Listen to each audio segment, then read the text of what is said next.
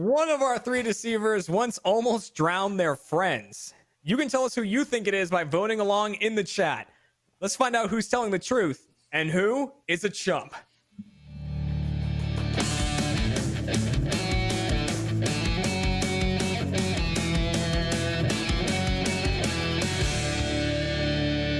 Welcome to Chump, everybody, the Rooster Teeth game show all about lying and deception. I'm your host, Jeremy Dooley, and make sure to protect yourself online today by heading to expressvpn.com/RTTV.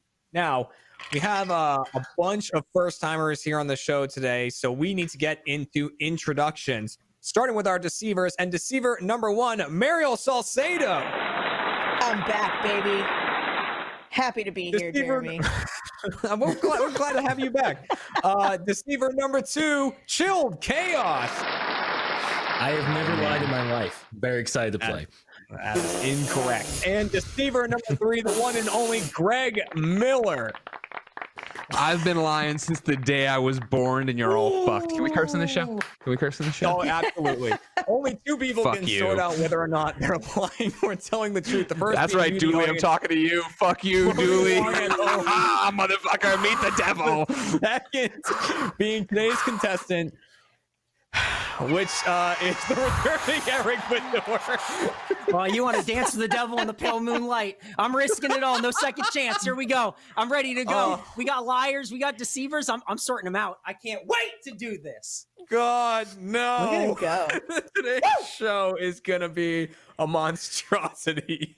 Thanks, Chilled and Greg, for your first time on the show. Welcome back, Mariel and Eric. Glad to have all of you here. Thank you.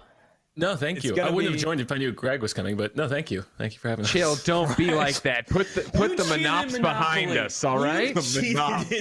I didn't cheat. I played to win, all right? Everybody knows you're the one who fucked it all up. You couldn't have just been on the same page as us. I've never had like one of those chants before, but I look back in the video. You let a chant against me. Like it was horrible. It was disgusting. Eric, what Jeremy, do you have? I'd like to note I'm not even doing anything this time. Eric, the man in the back, please. Them. Go ahead. It's just they're doing it all. I'm not doing anything. I've been nice, and now they're fighting. And you have to get control of this, Jeremy. This is really out of control.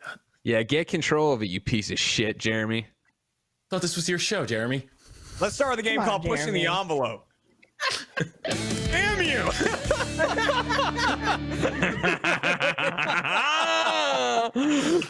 This is our first game. In this one, I have three true facts about all of our deceivers. I'm going to shuffle them up and redistribute them, so they could get their own or they could get someone else's. Eric will then question each person for 60 seconds to try to determine if they're lying or if they're telling the truth. If he gets two or more correct, he'll get some points. If he gets two or more wrong, the deceivers will get some points. And audience, you work a bit differently. We'll get into that in a second. So it's time to hand these things out, starting with Mariel. So the true fact about Mariel is Mariel recently developed an irrational fear of heights. That's absolutely correct. Recently developed an irrational fear of heights. Chilled. The true fact about Chilled is Chilled was almost slimed at Nickelodeon Studios. Ooh. The key word is almost. Almost slimed at Nickelodeon Studios. And Greg Miller nearly capsized a boat and drowned his friends. So that is you've dressed that one up a bit. It wasn't as that close to being capsized. Okay. Well, we'll hear the story in a second. But audience, that is the story that you're going to be voting on, is who actually almost capsized a boat and drowned their friends. Greg is claiming it is him. Do you think it's Greg? Do you think it is Chill? Do you think it's Mariel? You can vote in the chat by using hashtag Mariel, hashtag Chill, hashtag Greg. But, we're going to have to wait and hear the stories and see what we think. So, Eric, you're going to get 60 seconds to each person. Who do you want to start with? Jeremy, I'm going to be working left to right. I'm going to start with Mariel Salcedo. Okay, that sounds good. Recently developed an irrational fear of heights. Eric, 60 seconds on the clock. Ready, get set, go. Mariel, how high would you classify your fear of heights starting at? Plane length. I mean, that's where it started, but I don't like to go any higher now. Higher than plane length, not height. Right. Plane length. plane. The length of a plane is Tip- where you tip developed to your tail. fear of heights. Here's a plane. Okay. Stand it up. Oh, Makes that's- sense. That makes okay. sense. Very normal, regular way of measuring things. Okay, you're really throwing me for a Absolutely. loop. I'm head over heels. Now, Tail over how tip, if long you will. ago? How long ago did you develop this fear? It was recently. It was about last year when I took a trip to Europe. I'd never taken a trip that long on a plane. Hit some turbulence in the middle of the night. Shit myself. Not because I had dysentery. What? Because I became scared of heights. But you did shit yourself What? because you had dysentery another time on the trip, right? Yeah. Fucking knew it. Same trip.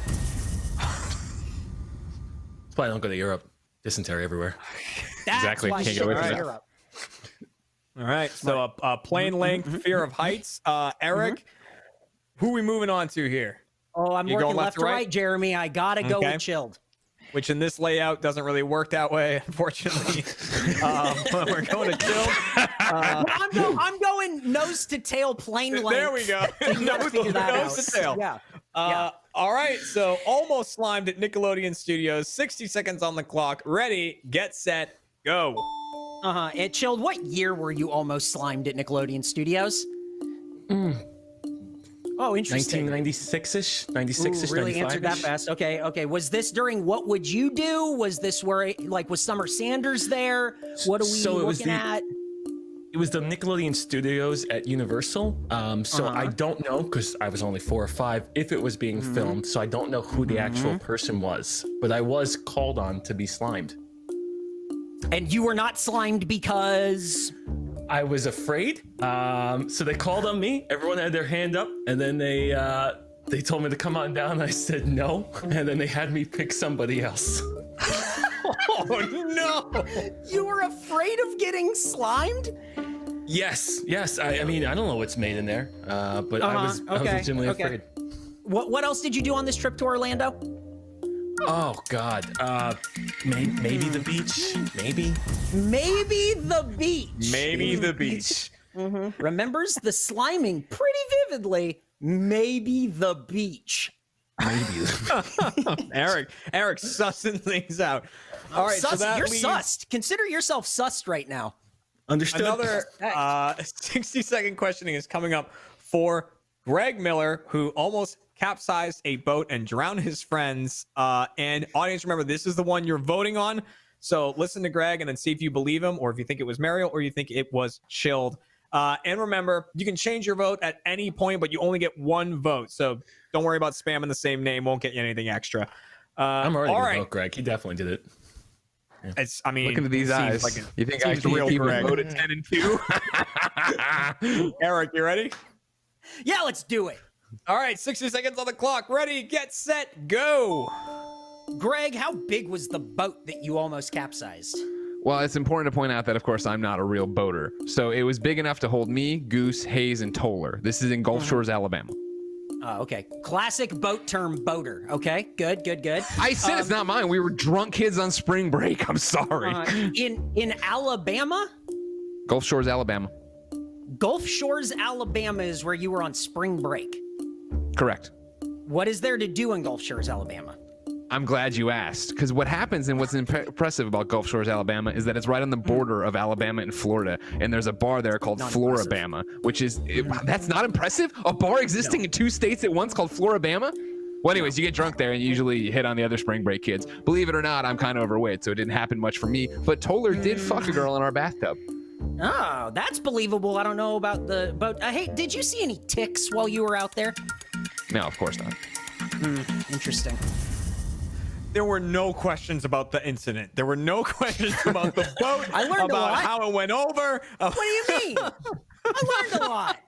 Florabama? I'm drunk on a boat. My friends tell me to drive it, and he's like, "Well, what kind of boat?" I'm like, "I don't know. One that goes on water. I don't fucking know." It wasn't a Finger to pontoon. It was like a go in 4-seater, bathtub maybe or 5. something? Like, we learned a lot Damn it. about what was going on. Eric, every time we have someone on, I punch my mic. Every time we have someone on, we're kind of funny. Calm down. You never ask him questions about No, that's not true. It is true. I asked him what size the boat was right at the very beginning. Okay. No, you asked me And what I kind of think- boat it was. Different question. And And that is enough for me to know the answer. Fair enough. Boater's Okay, not so not the real term. What's the term? Sailor? Boater? Boaters seem fine. Boatman. Boatist? Boat Boat Boatist. enthusiast? I'm a boat enthusiast. Boatist. Like the Thank golf you. is popping up. Is a Golf very shorts nice are very beach. nice. Look at this comment. It is. Look at Oh No Jojo coming in with Gulf Shores, a very nice beach vacation. Howdy, go All right. like a real host. What are you doing? First off, fuck you. We were in Suckmaster. Missouri. It was easy to get there. Someone bring up Missouri. Floribama. Someone bring up the images of Floribama. Don't bring Oh up my the image. God. Eric, Yeah. you Sasquatch. Can you tell me who do you? Eric, is you there don't want to go anyone- party there? Look at that burger. Are you Damn kidding it. me right now? That's Floribama. Like the picture you just showed me is like where COVID is all the time. Like that's just like a hot spot permanently. Ground zero. God. all the time? Eric, is there anyone off the bat you're not believing? Anyone you're leaning toward? How you yeah, feeling right now before we lock stuff? Well, yeah. I mean, I don't believe Greg, but I mean, Okay. I don't know if that's I don't know if that's here or there. He was real specific about Topher fingering a girl in a bathtub or whatever. So I feel like that one was locked and loaded, and maybe not from this particular trip where a boat capsized. Maybe. Got it. That one's always just in the chamber. You know what? That's good enough. Audience, we're locking in your answer right now. You are locked in. You are locked in for round one. Okay. So Eric, we're gonna go left to right. We're Yep. gonna go tip to tail, and get whether or not you're thinking they're lying or telling the truth. That's all we need. So starting with Mariel, who recently developed an irrational fear of heights. Is Mariel telling the truth or is she lying? Okay, I think there's a lot going on with Mariel's story. She shit herself. We know that. That's a thing we know about Mariel. That's fine. She had dysentery, Yep. regular, normal thing. However, Got it. I do Happens to everyone. think that she is telling the truth about the irrational fear of heights, because Mariel strikes me as the kind of person to go like, wake up one day and go, shit, I'm afraid of heights now.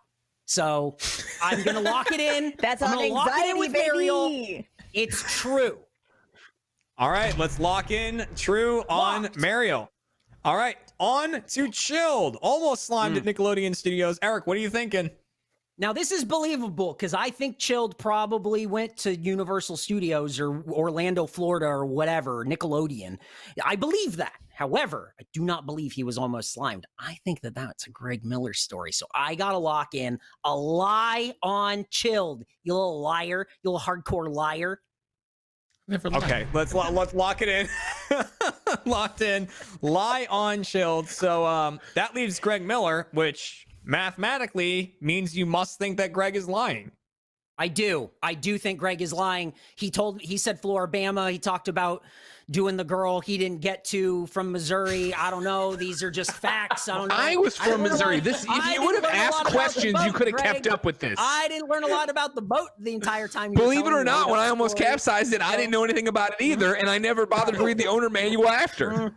The owner manual, and that's how What I know that manuals? Greg What Miller, books? kind of funny, kind of lying, and I'm locking that in. All right, lock in Greg Miller also as a liar. So we're gonna go down the line and reveal who is telling the truth, who is lying. But before we do that, audience, let's see who you thought almost capsized a boat. 50% think it was Mariel. Look at that. Oh, look how responsible everyone is called in. Wow. You didn't do that. Thank you. Okay. So Seems kind of starting with sexist, Mariel. right? Like the audience thinks a woman can't drive a boat. Right. That's fucked Right, up. yeah. Like Think a- about I that. think it's 50% of the there's an audience, underlying Half of them do. problem. Half Okay. of them. right? All right, too much. That's too much. It's 2020. Let's start with Mariel, who claimed to have an irrational fear of heights that developed recently. Eric thought she was telling the truth. I can reveal that Mariel was telling a lie. It was a lie. Eric, you got that one. Ooh. I'm sorry. I'm sorry, Eric. Don't worry, Eric. There's still a chance for points, though, if you get the next two correct. So we're moving on to Chilled, who almost got slimed at Nickelodeon Studios. You said he was telling a lie. I can reveal that Chilled was telling the truth. That was the truth from. They That was the called on truth. me. And my sister to this day hates me because I had a chance to pick anyone in the audience and I picked a random person and not her to get slimed. Right, we're gonna get into that. We're gonna get into that a little later. And that, of course, leaves Greg, who claimed that he capsized a boat, almost drowned his friend. Nearly. You said Greg was telling a lie. I can reveal that Greg was telling a lie. So you did get that one correct. All right. I see right through you, Greg. But even more than that, the person who did almost capsize a boat and drown their friends was Mariel Salcedo. Audience, you got that correct. Women can't drive. 2-pointer for the audience, which means 2 points for the audience, no points for Eric, and 1 point for the deceivers. Eric, were you the chump last time? I think you were. No, I won. You might have been. I think you might have it went been. like this. I think it was the come from behind victory. I'm the underdog, classic underdog. Yep. And I'm pretty sure this is how it went. This is my WrestleMania moment, Jeremy, and you won't take it away from me. So we're going to hear more about the boat story. We're going to hear more about the fear of heights and about the not picking your sister to be slimed in our post show, which is called Chump Change. So make sure to check that out. Become a first member and watch that, where we talk about all that stuff. All right. We're going to move right on, get some points on the board with our next game, which is called What's in Your House? In this game, each of our deceivers will describe a bizarre item that they have in their house. However, only one of them is telling the truth. The other two are making up items that are in their homes. Eric will then question each person up to my discretion. I'll tell him when to move on, and then he needs to tell me who has the actual item. Audience, you're voting along as well. Hashtag Mariel, hashtag Chilled, hashtag Greg in the chat for who you think has the actual item. So now let's go down the line and hear about these items. So in one sentence or so, Mariel, what is in your house? Well, Jeremy, I have a bag of teeth that contain my girlfriend's teeth and my puppy's teeth. Bag of teeth? Okay. Bag of teeth. I think the last time Eric was on, I think Chris claimed a bag of poo or something too, or something like. You know, there's a lot of bags of human things. This is a weird company, no. man. I don't Yeah. Chill. What is in your house? I have a George Washington inaugural button. George Washington inaugural button. All right. And Greg, what is in your house? I have an autographed photo of Tom Welling, but it's autographed by Michael Rosenbaum. That's tough. Eric's face. Ooh, that's tough. That's tough. That's tough. All right, Eric, you can start with whoever you'd like.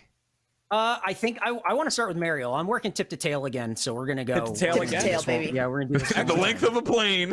The length of a plane. classic fear style. We're going tip to tail. So starting with the bag of teeth, Eric, whenever you're ready to start, go for it.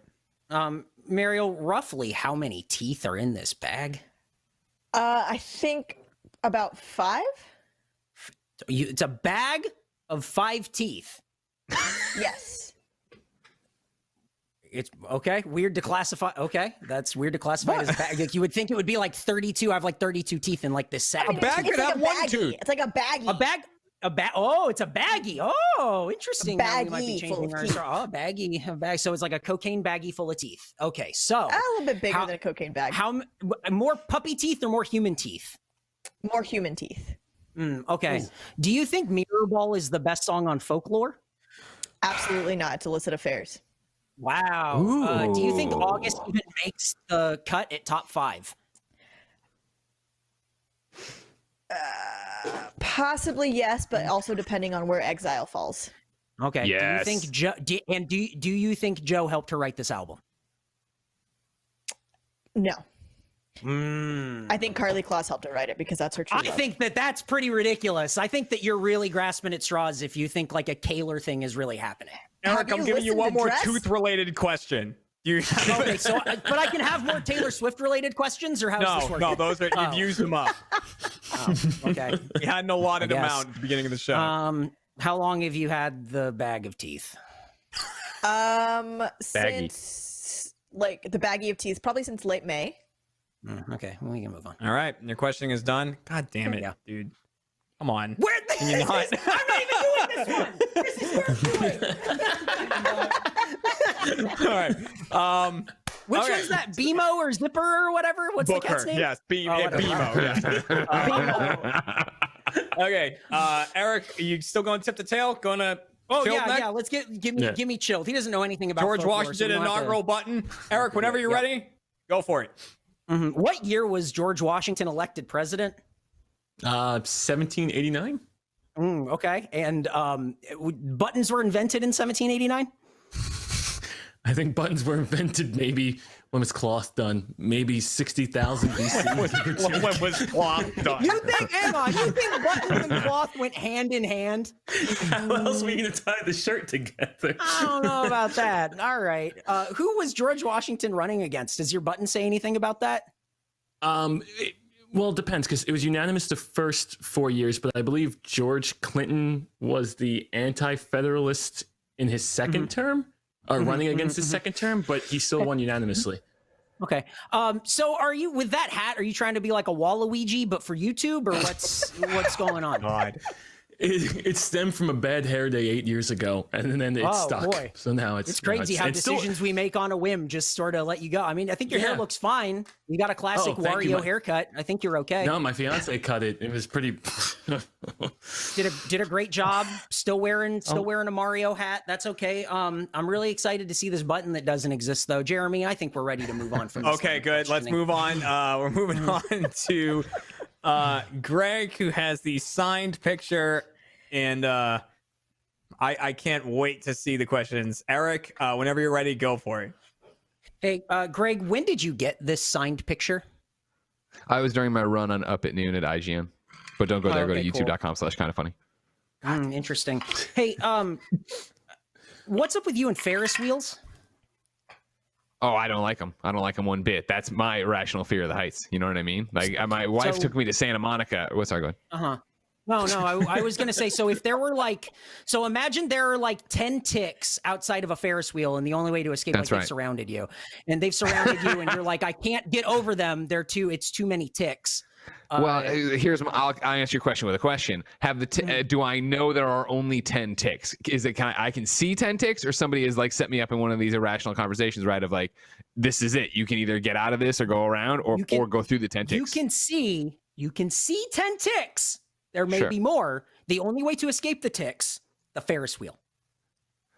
But I have a guarantee from you and or the devil, whoever's doing this to me, is that once I've gone around, how many times do I have to go around the Ferris wheel and then they'll be gone? 2 times the ticks get bored. They really get And they bored leave. 1.5 times, but it can't. I mean, you're at the top. You got to go all the way back. Sure. I would do it. I would tough it out because I don't. All right, I wouldn't. Eric, I'm if you gonna said have to there's cut just you off 10 there. I'm ticks. sorry. Excuse me. We're having a conversation, Jeremy. Greg, I'm sorry. You can't give away more than that. You can't. We don't want to give them too much. We don't want to give them too much. We got to make it challenging. It's incredible. What was in Greg's house again?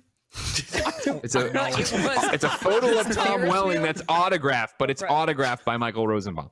Yeah, That's it. Yeah. Okay. Okay. Audience, now's your last chance to change your votes. If you want to change your votes, did Greg convince you? Make sure to reflect that in your hashtags. Eric, what are you thinking did Greg after that? convince you? Yeah, did Greg convince you guys when you watch that? Where you're like, oh yeah, I'm really on Greg's side on this one. For the record, we're having a lot of laughs here, and I just want to point out that even though they do think they found a vaccine for Lyme disease, that won't be available till 2025. So let's not laugh Eric, at what are ticks you and the thinking? threat Lyme disease Eric, poses. get that 2-shot off the screen. Eric, what are you thinking right now? Is there anyone you're fully believing? No, there's a little bit of truth in every little lie. So we're going to have to, I'm sussing it out. I'm wading through, I'm digging deep, but I think I've hit gold and I'm ready to lock it in, Jeremy. Great. Excellent. All right. Well, let's lock in the audience then. The audience, you are done voting for this game. Thank you very much. And we're moving on to Eric. Eric, who has the actual item in their home? I think it's probably, it's tough. Baggie full of teeth. I could see it, but some of those Taylor Swift songs, suspect. I don't know. Got it. Buttons invented in 1780, whatever. I don't know that you would even have that. It would probably fall apart because it was made out of people bone, probably. So it would just kind of Probably. you can't touch it. I do think Greg has a show called funny friends with fun friends or whatever. And I Thank you. do think he probably The cross knows promotion both is of- really why I came on here. Yep. And I do think that despite me not being on KFAF, which is really a shame, let's be honest, I do think that Greg has the picture that he says he has. So I'm going to go ahead and lock in Greg Miller. Okay, let's lock in Greg Miller as having the item. Fantastic job, Greg. Audience, That was me let's see locked who you in. think. Let's see who you think has the real item. Who has the actual item in their home? Ooh, Craig. look at those numbers. Look at that, boy. They agree with Greg. All right. Audience show and me the Eric both picture. going with Greg on this one. So rather than me just say who has the item, I'm going to count down from 3 and say reveal. And the person who actually has the item will hold up the item. The other two will hold up nothing. So reveal your items in 3, 2, 1. Reveal. Solo on Greg Miller. What the fuck? Nope, it's a bag of teeth. Oh, Muriel, you're God. weird. Oh, I haven't seen it. Dysentery and a teeth sack. You're all fucked A up. teeth You're up sack, upside down baby. and sideways. What a mess. Oh, my Ugh. God. They're so That's bloody. teeth. And then Ew. I have this little baby one right here. This is my dog's tooth that I pulled out of the bag. Right there. Oh, look at that. Oh, little baby Ew. tooth. Quarantine's doing How some do you weird have shit this to people, many- man. Yeah. You have this many teeth starting from May, you said? Well, a new hobby. so fun fact. Fun. My girlfriend and I, we were moving all of her stuff out of her apartment, and she then found this bag of teeth, and she was like, "Oh my gosh, I forgot when I was super high when I got my wisdom teeth taken out." That I like begged for them to give me my teeth, and so she kept them, and we've just had them sitting on our dining table. And our puppy has been losing teeth, so every time our puppy loses a tooth, we put it in Loses the the bag. teeth. I think at this point in quarantine, I might start doing some kind of like stem cell research to see if I could clone them, possibly if anything were to happen to either of them. My God. Because I mean, I got bloody roots here, you know. Oh, okay. All right. Deceivers, you get 2 points for that round. You fooled both the audience and Eric. That's 2 points for the Deceivers. Very well played, which means the Deceivers have 3 points. The audience has 2 points. Yes, it does. Audience has 2 points. Eric's got none. I But believe that can all change. Nicholas and him running the show. I think they have 2 points. Come Yeah, on, no, man. they definitely they nailed it. They know. Again, you've really mushed my brain, Eric. Every What do time you you come on here. This is donkey You talk. We're liquefy. talking donkeys. You Welcome to the swamp. liquid Thank my you, first members. thoughts. Single on me. Let me get a solo shot here. Hey guys, thank you so much for being with first members. I know you're watching this for free. That's great. We opened it up for everyone. We want everyone to see what we're doing here. It's great stuff on the stream on RTTV every day. Can you believe the amount of quality content you can see every day for free? However, there's a lot of content that's behind the first paywall. Crazy. There's a lot. So you go to roosterteeth.com, you sign up for a first membership, you check it out. You see some new stuff. You can watch Chump Change, the exclusive after show where you can hear all about these teeth and weird signed pictures and buttons from George Washington or whatever. And we have fun, guys. And you're going to see me on We Have Fun Friends, the Greg Miller show, real soon, talking about Spider-Man, talking about pro wrestling, talking about anything that we're doing here. It's going to be a great time. Eric can't win. Let's move on to a game called Just the Facts. In this game, all 3 of our deceivers will be defending one single fact. It's only true about one of them. The other 2 are making up answers to Eric's question. And it's up to Eric to determine who this fact is actually about. An audience, same drill as always. Hashtag Mariel, hashtag Chilled, hashtag Greg in the chat for who you think this fact is about. And this is the true fact that all 3 of them will be defending. One of our 3 deceivers once lip-synced a musical performance in high school 2 years in a row. 2 years in a row, lip-synced a musical performance in high school. So this is true about one of them. Eric, what order are you going in? Jeremy, I want you to guess what order I'm going in. We going tip to tail? Baby, we're going tip to tail. We're going tip to Left tail. to right. Let's do it. All right, little donkey. Let's start with Mariel. So this is the same way. You'll just move on when I tell you that we've all had enough. that's So what you whenever you're ready, think. begin your questioning. Mariel, what years of high school Hi. did you do this? What years? It was 2007 and 2008. Okay. I'm a baby. Very old. That hurt Great. Greg, Cool. I think. Yeah. That is painful. I felt myself get more gray hair, so that's really cool. What song was it? Was it like a killer song or something? That seems to track. No, it was Bubbly by Colby Calais. I think when I worked at a Pier 1 Imports around that time, I think that's when I heard that song. Okay, when I was paying that's the rent last time I on heard a that place. song. Yeah, right. Okay, cool. And was this a solo performance by you, or was this like a group thing? It was like a group of friends. So we had this talent show called the Red, White, and Blue Review, Plainview, Texas. Look it up. It's a hit all around the West Texas area. Mulberry Bush.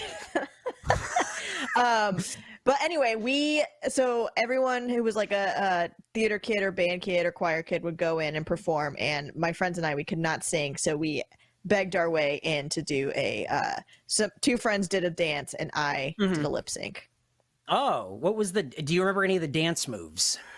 No, I was not a dancer. I was Right, I but was you a don't lip remember syncer. any. You don't remember any of the dance. I mean, you did it twice, right? I mean, if you're not Right. lying, you did it 2 times. So you No, we don't did it remember twice, yeah. any. You don't remember any of the dance. You There don't remember was- any there of the was- dances the other people did. Well, she said there's part. It went along to the lyrics because she says a part where she's like, "I crinkle my nose, I feel you in my toes. It's bubbly," and she blows some bubbles. So there's some blowing of the bubbles at that point. I have not lied to you yet. So Sounds like Jack Johnson alright. lyrics. That's fine. Jeremy, I think I'm ready to move on. Okay. I'll tell you when I'm ready, Jeremy. You know what, Eric? Yeah. We'll see when we get to Greg. That's really, we're on the on ramp right now. We get to the highway around questioning Get number ready to 3. the freeway. You better floor this And motherfucker. We're taking you to the moon, that's baby. the problem. All right. And the toll booth here is going to tell you when we need to just stop for a second. You got it. All Then right. let's get to chilled. Let's get to chilled. All right. Whenever you're ready, begin your questioning. Hey, chilled. Same question to open. What years of high school was this for you? 7th and 8th grade, so 2003, 2004. Jesus Christ. We're old. We're old. That hurts, dude. That hurts. That like physically hurts. So what song was this that you did? I don't remember. It was a mashup, a medley of more classical music, more so than it being like an actual pop song. You lip synced classical music. Yeah, it was more. It was.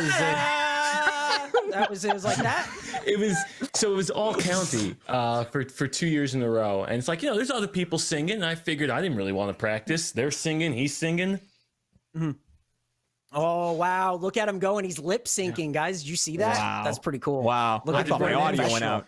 What? No, he's just a professional. Yeah. Okay. And you did this with a group of other people, or this was yourself, or what?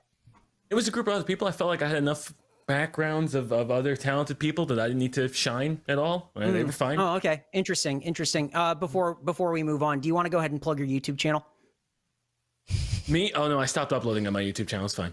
Oh, okay, good. Come to youtube.com/kindoffunnygames instead. That's a good one. That's a good one to go to. Speaking of which, Jeremy, if I can have the floor, thank you so much. What I'd Let's like give to it to point Greg. out is that you have a hard job as the judge here, young man with a mustache, because Chilled's story about slime was one of the worst tellings of his story I've ever heard. Where I was like, he's got to be lying. So did he lip sync classical music? Fuck, he might have. Who knows with this guy? Really out of control. well, I mean, of course Really he didn't because you did, Greg. Well, Right? no, but I'm That's talking what- about that's his what job yeah. right there. yeah, Got it. Yeah. So, Eric, it is now. Just makes me you insane. now I know, question pretty good. Greg. yeah. Okay. Well, then let's open it up with Greg Miller. Hi. Greg, I'm going to open Please it up don't with ask the me same. when I went to high school. No, go ahead, Greg. What year did you graduate? I graduated in 01. Holy shit! Yeah, I'm old, guys. I'm old. It sucks. Oh man. You know what I didn't mean? think I was going to hear It's it. almost Shit, 20 that was really ouch, Yeah, man. yeah, Yikes. yeah. Yeah, I graduated in 04. I got you. I know what you're talking about. It's okay. Thank It's you, close yeah. enough. Yeah, I was- remember 9/11? ballpark. A lot of these people weren't even born yet, it turns out. Do you Jesus. remember going to school on that day? I had a math teacher that was like, "Oh, this doesn't affect you. Don't worry about it," and turned off the TV. Eric, Greg, focus. Oh, sorry. Okay, I Sorry, forgot. Jeremy, Yeah, sorry. Okay, back to the few shot. sorry. Go for it. Yeah. Okay. Hey, what song did you perform 2 years in a row? Living La Vida Loca. Ah, fuck yeah, that sounds so right. Boy, this is you or a group of people?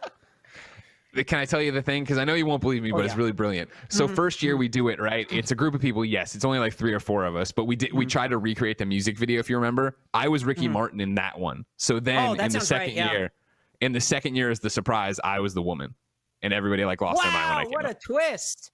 Thank you. Wow, that's very shocking. Did you guys win? No, it was a homecoming talent show. It's not like there was like really a winning thing. It was more like everybody gets polite applause. Okay. What days does We Have Cool Friends usually tape? Thank you so much. We usually tape and record live on Mondays. YouTube.com/kindoffunny.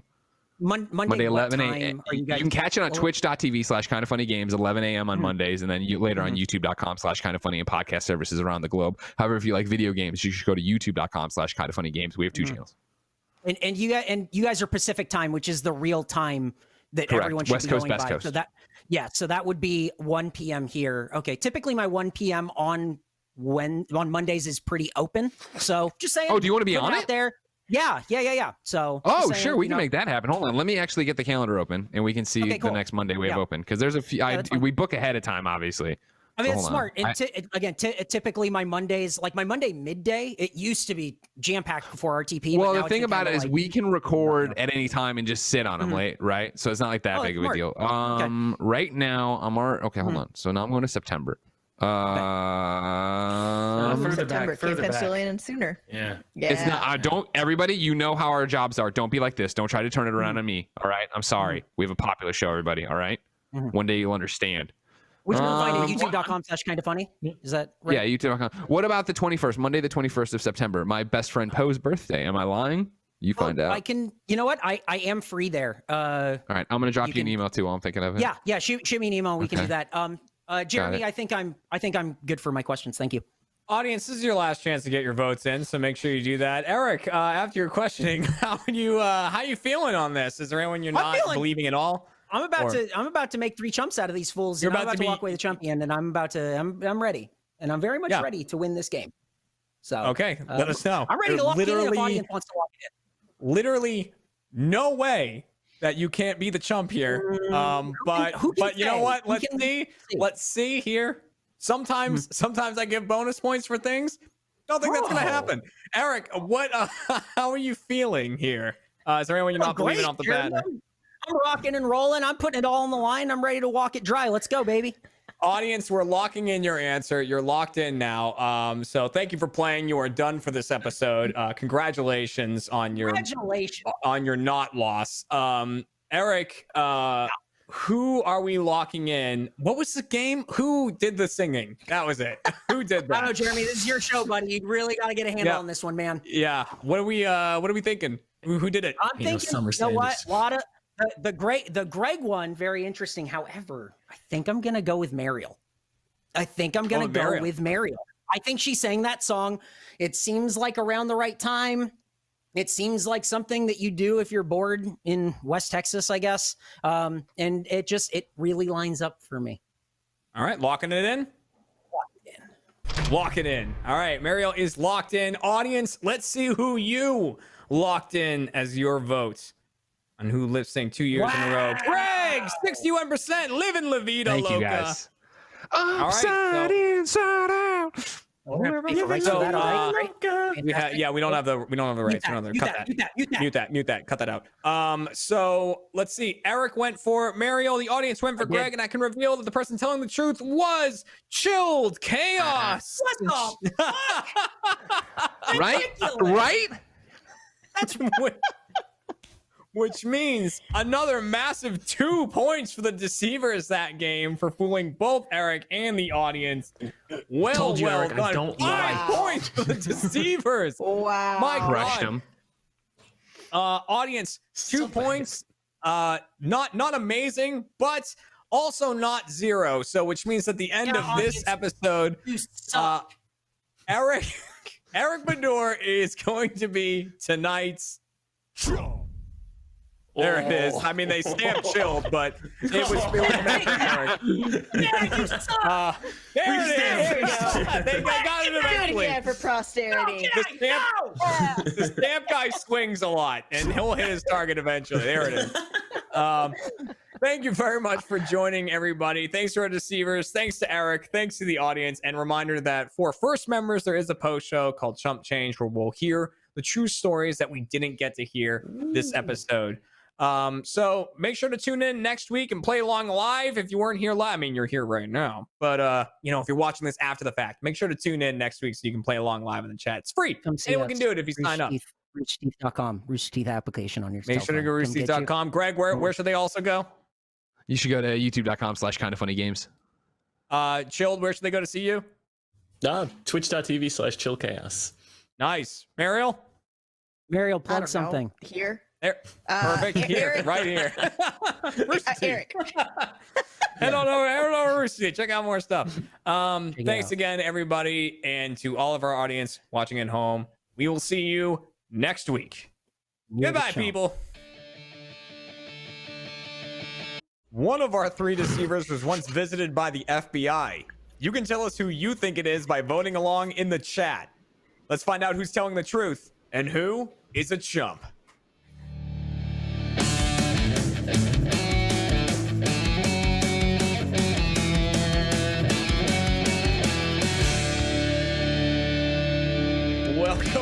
Welcome to Chump, everybody, the Rooster Teeth game show all about lying and deception. I'm your host, Jeremy Dooley, and make sure to protect yourself online today by heading to expressvpn.com/RTTV.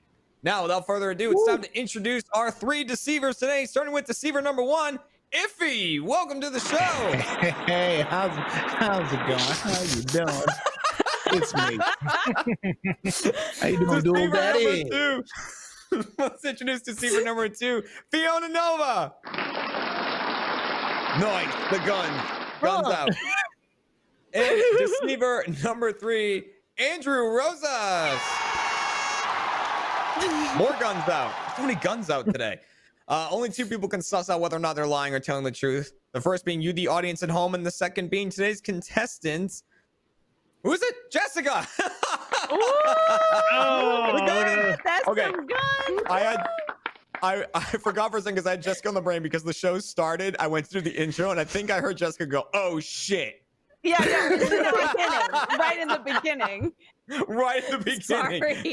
Just load it up. Oh shit! I'm laughing. Jessica Batami, everyone. Welcome, everybody. Welcome back, and a welcome for the first time to Iffy. It's gonna be a good one.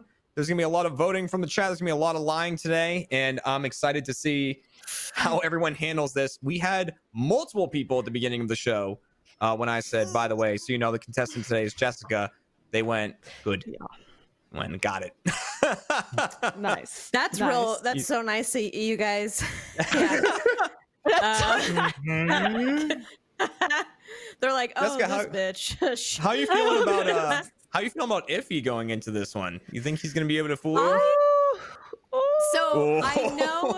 I know Andrew. I know Fiona to a degree. I could get a lot closer to Fiona, but Yeah, Iffy, I a don't lot. know. So I'm very curious to see how this works. No, you're gonna learn a lot. I feel like on this show, and so we're gonna Like jump he's gonna be a new friend that like is just gonna lie to my face for the first time ever. right. Oh. Did we just become best friends? We're gonna start things off with a game that we call Out of Context. So in this game, we're going to show you guys a social media post from one of our 3 deceivers. The other 2 are going to be lying about the context of this social media post, while the person who made it is telling the truth to answer Jessica's questions. Jessica's going to question each person for 45 seconds to figure out that context, and you, the audience, can vote on who you think actually made the social media post using hashtags in the chat. So hashtag Iffy, hashtag Fiona, hashtag Andrew. And as a reminder, you can change your vote at any point, but don't spam the same name. It won't increase your votes. We're just trying to preserve the chat as much as possible. with that being said, let's take a look at the social media post. And I say that knowing it might be a little bit before it A pops up. little delayed. That's fine. Fun fact, after screenshotting this for the tweet, I let my landlord in to look at the bathroom and went to get stuff ready. So we know this is a tweet. It says in the thing that this is from Twitter. And yes, so this is in response to something else. And again, audience, you're voting on this. And Jessica, you can question each person for 45 seconds. Who do you want to start with? Fiona. Okay. Ooh, starting with Fiona. Get some context for this tweet. Okay, so 45 seconds are going on the clock. 45 seconds. Ready, get set, go. What were you cleaning up, Fiona? Well, I wasn't actually cleaning up anything. It was basically, I used to live in New York. I had a shitload of cockroaches, and I actually did call my landlord to spray it down because it was coming out of my bathtub. And the stuff that I was going to grab was actually going to grab tape, so I could tape up the holes all around my bathtub so I didn't see any antennas poking through. So.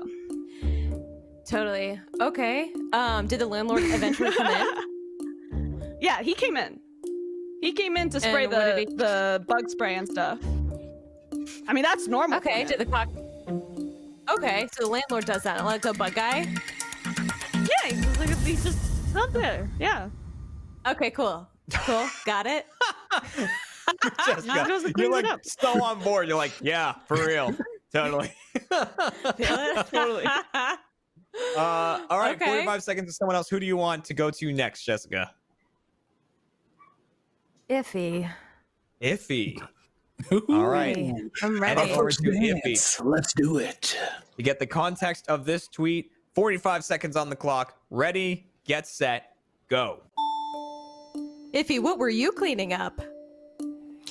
Oh, it was real messy because like I had a plumbing issue. It actually ended up turning out to be that there was like the toilet like seal when you like hold down the flusher was broken, so it would always be running into the toilet. You know what I'm talking about? The plunging unit where so how a toilet works, you pull it and it pulls up. That was going, so it was running all night long. So did the toilet so- spill over?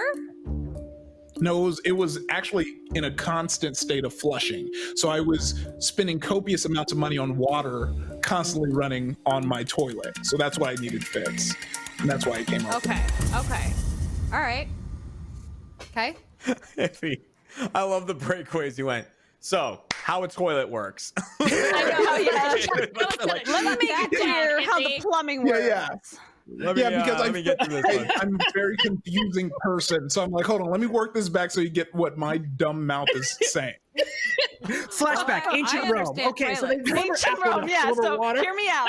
Check this out. It's 1968.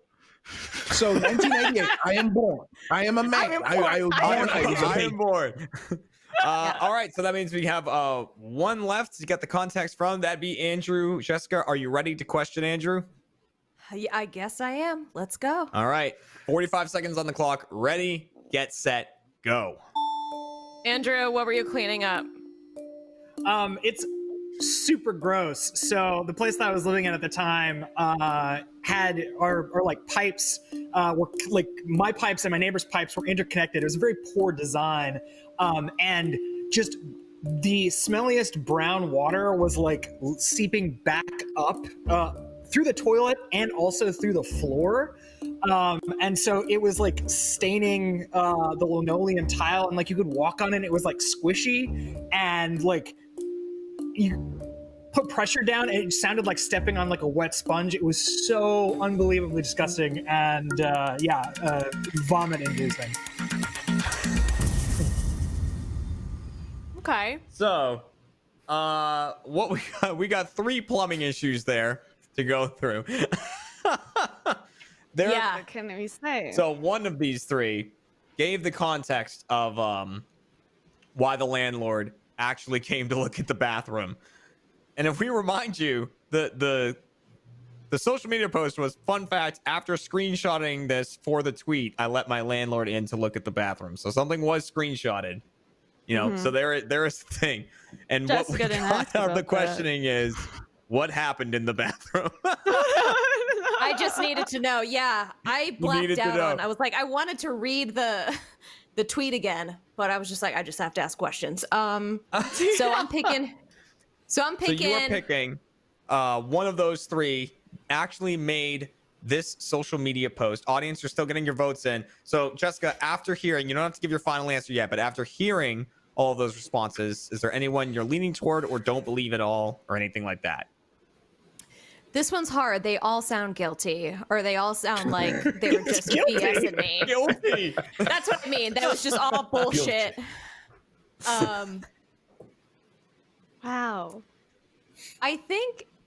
Damn. I feel like it could be Iffy or Fiona. I don't think it was Andrew.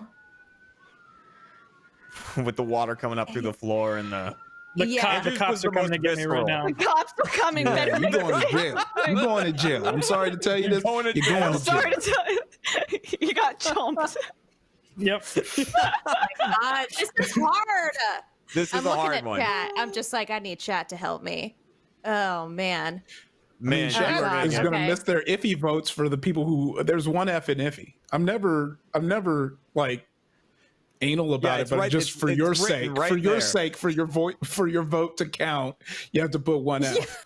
I normally don't. One F. Other Two people are Fs. like it's one F. I'm like it's pretty much the same. Like the word iffy has two Fs, so I don't Yeah. blame you. But also, if you want your vote to count, you should put one F. You gotta do I the just one don't F. think- The PSA from Iffy. Go ahead, Jessica. I just don't think Andrew would say for the tweet. But then again, you know, I don't know Iffy well. I feel like Fiona would say that. Fuck. You guys. All right, before You know, we get your final answer, audience, we're locking you in. Your answer is locked in. Thank you very much for voting on this first game. And Jessica, it's time to get an answer from you. Who made this social media post? I'm just gonna say Iffy. You're gonna say Iffy out of the blue. You look like you Yeah. just really convinced Yeah. yourself. No, I honestly, I have no idea. So I'm just shitting stuff out of my ass. So. You know, I mean, common that's what it household normally phrase. does. Yeah. That's how You're an ass right. You're works. right. Yeah. So are we locking in Iffy? Yes. All right, let's lock in Iffy as the one who did the social media post. And before we reveal, audience, who did you think made the post? And they went with Fiona. 45% went with Fiona and the roaches. And I can reveal that the person who made the social media post was indeed Iffy. Jessica, you got it correct. You were right. Well done. Well done. Shit. Audience, you did not get it correct. The tweet itself is a adventure. A wild one. I don't even think that we can show Yeah, I can it. describe it. I'll describe it. Is Go the for thing it. that I was screenshotting. I was on Reddit, and it's a picture of a lady bent over, and like her like skirt is up, and you can see her butt. And then like the caption for the Reddit post was head down, ass up, lift up the skirt. And someone was like, that is clearly a dress. And it was on like one of the like porn. So like it was funny that like someone in a porn subreddit was like, no, you took me out of it. No. Yeah. That's Yeah, a dress. That's not a obviously a skirt. dress. You need Yeah, to that's a stop. dress. Yeah, nah. The spell is But broken. I am 2 no inches longer long. horny. 2 inches long. Yeah. And but then like I kept it up to like help my landlord. I realized that now that's a nonsensical tweet, because what I was trying to convey is that picture was on the screen as my landlord walked in. So he just saw me at the computer with just a butt, and he's just like, hey man, I'm just here to fix your plumbing, bro. The best part about it is when like Nick and Christian and them sent me a list of tweets like, hey, which one should we go with from, you know, which tweet should we go with? I clicked on that one, and the cropping of the image doesn't have that it's on Reddit. The reply. Yeah, it it's takes just all an that ass. Just ass. Just ass. Just ass So, and feet. So just click through is what I'm saying. So you know Yeah. what I was doing. Like, because now No I've realized promises. with the cropping, it looks that I say, I love Reddit and just a butt. Like that's what it looks like. You can check If out you his don't Twitter click to see through. that one. Or you know what? If we're lucky, maybe we'll show it in the post show. We don't know yet. You gotta be a first member. Okay, which means at the end of that game, that is 1 point for Jessica and 1 point for the deceivers for fooling the audience. So it's currently 1-1 with the audience trailing with nothing. They're the current chumps. And as we know, you don't want to be that at the end of the show. But a lot can change in this next round. There's a lot of points up for grab. This next round is called Pushing the Envelope. In this game, I have 3 true facts about our deceivers in these envelopes, which I really haphazardly wrote the name of the show on. I'm going to shuffle them up and redistribute them, so they might get their own fact, they might get someone else's. Jessica is going to question each of them for 60 seconds about their fact. If it's theirs, they just tell the truth. If it's not, they lie. And at the end of the game, Jessica just has to tell me who is telling the truth and who is lying. Points if she gets 2 or more correct. So we're going to shuffle them up. And audience, we'll get to how you work in just a second, but let's start with Iffy. Iffy's fact is, the FBI visited my house for having cyber sex.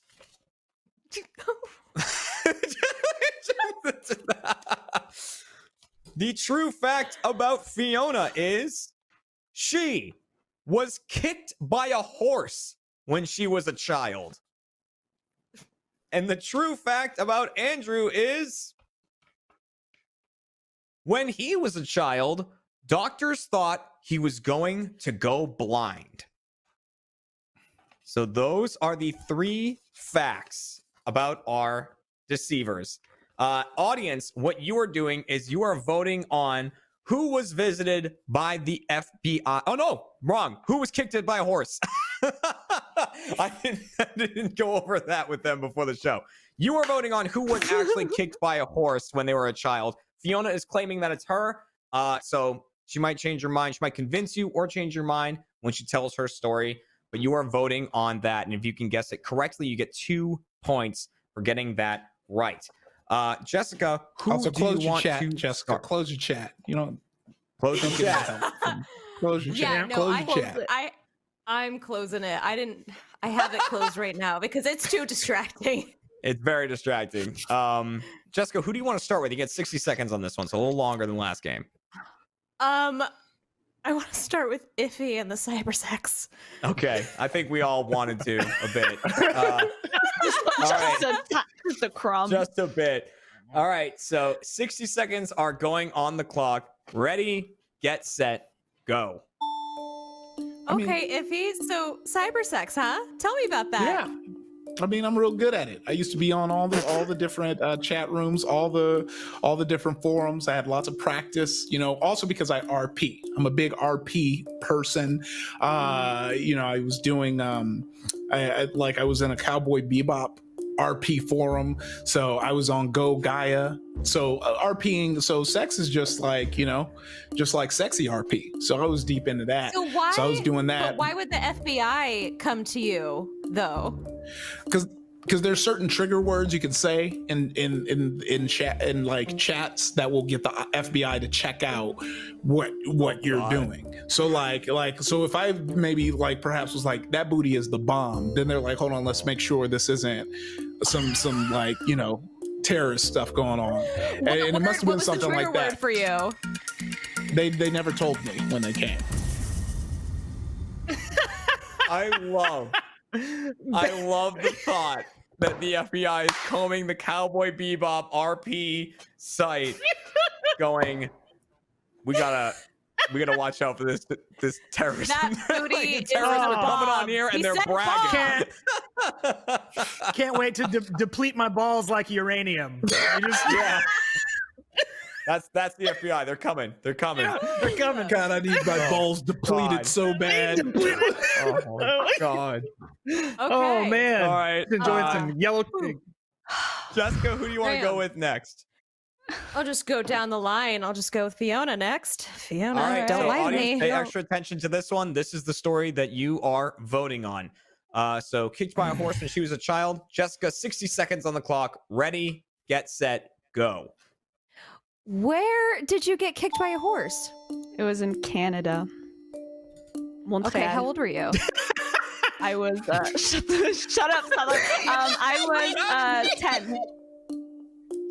Okay, and why were you around a horse? I was learning how to horseback ride. Why did you ever live in Canada? I thought you were like New York. No, Italy. I went there. No, I went there for vacation during the summer. Okay, with family, friends.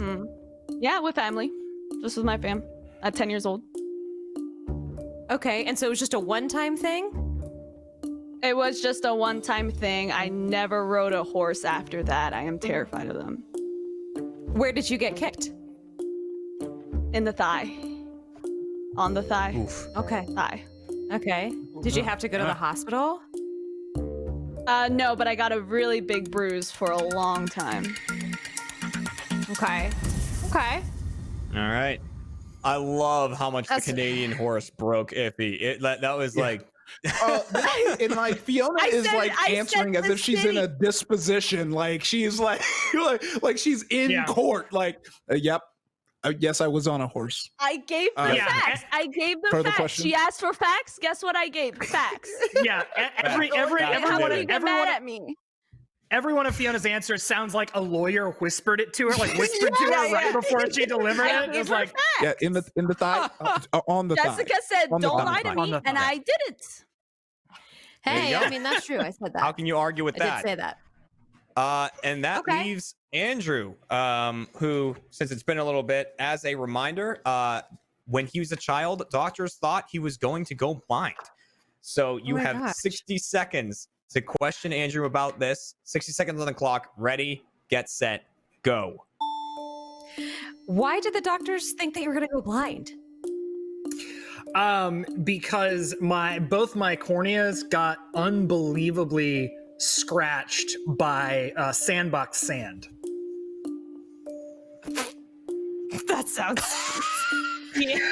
How did that happen? I was living. My family was living. We lived in an apartment complex, and there was the apartment pool, and right next to it was like this playground sandbox area, and two older kids wetted down a bunch of sand. And as I was walking back, summer afternoon, walking back to my place, they jumped from behind a corner and threw a bunch of sand right in my face and my open eyes, and it just scratched and got down underneath in my eyelids. It was horrible. It was one of the worst experiences of my life. How old were you? Maybe 10. We got two 10-year-olds that if went you through blown shit, I away. guess. Oh yeah, As everyone knows, that was sandbox great. sand is the coarsest of sand. It's coarse You don't sand. you don't get worse than sandbox sand. Yeah. That is all of our stories. Audience, you're still voting on who was kicked by a horse as a child. Fiona is claiming it is her. So you can get your last second votes in now. Jessica, after hearing those stories, is there anyone you just don't believe at all? Anyone who convinced you? All of their stories just sound ridiculous in the best way. The cyber sex one is so funny to me.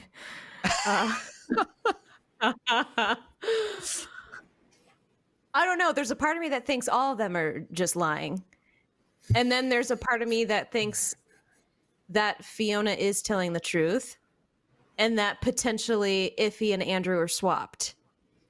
All right. Well, you have just a little bit of time to sort out what your final answer is going to be. As I tell the audience that they are locked in. Thank you very much. Remember, 2 points are on the line for this one. So best of luck to you because you needed to catch up. Jessica, we're going to go right down the line here. And all you need to tell me is whether or not they're telling the truth or telling a lie. Starting with Iffy, who was visited by the FBI for having cyber sex. Is Iffy telling the truth or telling a lie? I think he's lying. You think he's lying? Do you want to lock that in? I do. All right, let's lock in Iffy as a liar. Moving on to Fiona, who as a child was kicked by a horse. Is she telling the truth or is she lying? She's lying. She's also lying. You want to lock that in? All right, Yeah. lock in Fiona as a liar as well. This is Roll all up the wrong. sleeves. All right, so Then we move on to Andrew, and mathematically, he could still either be a liar or telling the truth. You haven't eliminated either. So, Andrew, Dr. thought was going to go blind as a child. Do you think Andrew is lying or Andrew is telling the truth? I think he's lying too. And I think I just fucked myself. So, You think all three are lying? You want to Yeah. lock that in? yeah. All right, let's lock in all three as liars. Okay, before we reveal who's lying and who's telling the truth, audience, who did you think was kicked by a horse as a child? 72% believe Fiona's story. Let's go down the line, and only 4% thought Iffy was kicked. Iffy's just not around horses, I guess. To the audience is like, he's not a horse. He kicks horses. The horses don't kick him. He kicks the horses. All right, so we will go down the line, starting with Iffy, who claimed that the FBI visited him for having cyber sex. You thought he was telling a lie. I can reveal he was telling the truth. That was the truth from Iffy. Yeah, it was completely. That's why I made you close the chat. Chat figured it out. We talk about it right after they this know. show. We're gonna because talk about this. it is So it is something. had me It's on dead. video. I was like, no. Yeah, there's a Oh YouTube my video God, of me I so talking about it, badly- and it's on my comedy album. You're gonna want to watch like, Chump Change. that We're was gonna a- talk about it in the post show for sure. Yeah. This is I the can't next wait to one. know. Audience, a big one for you. Fiona claimed when she was a child she was kicked by a horse. Jessica thought she was telling a lie. I can reveal she was telling the truth. It was also the truth from shit. Fiona. To be fair, I think I said it in a podcast or something. So Possibly at some some of them point. knew. So Some of them correct. knew. we're 2 for 2 where you could have known if you were actually watching yeah, our if you stuff. were watching our Okay. content, if you're a first member, But that leaves you leaves would've Andrew, known. who mathematically Touche. cannot be telling a lie. You thought Andrew was telling a lie, but I can reveal he was indeed telling the truth as well. All three were Oh my telling the God. truth about this. We've never had that Oh, happen before, I don't think. So, well done, deceivers. That means for fooling Jessica on all three accounts, the deceivers get 2 points, and the audience also gets 2 points, which means the deceivers are up to 3. The audience is at 2. The power. Jessica is The at power. 1. Also, Oh, 2 on man. 3. LA, Jacob. baby, hold it down. LA. Oh. Hey, bro, what was this? I don't know what the. Hold on, I'm doing it This? backwards. What was that? Oh, I Crazy. cannot wait to talk about those in more detail in the post show. Me too. Um, I need to know.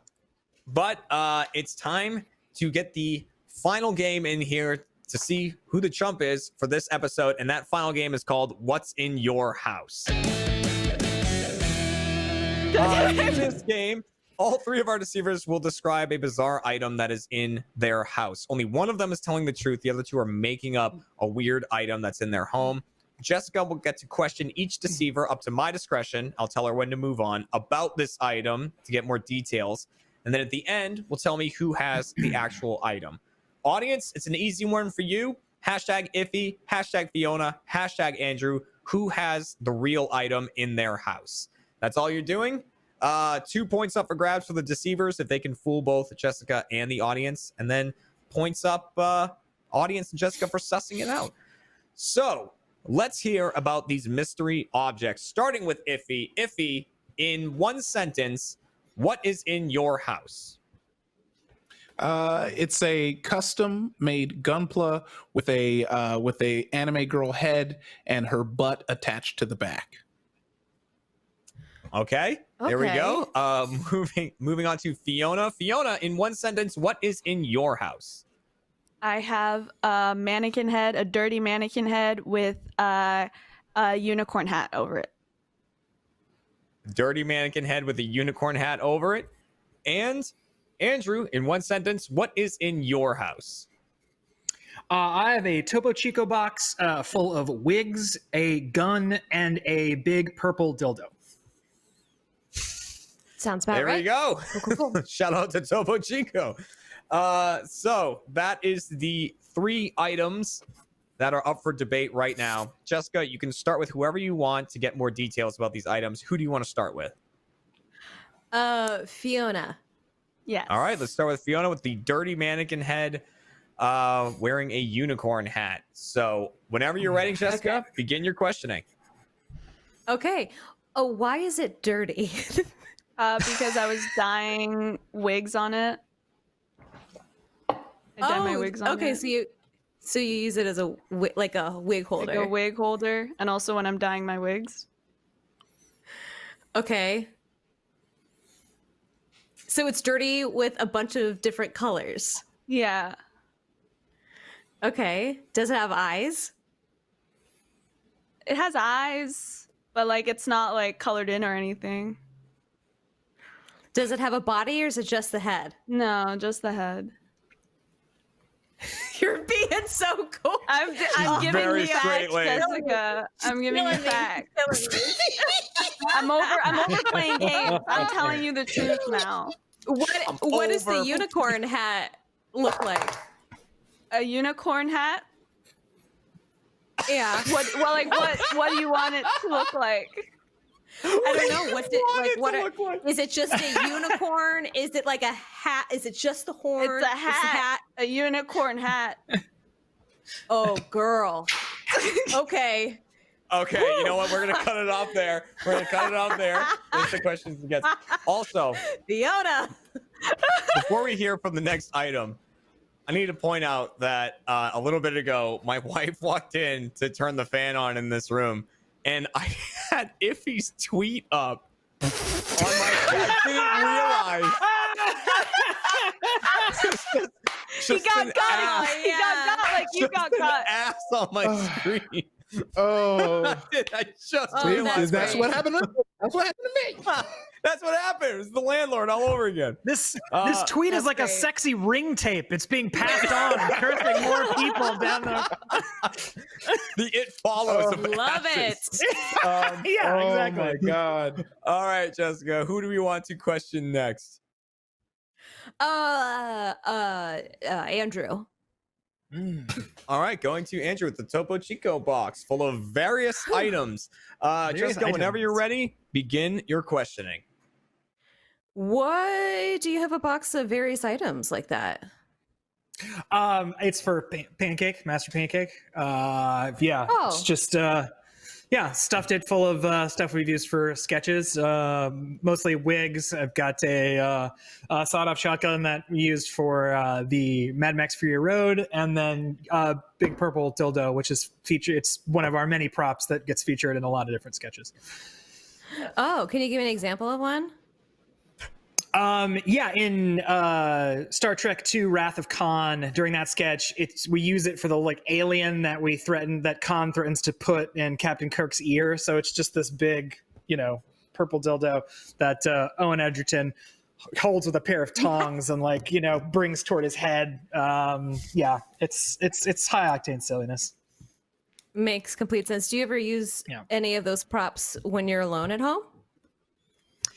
I like to light some candles and just pull out the wigs. I really get the wigs out and scatter them around like rose petals. No, it's just it occupies a small section of my closet.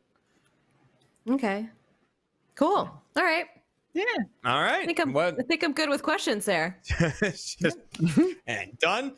And that leaves Iffy, which I'm not even gonna go for repeating what's going on here. Jessica. Yeah, will you repeat it again? Yeah, Iffy, can you repeat what it is? It is a custom Gundam where instead of like the typical Gundam head, it has like an anime girl head and then a like human butt on the back of it. Jessica, whenever you're ready, take it away. Okay. How big is it? It's the size of a Gundam, which is a 144. They're usually 144. Okay. Like I have, like something like this guy, about this big.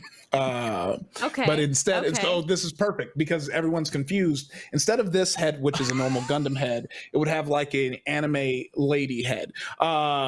Mostly because it's in reference to a show called Gintama, where there was an episode where he found a head in the garbage can, and so he takes it to this mechanic, and he just puts it on a Gundam head, and they were yelling at him to say like, "You need to make this more ladylike. This is a robot," and then he just added booty cheeks to it, and it was real funny. So I was like, obviously one doesn't work, but there's a lot of like Gundam customs you can get online, and so I was able to like commission someone to make it for me. Are the booty cheeks bare? Yeah, it's like a bare booty cheek. Like that's how it was in the scene. Like it was a great reveal. Yeah. Okay. Is she in a certain position? No, I'm not a freak. You know, like I just. I don't know. I'm not a freak. Okay. But those Cowboy Bebop rooms, I'm gonna get back. I just didn't know. Oh, Makes man. sense. Makes sense. All right. Okay. Okay, so that is all of your questioning done. As the audience gets in their final votes for the show, Jessica, is there anyone you're totally not believing, or is there anyone you're leaning toward? How you feeling after that questioning? So only one of them actually has the item in their house. Yes, the other two do not have these items. Shit. Ooh. Yeah. I'm leaning. All of these were super convincing. I'm leaning towards Fiona and Andrew telling the truth on this one, and actually having it. Do I get my answer now? Well, before we get that final answer, let's lock in the audience. So audience, you are done for the show. Thank you very much. We'll see where your votes end up at the end of this game. And Jessica, now we can get your answer. Who do you actually think has the item? Fuck, it's either Andrew or Fiona, I think. Sorry, I realize I curse too much. I'm gonna go with Andrew telling the truth. With the Topo Chico box, do you want to lock in that answer? Yeah. All right, we're locking in Andrew as having the item. Audience, before we do the big reveal, who did you think had the item in their house? Let's see these numbers. It didn't shock me. It didn't shock me. I mean, he just got raided by the FBI because we were 3% away. We were 3% away, bro. chat. You had one job. We were 3%. You have one job, chat. 3%. 2/3 of the audience went for iffy on this one. That's and great. instead of me just saying who has the item, I will count down from 3 and then say reveal. And our deceivers will either hold up nothing or the actual item if they have it. So, deceivers, show your item in 3, 2, 1, reveal. Hey! I knew it was Fiona. Oh, shit. It's dirty. Yeah, dirty mannequin head. It is dirty.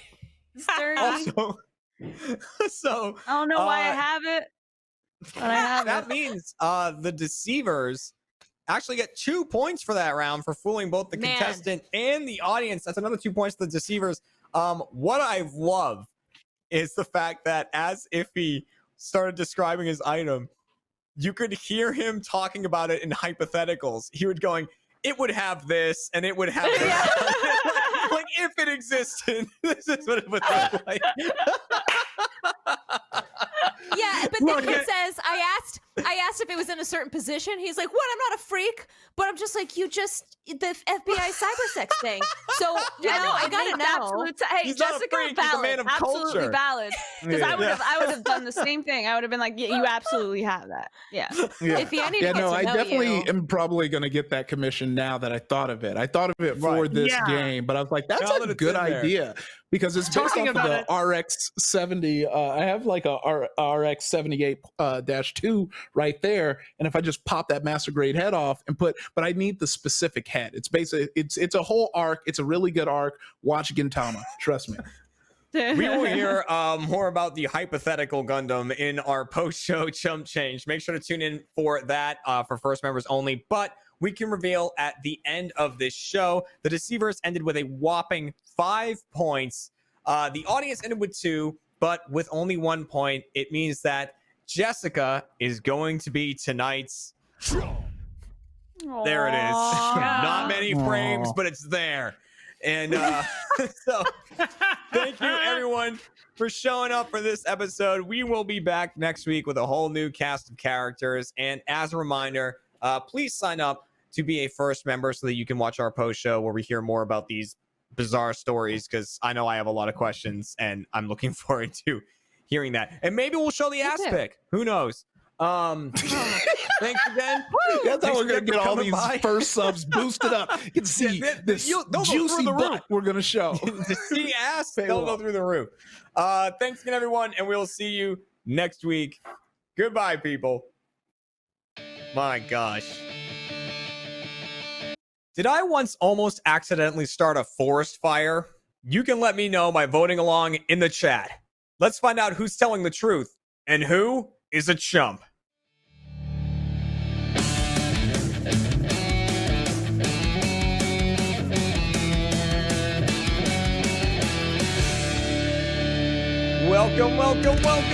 Welcome to Chump, everybody, the Rooster Teeth game show all about lying and deception. I'm your host, Jeremy Dooley, and remember to protect yourself online today by heading to expressvpn.com/chump.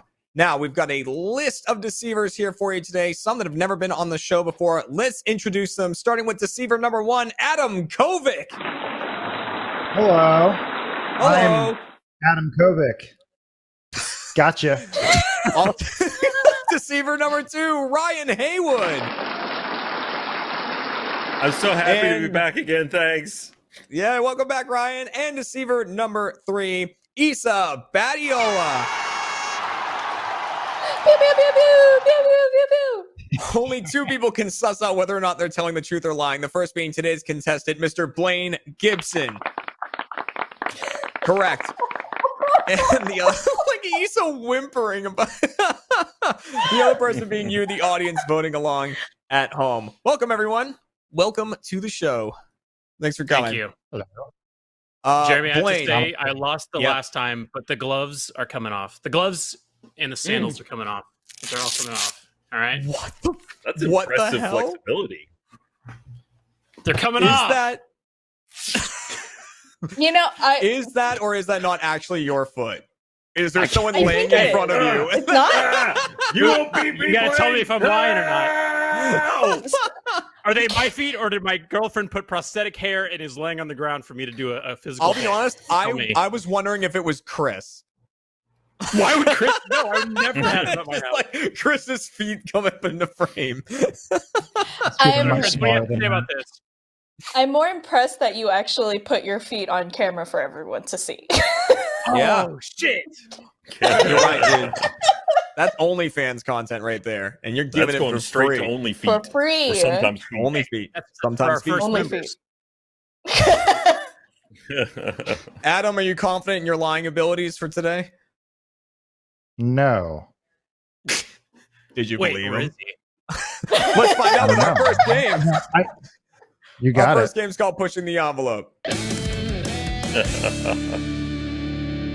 So in this game, I've got 3 true facts about our deceivers. I'm going to shuffle them up and then redistribute them. So they might get their own facts, but they might get someone else's. Blaine gets to question each person for 60 seconds about their fact. If it's theirs, they're telling the truth. If it's not, they're lying as answers to all of his questions. At the end, Blaine just tells me if they're telling the truth or lying. And if he gets 2 or more correct, he gets some points. Audience, you work a bit differently, but we'll get to that in a second. Let's read the facts, starting with Adam. The true fact about Adam Kovic is that Adam's uncle was played by a famous actor in a movie. Adam's uncle was played by a famous actor in a movie. The next one goes to Ryan. Ryan did a dance that appeared on a foreign television show. Did a dance that appeared on a foreign television show. And Writing it down. Sorry. Make I'm not notes. looking at my feet. And That's fine. Issa once told a man that she died in a car crash. So those are your 3 facts. Blaine, you. Oh, and as for the audience, you are voting on one of these stories in particular. Who actually told a stranger that they died in a car crash? Issa is claiming that it is her, but do you think that that's true? Do you think it's Adam? Do you think it's Ryan? Use the hashtags in the chat to vote, and don't spam the same name. You can change your vote at any point, but you only get one vote. So once you put that in, you don't have to do it again. You're good unless you want to change it. Blaine, who do you want to start with here for 60 seconds? Let's go chronological order. I want to start with Adam. Oh, chronological. You got it. All right. Starting with Adam, whose uncle was played by a famous actor. 60 seconds on the clock. Ready, get set, go. What's your uncle's name? Ron Kovic. Ron Kovic. What movie was this about? Born on the 4th of July. It's about my uncle being a Vietnam vet and the atrocities of war. He was paralyzed. It's played by Tom Cruise. There's a whole. They won in a Golden Globe. It was huge news. Okay, no, I'm familiar with it. So he was played by Tom Cruise. Yes, my uncle Ron Kovic was played by the Tom Cruise, American movie actor. Okay, a quick Google search can prove that wrong. Don't do that. No, I'm not going to. I mean, is he still alive? Absolutely. Lives somewhere on the West Coast. Not exactly sure. He's known to live in hotels. Okay. Are you lying? No. Okay. All right, cool. All right, there it is. Ron, the story of Ron Kovic. Blaine, who would you like to go to next? We'll go with Ryan next. Still going in order. Going to Ryan, who did a dance that appeared on a. he's got the Diet Coke ready. Did a dance that appeared on a foreign television show. Blaine, whenever you're ready, 60 seconds. Not whenever you're ready. When I say you're ready, 60 seconds going on the clock. Ready, get set. You're ready. Oh, what was the dance? It was not a good one. It was when back when we were doing free play. Meg and I traveled to Japan to do a photo shoot for her cosplay stuff. I was Spike Spiegel, and right as we got off the plane, we were intercepted by this news team who were just, I guess, randomly picking foreigners off as they came out of the airport. And killing them, as Japan is prone to do. Huh? Sorry, continue. No. What was your question? I'd like to hear it. No, it's fine. Okay, so it was for free play. You were dressed as Spike. Do you know the name of the television show? It wasn't for free play. Right, it was just there was footage Meg and I were doing a free cosplay play. No, it's not for free play. It was during that time period where Meg and I were working You were together. visiting Japan. Got it. Okay, Yeah, I did not know free play had the budget there to send you guys to Japan. I'm telling you, Meg it's did. not free play. Meg actually flew us over there to do the cosplay shoot. Okay, cool. Show me the dance. Too late. Bullshit, Jeremy. I need extra time on the clock. Too late. Too late. That's all you're getting from Ryan. That's it. Trust me. I've worked with him for a while. That's all you're getting. I'll tell you this, Blaine. I'll tell you this one little tidbit, and it hurts my soul a little bit because they send out the things in a little advance. I look over all the stories. I'm like, I got to come up with good explanations for all these lies. Wasted time.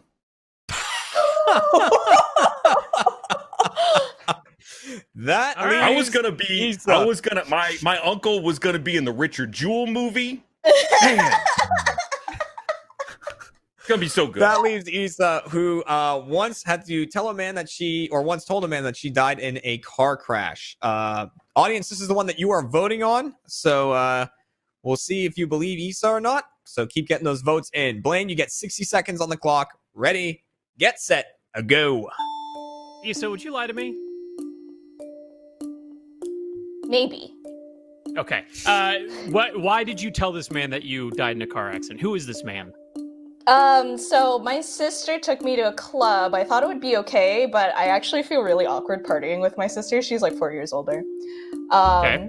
And I felt really stupid because I was wearing a sweater and everyone was like waiting for Chromeo and they're all in these outfits. So I just wanted to be left alone. So I was sitting alone by myself in a corner of a club. And it's a club, so a guy comes over, starts talking to me.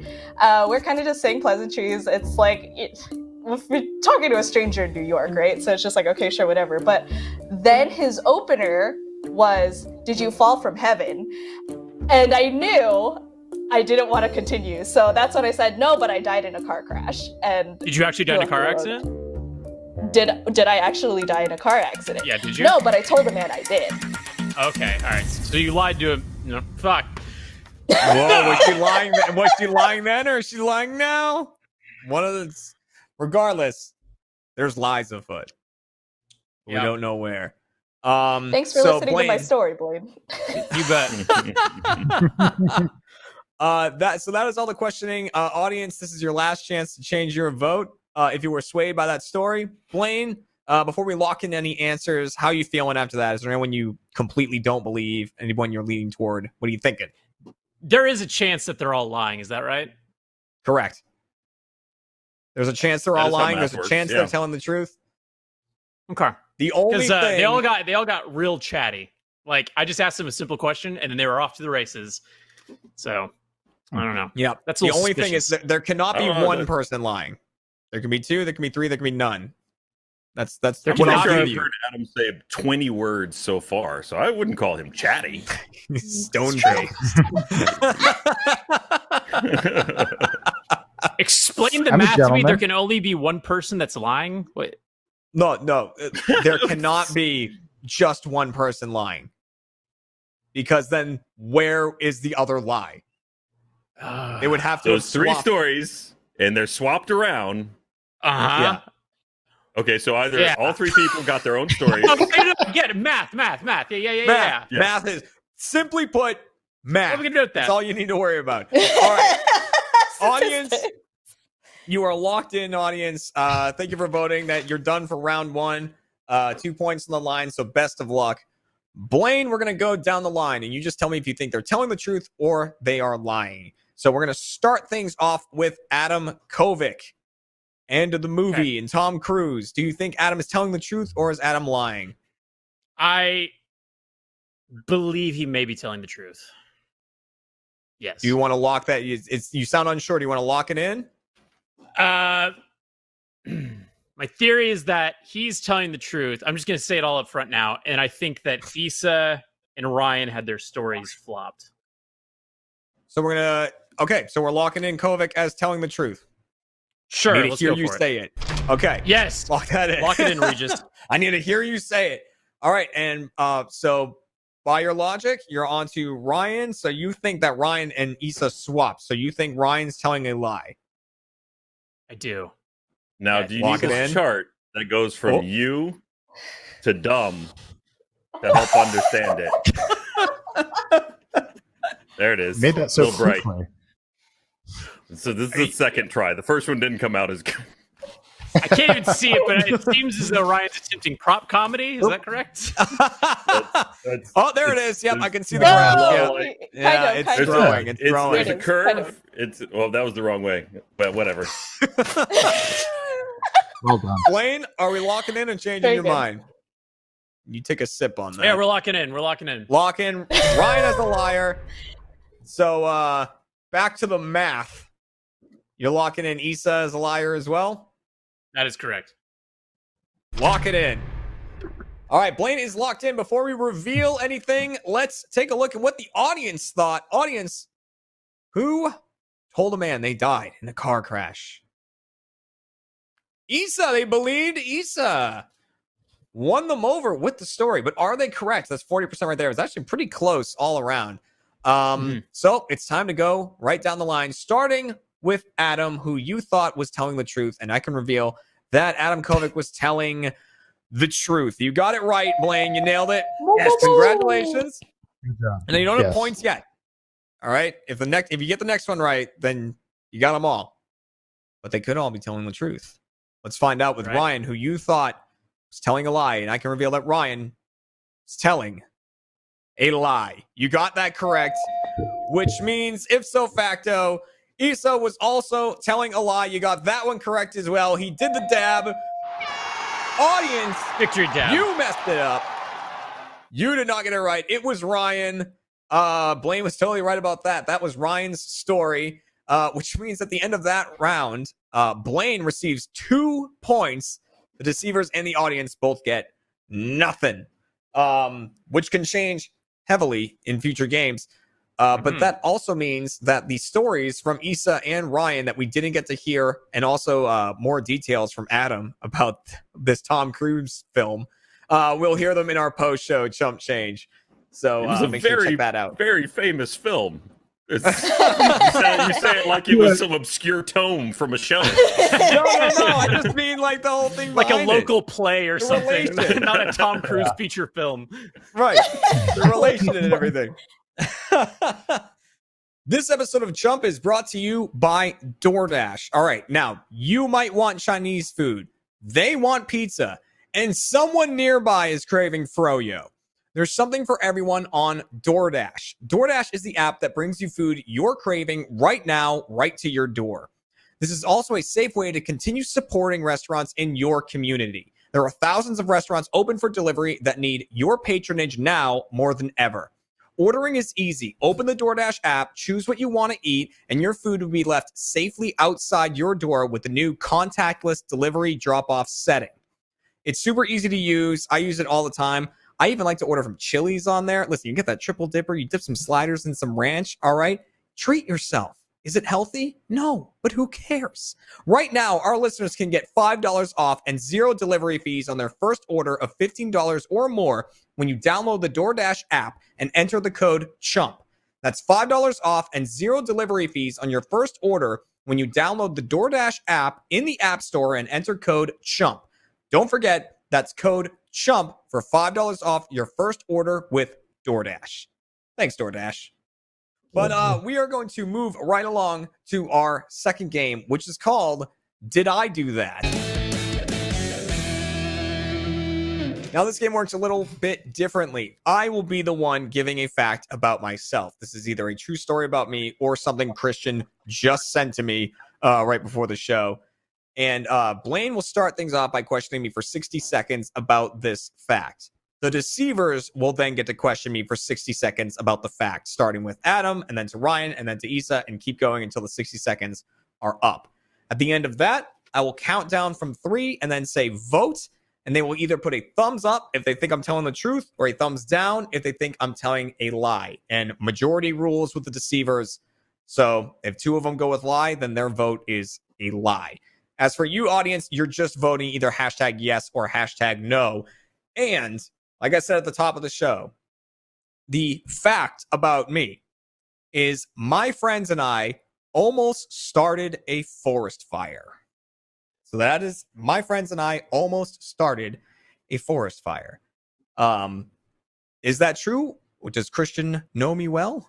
What's happening here? Blaine, you get 60 seconds to question me about this.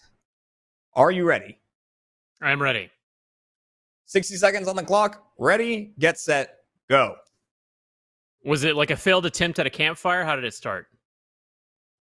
We were camping. I don't know, there's no timer right now, but whatever. We were camping. There it is.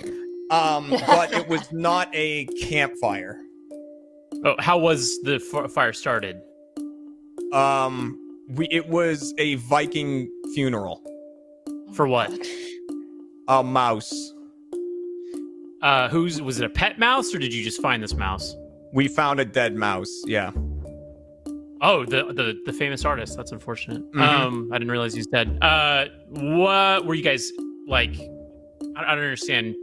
Why would you want to just set this thing on fire? We thought it'd be a good send-off for the mouse when we found it. We put it on a slab of tree bark, then lit some tinder on top of it and set it in the river. Got it. And then did something else catch fire, or the forest fire, was that an exaggeration of the story?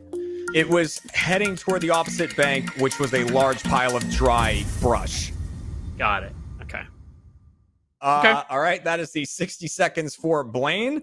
And we now get the 60 seconds for the deceivers. So we're starting with Adam, and then it's going to go to Ryan, and then to Issa. So, Adam, are you ready? Ready. All right, 60 seconds on the clock. Ready, get set, go. How old were you? I think I was 21. Ryan? What'd you light it with? A lighter. A Zippo lighter. Issa? Where did you guys go camping? It was in New Hampshire. It was called the Lost River campsite. Adam? Is that the Southside campsite or is that the Watchman campsite? I have no idea. It's next to the White Mountains. We got drunk on the way there. And ended up at that campsite. How'd you extinguish it?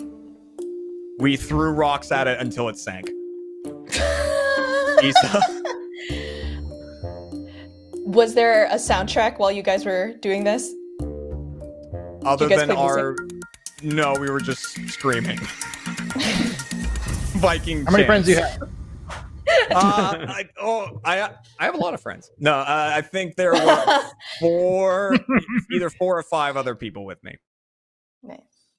You didn't During have to that answer. We were out of time. That's fine. okay. That's okay. You got it in. You slid it in time, so I feel like I had to answer. Okay, that is all of the answers done, and all the questioning done. So, audience, this is your last chance to get your votes in. Now, deceivers, I will give you guys some time right now to deliberate a little bit if you would like to, if you want to kind of say what you're feeling to each other, but you don't have to say what you're about to do.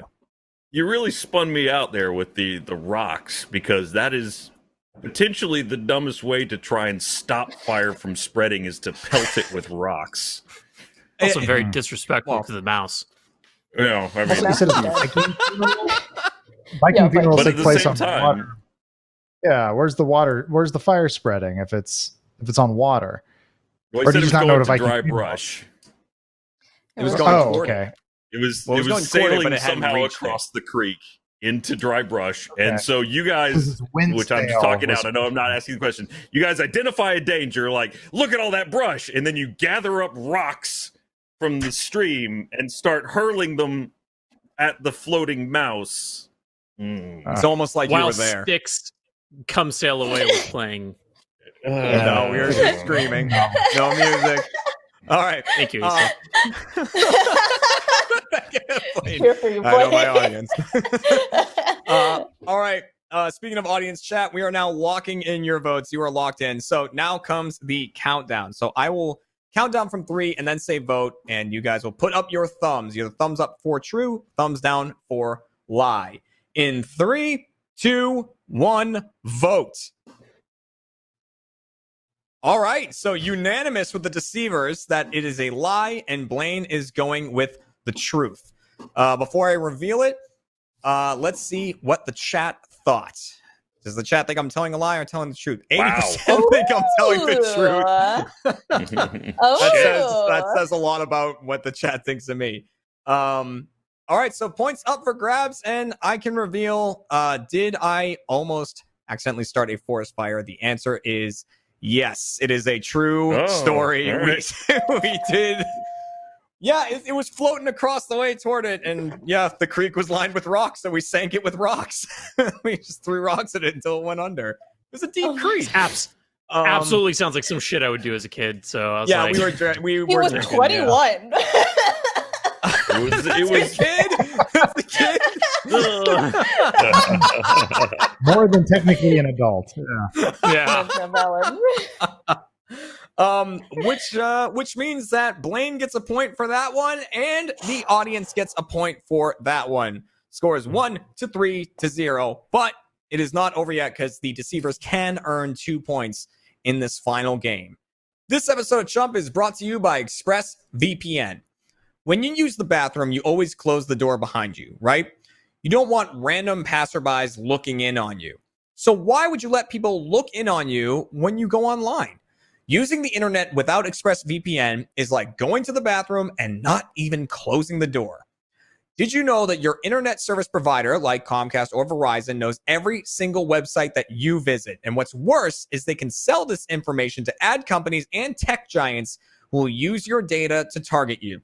ExpressVPN puts a stop to this. It creates a secure, encrypted tunnel between your device and the internet so your online activity can't be seen by anyone. It's super easy to use. It's got a big old button that says activate. You click that, and your IP address is hidden. You can select where you want your IP address to look like it's from, and that's really it. It's super easy. And the best part is using ExpressVPN is easy. It's as easy as closing the bathroom door. Just like I said.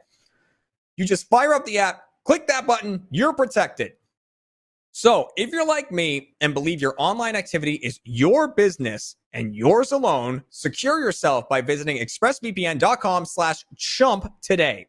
Use my exclusive link, expressvpn.com/chump, and you can get an extra 3 months for free.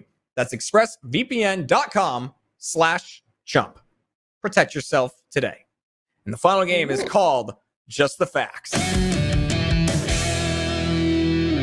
In this game, I have one true fact about one of our deceivers, but all three are defending this fact as if it's about them. Blaine will question each person up to my discretion. I'll tell him when to move on about this fact, and then just has to tell me who the fact is really about. Audience, you're doing the same thing. So the fact we have here is one of our three deceivers lost their virginity to a stranger in an online chat room. So that is true about one of our three deceivers. Audience, hashtag Adam, hashtag Ryan, hashtag Issa in the chat to cast your votes. Blaine, you can start your questioning with whoever you like. Who do you want to start with? Issa. Starting with Issa. All right. Whenever you're ready, begin, and I'll tell you when to move on. Oh, sorry. Sorry, I was waiting for like timer. a click timer. Nope. Okay. Are you still in contact with this stranger? No. Did you stay like strangers, or did you guys get to know each other and it just didn't work out? We got to know each other. It didn't work out. Okay. What was the chat room that you guys met in? AIM. Okay. So like, did you guys know of each other digitally and then you met up for the explicit reason to... Yes. Wait, we liked each other. And then we didn't. Okay. So there was no dating process. It was just like you met and then it was like you were there for that thing. Yeah. Okay. How old were you? Oh, that's a good one. 16. That's a good 16. Yeah. 16. Okay. Check the facts. We still had AIM when I was 16. All right. Blaine, who would you like to go to next? Let's go with Ryan. All right. Hello. Reverse order. On to Ryan. Whenever you're ready, Blaine. I got a question for Blaine real quick though before we get started. Okay. Do we need to have like a birds and the bees conversation about like you seem uncomfortable talking about sexuality. It's people I'm uncomfortable talking about sexual stuff with Issa because she's a living cartoon character. Okay.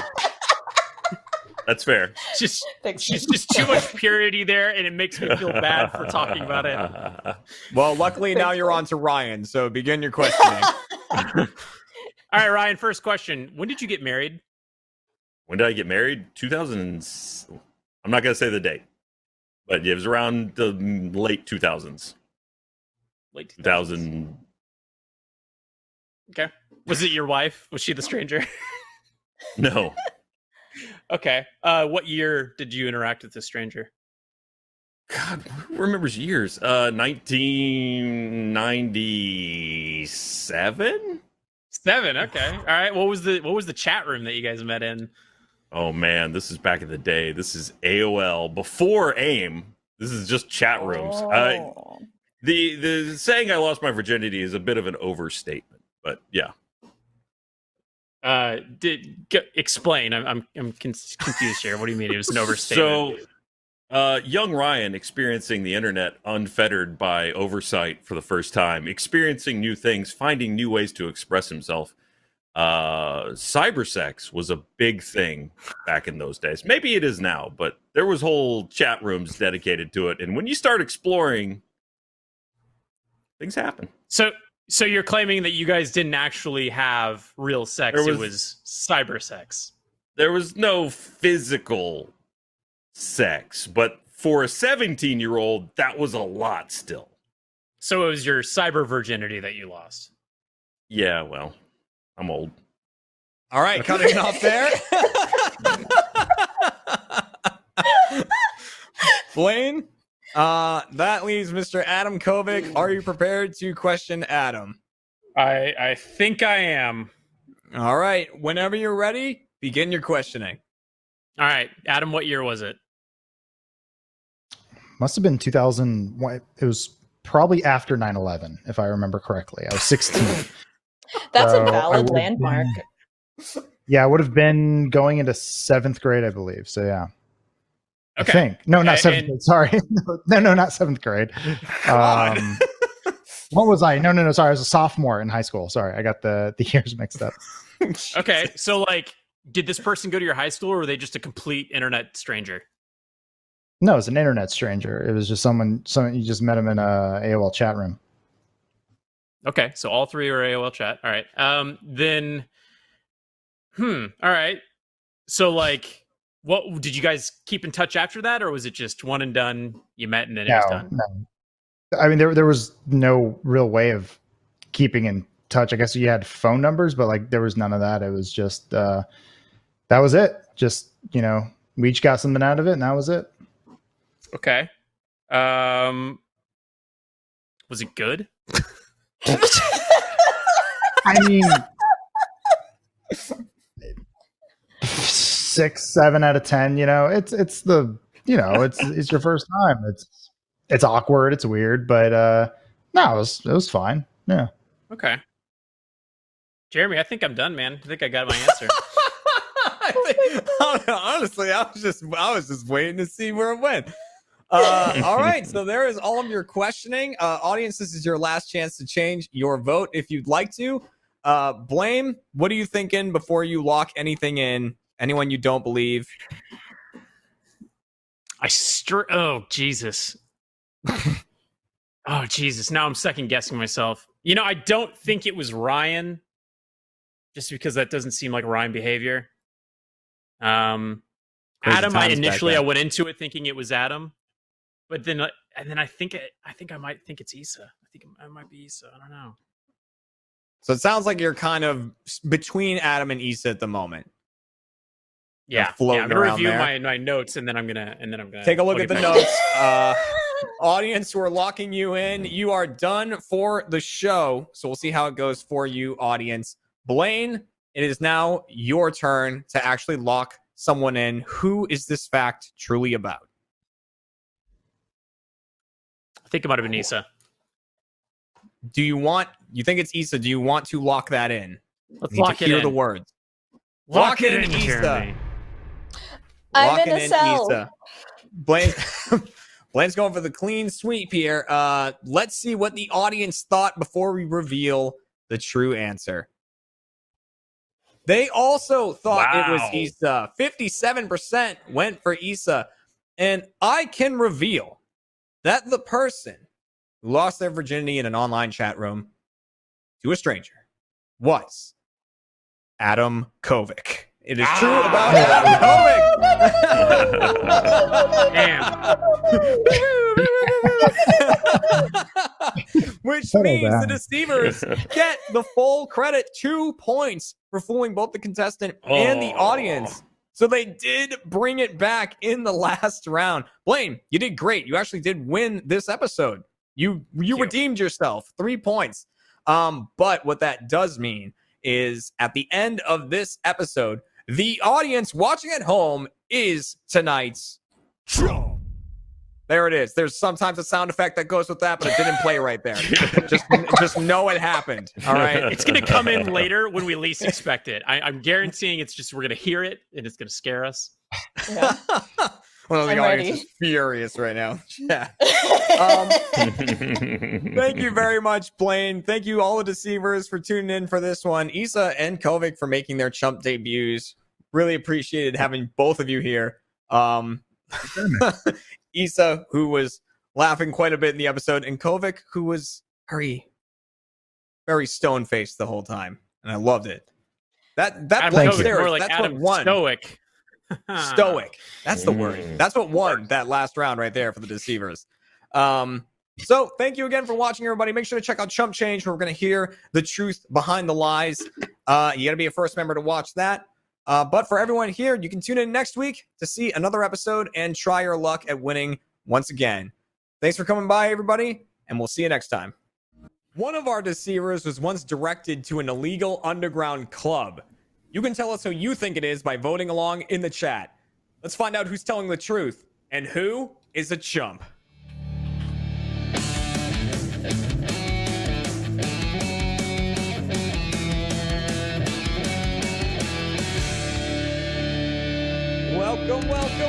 Welcome to Chump, everybody, the Rooster Teeth game show all about lying and deception. I'm your host, Jeremy Dooley, and remember, you can protect yourself online today by heading to expressvpn.com/RTTV. Now, without further ado, it's time to introduce our deceivers, starting with deceiver number 1, Alana Pierce. Hi. Hey, welcome to the show.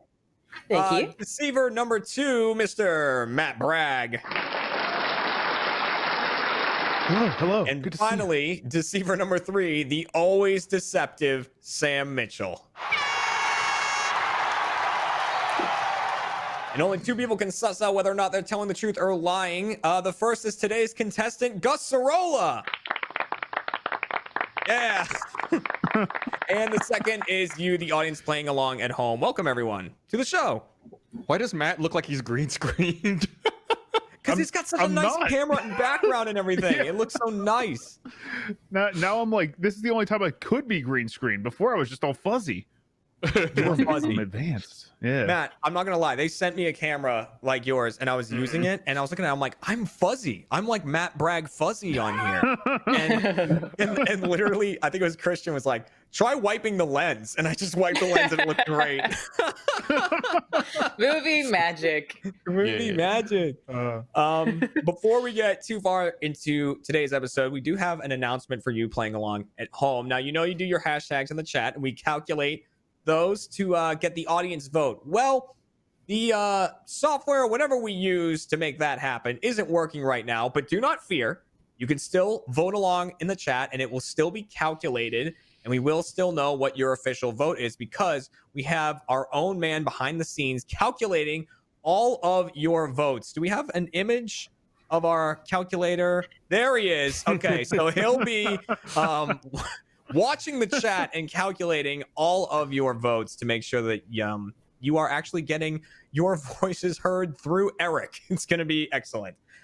Well, without further ado, it's time to move on to our first game, which is called What's in Your House? So in this game, all 3 of our deceivers will be describing a strange item that's in their house. However, only one of them actually has the item. The other 2 are making up items that don't exist. And it's up to Gus to question them until I tell him to move on to the next person about these items and determine which item is actually real. And you, the audience, are voting on who has the real item by using hashtags within the chat. So hashtag Alana, hashtag Matt, hashtag Sam. And you're casting your votes and Eric is tabulating them. So we're going to go right down the line and hear a 1-sentence description of each of these items, starting with Alana. Alana, what is in your house? I have a model of Batman's penis, replicated after Batman Damned came out, which was the comic book that exclusively revealed Batman's dick for the first time ever.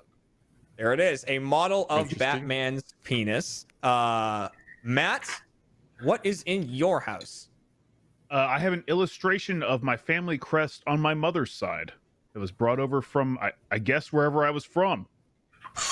And then, Sam, what is in your house? I have a small piece of King Arthur's castle. A small piece of King Arthur's castle. Okay, those are your 3 items, Gus. And you can start with whoever you want. Who do you want to question first? I want to question Matt first. All right, Matt and the family crest. I'll tell you, Gus, when to move on to the next person. So whenever you're ready, begin your questioning. Where did they come from? I don't really know, to be honest with you. I think it was like Switzerland or Germany, one of those places across the ocean. What colors are the crest? Red, silver. I think there's some gold on there too. Are there any designs on it? Yeah, there's a unicorn and a knight. It's pretty cool.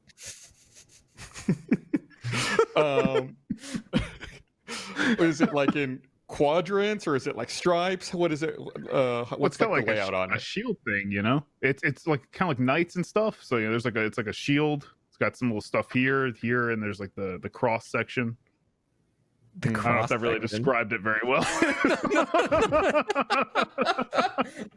Is this like an old item that you've had that's been in the family for a long time, or is it like a reproduction? I think it's a reproduction of the original one, but like we've got the original one. I don't have it. I think my mom does, but doesn't I've trust you got with a it yet? copy. I mean, when I'm older or come of age, you know. When you come of my age. first kill. All right, guys, so that's enough for Matt. Who do you want to question next? Oh God. Let's go with Alana. Hi. Alana and the Batman penis. All right, Gus, whenever you're ready, begin your questioning. So is it like a scale model? Well, it's supposed to be, but it's just mapped off the comic book. I had it commissioned. Oh, you had it commissioned. I thought it was like an official thing. That So, would be I mean, amazing, but no. Yeah. I was like, so the question on everybody's mind is Batman well endowed? Well, it's interesting because he's in between being flaccid and being hard. I guess they didn't want to give Batman like a full boner. But I would say for that ratio, yeah, he's pretty well off. Yeah. Yeah. What kind of material is it made out of? It is made out of resin. Resin. Very breakable. It's. I mean, how? I have so many questions about it. So I don't even know where to begin. How long does it take someone to make a Batman penis? So the resin part is actually easy. They could now replicate it for as many people as they want. Making the mold is the part that takes a really long time. So it took about 3 weeks. 3 weeks. Is it rude to ask how much did you pay for Batman's penis? I prefer not to talk about it. You prefer not to talk about it. I will allow that. I will allow that answer. Understandable. I didn't know if that was crossing an unspoken rule. That's or not. private. How long have you had this item? It would be about 9 months. I got it maybe 2 months after the comic came out, where you see Batman's dick for the first time, which DC actually recalled because I guess they didn't realize that Batman's dick was in it. So that comic book even ran out of print pretty quickly. And then I was like, well, if that is completely gone, why don't I have it remade based on the comic? So it was about 2 months after the comic came out. All right, Gus, I'm gonna cut you off there. Okay. And rip my search history after this for yeah. And so that leaves Sam going on to the Sam questioning, which was a small piece of King Arthur's castle. So Gus, whenever you're ready, begin your questioning. Where did you get a piece of King Arthur's castle? Cornwall, England. That's the. I was much like you. I didn't think it was an actual thing, and then I went to Cornwall in England, right? And then I was with my girlfriend who's very English, and essentially they're like, "What do you want to do?" It's like, I don't know what's there to do around Cornwall. It's like the middle of nowhere, England, kind of. They're like, "Well, we could go see like Merlin's cave," and I was like, "What? Is that like a sightseeing thing?" She's like, like the wizard Merlin. He's got a cave here on the coast. I was like, "What the fuck?" And then she's like, "Or Arthur's castle," and yeah, it's just like that's how old England is. They just have like an old mythological heroes castle, and you can just go check it out. Merlin's cave sounds like a bar I want to drink in, by the way. I just want to throw that out there before we go any further. I'd go there too. How big of a piece of the castle is this? This shape. That big. That helps you. It's not very big. It's like the piece of what an old brick would be, I guess. So they're not. So you can visit the castle, but you can also buy a piece of it while you're there? You can't buy it. I don't think you were supposed to take it. I did not take it. This is something the girlfriend had from back in the day, but I did go see it. Yeah. I got you. I see. Okay, this wasn't making sense. And that makes a little more sense. There's not like a big castle. There's like hey, there's some ruins of a castle right here. It's like eye level at the highest bit of it, but that's where it was, and that's what it is. Yeah. So King Arthur was a real person? Yeah. It's called Tintagel Castle, by the way, if you actually want to Google it. Tintagel. But that's King Arthur's castle. I guess he was borrowing it from Tintagel. So you said is it just like a single piece of stone that would have been in the wall, or is it like you said, like a brick, or like? It would have been like the outside wall. It's just part of like an old brick. I don't know what castle terminology uses for brick, but yeah, it's just an old big piece of stone that would have been part of like the outlying wall of the castle. All right, Gus, I'm gonna stop your questioning there. King Arthur's castle. So, audience, this is the last chance to get your votes in for Eric. So make sure to use the hashtags on who has the actual item in their home. Gus, before we lock in an answer, is there anyone you're completely not believing? Anyone you're leaning toward? Matt Bragg's full of shit. Right? 100%. None of that sounded believable for us for a fucking second. So between Alana and Sam, how you feeling? Alana and Sam, I thought were really neck and neck. This is going to sound strange. I was really believing Sam until he looked down to measure and then brought it up. I felt like that was going a little too far, trying to sell a lie. Ooh. So if there was someone who was going to do that, Sam's been known to be a very tricky. And I only recently learned about Batman's dick like 2 days ago. So it's weird that I was talking about that. So like off the top of my head, I did know a little bit about Batman's dick and what she was talking about. And that all sounded right to me based on my limited Batman dick knowledge. I looked it up during Sam's story. I'll be I think there's more than a little bit, to be fair, Gus. That's a good point. All right, well, we're about to lock in your answer. Audience, we are shutting down your vote. Thank you very much for voting. Eric is tabulating those right now as we speak. Gus, for you, we have to ask, who has the actual item in their home? This is tough. I'm really neck and neck right now, but I'm gonna go with Alana having Batman dick in her place. Batman dick. You want to lock that in? Yeah, so let's lock it in. Lock in Alana as having the actual item. And before we do the reveal, the big reveal everyone's waiting for, we need to see what the audience thought. So let's see. Does Eric have those numbers for us? Okay, that doesn't add up, but Nice. no, I think it does. It does. 49% went for Alana. Yeah. 46. Okay. Okay, Eric says no one believes Sam. So they're also going with Alana. Also going with Alana on that one. So instead of me actually just saying who has the item, I'm going to count down from 3, and they're all going to hold up their items. Of course, only one of them will actually have the item. So reveal the item in 3, 2, 1, reveal.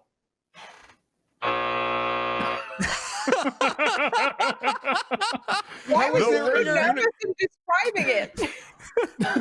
Yeah, you were so nervous and like you kept saying like conflicting things. Oh, I'm gonna be honest. I hadn't looked at it for a while. I found it in my closet. It was the other right day. there. You could have It was in front of you. I was gonna look down at it. I had the thing. And then when he said there's a unicorn on it, I was like, surely that's not real. Why they would put a fake animal on Matt there? goes, look, it's a unicorn. They used the horn for stabbing back in the day. Yeah, those unicorns are running amok. But also, God, Matt, you're a terrible truth teller, Matt. Why Yeah, you that's seem bad. so shifty the entire time? he wasn't believing himself. Oh man, You didn't know where they came from.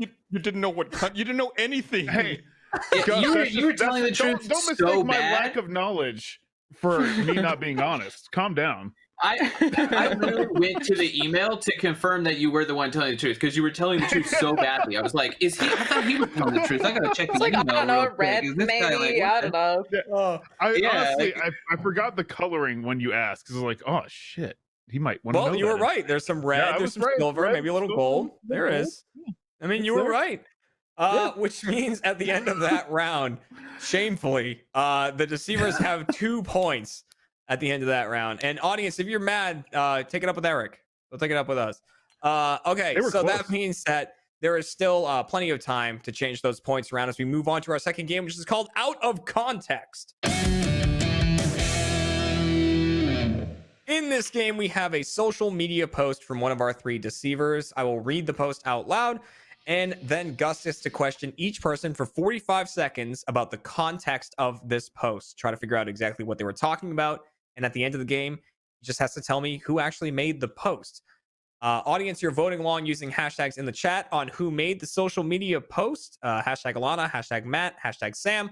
But let's take a look at the post. I mean, that game could be complete nonsense story-wise, more than it is, and it'd still be a gameplay masterpiece. It is about gaming. We do have a bunch of gamers here.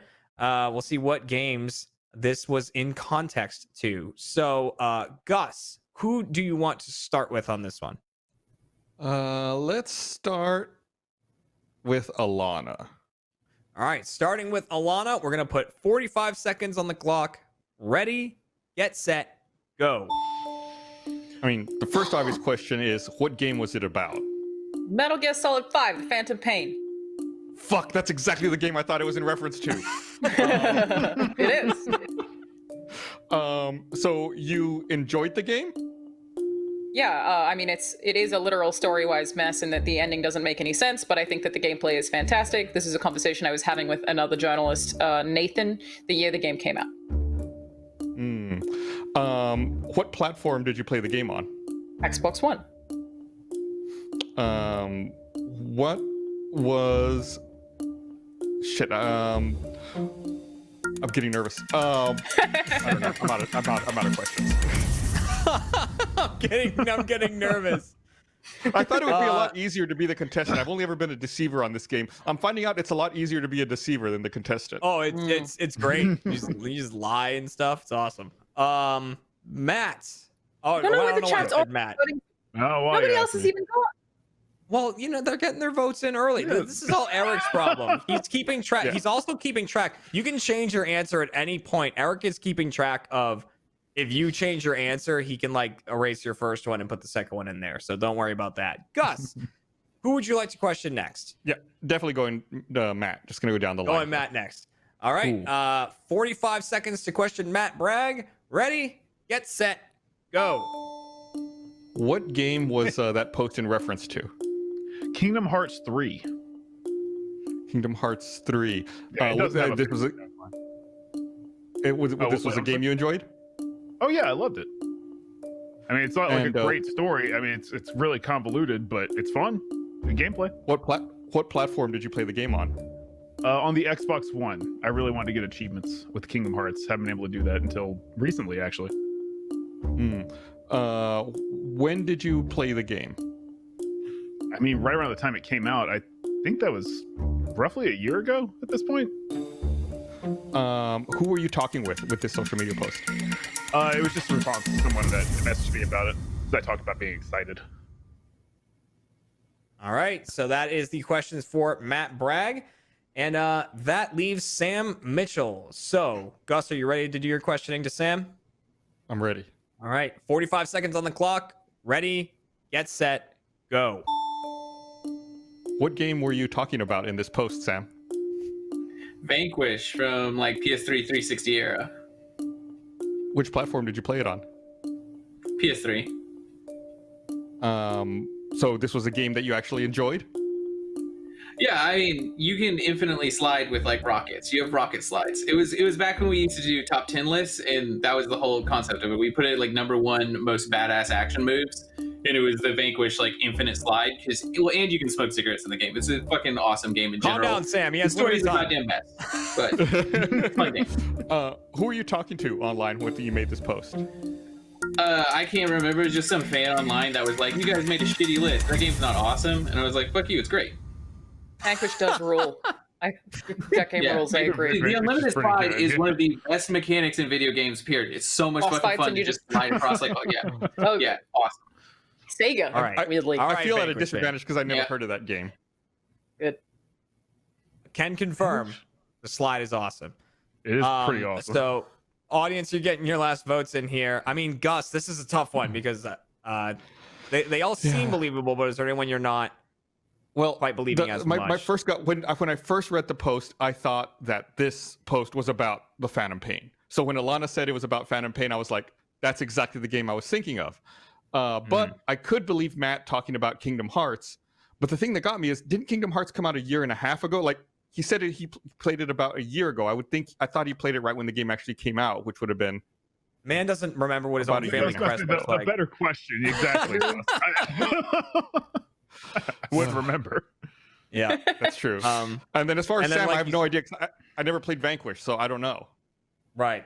Well, so you got a tough choice ahead of you as we lock in the audience. Audience, you are locked in. Eric is counting up those right now. So Gus, while he's doing that, it is time for me to ask, who actually made this social media post? I'm gonna have to say Alana again. just for no other reason than I thought this post was about Metal Gear Solid 5. All right, locking it in? Yes. Lock in Alana as making the social media post. And now I am looking to hear from Eric. Hang on. Do we have the numbers? Yes, we have the numbers. Eric, can we see what the numbers were? 45% for Alana, 43% for Matt, and 12% for Sam. That no also Sam. That seems off as well. Right? that doesn't seem quite right. But they're going for Alana, it looks like. So the vote is for Alana, audience. And I can reveal that the person who made that social media post was Alana Pierce. It was indeed about Metal Gear Solid. You were right. I like that you knew that before you even heard the story. the second I read that, I was like, I guarantee I know what game. Couldn't be anything else. Yeah. That's the first response. Was fuck. Yep, there it is. There it is from Alana. I have not played a Metal Gear Solid game, and that's all I hear about them is like the story is so confusing. No, it's confusing, but it's actually really interesting if you pull out and look at it. There's some really good elements into it, but it's a lot of nonsense. Play Ground Zeroes if you haven't played anything. Just try Ground Zeroes. It's really short. Highly recommend it. Mm-hmm. I'll play them. I'll put them on the list. But that means that the contestant and the audience both got a point for that round, which means it is now 1-1-2 in a very close game. And of course, everyone can earn 2 points in this next game. So it really is on the line. And we're moving on to our final game, which is called Pushing the Envelope. In this game, I have 3 true facts from each of our deceivers. I'm going to shuffle them up and redistribute them. And so they might get their own facts. They might get someone else's. Regardless, they're defending that fact as if it is their own. Gus can question each person for 60 seconds about that fact. If it's theirs, they're telling the truth. If it's not, they're lying to answer those questions. And at the end of the game, Gus just has to say whether or not the person is lying, not necessarily whose fact is whose. So the shuffling has been done, and we'll start with Alana. So the true fact about Alana is that she has a kitchen drawer full of underwear. Alana has a kitchen drawer full of underwear. Matt's true fact is that he was led by a stranger into an illegal underground club. And then the true fact about Sam is that Sam, I'm having trouble opening it, has a black belt in Taekwondo. So those are your true facts about each of the 3. Gus, you have 60 seconds to question each person. And audience, you're voting on who was directed to an underground club. So who was directed by a stranger to an illegal underground club? Matt is claiming it's him. But do you believe that, or do you think it was Alana? Do you think it was Sam? Use your hashtags to determine that. Gus, who do you want to start with on this? I got to start with Sam this time. I haven't started with him yet, so let's start over Sam, there. Who has a black belt in Taekwondo. 60 seconds going on the clock. Ready, get set, go. How long did it take you to get a black belt? Let's see, 7 to 8 years, about 7 to 14, so something like that. So it was between the time you were 7 to 14 years old? Yeah.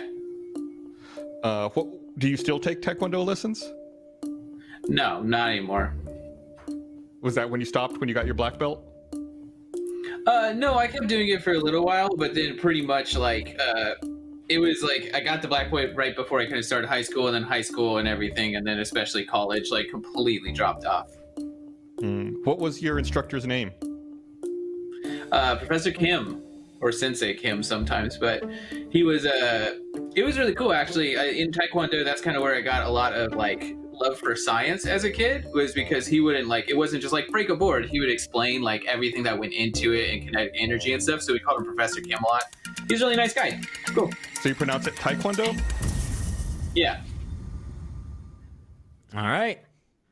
So there's the black belt himself, Sam Mitchell. Gus, who do you want to go to next? I guess let's go reverse order. Let's do Matt. Okay, so you're going to Matt. Stranger once directed him to an illegal underground club. Audience, this is the one you are voting on as well. Gus, 60 seconds on the clock. Ready, get, set, go. How far underground was the club? I don't know the measurement of how far underground. I'm probably like... How many stairs, Matt? Yeah, I don't know, maybe 20 stairs? I don't know. Where was this club located? It was in Augusta, Georgia. That's the city that's like right by where I used to live back in South Carolina. Why was it illegal? Well, I'm fairly certain there were drugs there, and the cops were there at the end of that night, so... They raided the place while you were there? Well, I mean, I left, and then I saw some go in. How old were you when this happened? I believe I was 22. I had just been able to drink, and we were finally going out to party, you know? Did you know about this club, or did someone else take you there? It was a stranger, but we were over there in Augusta trying to go out and, like, again, drink and stuff, and someone just asked, like, hey, do you want to go check this place out? It's really cool, and then we followed them down there. All right. The club in Augusta, you said it was? Mm-hmm. The Augusta Club. All right, Gus. That just leaves Alana, who's claiming to have a kitchen drawer full of underwear. So, Gus, you have 60 seconds to question her about this drawer. Ready, get, set, go. Is it like a high drawer or a low drawer? Low drawer. It's the kind that you would put cutlery in. Why do you have an underwear drawer in the kitchen? I live in a studio apartment, so I actually have a drawer that's full of underwear, one that's full of sports bras and socks, and all of my clothes are actually in my kitchen cupboards. Do you have any dishes in your kitchen cupboards as well? Yes, there is room for both. So it's like half of the kitchen is clothing, half of the kitchen is not. Is it like left-hand side and right-hand side, or how do you determine that? Yes, so you can see right there is my stove. The area of the kitchen that is closest to the stove and the oven is where all the kitchen stuff is. On the outside, the area that's closest to my door right here is where I have all my clothes. Because I gotta like keep room for like this guy. I can't be putting, you know, furniture in here. Do you also have other clothes in like a closet as well? I only have a coat closet, but yes.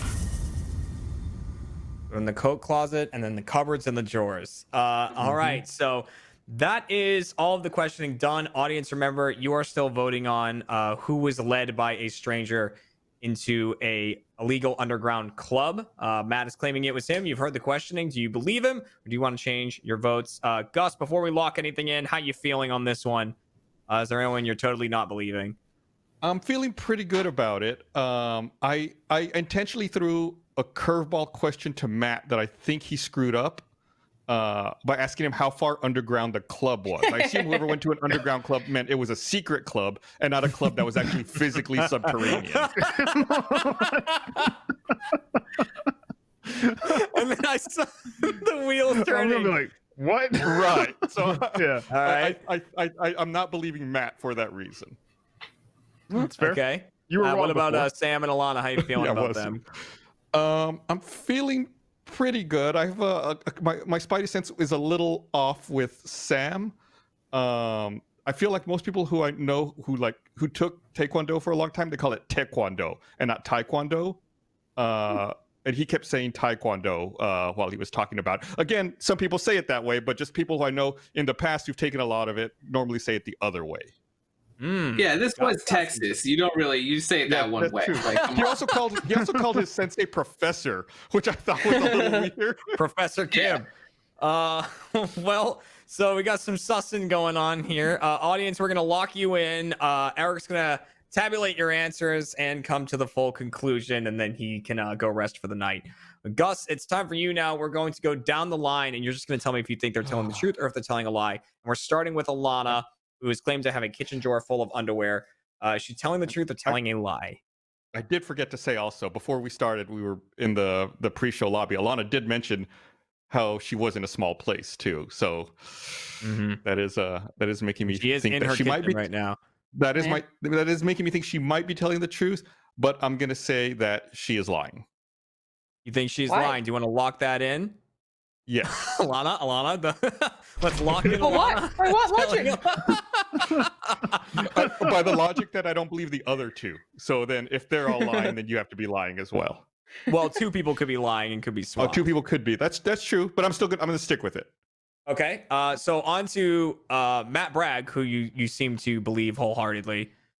But do we think that he's lying or telling the truth? I'm gonna say that he's lying as well. Oof, you think Matt is lying? Lock that in. Yeah, it's locked in. Okay, and then that leaves Sam, who still could be lying or telling the truth mathematically. A black belt in Taekwondo or Taekwondo. Gus, what do you think? I'm going to say lying. I'm going to say lying across the board. All three are liars. All right, yeah, let's lock it in. Lock in Sam as a liar as well. And before we do the full reveal, Eric has the numbers in. So who does the audience think was led to an illegal underground club? Let's take a look at those numbers. That definitely does not add up. Definitely doesn't add up. Why me? No, 18% certainly not. And 86% for Sam. All right, so they're going with Sam on that one. So let's go down the line and reveal, starting with Alana, who claimed to have had a kitchen drawer full of underwear. You thought she was lying, and I can reveal that she is telling the truth. That was true from Alana. It was indeed in a small place, clothes in the cupboards. And let's move on to Matt Bragg, who you thought you caught him out by saying it couldn't have possibly actually been an underground place, because you thought he was lying, and I can reveal that Matt Bragg was lying. He was indeed lying. You got that one right. True. Yeah. Absolutely. Yes. I based my lie on a true story, though. So it wasn't like a complete lie. We did go downstairs. Saw you that's what I did with Batman, Dick. How far? It's easier if we base it on something that kind of did happen. But the underground got me too. I was like, wait a minute. Yeah. But before we get into it, we can reveal you thought that Sam was telling a lie, and mathematically, yeah, you were right. Sam was telling a lie as well. Matt and Sam had their stories which means Sam was the person who was led by a stranger to an illegal underground club, which means the audience got that one right as well. So at the end of that game, it means the audience gets 2 points for getting that correct. It means the contestant gets 1 point for getting one of them correct, which means we've got a tie down the line. And wait, is it what, the audience got 2 points? I don't think the audience is part of that tie. Maybe my math is off today. But regardless, on this show, it isn't about winning, it's about not losing. And since it is a three-way tie and everyone has 2 points, that means that everyone lost. It is a three-way loss. It is not a three-way win. It absolutely means at the end of today's show, the contestant, the deceivers. There we go. Yeah, audience. Give you three. Give you three. It means at the end of this, the contestant and the deceivers collectively are tonight's. There it is. So, audience, you got away with it. Eric was on your side. He was on your side. I knew it. I knew you had three. I wasn't going to let you get sucked into that, guys. Don't you worry. But thank you, everyone, for bearing with us for that technical glitch. Thank you, all the deceivers and Gus, for being here for this episode. Alana, thank you for joining us for your first time here on Chump. Chump. Thanks for having me. It was fun. And it was Gotta of get course that great bat to dick. have. Yeah, you gotta get the bat. I was just picturing in my mind. I was like, if she was really telling the truth, she'd have to hold up a bat dick, and I don't know what we could get away with from that. Blur it, yeah. But we are going to hear the true stories from Matt and Sam that we didn't get to hear in our post-show Chump Change. So make sure that you are a first member so you can watch that. We're just gonna yammer for about 10 minutes about the stories we didn't get to hear. And make sure to tune in next week for another episode of Chump. And make sure to check out RTX Live, because that is happening. 10 days of RTX coming on up very soon. Check it out. Thanks for coming by, everybody. And we'll see you next week. Goodbye, y'all. Bye. Goodbye. One of our deceivers was once held up at gunpoint. You can tell us who you think it is by voting along in the chat. Let's find out who's telling the truth and who is a chump.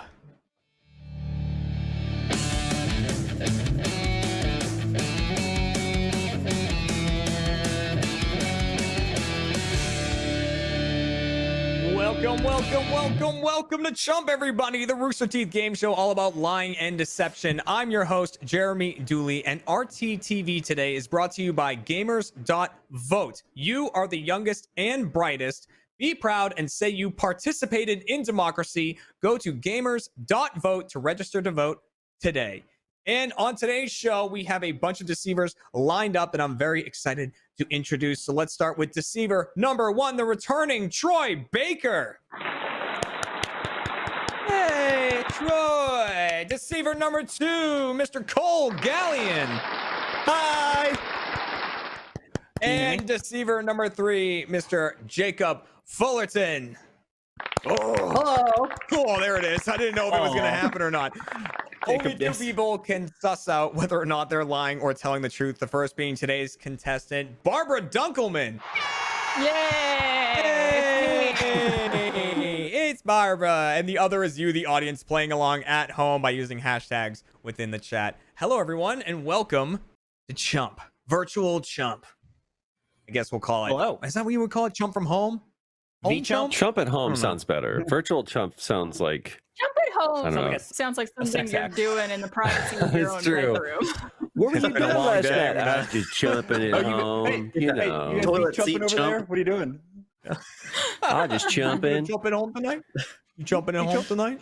No. You see that jackass? He's gonna chump at home by himself. You know what I mean? I heard this guy over here. Nothing is going to ever happen on the show today, by the way. It's just going to be off the rails. This is the show around. We're just jumping. It's gonna even like during the conversations beforehand where we're not really setting anything up or whatever, we would like have the conversations, and midway through it, Troy would be like, "So Jeremy, you got like a show to run here or something? What are you doing?" Sorry, back, buddy. like listening. Yeah. You're doing your thing. Followed immediately up by, "Hey, Jeremy, shut up, Jeremy. We're Hey, talking." quiet, you. Quiet. But we are going to kick off today's show with a brand new game, a game we have never played before, and it is called High School Dilemma. Oh shit, dude! Yeah, I know, right? Yeah, it's a nice power lines there. So in this game, I'm going to be giving Barbara a superlative that one of our 3 deceivers actually received in their yearbook. She's then going to question each person for 60 seconds to try to determine who actually had the superlative. And then she gets to question, why they got it, how it came to be, different things like that. So the superlative in question is one of our 3 deceivers was voted most likely to be found in the principal's office. Most likely to be found in the principal's office. Now, audience, you're voting along as well using hashtags in the chat. Hashtag Troy, hashtag Cole, and hashtag Jacob. Cast your vote. Remember, you can change it at any point if you change your mind, but spamming the same name isn't going to give you more votes. So you get 1 vote, but you can change it at any point. Barbara, most likely to be found in the principal's office. Who do you want to question first about this?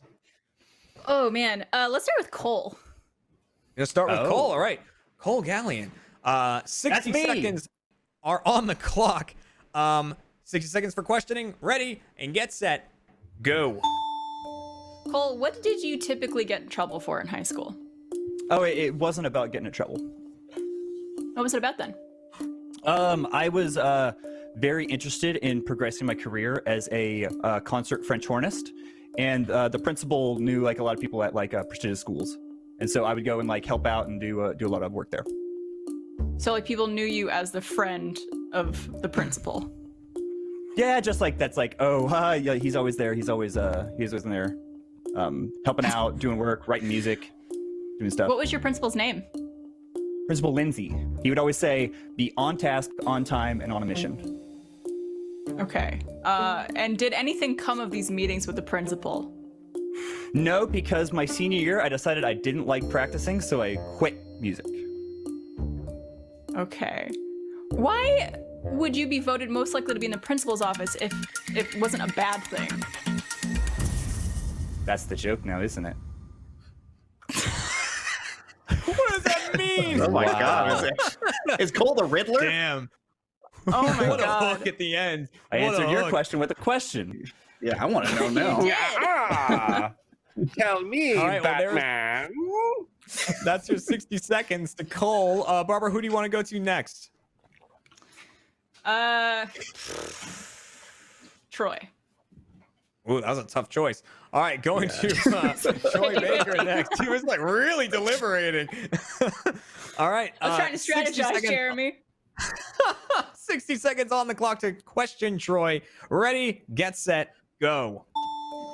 Troy, what high school did you go to? Naaman Forest. And why were you most likely to be in the principal's office? Because I could typically be found there. There were instances. We could say that. We could delve diaper delve diaper? There may have been a diaper. I don't know. Maybe there was, maybe there wasn't. No. I wore diapers. I didn't wear diapers. Were you a troublemaker? Oof. That specific word. I don't think I was a troublemaker, but I do believe that I was called a troublemaker. Okay, so did you get detention frequently? Yes. Okay, for what? We What also would you call do? it in-school suspension. There was also that, which is like you're like going in the clink. It's like prison for teenagers, besides their bodies. So you got in trouble frequently, and people knew this about you. Frequently, on the daily. What was one example of something you did in high school? I lit my hand on fire with hairspray. That I believe.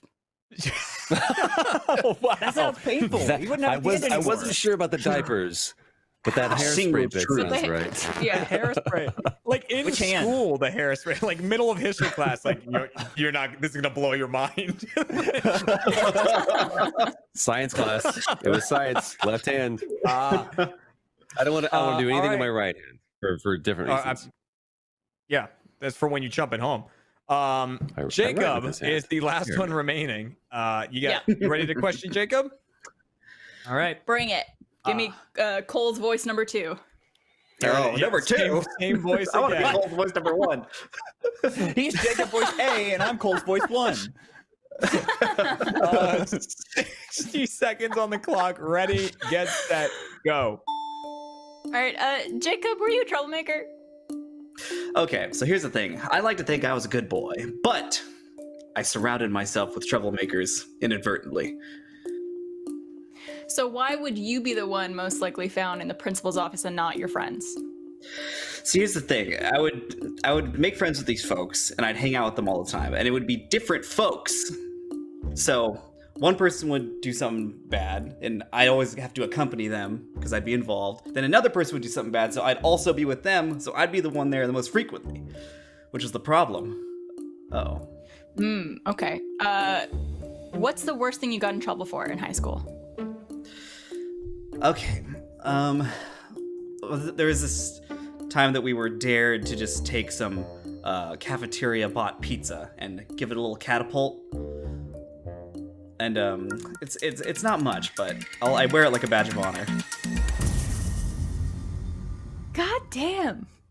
You all are giving me nothing. Or maybe I'm just really bad at this game. Who knows? One of the two. It's, listen, we brought in a lot of good deceivers for this episode, Barbara, because I think It's really the best. I was going to say, because you like rocked it last episode, but I don't know if you did. I don't think I did either.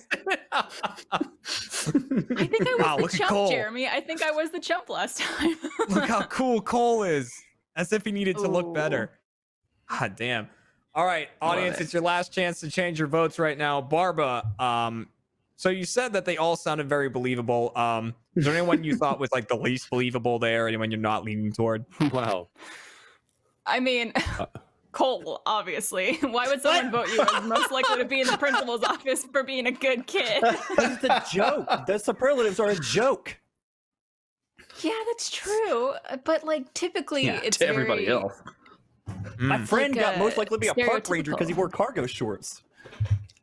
That I believe. Why was that a superlative in the? I don't know. Like, be a park ranger. Yeah, what a cool yearbook, man. All right, Barbara, before we get your final answer, audience, you are now locked in. Thank you for voting. You are done for game number 1. All right, Barbara, let's get the final word. Whose superlative is this? Who does this belong to? This is a shot in the dark. It could be any of these 3 jerks. Correct. You know, my first instinct was Troy because he's a troublemaker. Jacob, I don't know much about, but he was not giving very many details, which makes me think he did do this. You know what? I'm gonna give it to Cole. Why not? After you just said that you don't think it's Cole, you're now going to go with Cole. Because I trusted my instincts last time and I was wrong, so we're going completely in the opposite direction. That's a good point. That's a new instinct. Lock that in? Are we locking in Cole? Ooh. Yeah, I'm locking in Cole. Let's lock in Cole.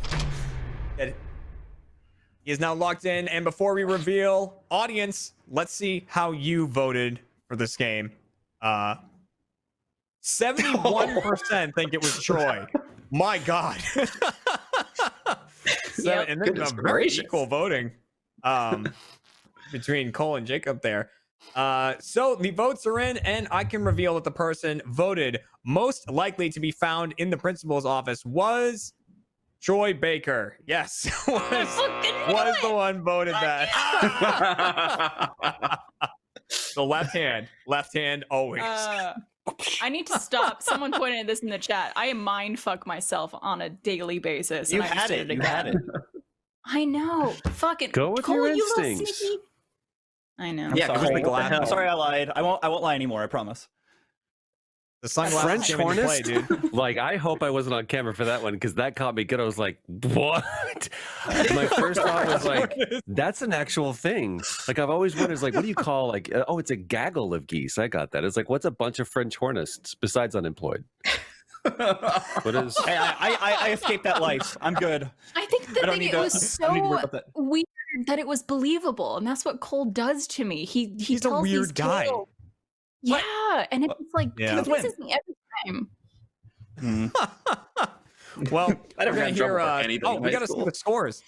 So, audience, you got 1 point for getting that correct. Well done. And deceivers, you got Well a done, point audience. for fooling Barbara. So, Barbara is the current chump, but there is a lot of points up for grabs in the next game, which is called Pushing the Envelope. I've got a bunch of envelopes with the title of the show crudely drawn on them. In these are true facts about each of our deceivers. I'm going to shuffle them up and redistribute them. So they might get their own fact, they might get someone else's. Barbara questions each of them for 60 seconds about that fact. If it's theirs, they tell the truth. If it's someone else's, they lie and pretend that it's theirs. And at the end of the game, Barbara just needs to tell me if she thinks they were lying or telling the truth. And if she gets 2 or more right, she gets some points. And if she gets 2 or more wrong, then the deceivers get some points. Let's start things off with Troy Baker's fact. The true fact about Troy is he participated in his high school's first all-male pageant.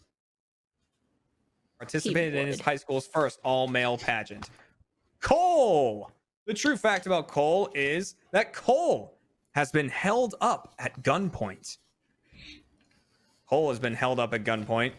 And the true story about Jacob is Jacob was once trapped by 40 goats. Was 40, once trapped by 40 goats. So those are your true facts about each person. Terrifying. Audience, you work a bit differently. All tales of tragedy. Audience, you are voting on one story in particular, which I believe is who was once held up at gunpoint. So Cole is claiming that this was him. After you hear his story, you might not believe him. Do you think it was Troy? Do you think it was Cole? Do you think it was Jacob? You get 2 points if you get it right. Barbara, who do you want to question first? No one. Yep. Jacob. Correct. Let's start with Jacob this time. All right. Start with Jacob, who was once trapped by 40 goats. You get 60 seconds to question him about this. Ready, get set, go. Jacob, where were you when you were trapped by 40 goats? There's this goat farm between my hometown and this other city called Camarillo. It was a Somas dairy farm, I believe it was. It had a little bridge with goats that walked on top of it. You drive by it. So, what kind of situation were you in where you were trapped? Where were you physically? Well, we were there to pick. It was like a pick your own blueberry thing. So we went there for that. And the goats were initially unrelated, but we were in a golf cart going back when this big old herd got enclosed in this area with us. We had to wait there for about 15 minutes, and there was no escape in sight. How do you know there was 40 goats? I mean, it's a ballpark guess. I mean, yeah, you see a group of goats. You say like, hey, maybe that's 15, maybe that's 40. It looked like 40 to me. If you saw, you'd understand. Okay, and remind me of your hometown name, where this happened? Moore Park was my hometown. And who were you with? My parents and my brothers. Mm-hmm. Okay. It's ballpark goat numbers right there. Yeah, you know how it is. If you got 30 goats, you got 40 goats. You can never quite tell. After 2, they all kind of blend in together. Yeah, right. after 2, you got 4. A gaggle of goats, they're called. No, they're absolutely not. A murder of absolutely goats. not called that. And by the way, I've been looking at houses in Moore Park, and I've been to Camarillo, and there is a lot of livestock out there. There are. Damn it. Okay. Look at that. Spent too much time there. So, Barbara, who would you like to go to next? Give me that Cole boy. Give me that Jacob, Cole voice number boy. 2. So, I'll audience, stick my this hand is the in one the you're going to puppet. really want to pay attention to, because Cole is claiming to have once been held up at gunpoint, and this is the story you are voting on. Barbara, gather around 60 campfire seconds kitties. on the clock for this. Ready, All right. get set, go. Cole, how old were you when you got held up at gunpoint? It was right after I moved to Austin, so like 21. Where did it happen? South Austin, at a gas station. What time of day? I just got off the bus coming back from school in San Marcos, and so it was like around evening. Like I had class at 5 or ended at 5, and so I was getting Okay. a Gatorade. What did the person who held you up want? They just kind of came to the gas station and like had a gun and made money for everyone. Oh, it was inside the gas station. Yeah. What was the outcome of it? I didn't really have any money on me, so they took my card, but then we just canceled it later. So, was anyone else in the gas station Yeah, affected by it? the attendant, like the gas station cashier, but like I was like one of the only people inside the gas station at the moment. All right, gas station robbery from Cole. So audience, that's the one you are voting on. If you were swayed by Cole, make sure to do hashtag Cole in the chat or hashtag Troy, hashtag Jacob. Barbara, that just leaves Troy, who does. participated in his high school's first all-male pageant. Are you ready to question Troy about this? I don't know if I'm ever ready to question Troy about this, but let's Good do point. it. Before is you upon us. begin, I want it said, I submit several stories to Jeremy. Several. And this is the second time this has happened that he's chosen the one that I didn't think he was going to. You know what I mean? Like there's like he's going to go for this one. I'm really And he failing you chooses on that this one. account. Go ahead. It's not the best. Go ahead. 60 seconds on the clock. Ready, get set, go. Troy, what does an all-male pageant entail? Something that's incredibly reflective of living in the 90s, because that would not happen now. Oh, that's a good cop out. Four guys, and to be... Go ahead. No, continue. 4 guys, and in all fairness, I was the joke. You ever seen Carrie? So... It's kind of like that. It's just no pig's blood. I was the joke. Did you have to perform? No. What did you have to do then? What did the pageant entail? Not much of anything. This is the shittiest one. You should not have chosen this one. There's 4 guys, 3 super popular dudes that were all super cool, and then everyone thought it'd be funny to have the 4th guy who is not the cool kid, and everyone made fun of, and throw him in there. It's not a good story. But I already know you're the cool kid because you spent all that time in the principal's office. So I know you're That does not make me the cool kid. Ask It your was question. the kid who lit his hand on fire. Did you hear about the guy in the pageant that lit his hand on fire? That was part of the act. Yep. Part of the act. Did you have to perform walking out on stage? Not a good shining moment. Barbara, there are your stories. So we will be going down the line one at a time. And you just need to tell me whether or not you think they're telling the truth or telling a lie. Before we do that, audience, last chance to get your votes in.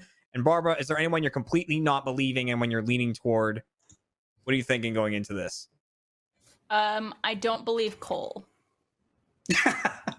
I told you I would tell the truth from here on out. You've been down this road before. This is the problem, Cole. You sound too honest. Was it the French hornist? Yeah, no one's gonna hold up a That's like French the perfect- hornist. That's like the perfect mark. You just take that guy. All right, French put the horn. gun You got an down. honest voice, Cole. That man plays the French horn. I'm sorry, sir. I had no idea. You don't know what he's capable of. Back up. I'll play this. I swear to God, I will. Whoa, I just needed some money. Let's calm down. All right, audience. Let's cut off your votes right there. Thank you very much. You are now locked in for game 2. Barbara, time to go down the line and get your answers for each person. And we're going to start with Troy. Participated in his high school's first all-male pageant. Is Troy telling the truth or telling a lie? I think he's lying. Do you want to lock that in? Yes. Let's lock in Troy as a liar. Let's move on to Cole, who was once held up at gunpoint. Do you think Cole is telling the truth or telling a lie? I think he's lying as well.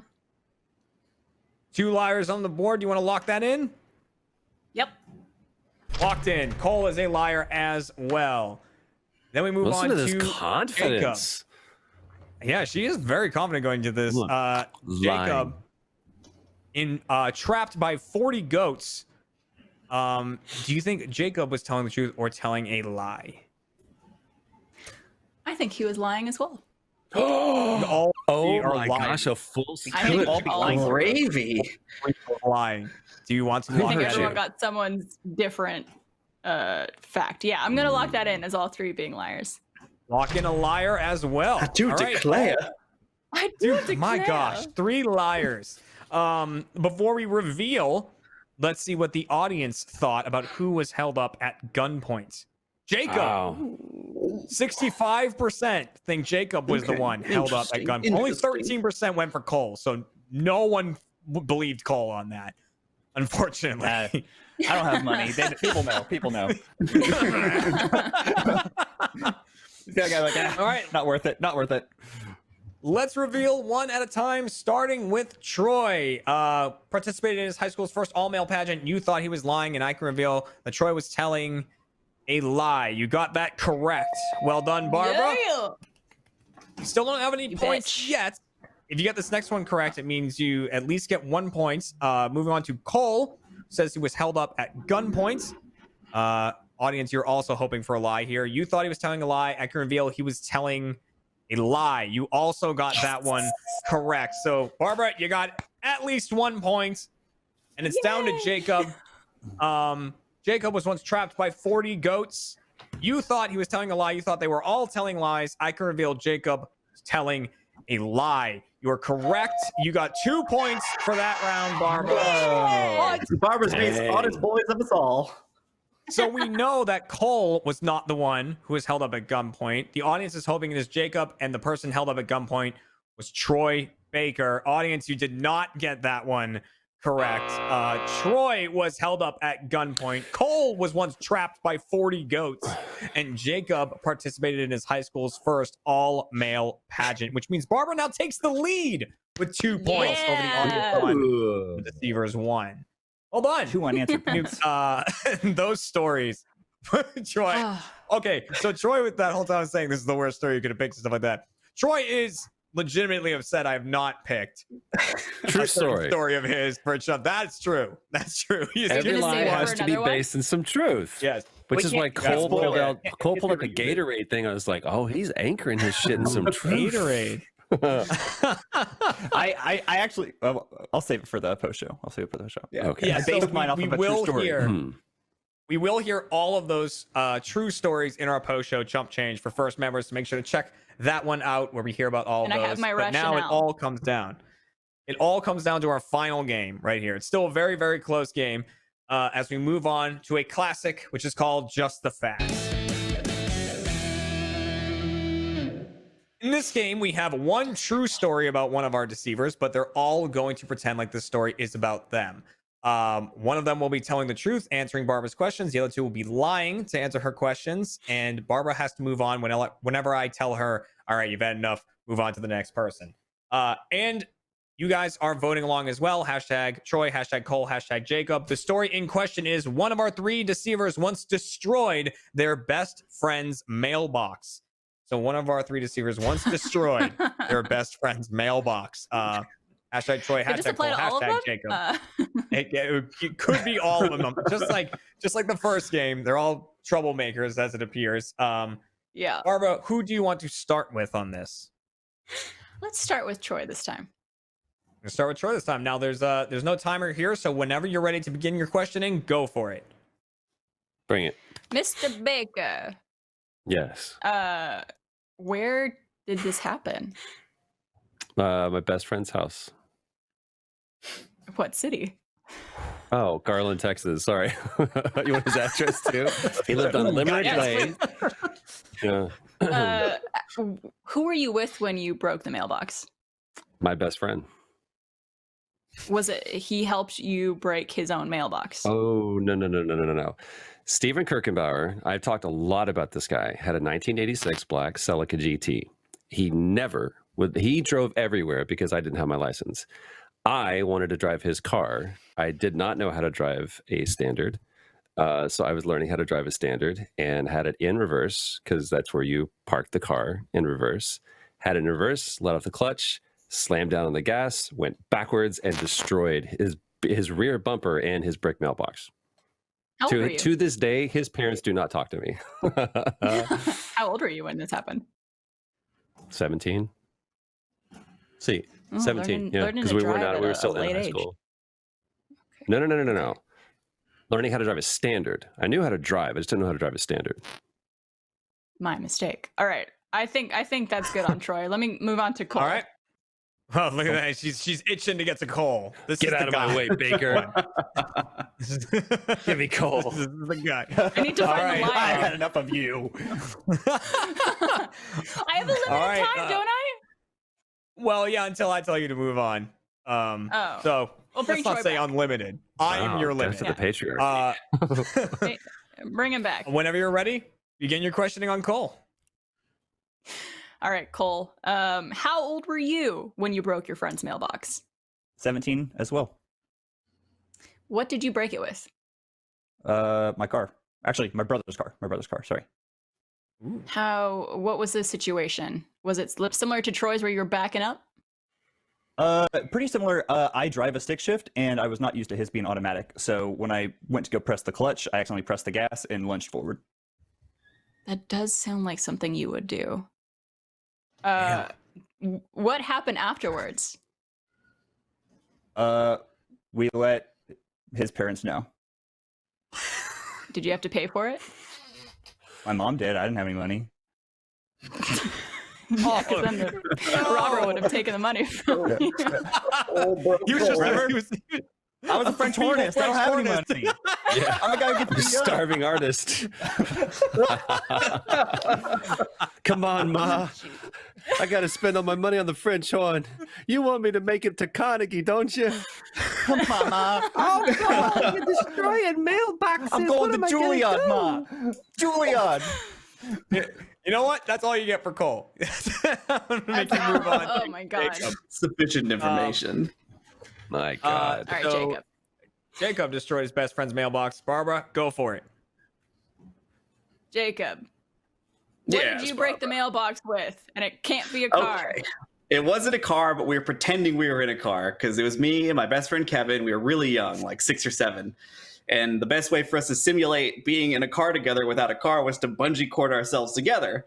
So we just run up and down the sidewalk, and we got tangled up in the.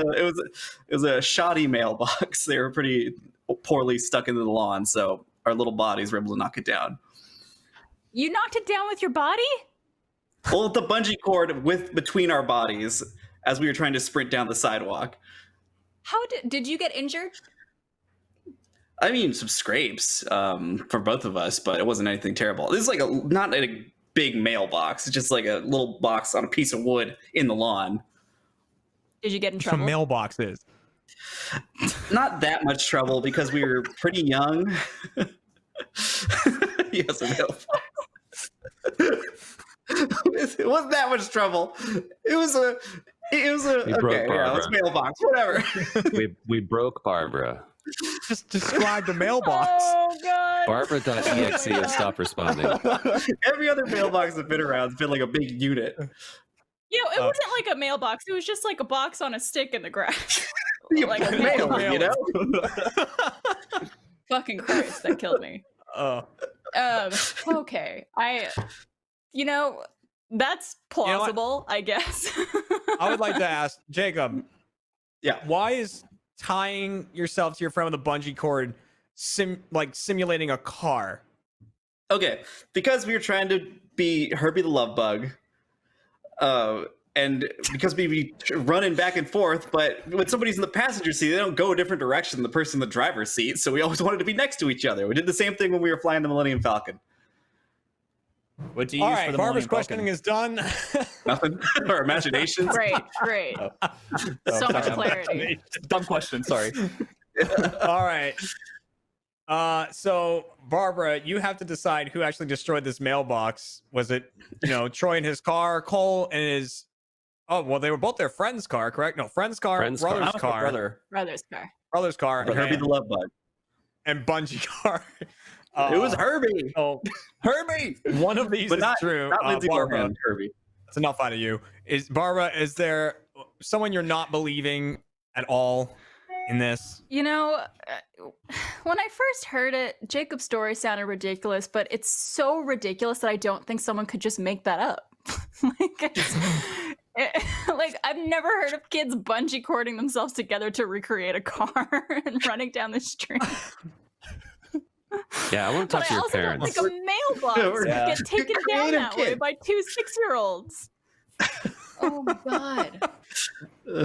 Damn. Well, audience, we are locking you guys in. You are done for the show. Thank you very much for voting.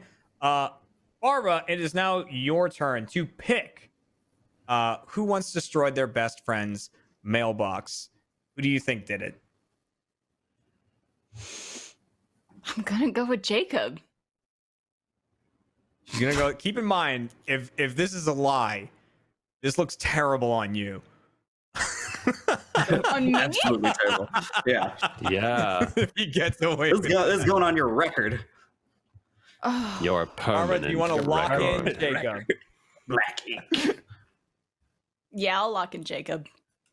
Let's lock in Jacob. Destroyed Yeah, if his you get best this friend's right, mailbox. all of the glory. All of the of it. glory.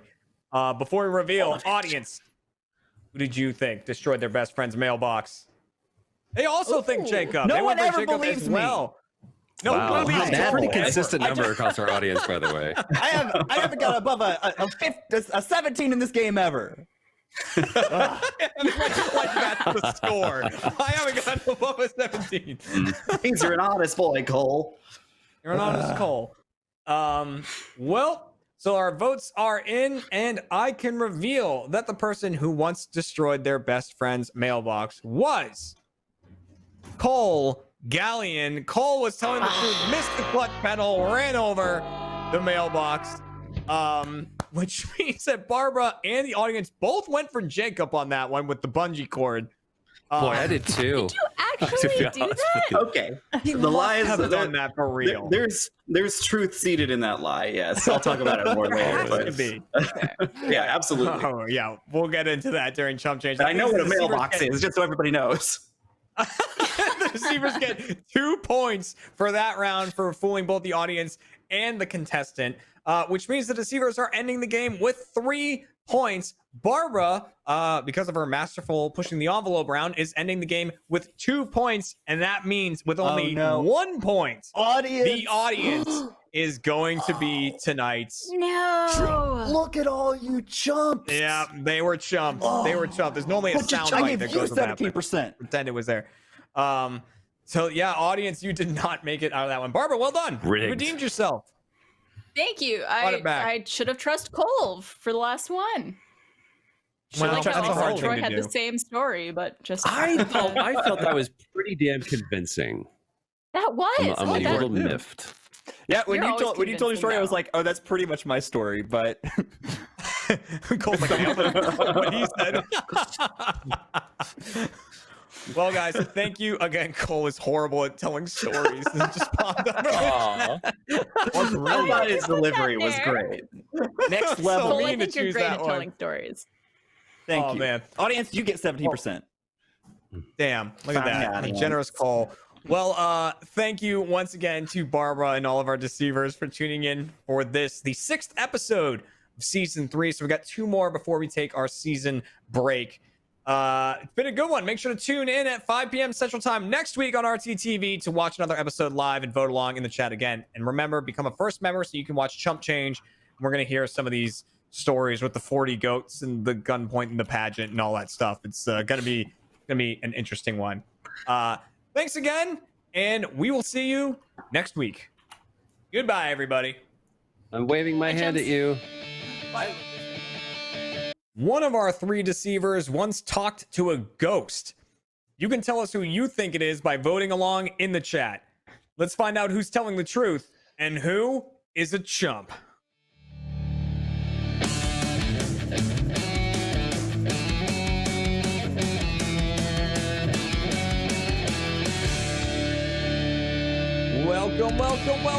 Welcome to Chump, everybody, the Rooster Teeth game show all about lying and deception. I'm your host, Jeremy Dooley, and today we have a great list of deceivers out in front of us. Let's introduce them, starting with deceiver number 1, Todd Womack.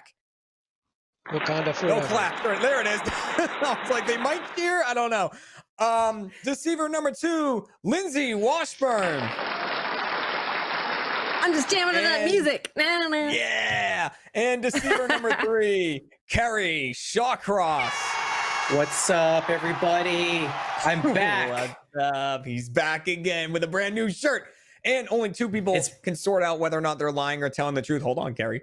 The first being today's contestant, Mr. Jack Patillo. He's here. And the second, of course, being you, the audience voting along at home in the chat. Kerry, you've got a real shirt this time. It's not a duct tape thing anymore. I have a real shirt. You ready for this? You ready for this? Yeah! Oh, I have. It notes. worked. Look at that. Who needs paper towels and duct tape now? I'm gonna be honest, that Popped in, microphone Kerry's kind of. Yeah, I kind of ruined it. That's fine. I like you walked in, or like you came into the chat room here and you were like, hey, remember that bit I was doing last time? It paid off. Like, yeah.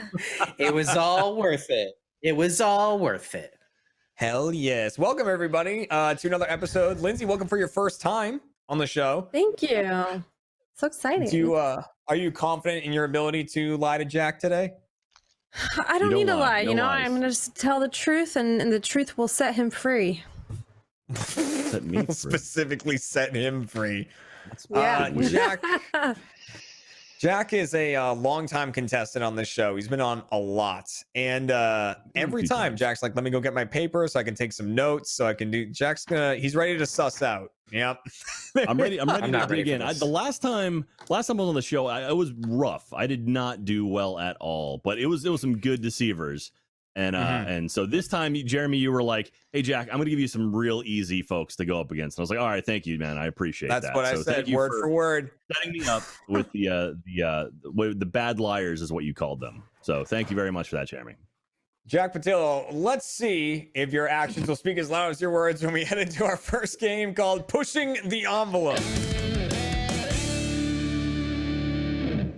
So we're kicking things off with the headliner game for Chump, and that is where I have 3 lies or 3 truths from our deceivers in these envelopes. I'm going to shuffle them up where they might become lies because I redistribute them and they either get their own fact or someone else's.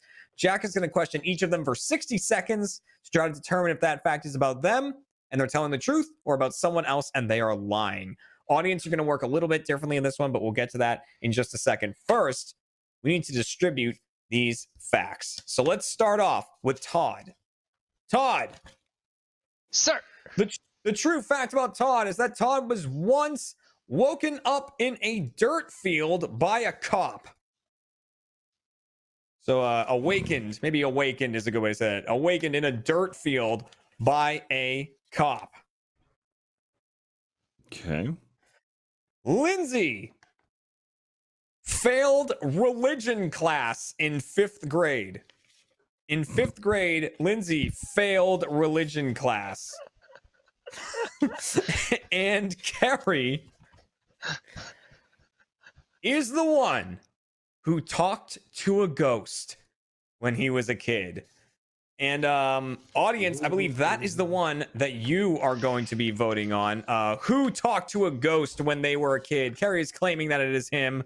But you can vote either hashtag Todd, hashtag Lindsay with an E, remember that, and hashtag Carrie in the chat to cast your votes. Remember, you get 1 vote. You can change it at any point, so don't spam the same name. Just whenever someone convinces you, you can change that. 2 points on the line. And Jack, you can get 2 points if you get all 3 correct. 1 point if you get 2 correct, so on. And you get 60 seconds to question each person. Who do you want to start with, Jack? Man, these are all good. These are all good. The dirt fields, failed religion class, talking to ghosts. Jeremy, you and I, we have experience with some ghosts. Yeah. Let's see if Carrie does. Let's see if Carrie has talked to a ghost. All right, we're starting with Carrie talked to a ghost when he was a kid. Jack, 60 seconds. Are you ready? I am ready. Ready, get set, go. Carrie, what was the ghost's name? I just referred to him apparently as the nice man. This is a story that my mother told me. Okay, and so your mother told you. So when did this happen exactly? How old were you? I think I was like 1 or so. I was old enough that I was sleeping in my own bedroom, but still young enough that I had like a baby monitor in there. All right, so you were so what was the like? What did your mom think? Like, did she just hear voices and you talking to someone, or did she hear somebody else? Yeah, no, she heard me talking to somebody, walked into the room and asked who I was talking to, and apparently I just looked at her and said I was talking to the nice man. Okay, you were talking to the nice man. All right, and you were how old again when this happened? Like 1.5. Okay, 1.5. Talking in complete somewhere in there. Got it. All right, Carrie. Yeah. Good talking to you. Yeah. Well. Yeah. You see what this man maybe, does? maybe I forgot an age. All right. So, Jack, that's your questions for Carrie. Who would you like to go to next? Man, I don't know, just glancing at it, I could see the next 2 being true, but let's go ahead and go to Todd. Let's talk about Todd in his dirt field. All right. Awakened by a cop in a dirt field. Jack, 60 seconds are going on the clock. Ready, get set, go. Todd, why were you in a dirt field and asleep? You know, last time I played this game of your tactics and going by your clock, but today I got my tequila out. I can do whatever the fuck I want. You don't know me. You don't know where I live. I can't threaten you. You're not in the studio with me, so I can't. All right. What was the question? In the dirt field? Why were you in a field? Why were you sleeping in a dirt field?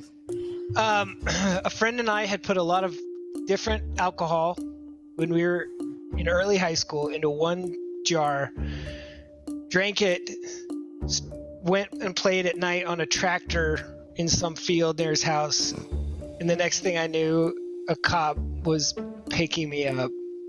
Nice. In the morning. How long ago was this? I was 15.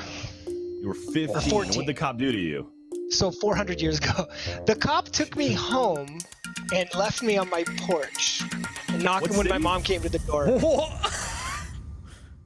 Wait, like a prank? Like knocking the door and ran away? No, my mom answered, and he was like, "Good luck." Oh my gosh. Jeremy, can I just ask, Todd, what city was this? Where were you? Yeah, go for it. I grew up in El Paso, Texas. Okay, all right. So that's actually lends some credence to that story. All right, I can't believe that. I'm happy I haven't been to El Paso. A lot of development. A lot of tractors in El Paso. All right, and Jack, that leaves only one left. That leaves Lindsay, who failed religion class in 5th grade. Are you ready to question her about this? I want to learn all about Lindsay's religions class. All right. Well, you have 60 seconds to do it. Ready, get set, go. Hey, Lindsay, you failed religion class in 5th grade? Yeah, I did. What was your teacher's name? Oh my gosh. I don't think I could remember. I don't think I remember my high school teacher's name. How many classes have you failed in all of your schooling? Just religion. Just the one religion, F. So what made you fail religion? Well, when I was in the 3rd grade, my parents, my mom and my stepdad got divorced, and I went to light the prayer candles, and the prayer candles didn't do anything. So I was like, do these even work? And then in 5th grade, I had to learn about Cain and Abel. So there was like a whole big long story about Cain and Abel, and I was like, this doesn't make any sense to me, and I'm just gonna daydream instead. So I also kind of got like a C- in math that year, but that was a tough year for me because my family was going. What religion? Catholicism. Was it? Catholicism. It Catholic was school? St. Helen's Catholic school. Dang. I don't get this. I want to do that in chemistry. I want to go. I just don't know. Yeah, I don't know. So, audience, remember, you are voting on who actually talked to a ghost when they were a kid. Kerry is claiming it's him. You've heard his story. Do you believe him? Or do you think it was Todd? Or do you think it was Lindsay? Make sure to cast your votes now as we go to Jack. And before we get your final answers, Jack, is there anyone you're completely not believing? Is there anything that threw you for a loop or lended credence to any of these stories? Jeremy, I know you and I, we don't have kids. We don't have Correct. children. I do have nephews. And my nephews were not talking complete sentences when they were 1 year old. Oh, Carrie's gonna. I did not say I spoke well. So, I mean, when my mom told me this story, she said that she could understand that I was saying like, "Knife man," you know, it's not. It's baby talk. Nice man or knife man? Knife. Oh man, that changes the whole thing. We've always thought it was nice nice man. Maybe this was more sinister than I knew. I love you, Carrie, but I think Carrie of all of them is lying to me. I'm still 50. Well, technically, if Carrie's lying to me, that means at least one of the other two is going to be lying to me. So it's mathematical stuff. All right. So, Well, while anyway. you figure that out, Jack, while you suss out who you think is lying, who's telling the truth, audience, we are going to close down your vote for this game. You are now locked in. Thank you, audience, for playing the first game. Jack, for you, we're going to go down the line, and you're just going to tell me if you think they're telling the truth or if they are lying. And remember, you need to get 2 or more right to get any points here. And we're going to start with Todd, who was awakened by a cop in a dirt field. Do you think Todd was telling the truth or lying? Man, I don't know Todd's backstory all that well, but that seems plausible for what he described. Basically, is mixing alcohol, because when you're 15, you're just going to grab whatever you can, mix it together, and drink it. Fell asleep. Don't do that, 15-year-olds watching the show. You don't do that. You wait. But then he said El Paso, and that to me is like there's a lot of space out there in El Paso, and I could see maybe on the outskirts that being a thing. You're using the amount of dirt in the city as your. I'm just saying. You didn't say New York Dirt City. levels You of know, El it's like New York Paso City. are- You're not passing out a field. You know. It's true. It's true. So I think Todd might be telling the truth. I believe him. I believe him. Do you want to Which lock hurts. that in? I'm gonna go ahead and lock that in, Jeremy. Let's lock in Todd as a truth teller. And move on to Lindsay, who failed religion class in 5th grade. This is the Now, real tell here, Jack. Yeah, I see. What do you The think? thing is, she said she only failed one class in all of school, and to me, that target would stick in my mind forever. I'd be like, oh God, when I failed, Mrs. Burns' class or whatever, like that would be the one name that would stick. And she couldn't name who it was, and that to me was my sticking point. That made me think like, oh, okay. She's like, oh, I don't even remember that. It's like, that's a pretty big thing. Failing a class in 5th grade, like that's significant. Not college where you can blow off a class and go, oh, whatever. I don't care about that one. But it's grade. I would think you would remember that name, Lindsay. So I think Lindsay, I can't believe it, but I think she was lying to me. I think she was lying. And I'm going to You want lock to lock that Jeremy. in? I am. Locking it in? Lock it in. All right, lock in Lindsay as telling a lie.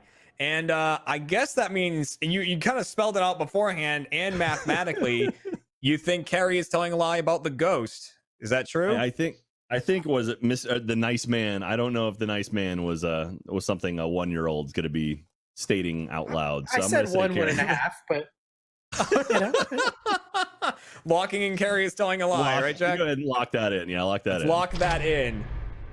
And before we do the full reveal here of whose story is whose, we need to hear from the audience. Audience, who did you think talked to a ghost when they were a kid? Did you believe Carrie? Or did you think it was someone else? They thought it was Lindsay. 40 agreed with Jack. 49% think that it was Lindsay. No one thought Todd was talking to ghosts. They called me the ghost talker when I was in high school. Everybody knows I talk to ghosts. I'm a ghost guy, exactly. I'm sponsored by ghosts. Well, it's time to do the reveals then. And let's start with the ghost guy. Let's start with Todd, who claimed to be awakened by a cop in a dirt field. Jack, you thought he was telling the truth, and I can reveal that Todd was telling the truth. You got that correct, Jack. Well sorted out. El Paso had dirt. And so audience and Jack, this is the big one here. Lindsay failed religion class in 5th grade. You said Lindsay was telling a lie. I can reveal that Lindsay was telling the truth. Jack, you got that one incorrect. She was telling the truth. And don't remember that teacher's name. You thought Carrie was telling a lie about the nice man. The nice man is real. Carrie was telling the truth about the nice man. Who is this? I didn't say it sounded good. Sentences? I didn't say it sounded Nice man is that's not a sentence. The nice man visited me last night in my room and said hello to me. Like, what? No baby says that. I didn't give her a transcript. Which means, audience, you also did not get that one correct. So with all the points on the board, deceivers get 1, and that's it. Not a lot of points were distributed that round. So the second you said 1, I was like, oh shit, maybe it was 1.5. Oh no. Oh no. Well, yeah, you were like, what age is this 1? I saw Jack shake his head. I was like, He's zooming in on this. So right now the audience and the contestant are tied for the chump. Remember, it's not about winning, it's about not losing. But all of that can change around as we move into our next game, which is called Out of Context. In this game, we have a social media post from one of our 3 deceivers. Jack is going to get 45 seconds to question each deceiver about this social media post. Audience, you're going to be doing the same thing, voting on who actually made the post by using hashtags within the chat, hashtag Todd, hashtag Lindsay, hashtag Carrie, to say who you think actually made the post. And now it's time to see that post. So what was the social media post in question? It was, "You both need Jesus and bed. Good night, children." So this is a post, obviously a response to something from one of our 3 deceivers. Jack, you can get 45 seconds to question each of them about why they posted such a thing. Who do you want to start with? Just need Jesus. Oh man. I mean, I guess Lindsay's the religious one, or I guess failing religious one. So we'll start with her. I guess not religious one. All right. So you want to start with Lindsay? I think so. Yes. I think so. We'll start with Lindsay this time. So only 45 seconds for this one. So keep the answers and the questions short and get them in there. 45 seconds on the clock. Ready, get set, go. All right, Lindsay, who are the two people that you're referring to in this tweet or the social media post? I was talking to one of my friends who he's a young man, and I was talking to a roommate of mine. Okay, and what made you say you need Jesus? Well, I was talking about how I was stuffed full of food. I don't know how PG-13 I can maybe get with this. And my friend wanted to be stuffed full of other stuff, and it was very late, so I told them to find Jesus and to go to bed. Okay, but you said because both. I never who found was the Jesus. other person? One of them was a friend of mine, and then the other one was my roommate. They were they were replying to each other. They were it was like a GIF. There was a GIF. Involved. A GIF? Yeah, GIF. Let's go with GIF. Might be a GIF. It's GIF. It's whatever you think it is. Everyone else think it's the thinks it's the other one. It's GIF. No, don't the you correct answer is dare GIF. be. You can't float both sides of the aisle on this. Oh no, I'm a GIF man. I'm gonna buy you a Christmas GIF this year, Carrie. It'd be nice. Thank you. You're gonna love it. Look at that, that's so nice. All right, Jack, that was your first context. Who do you want to get context from next? Let's go ahead. Speaking of the GIF boy over there, let's talk to Carrie. I don't want to be the peanut butter boy. All right, nice man. You get 45 seconds to question him. Ready, get set, a go. All right, Carrie. So who are these two people you're talking to? The one or the two and only Miles Luna and Josh Ornelas. Okay, and so what was the context that you said they need Jesus? We were they had been up late working, and we're talking about eating like from two different fast food places, and I just told them to like stop. This is not good. They were going to do like Whataburger, McDonald's, or something. Okay, and so why do you say good night, children? Because they're both your age, roughly. They were talking about eating way too much fast food at like 4 a.m. I was trying to be the parental figure that they clearly needed in that. You moment. were also up at 4 a.m. tweeting along with them? Well, I didn't say I was a good parent. I just wasn't eating fast food at the same time. Never said I was a good. Anytime you hear the phrase, I never said I was a good parent, something's gone wrong. Something's gone horribly wrong. Yeah. Okay. All right. That's another context for you, Jack, which leaves us with Todd. So we're going to get the story from him. Jack, are you ready to hear from Todd Womack? I believe I am ready. 45 seconds on the clock. Ready, get set, go. All right, Todd. So who are these two people you're referring to in the social media post? So I was just playing around with a couple of Satanists. If you believe it. Okay, these Satanists. What made you tell them they need Jesus? Well, they were arguing about who was like right about Satan, kind of like Christians do about like Jesus or whatever. And they were kind of like, "No, Satan would never do that. Fuck that. Satan's more badass. Satan would." And the other was like, "No, my Satan is metes out punishment over a meritocracy." What time of day was this? It's 2 a.m. on 2 a.m. 2 a.m. Okay. Now this Satanist thing, I gotta remind you, El Paso. Right, Twitter's so the whole internet. Twitter is. Yeah, I say. I don't know if that makes it more believable. Man. I was talking to a couple of Satanists. I was just looking at what they're arguing. It was just amazing. Great story every time. Yeah. All right, Jack. So you've heard all the context. Audience, this is your last chance to change your votes after hearing Todd's story. Jack, is there anyone that's not convincing you at all? Anything that's like sticking out is weird to you? Lindsay just stumbled all apart towards the end of my questioning on her. Like I asked her, like, I think who was the other person? I forget what it was, but she just all of a sudden was like scrambling to come up with something to say. And that to me makes me think she was trying. I caught her off guard somehow. So I don't think she's telling the truth. I think Lindsay's a good person and wouldn't lie to me. So yeah. So I think she's not telling the truth. She hasn't lied to you yet. That's true. And then so you're floating between Todd and Carrie, it sounds like? Yeah, that's I'm kicking around right now. All right, both late night tweets from what we've heard. Audience, we're going to go ahead and lock in your votes. You are now locked in. Thank you very much, audience. And Jack, it's time to get an answer from you. So we've seen the tweets. Who is it from? Let's see. The problem is I could see Todd talking to Satanists. And also the thing is too, Carrie was very specific in his statements. He said Miles and Josh, who I could see them arguing, but I don't know that. And between if it was like McDonald's and Whataburger added together, I don't see that Carrie would be like, that's a bad thing. I could see Carrie being like, game on, let's do this. Jack's really getting into psychology. It's tough, man. It's a Did toss. you use your paper? I don't have too many notes on this one, but I could see Todd telling some Satanists that they need Jesus. So I'm saying it's Todd. I think it's Todd. I think I'm locking it in. It's Todd. All right, Todd's let's lock in Todd as the one who made the post. There's that animation he was waiting for. All right, before we do the reveal of who actually made this post, let's see what the audience voted.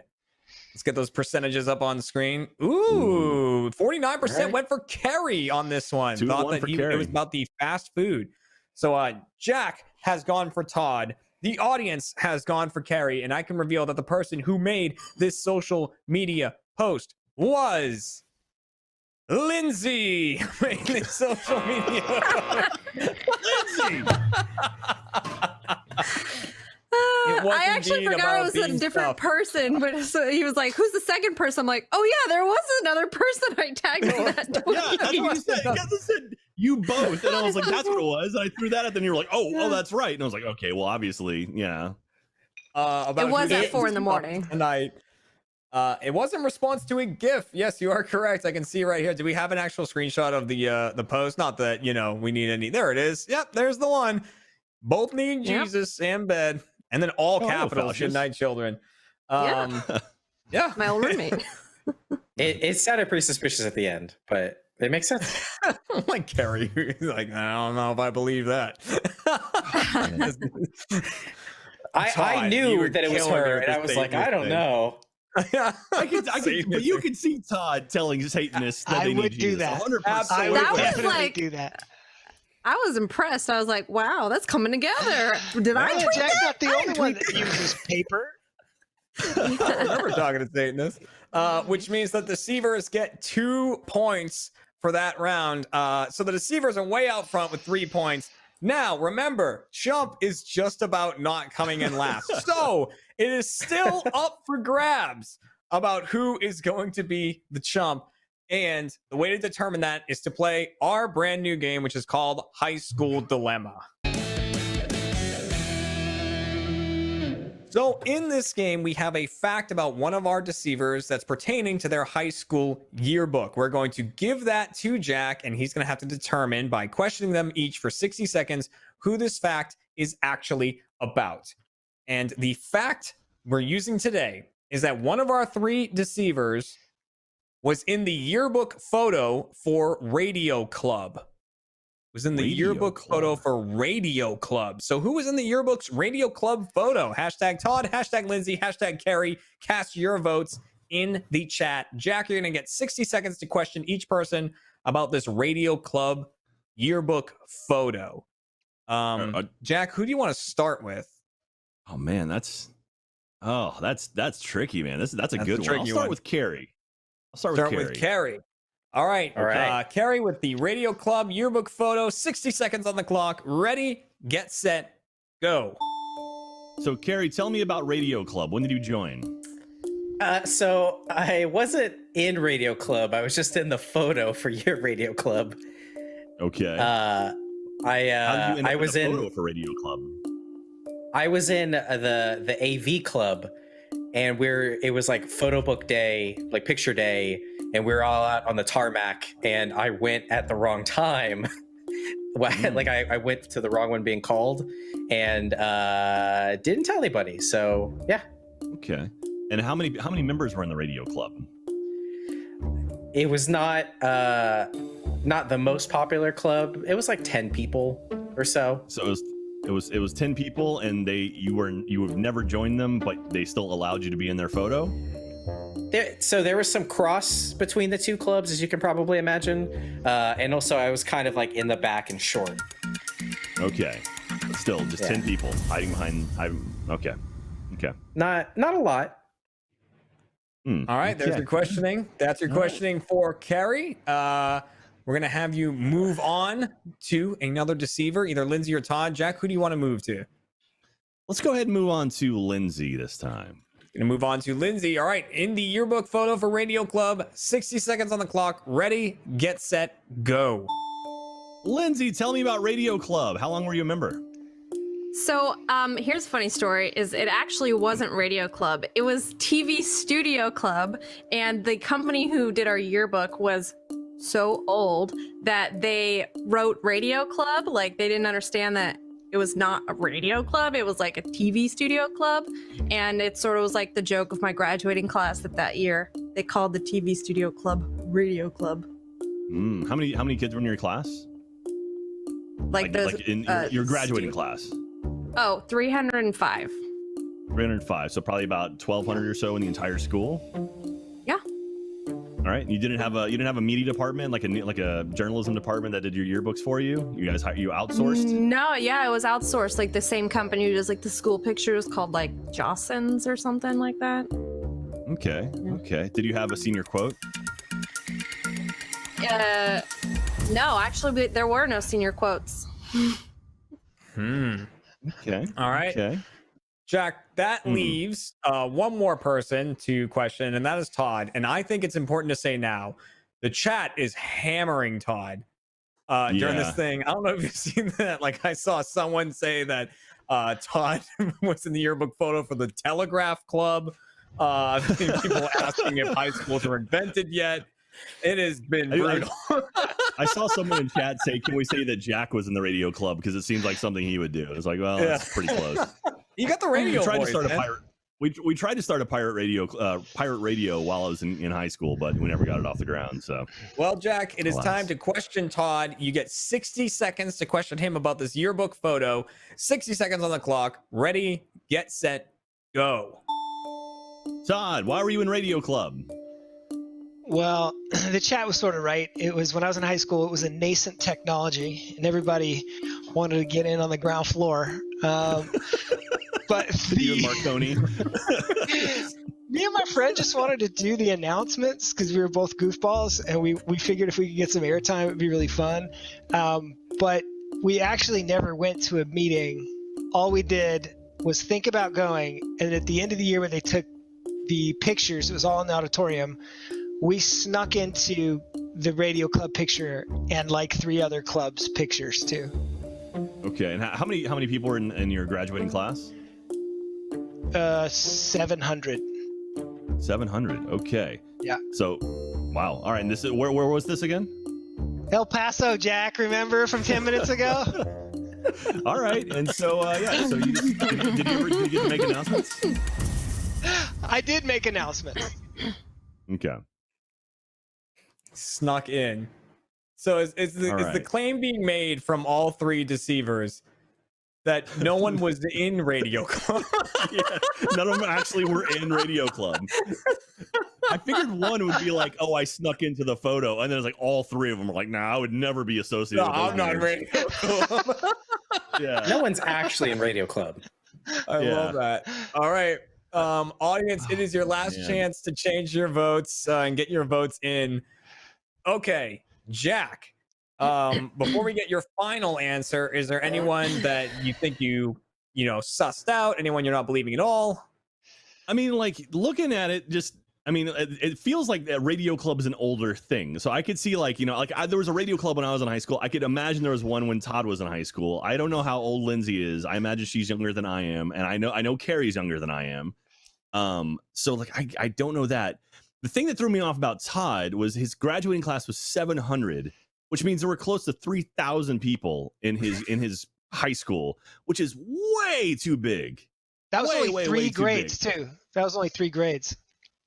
But that being said, it's El Paso, which is it's a growing city. Dirt everywhere. And oh man, dirt tractors and drunk 14-year-olds. So I mean, Todd would be the layup. Like Todd would be the one you expect. Like obviously it's Todd, which makes me think it's not Todd. So that's the tricky thing. No, see, Jack's playing games with himself right now. I know.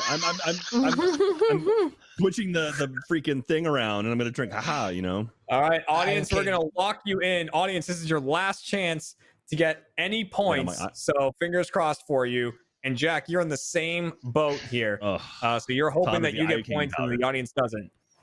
I see. The thing is, the audience is gonna go Todd. 100%, they're going Todd. So I can. All right. Tell me when you want me to start talking. Jack, I want you to start talking. Who are you going with? All right, I'm gonna go ahead and say I'll give the audience Todd. They're gonna have Todd. I'm not voting for Todd because that seems too much.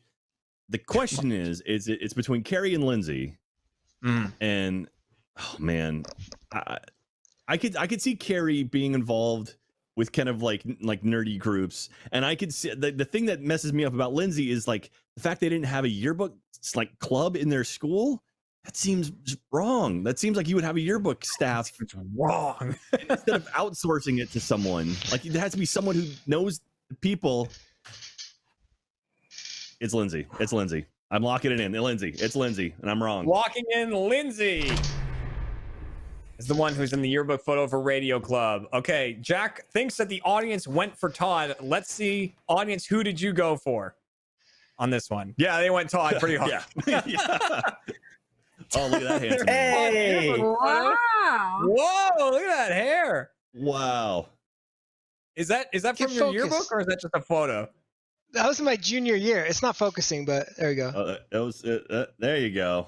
There it is. Look at that. That hair. It's very good. Those are the good old days, Todd. I remember those days too. 90s, bro. 90210. That's like a Pauly Shore, Brendan Fraser haircut right there. Like yeah, exactly. And that was from Todd's yearbook, that photo right there. And the other thing from Todd's yearbook was the photo of Todd in Radio Club from the yearbook photo. Yep, it was indeed. You were right, Jack. You were right. You did suss it out. He was too old. Yeah. Yeah. The audience just went ape shit. Out of nowhere. It was too easy. It was too easy. It was like, obviously. It's like, no, that can't be right. So Carrie guessed the story exactly. Yeah. Yeah, I had no idea. Nailed it. I was just leaning into my social awkwardness. Deceivers, you're gonna get another point for that one. And the audience, you're gonna get a point for that one. Deceivers, you crushed this game. You did a great job. Very well played.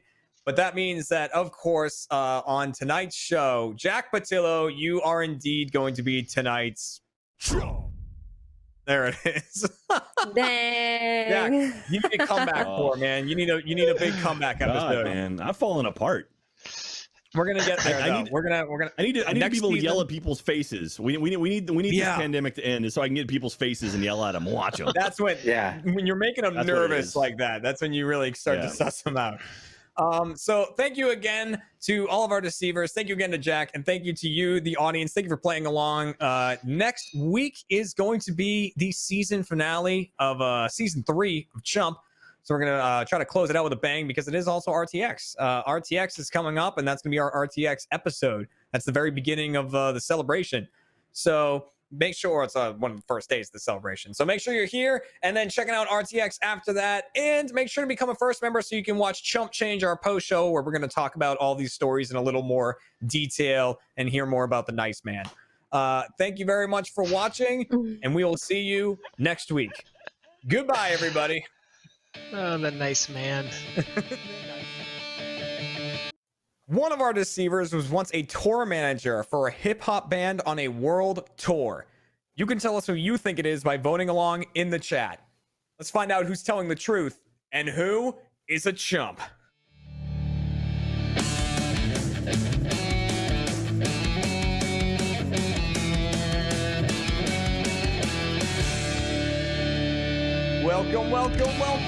Welcome to Chump, everybody, the Rooster Teeth game show all about lying and deception. I'm your host, Jeremy Dooley, and if you're wondering why I took a little bit to speak at the beginning there, I was looking at the wrong screen, but I fixed it.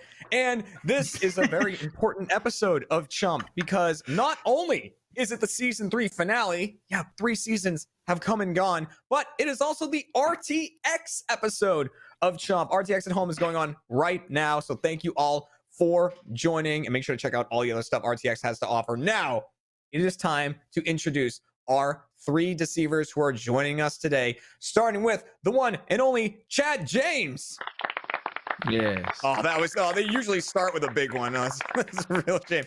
Deceiver number 2, Andrew Rosas. Hey.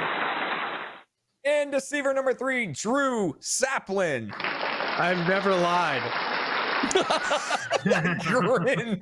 Only 2 people can sort out whether or not they're lying or telling the truth. The first being today's contestant. Welcome to the show for the first time, Caden Jensen. Hello. Hey, I'm ready to do and this. The other person is you, the audience, playing along at home and voting in the chat. Welcome to the season 3 finale, everybody. We're here.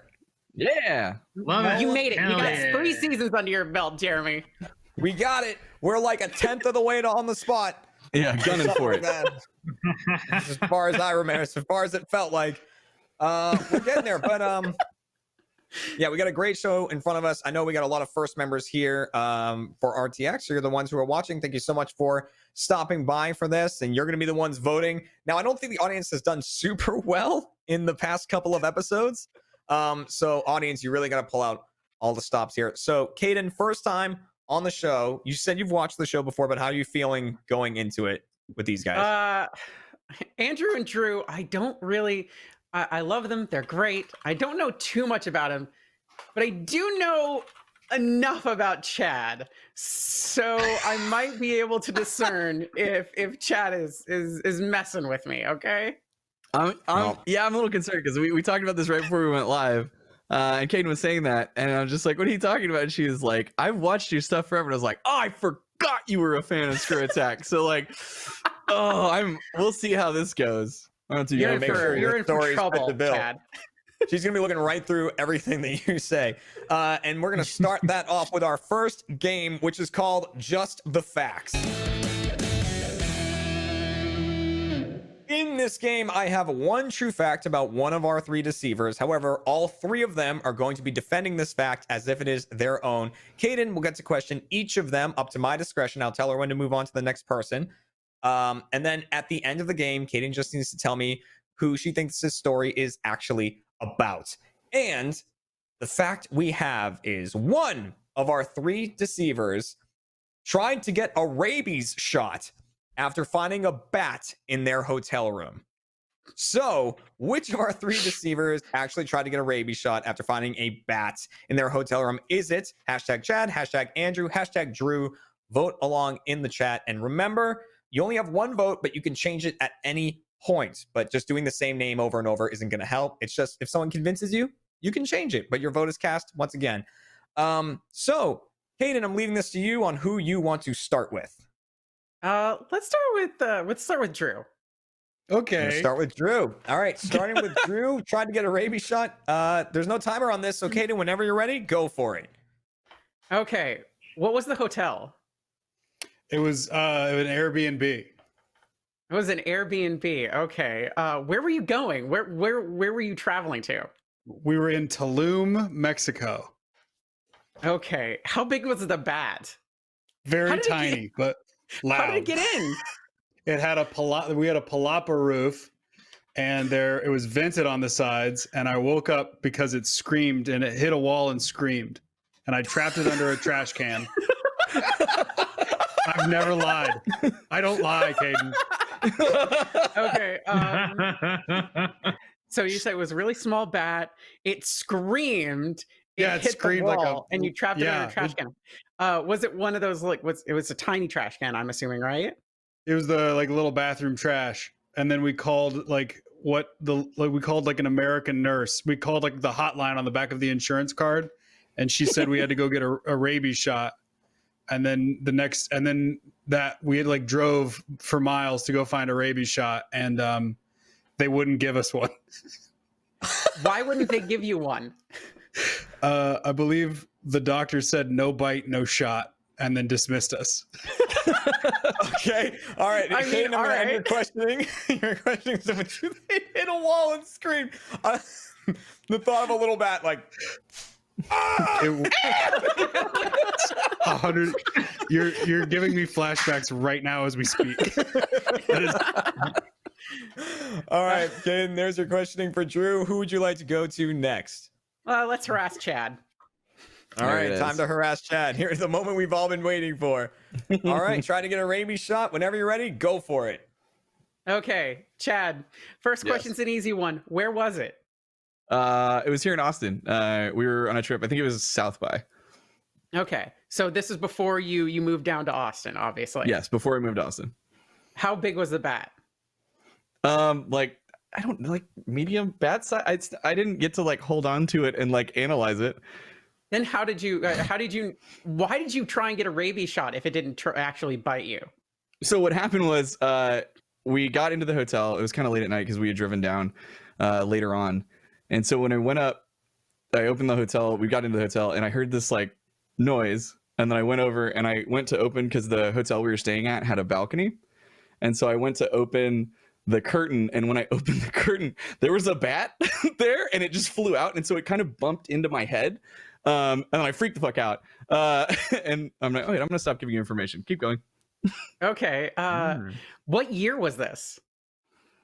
Oh, I don't know. Let's see. Because we would come down to Austin all the time for like South by and then RTX and different stuff. So I moved here 3 years ago, maybe 2 years before that. So 5 years ago. Okay. So all right. That's good. Last question. How come you didn't remember I was a fan of you before you joined? No. Here's why, Caden. Because I feel that we've become good friends, and I don't even think as fan because I think of you as a friend. Ah, liar. All right, that's the end of the question. Yeah, that We're gonna cut the backfired, questioning off there. No more questions for Chad. And that leaves Andrew to hear the story about trying to get a rabies shot. Caden, are you ready to question Andrew? Yes. All right. Whenever you're ready, take it away. Okay, Andrew, starting it off, where did you go? The shittiest motel in Texarkana. Oh. Yeah, it was bad. Immediately believable. How big was the bat? Smaller than you would think. Like it was like mouse size. It really is just they're like this big, and like I didn't know it was a bat at first. Like it didn't immediately because it was dead. Well, and that's all I'll say. It was dead, but you still wanted to get a rabies shot. How where did you find it that you thought was dead? Bathroom floor. Bathroom floor. Okay. Yeah. Where did you go to get this rabies shot? Well, here's the thing. I wanted to get a rabies shot, and my friend talked me out of going to the clinic. Because so in the morning, turned on the light in the bathroom. I was on a road trip with a friend, found the bat on the floor, and I started freaking out because I was like, what if that thing was like in here at night and like, nipping our toes or whatever. And so I just got, that's what they do. No, seriously, that's what bats do is they like feed on your blood. They're like fish. Yeah, exactly. So I just started freaking out, and he like talked some sense into me because rabies shots are actually a series of shots that they have to give you in the stomach, and they're incredibly painful. Okay. What did he say to you? Was that the convincing thing for you, or was there something else that convinced you to not get the rabies shot? No, that was the what he said to me to convince me not to get a rabies shot. Your rationale for not getting a rabies shot is, well, I might not have rabies, and that sounds painful, but also rabies might kill me. So you're just like, you took the shot. You took a shot that you might have rabies. That I might not have it. Well, he logicked it out. He logicked it out pretty good. Like the door to the bathroom was shut. We like didn't open it up at the night. Like we came in there very late. We didn't open the bathroom up. We like plopped down. It was already in there. He logicked it out, but he was like, you don't want to like go to a clinic and get a rabies shot, like a series of rabies shots, just because like this thing was dead in the bathroom, like probably long before we got there. So didn't All right, end up getting one.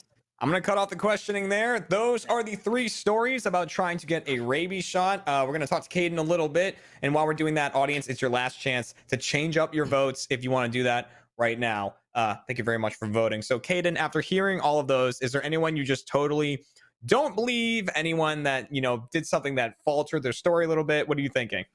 I 100% don't believe Drew. I've never lied. He never lies. I've never lied before in my whole life. That is the ultimate. You've said that 3 times now, and you've lied 3 times to me. I just go to Mexico and no bite, no shot. It just sounds like a T-shirt somebody would wear. I don't know. It just doesn't sound very believable at all. Chad, I'm kind of humming and hawing over. It does sound believable. It does sound like a very typical Chad story, which also makes it a little unbelievable because. So I realized I've traumatized the chat because I have seen they're just like, he always gets a lie. He's always lying. He always seems believable and he's lying. So like, right, it's a very Boy Who Cried Wolf scenario of like people will stop believing you. Yeah. It's the thing is, it's like it sounds very truthful, but you have a very simple way of delivering a story. You don't change the way you deliver a story, which makes it very easy for you to lie to me, Chad. So I would never do. The voice breaking a little bit. How would you dare you, Chad, lying to me like this? But it also is super believable because we have bats everywhere. I go in my backyard, there's like 4 or 5 bats any given night. So if you want a little additional info, that was actually Tex Arcana about the bat bridge. Right, Tex Arcana. Andrew's saying Tex Arcana. I'm just like, all right, that's really believable, right? Immediately, just like, yeah, no, that sounds about right. That sounds like Tex Arcana. Well, before we get your final answer on this, we are going to lock in the chat. So, chat, your voting is done for round 1. Thank you very much for voting along, and we'll see you in the next game. Fingers crossed for you. And now, Caden, who actually tried to get a rabies shot after they found a bat in their hotel room? Who is it going to be? I'm going to go with Andrew. Gonna go with Andrew. Do you want to lock that in? I see how it is. Yeah, I want to lock it in. Fine. Locking in Andrew. Text Arcana. And before we reveal, let's see what the audience thought after all that questioning. Oh no. All right, pull it up. They went with you. All right. They agree. So Caden and the audience are in agreement on Andrew. Pretty close though. 41, 32, and 27. Well, I do have the truth about who tried to get a rabies shot after finding a bat in their hotel room, and the person who did that was Drew Saplin. I've never lied. Your story was so unbelievable. I told you, Caden. Trapped it under a trash can. 4 o'clock in the morning. We went to 2 doctors. The first doctor said no shot, no bite, no shot. And then went to a second doctor, and the second doctor said no bite, no shot. We couldn't get a rabies shot in Mexico.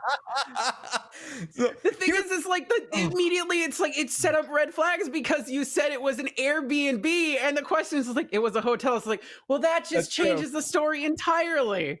True. That's a good point, and I gotta follow through on that one. I do want to no bite, no shot.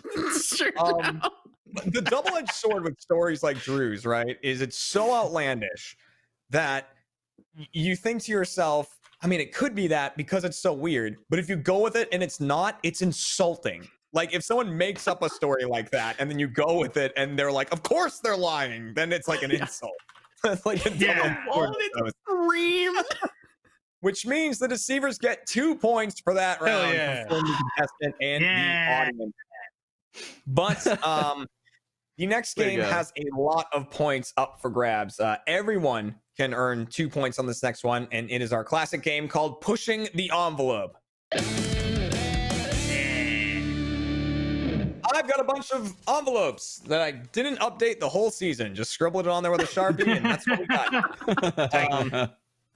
To the point where the note's going to be hard to read because there's lies on the front and back of them in Sharpie, which is bleeding through.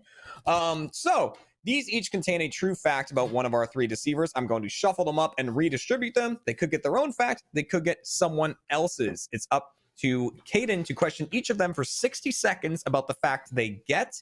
If it's theirs, they're telling the truth. If they get someone else's, they're lying to make it seem like that fact is about them. And at the end of the game, Caden just needs to tell me if they're lying or telling the truth, not necessarily whose story is whose. If Caden gets 2 or more correct, so if she gets 2 correct, she gets a point. If she gets 3 correct, she gets 2 points. And then vice versa for how many Caden gets wrong. Audience, you work a bit differently. We'll get into that in just a second. So I'm shuffling these up, and it's time to read the stories, starting with Chad. Chad. Yes. Almost got stuck in a foreign country. Chad almost got stuck in a foreign country. This is true. The true story. That's the true story about Chad. The true story Absolutely. about Andrew is that Andrew managed a hip hop band on world tour. Managed a hip hop band on world tour. I think I added an extra tour in there. Managed a hip hop band on world tour. Caden squinted so hard at that. My own writing is horrific if you saw it. It's bad. And Drew got drunk with a celebrity in a hotel room. Oh, thank God. Could be an Airbnb, but got drunk with a celebrity in a hotel room. I got mine. So I'm still telling the truth. So audience, Drew's never the way lied. we're going to work on this one is we're giving you one specific story, and that is who got drunk with a celebrity in a hotel room. So Drew's claiming that this is about him.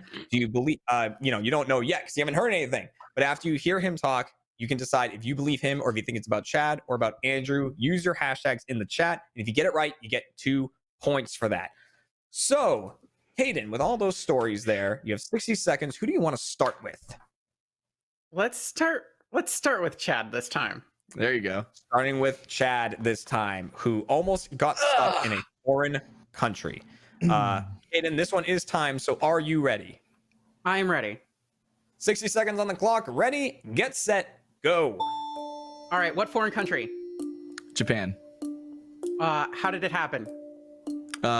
It was the first time that Screw Attack went, I guess technically the second time, but my first time, went to cover Tokyo Game Show. And we went out drinking on the last night. I was with Craig and Brian, and they both wanted to go back early, but I was with our tour guide, and I was like, guys, it's our last night in Japan. Like, no, I'm not going to go back early. Ended up getting drunk, and then my tour guide was like, I'm gonna go. You got your way home, and this is our first night in this city, which I believe was Shibuya. And then I tried to navigate my way home on the train, and I did not end up in anywhere familiar. Okay, how did you get back home? I went and asked the very nice old man who was the train security / whatever, and I just kept saying, because our hotel was near Tokyo Tower, so just like Tokyo Tower. And then he eventually got my drunk ass on the right train, and I woke up in my hotel room in Tokyo Tower, and I was like, wow, I could have easily missed this flight and been stuck in Japan. Quiet. Okay. Shut up, Chad. You're done. Quiet. Chad gives very, very long answers. So because of that, I will give you another question for Chad, if you would like one. Did everybody give you shit for it? No, they didn't know. Like, they woke up and I woke up, and we were just like, here we go. And then I got back. So, like, mission accomplished. I got on that plane. My wife was giving me a lot of shit, though. Mission accomplished. All right. So that is your first questioning there. Who would you like to go to next? Let's go with Drew.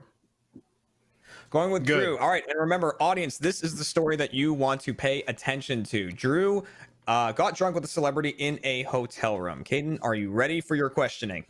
I am ready. 60 seconds on the clock. Ready, get set, go. Drew, what was the celebrity? It was Michael Cera. What were you drinking? Tequila. Where was this? The hotel next to the Culver lot, the Culver Studios lot in LA. Are you lying to me? No, I've never lied, Just checking. Was he fun? Was he friendly, or was this just He's like a riot? Did you buy him drinks, or did he buy you drinks? No, it was in the hotel room. It was bottle service to the hotel room, and we were just doing shots in the hotel room. So you were just in a hotel room with Michael Cera? Yeah, I was on base camp for Arrested Development season 4. I was the base camp PA, and so that instead of having trailers, we had hotel rooms, and that was like one day after we wrapped. Are you lying to me? No, I've never lied, Dayton. All right, there's your questioning there, Michael Cera. All right, the questioning for Drew is done, and that once again leaves Andrew, and of course Andrew, who managed a hip hop band on a world tour. Caden, are you ready to question Andrew? I am ready. 60 seconds going up. Ready, get set, go. What was the band? They're called Blue Waves. How long was the world tour? It was 8 cities. It was a small world tour. It was 8 cities over like two and a half weeks. How did you end up with that job? That's pretty unique. Yes, it is, and in fact, it was short-lived, but it was a lot of fun. I worked for a publicist, and that publicist put me in touch with their actual tour manager, who for 2 nights out of this trip got unbelievably sick, like bedridden, almost hospital sick, and so I got to like step in and act as tour manager for a couple of dates and basically just interface with the different venues and the band, and it was great. It was pretty cool. It's a pretty cool opportunity. Okay, all right. You can have one more. I think it's the same thing. It's like kind of longer answers. Would you like one more question? Yeah, I'll take one more question. Why did you stop doing it after that? Why wouldn't you like pursue that as a career? I don't like publicity, and I don't like it's definitely not for me. No, it's pretty gross. It's kind of a gross business, to be quite honest. But you know, there's fun times to be had as well. The hip hop business changes people. For the I know. worse. Yeah. Just look at what it did to intense. Jeremy. Exactly. I had hair. So that is all of your questioning done. Audience, last chance to get your votes in on who really got drunk with a celebrity in a hotel room. Did you believe Drew, or do you think it's Chad? Do you think it's Andrew? Make sure to get your votes in now. Change them up if you want. Before we get your final answers, Caden, how are you feeling? Is there anyone you totally don't believe, or are they all believable? They're honestly pretty all believable, actually. I mean, I really do believe everybody here, which is very weird because, I mean, Chad's story sounds very Chad, especially Chad from oh so long ago. Much more mature now, Chad. And Andrew, I did ask twice, are you lying to me? Straight face said no twice. I mean, so far I have to believe that. Which would mean they'd all have to be telling the truth if those two are telling the truth. It's true. But, I mean, mathematically, it has happened. The chances of them all getting that is like pretty low. Well, before we get I'm your final conflicted. answers, get those in your mind. And before we get the final answers, audience, we are locking you in. You are locked in for game number 2. Good luck. You need these points, audience. And now we go to Caden, and it's time to go down the line. I'm just going to go from one deceiver to the next, and you're going to tell me if you think they're telling the truth or telling a lie. And we're starting with Chad, who almost got stuck in a foreign country. Is he telling the truth or is he telling a lie? He's telling the truth. Do you want to lock that in? I do. Let's lock in Chad as telling the truth. A very Chad move, so Caden would say. Moving on to Andrew, who managed a hip hop band on a world tour. Is Andrew telling the truth or telling a lie? He's telling the truth. He's telling the truth. Lock that in. Looks like it. Lock in Andrew as telling the truth, which means mathematically, you think Drew is telling the truth as well? Drunk with Michael Cera? I think so. So Good. trusting, All right. Caden. Let's lock in Drew as drinking with a celebrity. And before we reveal, audience, did you agree with Caden? Who do you think got drunk with a celebrity in a hotel room?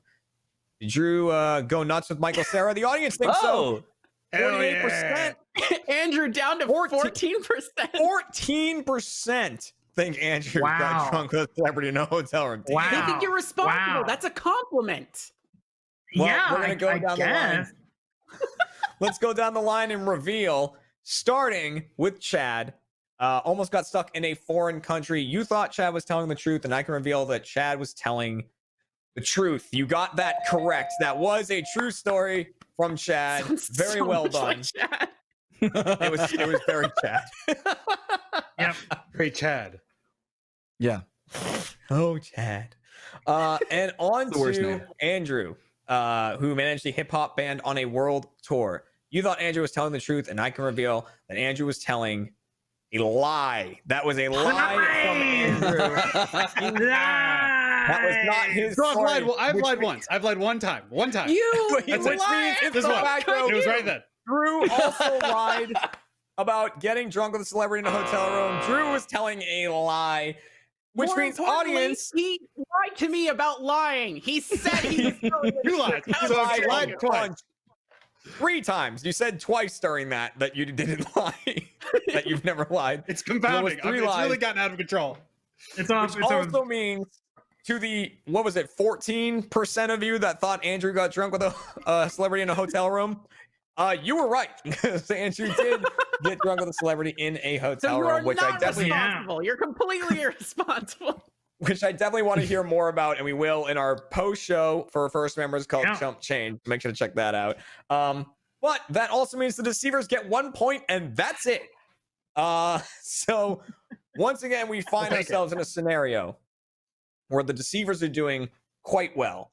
But again, on Chump, I mean, that's great for the deceivers and everything, but on Chump, we don't care about who wins. That's not important at all. It's only about who comes in last and who is the chump.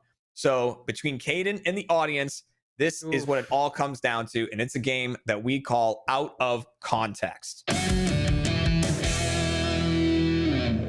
In this game, we will present a social media post from one of our 3 deceivers. Caden will only get 45 seconds to question each of them about the context of this social media post. And 45 seconds, it goes by pretty quickly, so make sure to keep your questions and your answers, Chad, short. So that way we have time to get some real context to this. And now it's time to take a look at that social media post. And it says, erosion and sediment just messed with the wrong cop. Erosion and sediment just messed with the wrong cop. So one of them made this post. Audience, you are also trying to guess who made the social media post by using hashtag Chad, hashtag Andrew, and hashtag Drew in the chat. Best of luck to you. You're going to need it on this one. Caden, who do you want to start with? Let's start with Chad.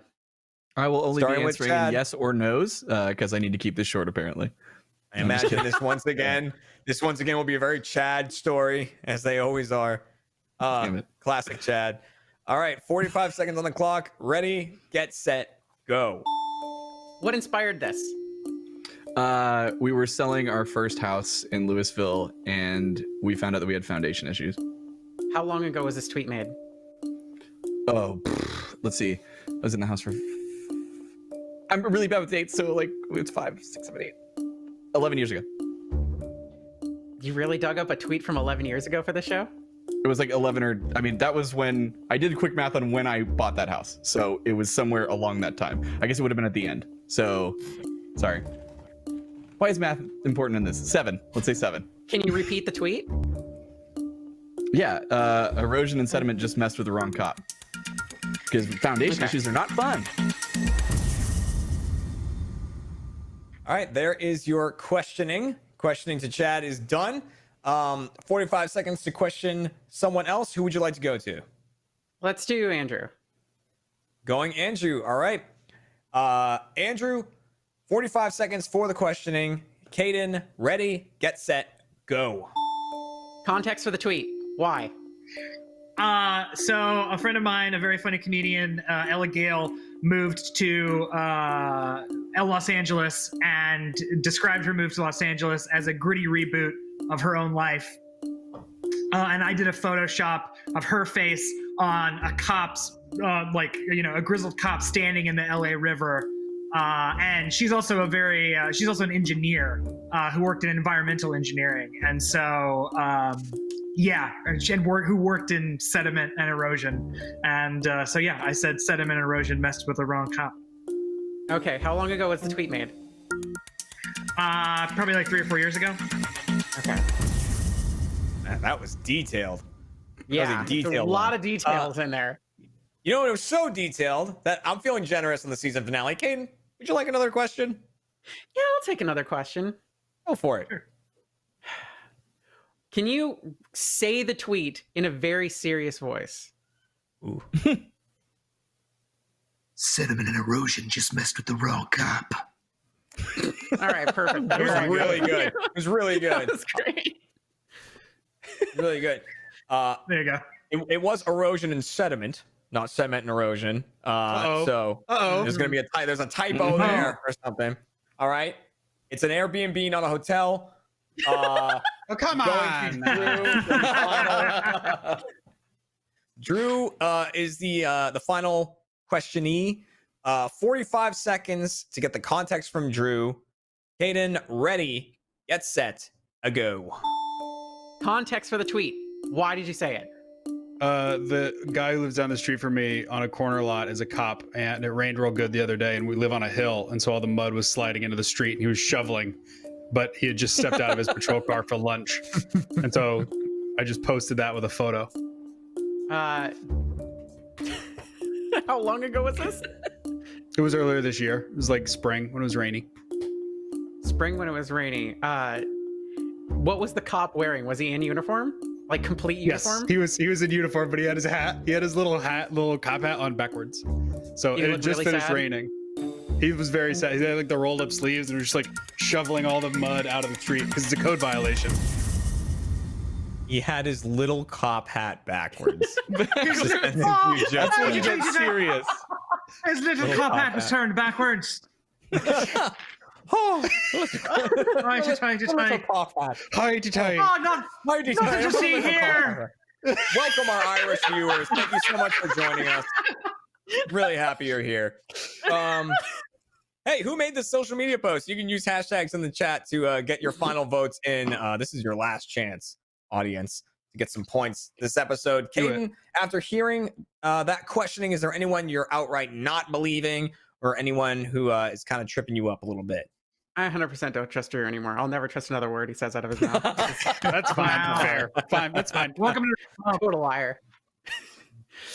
I don't know. Andrew gave a lot of details and said it's like works in sediment and erosion. It's like, what does that mean? What does works in sediment and erosion mean?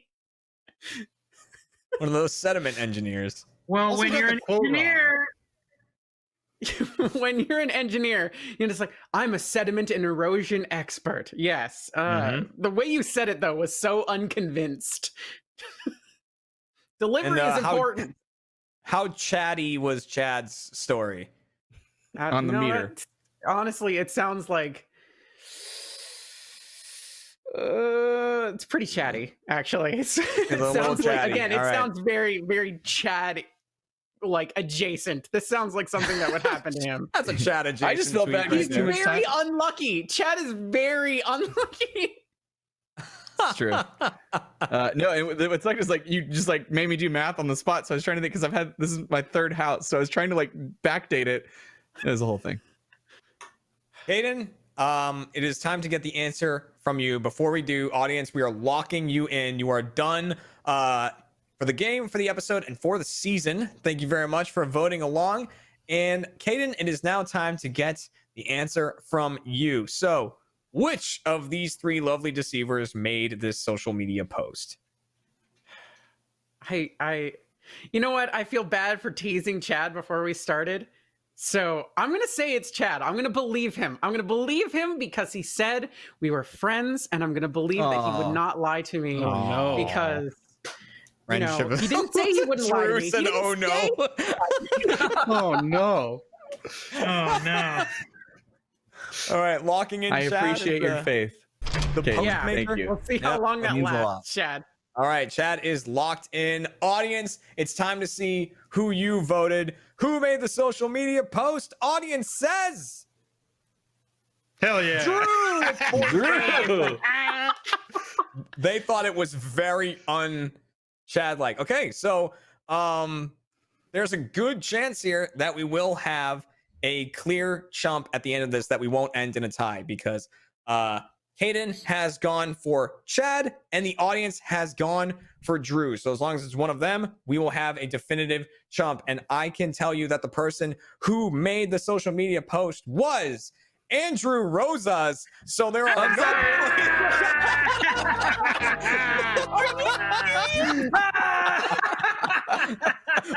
I started doing that. I started doing that spiel, and I could see the audience go, "Oh no, it's Andrew!" Like they knew right from the get go. Yeah, we have we can show the post in question, the social media post. I don't know if we actually have that picture linked. Oh, we don't. I am looking at the picture, and it is what he said it is. It is a head photoshopped onto a cop's body standing in the LA River. So what appears to be drugs by her feet, maybe, and some sort of parcel. That sounds like LA to me. Yeah, there was someone who right at the beginning called out. They were like, "This is a tweet Andrew would make." I don't know. Like someone at the beginning was like right away. They knew it. But that means that the deceivers get 2 points for that performance, meaning the deceivers got 5 points. Not a perfect run because they could have gotten one more during pushing the envelope, but very close to it. The audience and the audience and Caden did not manage to get any points though, which means for the season finale of season 3 of Chump, both the audience and the contestant are going to be tonight's. I heard it but didn't see it. There it is. It happened like 8 times. It was like a remix. That was like a Chump remix. It was extra mean when it was over her face. That's like, right. Fine, I'm used to it. Well, thank you very much, everyone, for coming to the season finale. I hope to have you all on the show again. Everyone here was great. That was a great episode.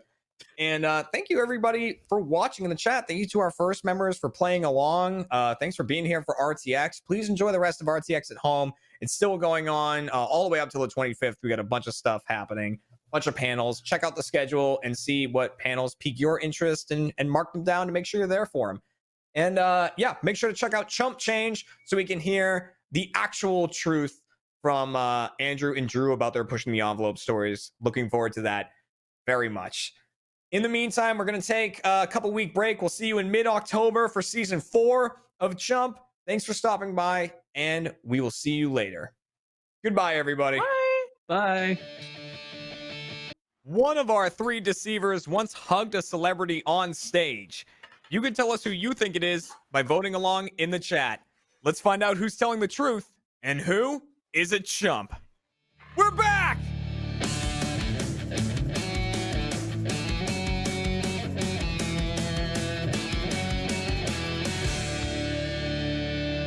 Welcome to Chump, everybody. The Rooster Teeth game show all about lying and deception. I'm your host, Jeremy Dooley, and we are back for season 4, if you want to call it that. I mean, you know what? Let's go for it. It's season 4. It's the on-the-spot thing. We'll have 30 eventually. But it is time to introduce. That's a little hint at who's here. It is time to introduce our 3 deceivers for today's show, starting with deceiver number 1, Connor McGrath. Hello. It's true. Hello. I have a toothache. The rumors are true. Let's move on to deceiver number 2, Zach Niblick. Hey, everyone. Hey. And deceiver number 3, you all know him and love him. It's John Reisinger. Oh, Yeah, yeah, okay. look at that. There's what the Give me the canned applause. I deserve that. Thank you. There it is. Now, only 2 people can sort out whether or not they're lying or telling the truth. The first being today's contestant, Chris Kokinos. Hey! I feel like I gotta go to the dab from there. I'm so happy to be here. You're standing right now, right? You're not. Are you not in a Hi. chair right now? You at a standing desk? Oh man, that's the most Wow. mobile contestant we've had yet. I can see that. That's so aggressive. That's aggressive. here- I don't need this kind of energy being brought at me. Connor, sit down. Okay. I just wanted to show off my legs. We need twin frame. They're nice legs, And, Connor, okay? The other person sorting out the lies from the truth is you, the audience, playing along at home by using hashtags within the chat. And just to remind you, because this is the first episode of another season, you can change your votes at any point during a game if someone convinces you otherwise, but doing the same person over and over isn't going to increase the number of votes. So don't spam the same name. You can just change your 1 vote to whoever you think is telling the truth. All right, are you guys ready to kick things off? Love it. Let's go. Come on. Yeah. Let me kick something. Don't kick. Let's start with a game called What's in Your House? Oh my. In this game, our 3 deceivers will all be describing an item within their house. However, only one of them is telling the truth. The other 2 are making up items that do not exist. I will get a 1-sentence description from all 3 of them. Chris will then question each of them about this item to get more details about it. Up to my discretion, I'll tell Chris when to move on to the next person. And when questioning is done, he just has to tell me who has the real item. And audience, you are voting in the chat using the hashtags, hashtag Connor, hashtag Zach, hashtag John, on who actually has the item. So, without further ado, let's get that 1-sentence description of all the items, starting with Connor. Connor, what is in your house? I have a series of smartphones in frames. Series of smartphones in frames. Zach, what is in your house? I have a life-sized Annabelle doll. A life-sized Annabelle doll. Like from the horror movie? You're not allowed to say that without smiling, okay? Sorry, you yeah, have to sorry, let us know. Sorry.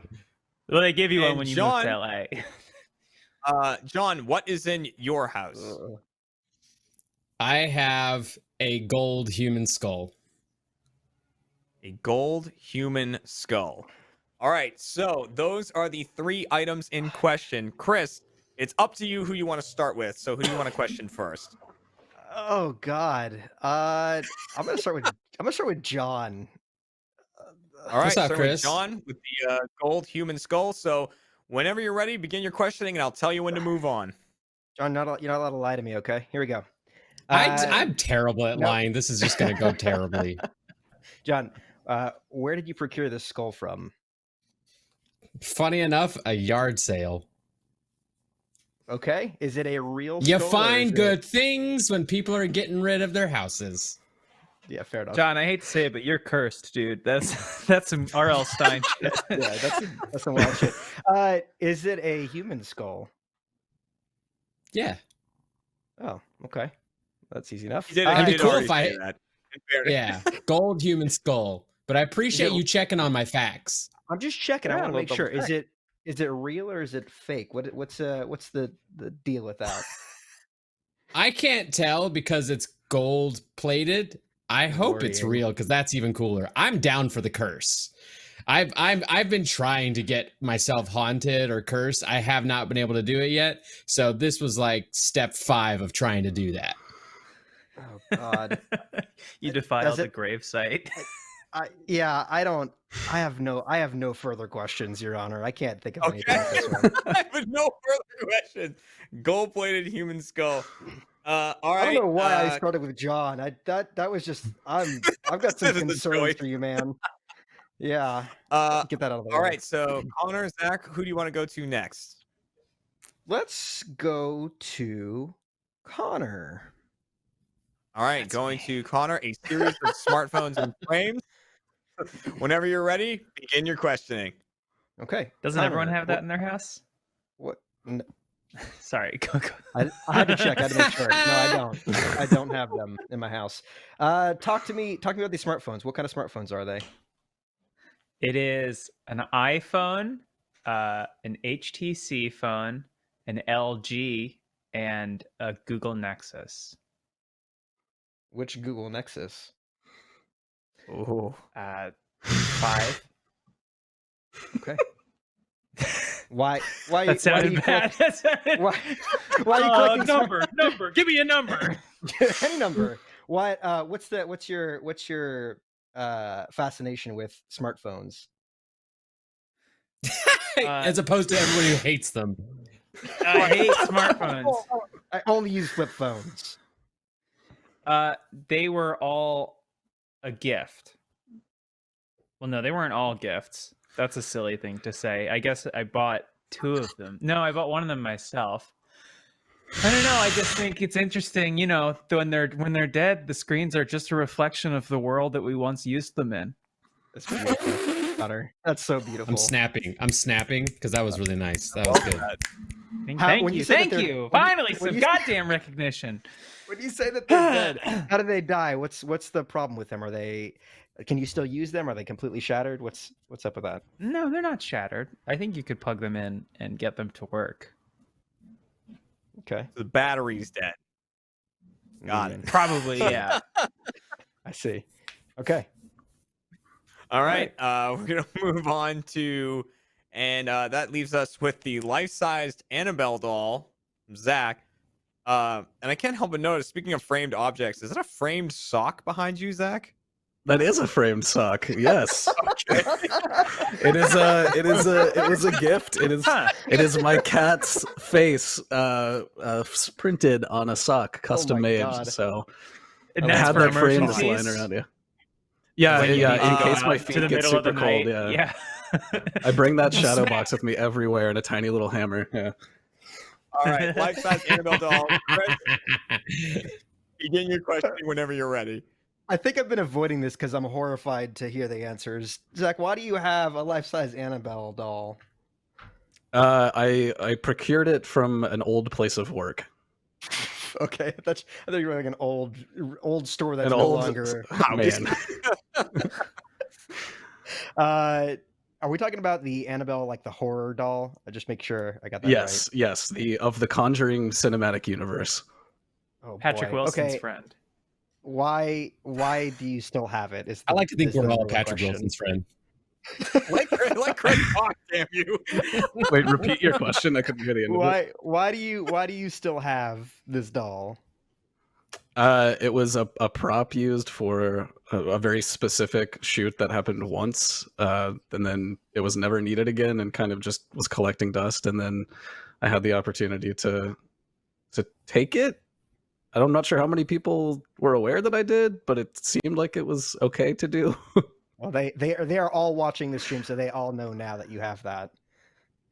Or they all saw the doll vanished and were like, "Oh my god!" Or that. They haven't slept a wink Yeah. since. And I'll give you one more question if you have any, or you can end it there. No, that's good. Nope. That's good. This is no. I'm done. I don't want to know anymore. Yeah. All right, so that is all of your questions, Chris. So before we get your final answer on who you think actually has the item, audience, get your last votes in right now. You can still change if someone convinced you or unconvinced you, I guess. So before we get your final answer, Chris, is there anyone you're just full on not believing, or anyone you're kind of floating between? What are you feeling? I don't. John's gold skull thing has kind of got me a little shooketh at the moment. So I'm gonna say probably no, just because that's a wild thing to have. The framed smartphones doesn't seem too wild and crazy because I still have like 3 of my old iPhones in my house somewhere. I wouldn't frame them, but it could be art if you wanted to, like, if you had a specific frame or if you're like into that kind of style of art. I'm being dunked on. But respectfully. Respectfully, you're I'm doing it thing, as respectfully as I can. But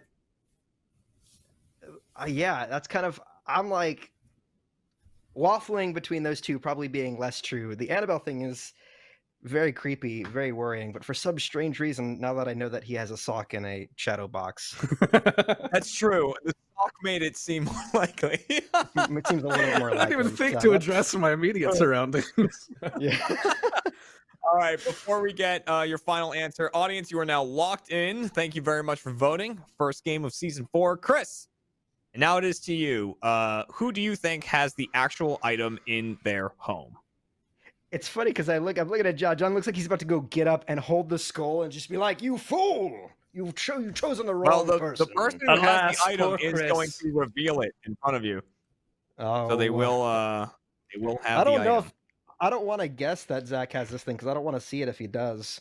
Okay, I'm going with Zach on the Annabelle doll. Are you going to lock that in? I'm locking it in. Let's lock in Zach as having the item. And before we reveal, let's see what the audience thought. Audience, who do you think had the actual item? Whoa. A tie Wow. So not between John. Connor and Wow. Zach, but the gold-plated skull takes the win there for the audience. So the audience is going with John. Chris is going with Zach. Deceivers, I'm going to count down from 3, and then I'm going to say reveal. And on reveal, please hold up the actual item. 3, 2, 1, reveal. He's got a mirror to show smartphones hanging on the wall. Whoa! There it is. Look at that. It is really That is artful. awesome. That is, That's very in a lot of tasteful. primary colors. They do reflect, and they would work if charged. And to be specific, it's an iPhone 4S, an HTC One M8, an LG G5, and a Google Nexus 5. Dang it! I didn't want to sound like I knew too much. At some point. That up there. Yeah. Yeah, no, You that did a was great- very well done. You did a great job. Yeah, you played that really well. Which thank you. so because Connor was telling the truth, that means that the deceivers actually get 2 points for that round for fooling both the contestant and the audience. Connor, very well done. We'll get him again, audience. Excellent. We'll get him Very next time. we'll Happy to get be him of next service. time. We'll get you next This time. game makes me feel Chris, dirty. like, joining forces with the audience to try to get that done. Just We're looks in this like together. Views. And if I go down, you go down. Sean, I did not think people were going to go for that golden skull, and they really did. Yeah, they really- latched on a gold-plated I mean, skull. There's some truth behind it in that I have similar items, and I have actively tried to buy things to get myself haunted. Nothing's worked, so. Sure. Why the hell not? Yeah. No. All right, thank that you, means we're man. going to move on. There's a lot of points up for grabs in this next game, though, and this is pushing the envelope. So in this game, both the deceivers and the contestant have a chance to earn 2 points. The audience also has a chance to earn 2 points. So there's a lot on the line here.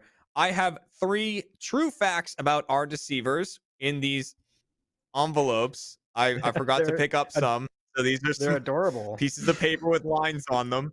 And I will shuffle up the 3 true facts and then redistribute them to our deceivers. So they could get their fact, they could get someone else's.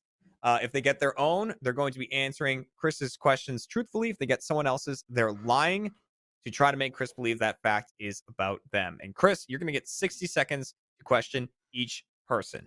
Audience, Okay. we'll explain how you work in just a second after we read the facts, starting with Connor. The true fact about Connor. They hugged a celebrity on stage at their college graduation. Hugged a celebrity on stage at their college graduation. I haven't washed my hands True since. story. That's unrelated. The true story about Zach. A hillbilly once followed him home. The true story about Zach. And the true story about John. Despite not being Jewish, John once founded a Jewish a cappella group. So there we go. That is the those are the true stories that we have there. So those are all true stories. Who they're about, we don't know. Audience, you are voting on who was actually followed home by a hillbilly. So Zach is claiming that this story is about him, but is the story about Connor? Is it about Zach? Is it about John? You are voting in the chat on that. So Chris, you get 60 seconds to question each person. Who do you want to start with? I have so many questions for John. I don't know how to verbalize them yet, so I'm gonna go to Connor first. Just let that ruminate. Yeah. I gotta let that ruminate for a while. Yeah, simmer on that. So one. I'm gonna go to the reigning champ. Yeah. So they hugged a celebrity on stage at their college graduation. Okay, so you get 60 seconds on the clock. Are you ready? Hi. All right, 60 seconds. Ready? Get set. Go. Connor, what college did you go to? I went to Temple University in Philadelphia. And who was the celebrity? So this was sort of a technicality answer. It was a local celebrity who does a series of local commercials, and it was for the broadcast school graduation. So not like someone you'd actually know, but I needed to give a clever, interesting answer. What was their involvement with the school? So they were a big donor. There was like a wing named after them in the Annenberg building, and then it was the Barbera wing because it was Frank Barbera. He had gone there in the 70s, and then he had this whole slew of dealerships. If at least where I grew up, his commercials were on all the time. So definitely a big deal, which is funny because actually famous people went into that school. They dropped out, but Tim and Eric did go there. Oh my. Okay, that's a lot of information to process. Were they nice? I honestly could not tell, but they were soft. He's a good hugger. Well, okay. That's what I remember the most about people. They were soft. They were soft. They were Their soft. Mohs scale rating. Oh God. All right, there are your questions for Connor. Who would you like to go to next? Let's go down the line right over to Zach. All right, going over to Zach. So, audience, pay extra close attention to this one. This is the story you're voting on. Once followed home by a hillbilly. 60 seconds are going on the clock. Ready, get set, go. How did you know it was a hillbilly? Because I was still living in Tennessee at the time, and it is very apparent. Okay, and they followed you home. Were they driving, walking? What was the deal there? They were driving. They were driving. Yep. Did they ever get out of their vehicle? Yes. What happened next? Tried to sell me on a lawn mowing service. I know. Gotta make that buck somehow. Don't laugh at him. Okay. Oh, I can't help it. Sorry. Yeah. Okay. When was this? 2009? Yeah, 2009. Oh, I don't even know where to go from here. Yeah. Did you get the lawn mowing service? Oh, that's a good I question. told him I took his information down and said I would call him back. I don't know why, but I feel like I assumed that was your immediate answer.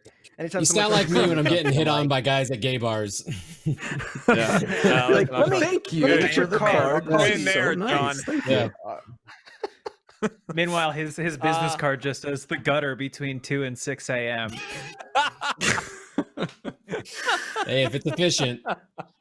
Ask for Jebediah. Those are my billings all right. hours. That leaves I guess the moment we've all been waiting for. John, so once founded a Jewish a cappella group, and then it says, "I am not Jewish." So, whenever you have 60 seconds on the clock, ready, get set, go. All right, John, tell me about your vocal range. Oh, As a I mean, singer. not as good as it was at the time. A lot of damage to my vocal cords has made it so I can't sing as well. But I've grown up in a very musically inclined family. Everybody in my family is musically inclined. Where did you fall in the realm of the scales in terms of your vocals? The scales? Can I sing scales?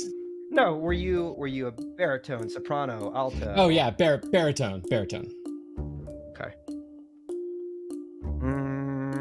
And how did this happen with how did it become this Jewish acapella group? How did this Took I you guess long that's enough. the question.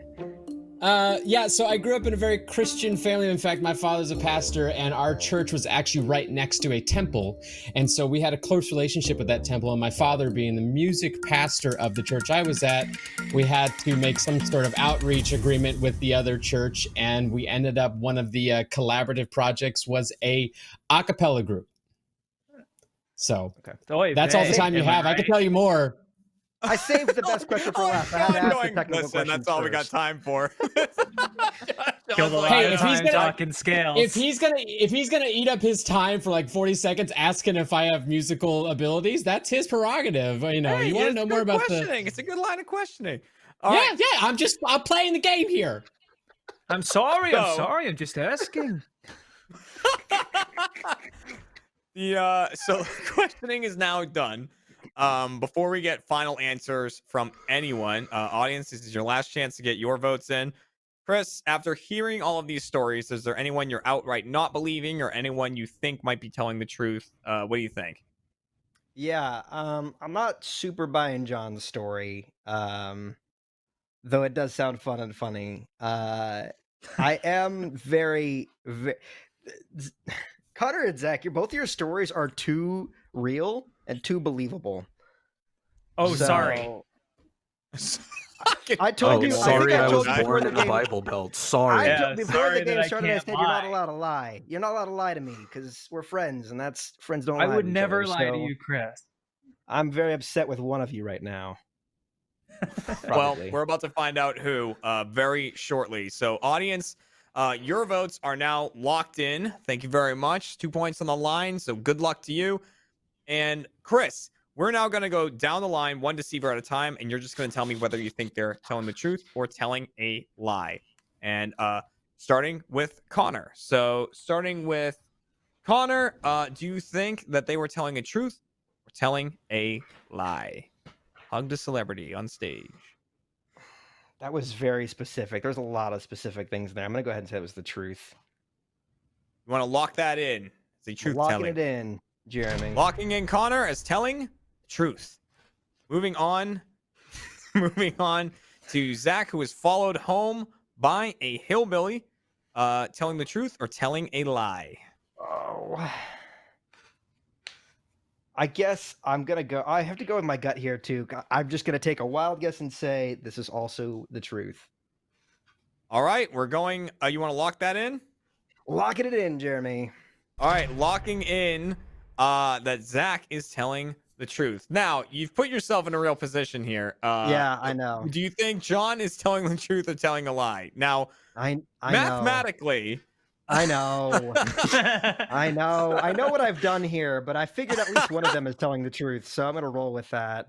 I'm gonna Okay. say that John is telling a lie, which obviously negates one of my other answers, but oh, interesting play. All right, so you think that John is telling a lie? Do you want to lock that in? locking it in, Jeremy. Lock in John is telling a lie. I love that you went, I don't know about the other two. All I know is John's lying. I love that.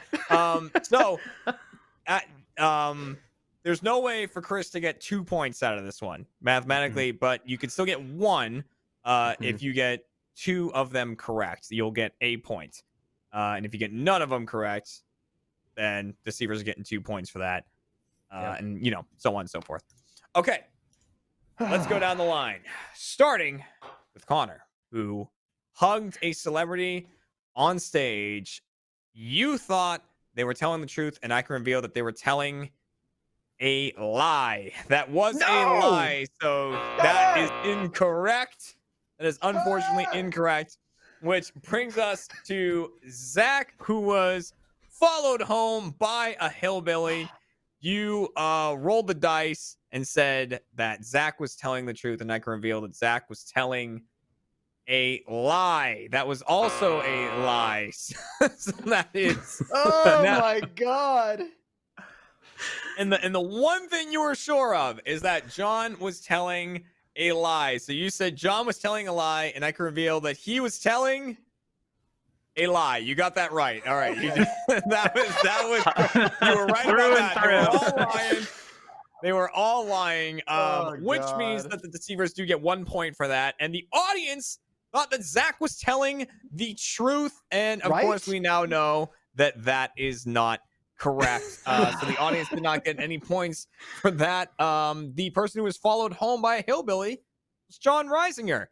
The person who hugged a celebrity on stage at their college graduation was Zach, and the person who founded a Jewish a cappella group despite not being Jewish was Connor. Hey! Which I means need to- I the wanna- have 3 points.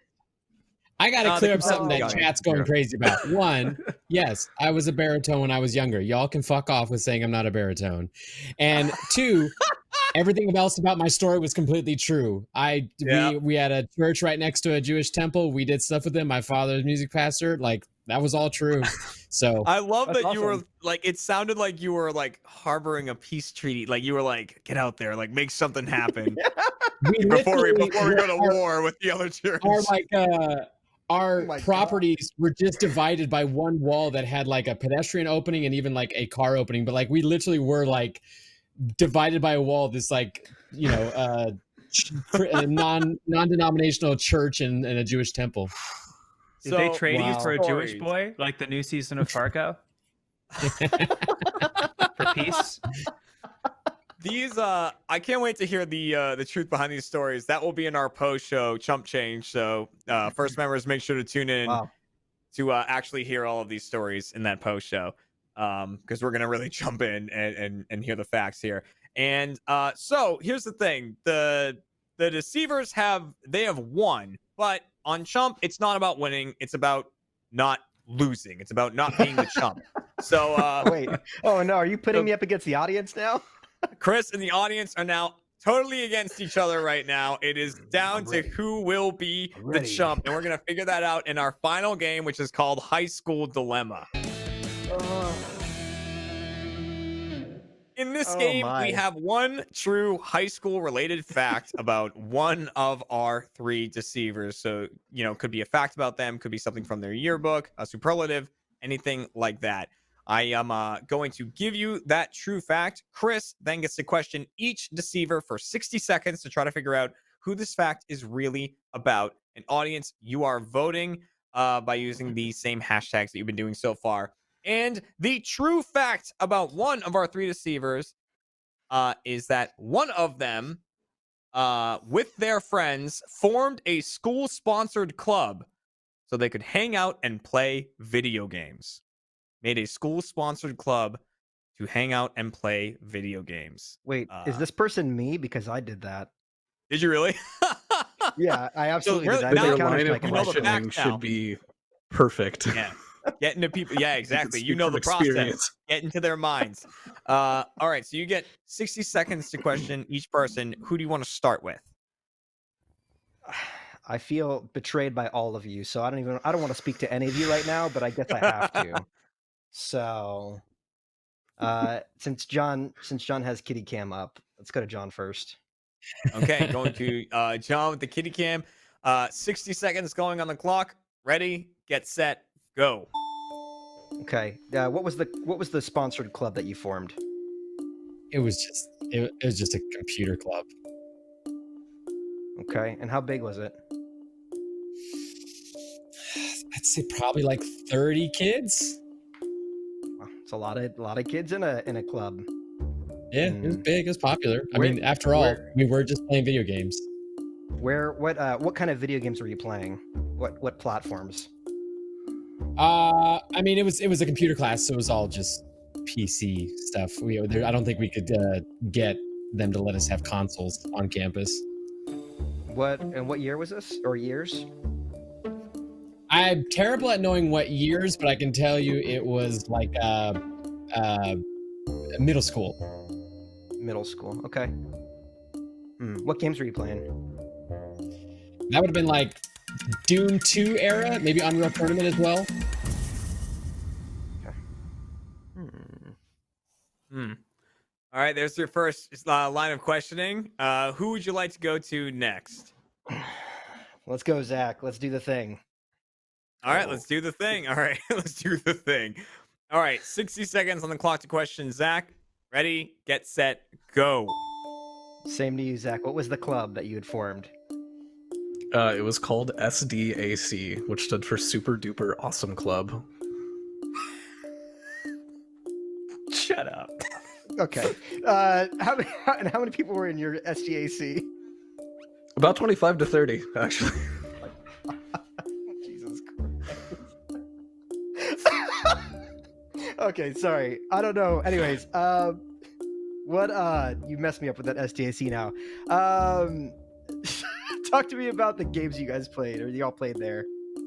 It was actually almost entirely like PSP.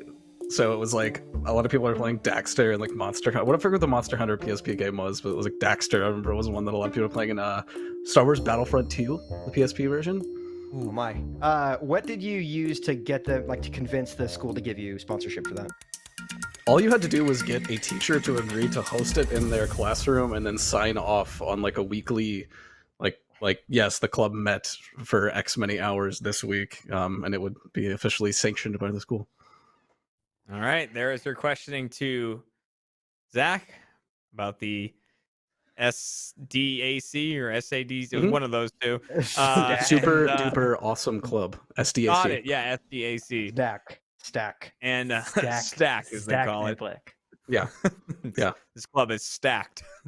And oh my. So that leaves Connor. Chris, are you ready to question Connor? Connor, you've been lying to me all day. I don't know if I can take any more. You're broken my heart. My name's not even Connor, pal. You don't know what's real and what's not. Yeah. 60 I read seconds on the somewhere it was- clock. It's canoe. Ready, Let's get go set, canoe. Go. Tell me about this club that you formed. What is the name of said club? So it's gonna sound dumb and made up, so bear with Oh. me. But it was called the A Wing because it's AWIING, and the A Wing was the musical and arts wing of our high school. And between orchestra and marching band, me and my friends would hang out and play Wii in the green room of the theater. Oh, that is so clever.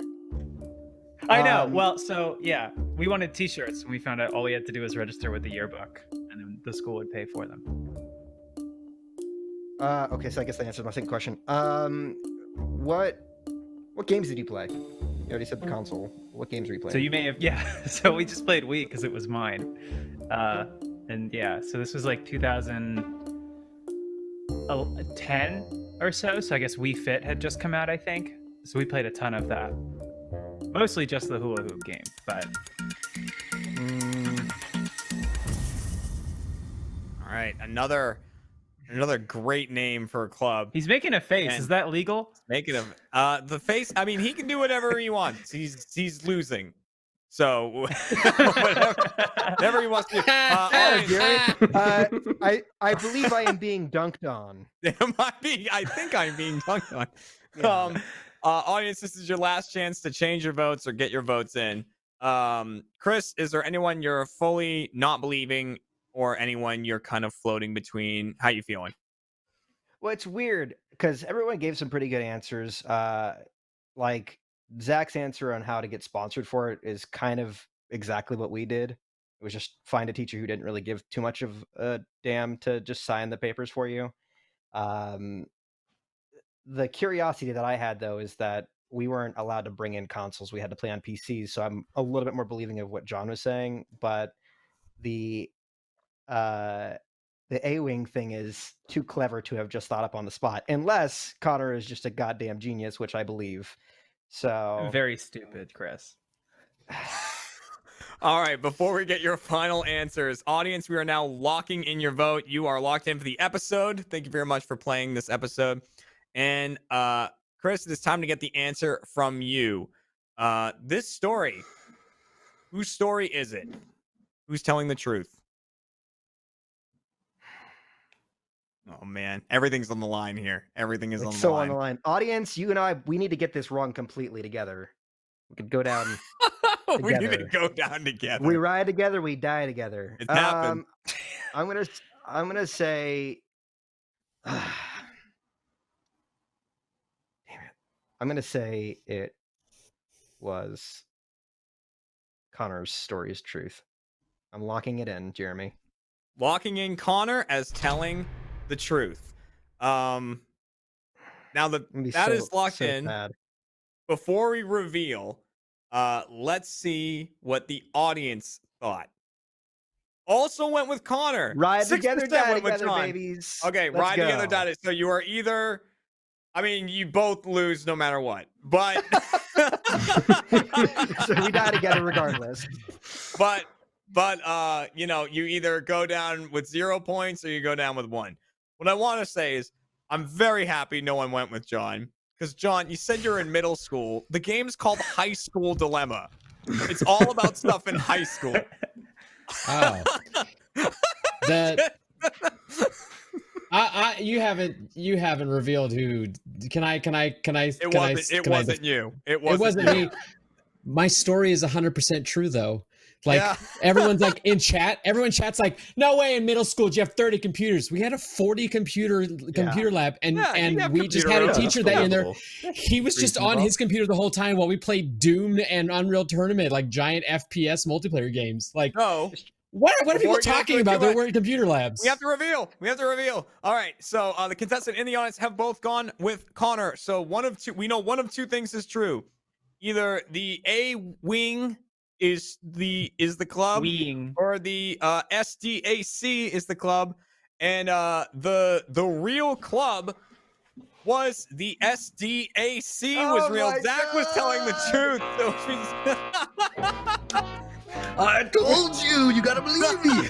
The super duper awesome club. The mirror's out again. There's the smartphone. What are we looking at? Oh wow, Connor! Wow, Really lied an immaculate amount of That's times. fantastic. If I gave awards for just like supreme liar, it would have to go to Connor. Like At a certain point, I was playing with fire. I didn't even need to keep lying. I was adding stuff in without being. Listen, if you didn't say that A-wing thing, I was like, I think Connor's tell is that they tell too much. And then you said this A-wing thing, and I'm like, yo, that is way clever. That is too clever to come up with on the spot. I am a student of the Apparently second not. city. I give You say specifics that, like but- it's my job.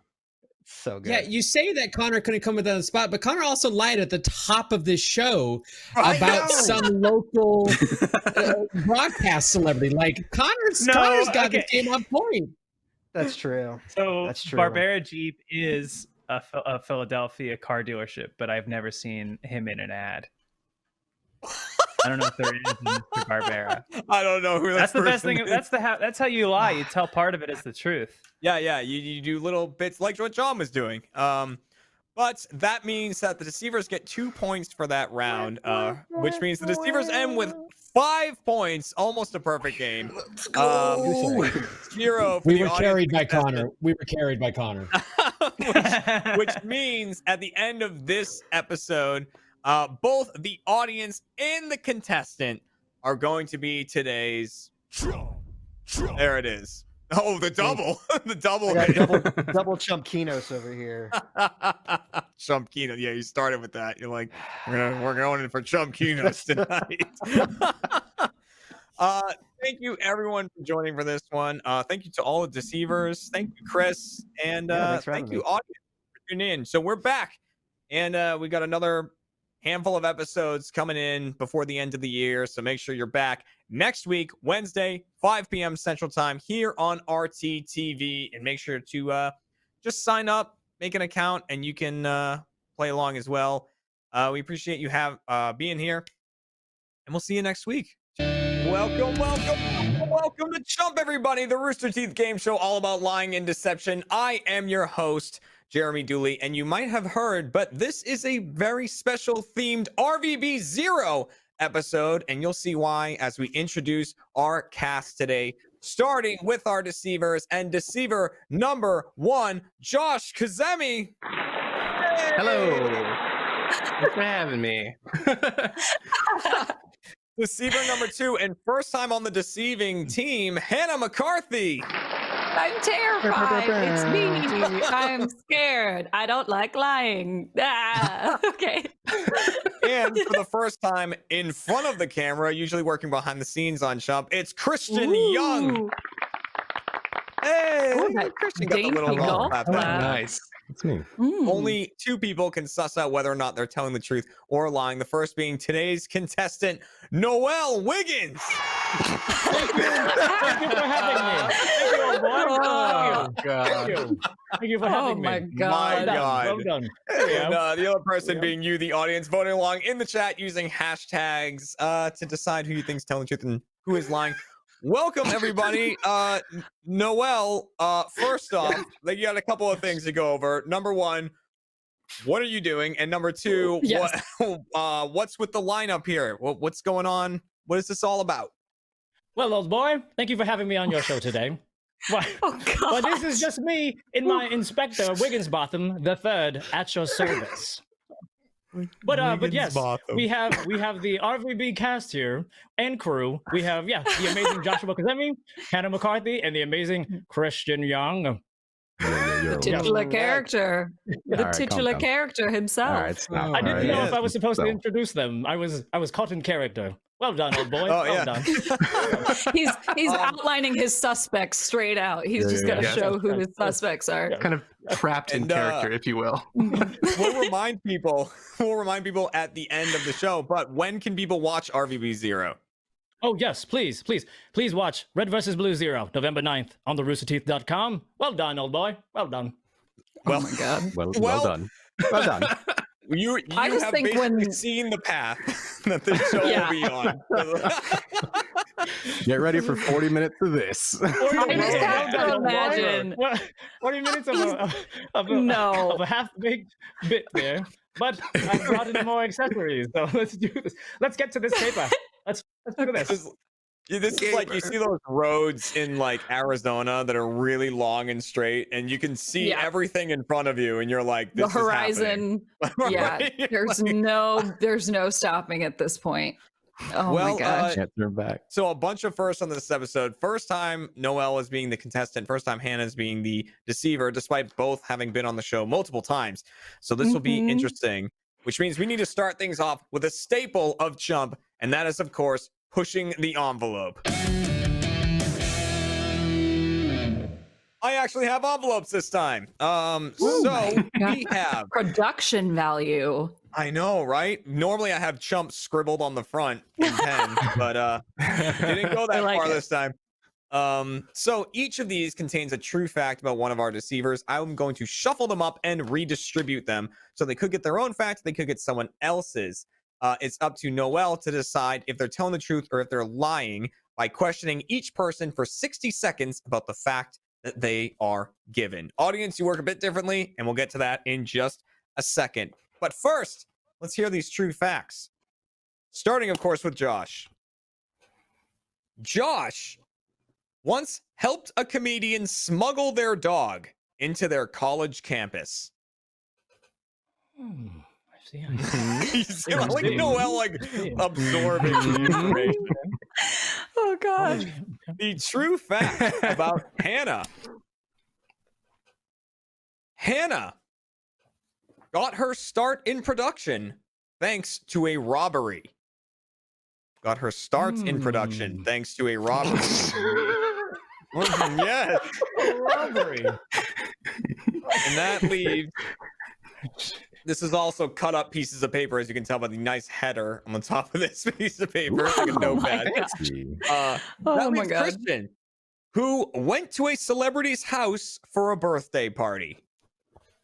Went to a celebrity's house birthday for party. a birthday party. So those are the 3 facts. Audience, you will be voting on who actually got their start because of a robbery. Got to start in their career because of a robbery. Hannah is claiming that this is about her. And, you know, once you hear her story, you can decide if you believe that or if you think it's about Josh or about Christian.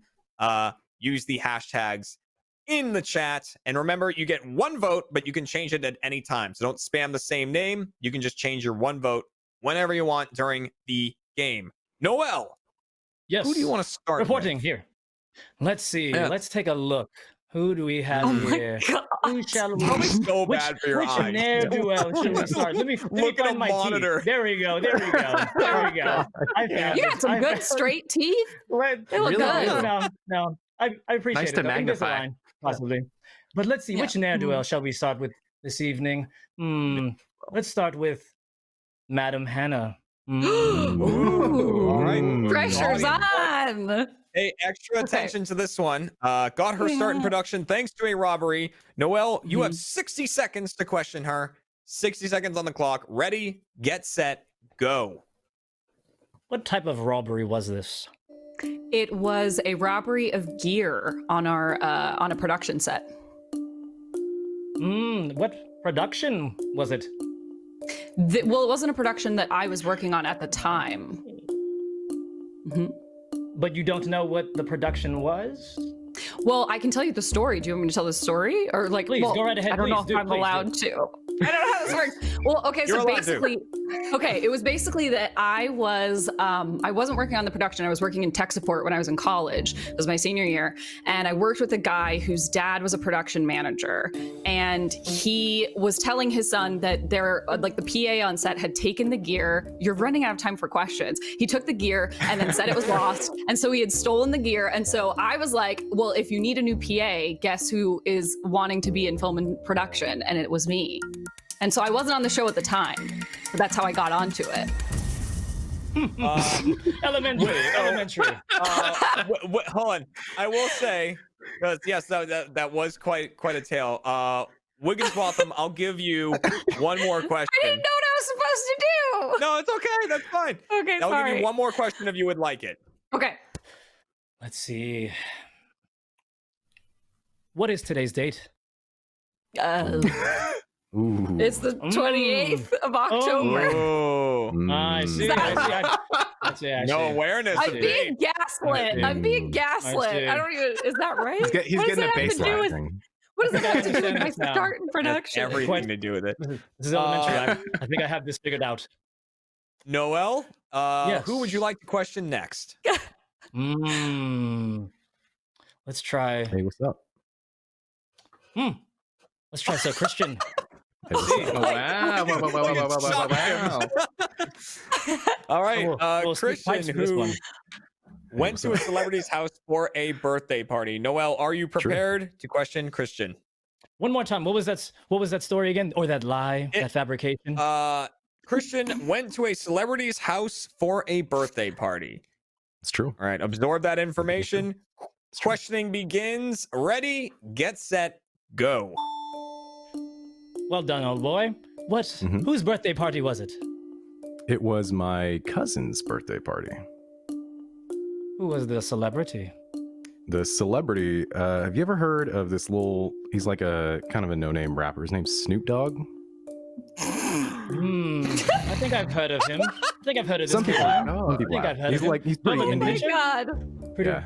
yes. SoundCloud, maybe. I'm not too sure. Yeah, you can check it out there. Yeah. Okay. How did coming up. you end up at this particular party for that there Snoop Dogg? Well, so I said it was my cousin's birthday party. So fun facts, Snoop Dogg and I are kind of related. So it was like a family shindig. So we all got invited to go celebrate for a family birthday party. Where was this shindig? Good old Los Angeles, California. Fun fact, But the where? house. It was the house. It was on Cribs. You can go check out his Cribs episode. It was that house. His basketball court. It was real cool. I see. Yeah, the Lakers logo on the center. Yeah. A little embellishment at the end there. See what you did there? See what you did. I'm just trying to fun help. fact. Just a casual saying. fun fact. Oh my You know? gosh. Well, leaves left? that is 2 questionings down right there. And that, of course, leaves Josh. And Josh's true fact is that he helped a comedian smuggle their dog into their college campus. So, are you prepared to ask questions to Josh? Here we go. Let's go. All right. 60 seconds on the clock. Here we Ready, go. get set, go. Let's see. I forgot what the story was. I'm so sorry. What's the so story much again? prop work. I knew you weren't paying attention. It's too much prop work. I smuggled a comedian's dog onto my college campus. What kind of canine was it? Was it a Snoop Dogg? Canine. I can't remember. I've never been able to identify dogs. It was a small Sophie-sized dog, like 15 pounds, white, fluffy.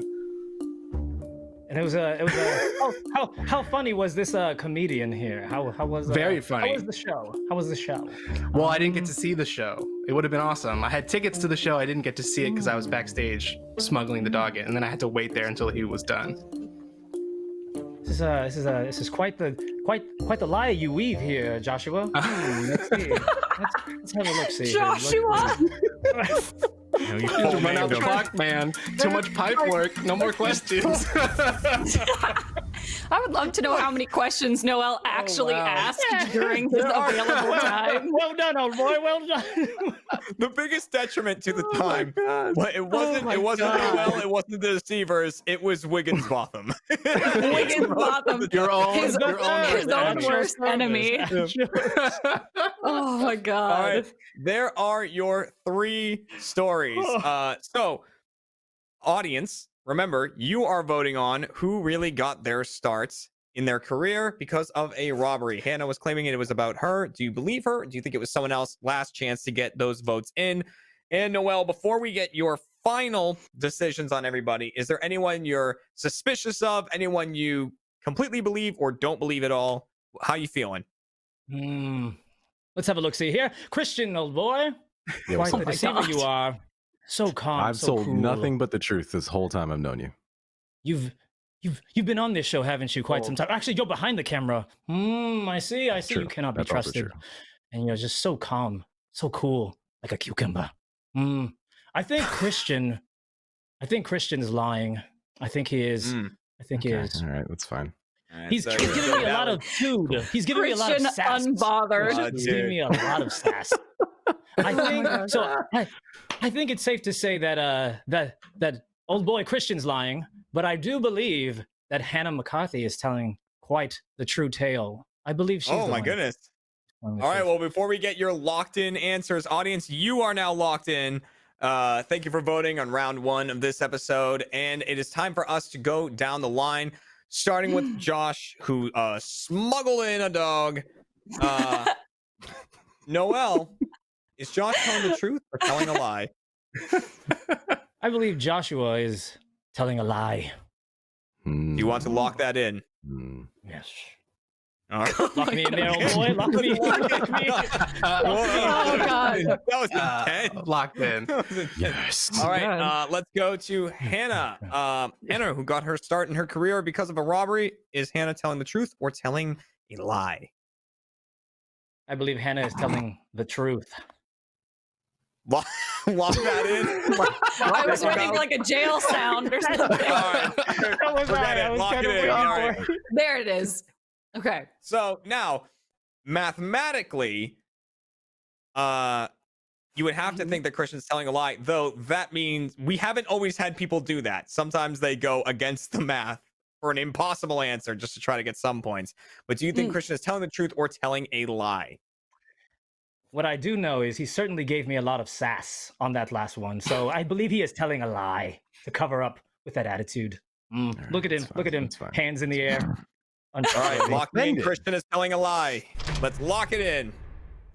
All right, we have our answers in from Noel. It is time now to get our answer from the audience. Audience, who got their start because of a robbery? Did you believe Hannah, or did you think it was someone else? And 2 points on the line here. 41% believed Hannah, pretty close across the board. But yes, Hannah has convinced the audience And now it is time to go down the line and see who gets points at the end of this one. Starting with Josh, who claimed to have smuggled in a dog for a comedian into a college campus. Noel, you thought Josh was lying, and I can reveal that Josh was telling a lie. So you got that correct. You got me. Elementary. All right. Now on to Hannah, who got her starts because of a robbery. You thought Hannah was telling the truth. Audience, you are hoping that Noel is correct here, and I can reveal that Hannah was telling a lie. It was not the truth. She got Gotcha. you. You got me good right there. She got me pretty good. Ooh. So got me now good. what we're Rough, waiting to that's rough. see, did Josh and Hannah swap places and Christian's telling the truth? Or is there another comment? Or are they all liars? And that is going to move us on to Christian. So you thought Christian was telling a lie in this relative of Snoop Dogg, and I can reveal that Christian was telling truth. That was a true story from Christian. Wild. That is unbelievable. That is I thought the unbelievable. nose knows. The nose does not nose. That's what it is. Just Don't casual. know how I did not know that. Yeah. Related to Snoop Dogg. Yeah, it's never come up, you know. That's insane. okay. So No one's ever that asked. means Well there done, are a old boy. lot Well of points done. up for grabs.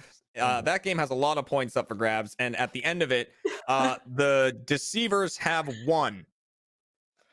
That's it. No audience points, no contested point. 1 for the deceivers. So that means still a very, very close game as we go into our second round of Chump, which is called Out of Context. In this game, we have a social media post from one of our 3 deceivers. We will show you the post, and then Noel will get 45 seconds to question each of our deceivers about the context of this post and why they made it. At the end of the 45 seconds, Noel will tell me simply who made the post. And audience, you are voting along with who made the social media post using the same hashtags in the chat. And of course, a point to you if you get it right. Deceivers can get 2 points here if they manage to fool both Noel and the audience. But it's time for us to take a look at the social media post in question.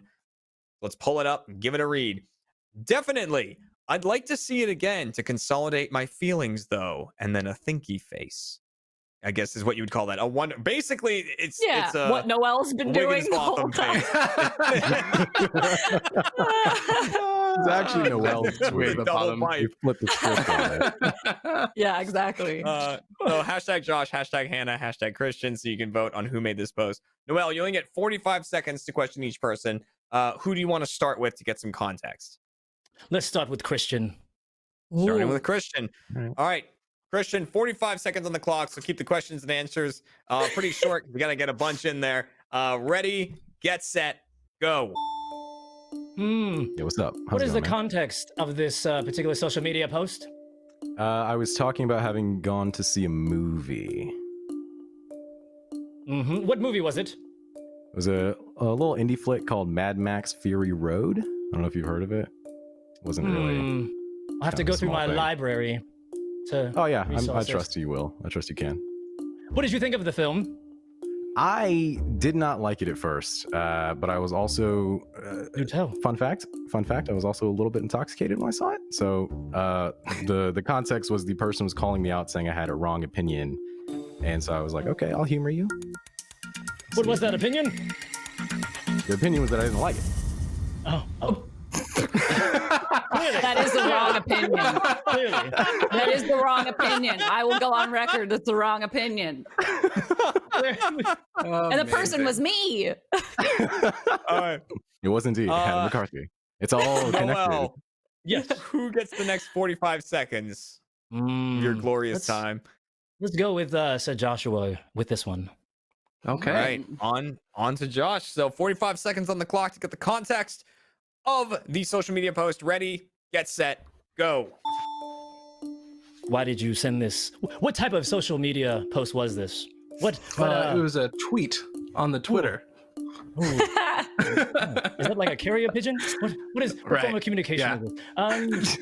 Explain. What is the context of this particular tweet?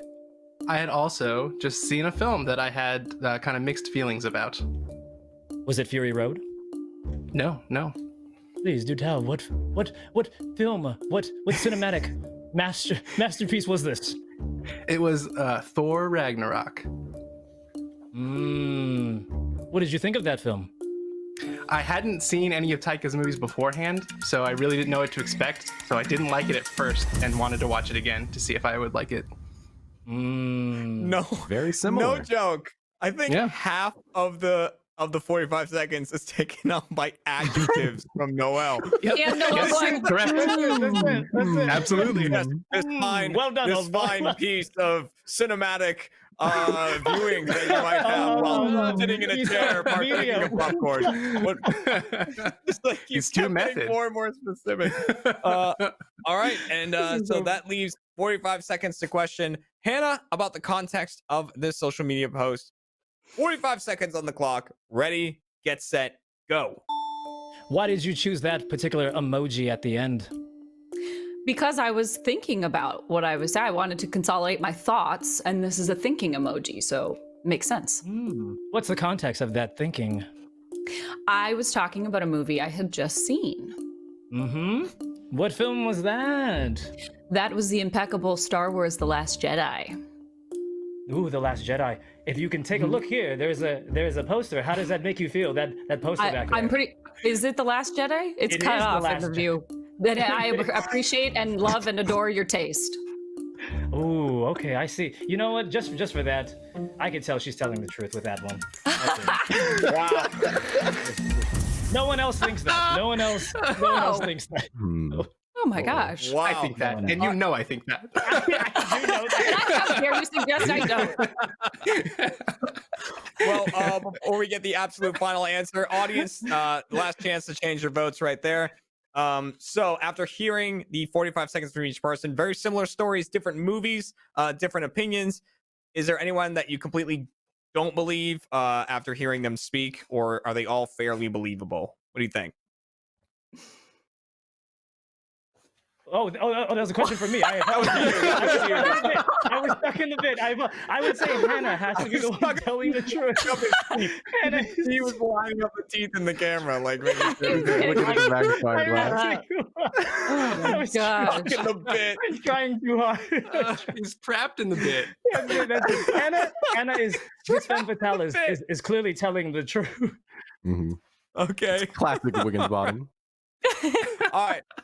Audience, we're gonna lock. By the way, Christian, if "Trapped in the Bit" is not the title of this episode, I mean, it really you got should it. be. I feel like Yeah, it yeah. should be. Yeah. All right. So, The teeth audience, going we're as gonna he's lock in. laughing. Right. We're gonna lock in your votes there, audience. So Noel, lock in your answer. Whose social media post is this? That was Hannah McCarthy's. All right. Let's lock in Hannah having the social media post. And before we do the reveal, audience, whose post do you think this is? Is it about Thor Ragnarok, Star Wars, or Mad Max? Let us see. Oh wow. Whoa. Wow. Good Google Moogly. Wait, that way. Wait. I can't. My goodness. 7 and 12. I was trying to hold it. Oh, got it. I I thought couldn't she was figure trying out. to, like, vampire. Yeah, Like yeah. in front of her face. Like trying to Don't hide. look at me. So God. I can reveal that the social media post belongs to the one and only Hannah McCarthy. Yes, you were correct. Elementary, I, old boy. I forgot to elementary. lie. I got so thrown off by everyone Well, you saying weren't what supposed to movies they lie. were. I know. I was like, oh, I'm okay. It's whoops. I I forgot don't to know. lie. I knew in the heart of the cards she was not lying. No one I says can't that lie about about The Last No one Jedi. says that. I can't lie Which about it. that means that the game is now all tied up. It means there is now 1 point across the board Wow. for the audience contestant and the deceivers going into the boy. final round. Now remember, in Chump, it is not about having the most points. It's and there's the post. I forgot to show the post. There's Yeah. me. There it is. There Mhm. she is, the little Look at thinky that. face. Chump's not about getting the most points. It's about not having the least points because you don't want to be the chump. So a lot of people are in the running for this to happen. But we got to see what happens in our final game, which is called What's in Your House? So in this game, I'm going to go down the line of deceivers and get a 1-sentence description of a bizarre item that is in their house. However, only one of them is telling the truth. The other two are making up items that do not exist. It is up to Noel to question them and figure out which items are real. And he will move on to the next person at my discretion. Whenever I tell him you've had enough, move on to the next one. The stakes have never been higher, Jeremy. Ado, I like the cross pipe was very nice. Yeah, I was a fan of that. Like a weird gentlemanly pirate flag. So first things first, we're gonna go down the line of deceivers and just get that 1-sentence kind of vague description of your bizarre item, starting with Josh. Josh, what is in your house? I have a small elephant marionette from Thailand. Small elephant marionette from Thailand. Hannah, what is in your house? Mine is a action figure. Action figure is a generous term. It is a Paddington the Bear doll riding a horse figure. Paddington Bear riding a horse. Christian, what is in your house? I have a life-size bust of Sloth from the Goonies. A life-size bust of Sloth from the Goonies. All right, there are our 3 items. Noel, you can start with whoever you want, and I'll just tell you when to move on. And audience, of course, you're using the hashtags to vote on who actually has the item. Hashtag Josh, hashtag Hannah, hashtag Christian to cast your vote. Who do you want to start with, Noel? I will be taking notes this round. Let's start with let's start in order. Let's start with Sir Joshua again. Starting with Josh, the elephant. Very well. There's no timer on this one, so whenever you're ready, go for it. How large is this object again? It's not very large, just pretty small, like this big. What is it made of again? It's wood. A wood okay. marionette. What is it? How did you get this? How did you acquire this this trinket? This I have a cousin that lives in Thailand, and she brought it back for me. Okay. What color is it? It's mostly colors? white. Yes, yeah, it's white and red. White and red, and from the east, the far east. Let me see. Yes. How much time do I have, Jeremy? I think I already know my. There's no answer. time. All right, There's no time. We said you have as much time as you want. Okay, right at the beginning, you have as much time as you want. How much time is left? I'm stuck in the bit. How many seconds Time you is trying but to a find? construct. Space time. I feel like he was wondering about travel from the east. Yeah, I've heard stories from the east. I once solved a case in the Far East. I've been saying. I've mapped out many an area. All right. So you said you're going in order. So we're going to Hannah next. Is the plan? Correct. That is All correct. right. Paddington Bear on a horse. Whenever you're ready, begin your questioning. How large is this Paddington Bear? Fairly small. I would say probably about like this big. Oh, you can't see my other hand, like that big. It combined Paddington and horse. Combined Paddington and horse. Yes, because it's a horse with Paddington on it. Out of all your Paddington trinkets and memorabilia, which one was this? How recent was this? This was probably from 2 years ago or 2 years ago to RTX. Yeah, 2 years ago. So you got it at RTX? Yes, someone gave it to me. Oh, a fan, I see. A fan. You can be a Paddington fan. Sure. I think the last question I have is, what is today's date? Why do you guys gotta do this to me? It's still the 28th, right? Is it though? I'm being gaslit. What day is it? Is it a Wednesday? It's Wednesday. I didn't just state it's the 28th. The second time I said it's still the 28th. I hate it. I see. And that leaves Christian with the life-size bust of Sloth. Whenever you're ready, Noel, begin your questioning for Christian. Christian, when you say life-size bust, how large is this particular item? I mean, Well, okay. First off, bust. I saw comments in chat. Bust is like, you know, the thing of like the head. It's not. I don't have a full ass statue of the dude. It's just from like. That would be like, calm frightening. down. Yeah, that's Usually a little too shoulders much. up. Yep. Yeah. Okay. So is it safe to say that Goonies is one of your favorite films? It's not a Fury Road, is it? Oh, it is not on the level of Fury Road, but also it was not for me. It wound up in my possession. Yeah. How did it wind up in your possession? So my girlfriend at the time, The Goonies is like her favorite movie ever of all time, and I thought it would be a very funny gift. So I bought it and like got it commissioned, and then fun fact, she broke up with me before it arrived. So I just got this bust, and I didn't have anyone to give it to at the time. Do you still have feelings for her? Look. Oh my goodness. That got me. We're going That into your really got me. Oh man. That's not what the show's about. Women's bottoms. We please move on. Next question, Who please. wronged we're pushing it. I'm testing you. There's no time limit on this one. Okay. Christian. That's enough, Jeremy. That's enough, old boy. I have all my Huge is my thought. He's insane. Oh my god. Oh my goodness. My cheeks hurt. Allow me to show you. May I show you my notes? Allow me to show you the notes that I wrote. Red versus blue. November 9th, I had this prepared. I had this teed up. I had this teed up before the show. Very good. Oh my god, I All love right. it. Very good with notes you all took. of these amazing items my God, my being cheeks. listed out in front of us, only one of them is real. Two are made up. Noelle, is there anyone you just completely do not believe going into this? Like someone didn't convince you? Yeah, I want to say Hannah, the Paddington Bear with on the horse. I'm gonna say that's a lie because I know absolutely nothing about Paddington Bear.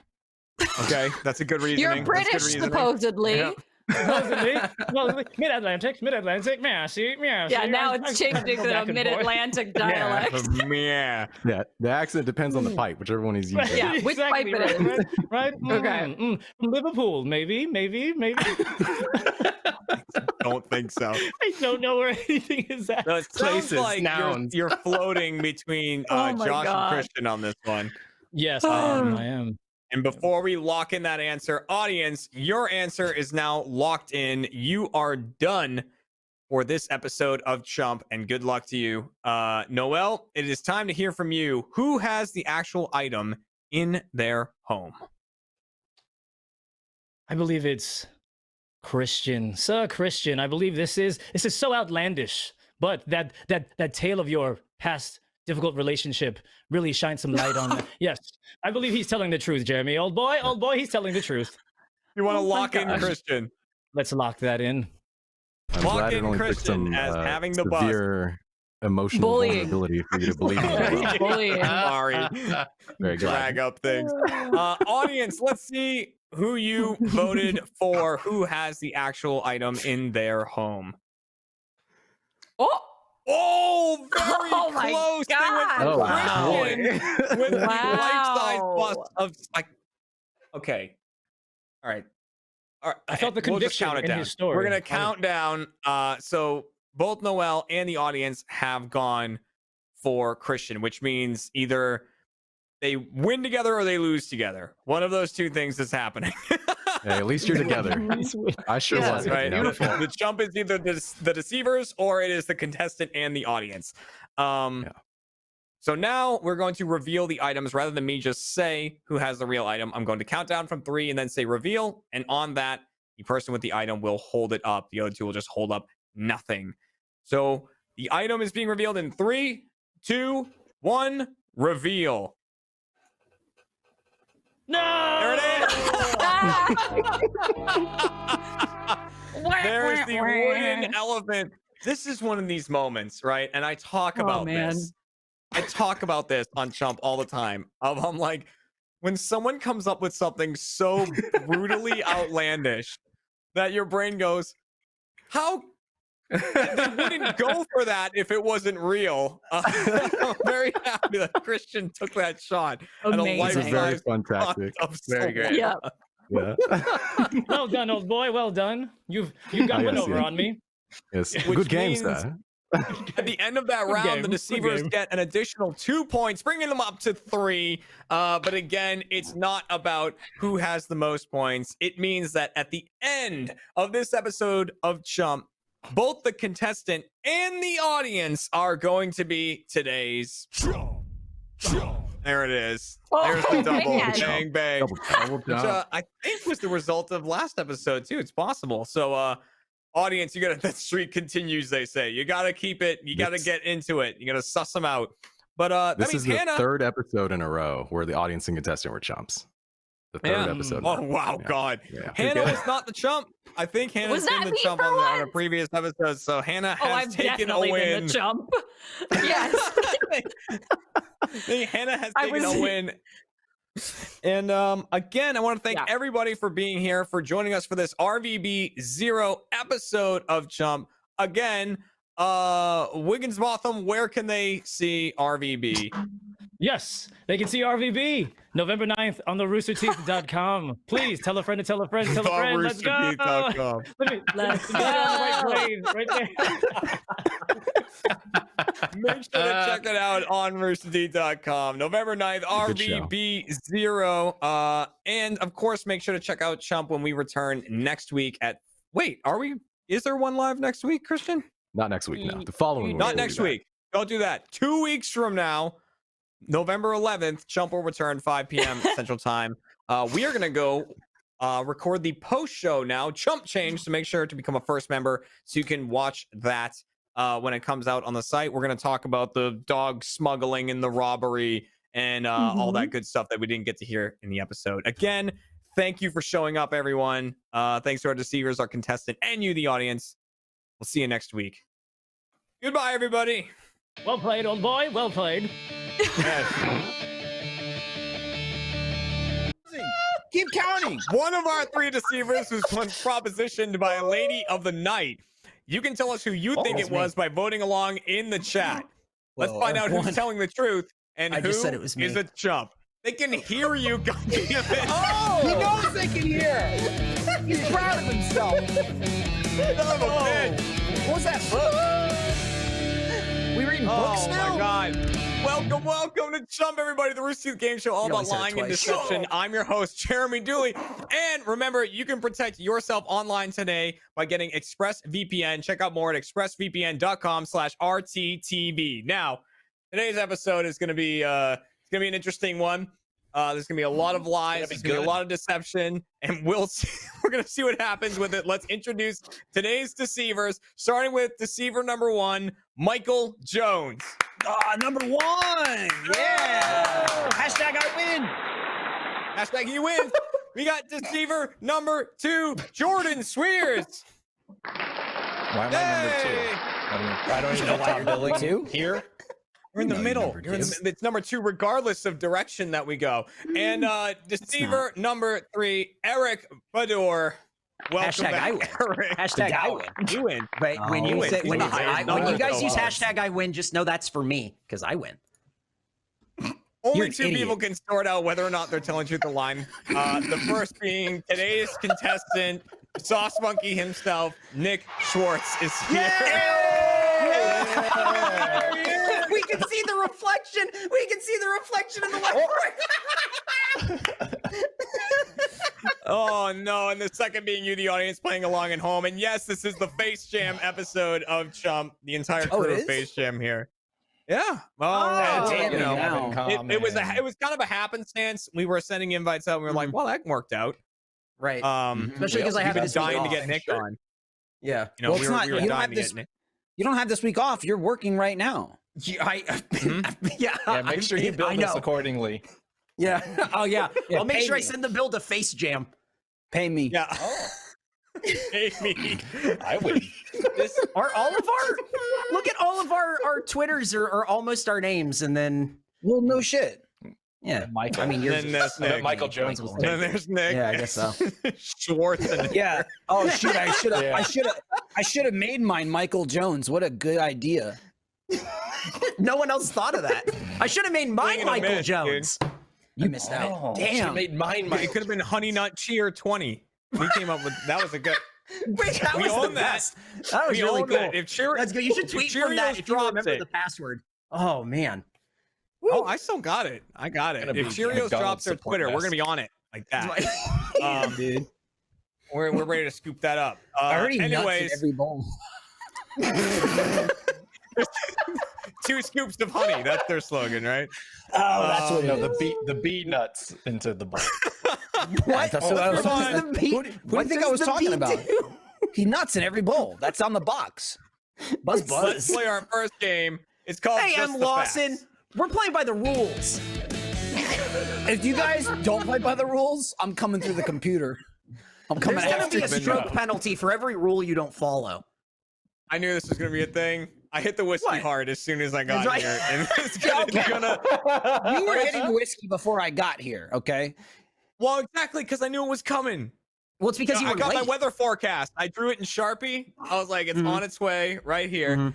Anyways, I'm gonna give you a true fact about one of our 3 deceivers, but they're all going to be pretending that this fact is about them. Nick is going to get to question each of them up to my discretion. I'll tell him when to move on to the next person, and at the end of the game, he just needs to let me know who this fact is really about.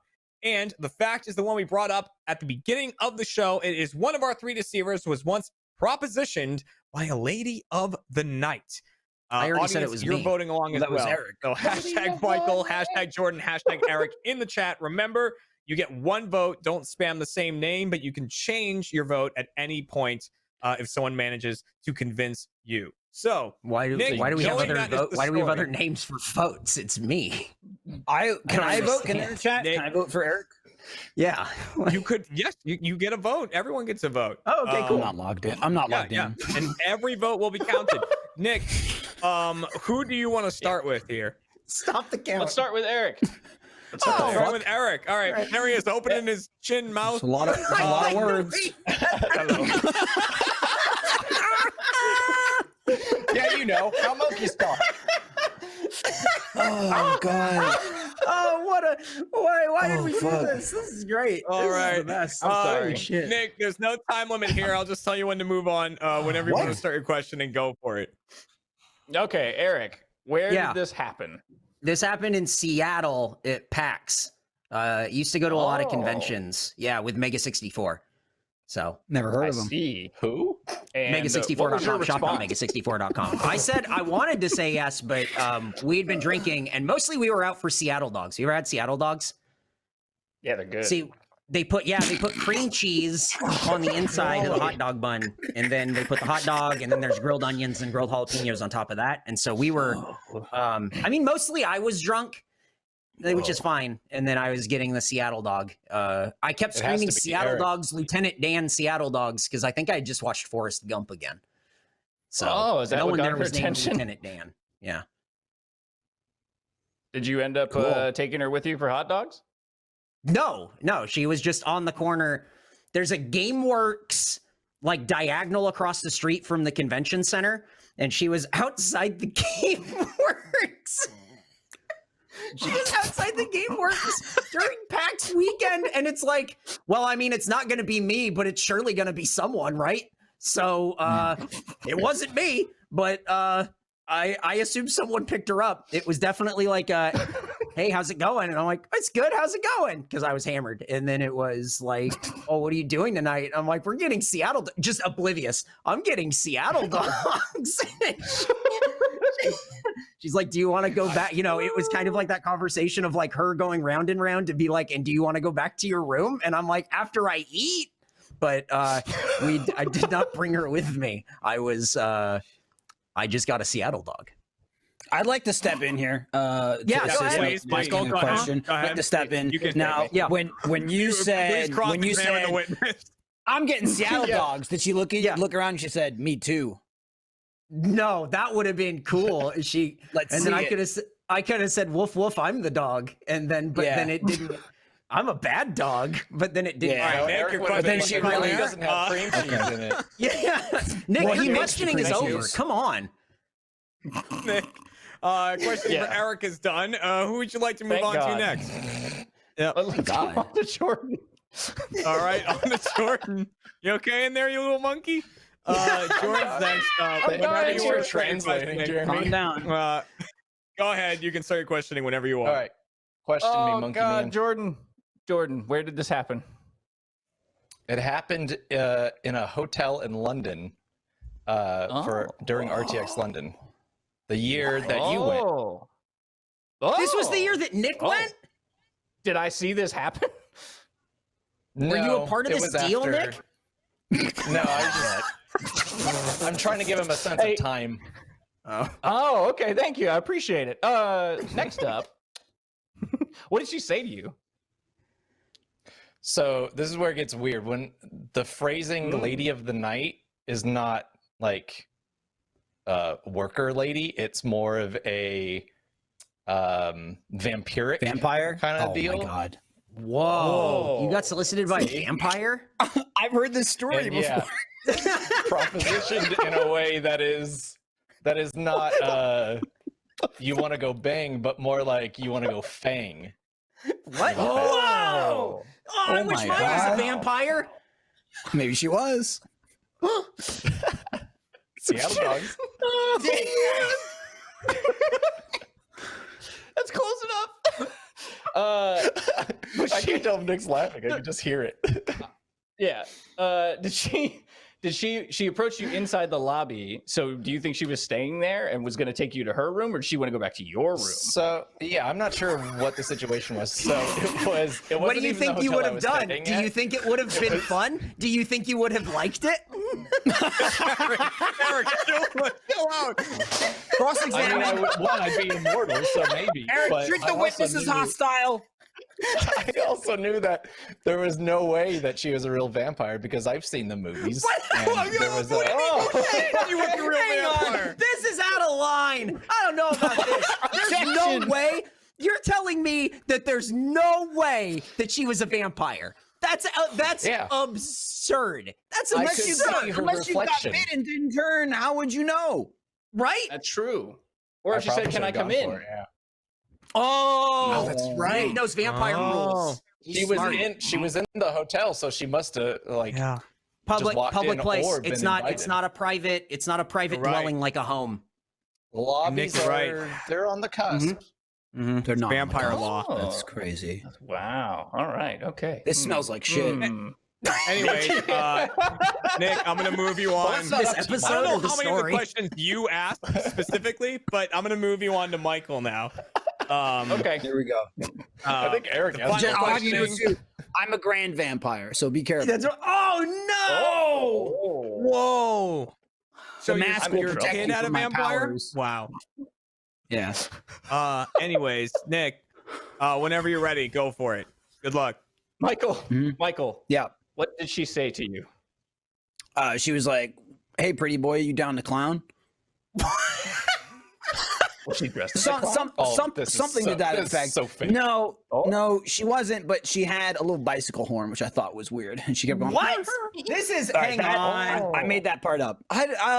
She was something very You're like making the whole thing up. clearly I'm a prostitute. You want to do this thing? Was essentially. Did she give you? There like wasn't a lot of. the come hither thing.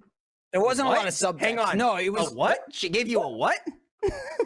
The come hither motion. Come here. You know. It was kind of like that, but it was more like want to fuck for money. Oh, You know It was that a little one. more. Yeah. Yeah, I mean, she's trying to get paid and get laid. And where did this happen? Next question. That was Atlantic City, New Jersey. Atlantic City. Yeah, it's Like real. on Look the it up. street Google or it. somewhere Google else? it.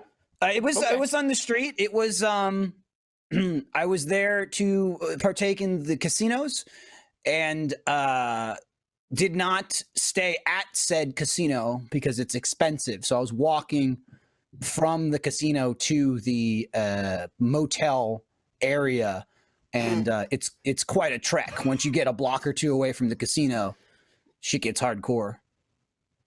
And what did you say to her? I was like, "Oh, I have no money left. Maybe next time." How did she take it? She was already on the next dude. She was just like, "You say no money," and she's done. There was a gentleman standing next to her that was like, "Get out of here! Yeah, I'll take it. Get out of here!" Yeah, paying customers I'll only. take it.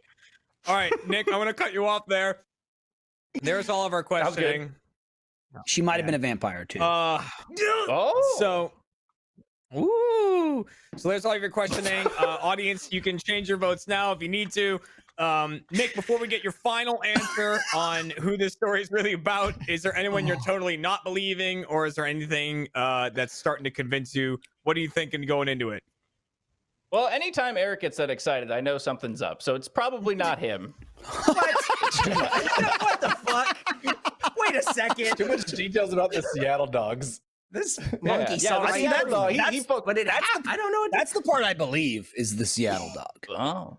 Yeah, but he That was- focused too much on it. Well, I mean, have you ever had one? Dude, they're so good. Yeah. Oh, yeah. I think he was trying to steer you away from his impotence. And he was getting a little. Who told you? I'm gonna look up Seattle dog while you talk. She talked, dude. She told me about your Seattle dog. Word gets around. Seattle dog. Jeremy's Googling Seattle dog. I bet he, looks good, I bet he man. found some It looks pictures of hot really dogs, but good. some pictures of actual dogs that live in Seattle. Yeah, I thought it was a breed of dog for a hot second. No, it's a hot dog. Like And he the was one- gonna eat the them? one from So Frasier. you're not believing Eric. How are you feeling about bullshit. how you feeling about Michael and Jordan? Michael seems kind of believable, but so far, the most believable story is Jordan, just because, well, I was there. Oh, interesting. So, All Nick, right. let me ask you another question. Was she a vampire? Oh, yeah. I knew it. All right, audience, we're gonna She lock went and in your propositioned answer right him. now. So, right Nick. after. So, Nick, now is the time to ask you, who of these three is this story really about? Who do you want to lock in as your answer? I'm locking in Jordan, Jeremy. You're sure about that? Not that you asked that, but yes, I'm going to go with him anyway. Sure. Admitting to All this. right, Regis let's lock move. in. I gotta do a Regis move, Rest man. in I gotta peace, get really Big Regis I on like this. Yeah. Egregious. Okay, so before we guy can reveal, The show rules. audience, audience, let's see what you voted. Let's see what you thought. They also went for Jordan. Everyone believes this 49%. vampire shit. No one Damn, believes dude. Michael. 50%. Why didn't anyone believe? You don't think Michael's they story- want this body? I mean, the current one or when you got propositioned, they're different. Yeah, dude. Uh, I was even bigger.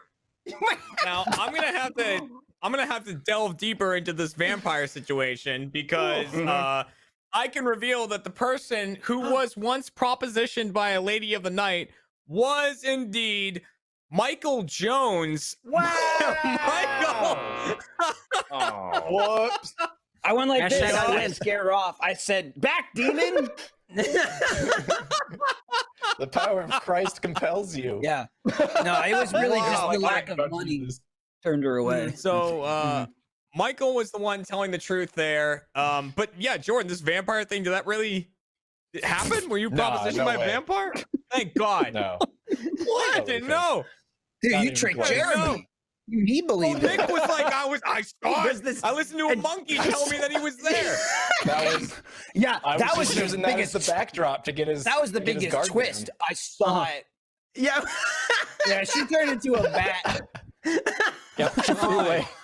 All right. Well, 2 points to the deceivers there Oh, for fooling damn, both the dude. contestant and the audience. Hashtag I Well win. done. We win.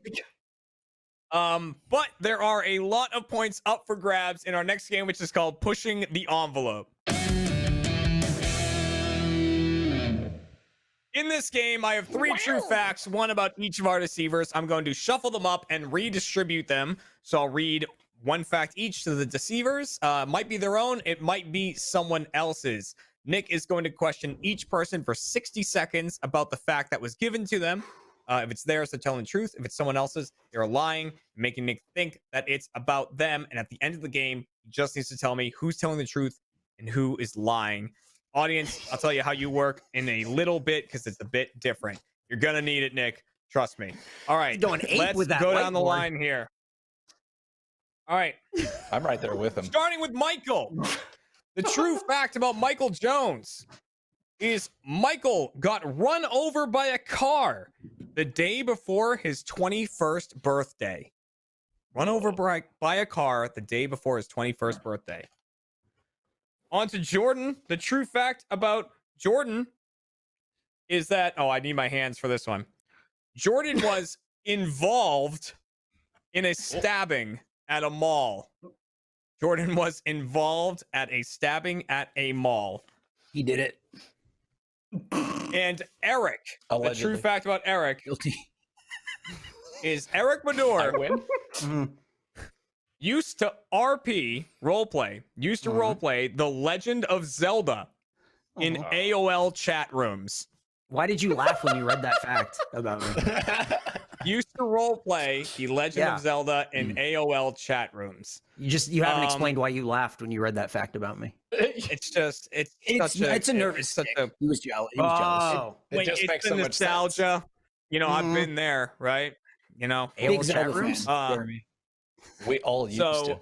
as for the audience, pretty much, audience, you're Why are going you on who laughing? really got run over by a car. Why are you Because laughing? the purple, Not funny. because the It's not purple blends funny. into the background, so it just looked like it said, "Who got run over by a car?" I mean, that is the question. Who got did? run over by a car? Michael is Who? claiming that he is the one who got run over by a car, but after hearing the stories, audience, you can vote using the hashtags in the chat. And if you can correctly identify who got run over by this car the day before the 21st birthday, you get 2 points. So listen to the stories and see if you can suss out if Michael's telling the truth or lying. And if you think if he is lying, is it Jordan? Is it Eric?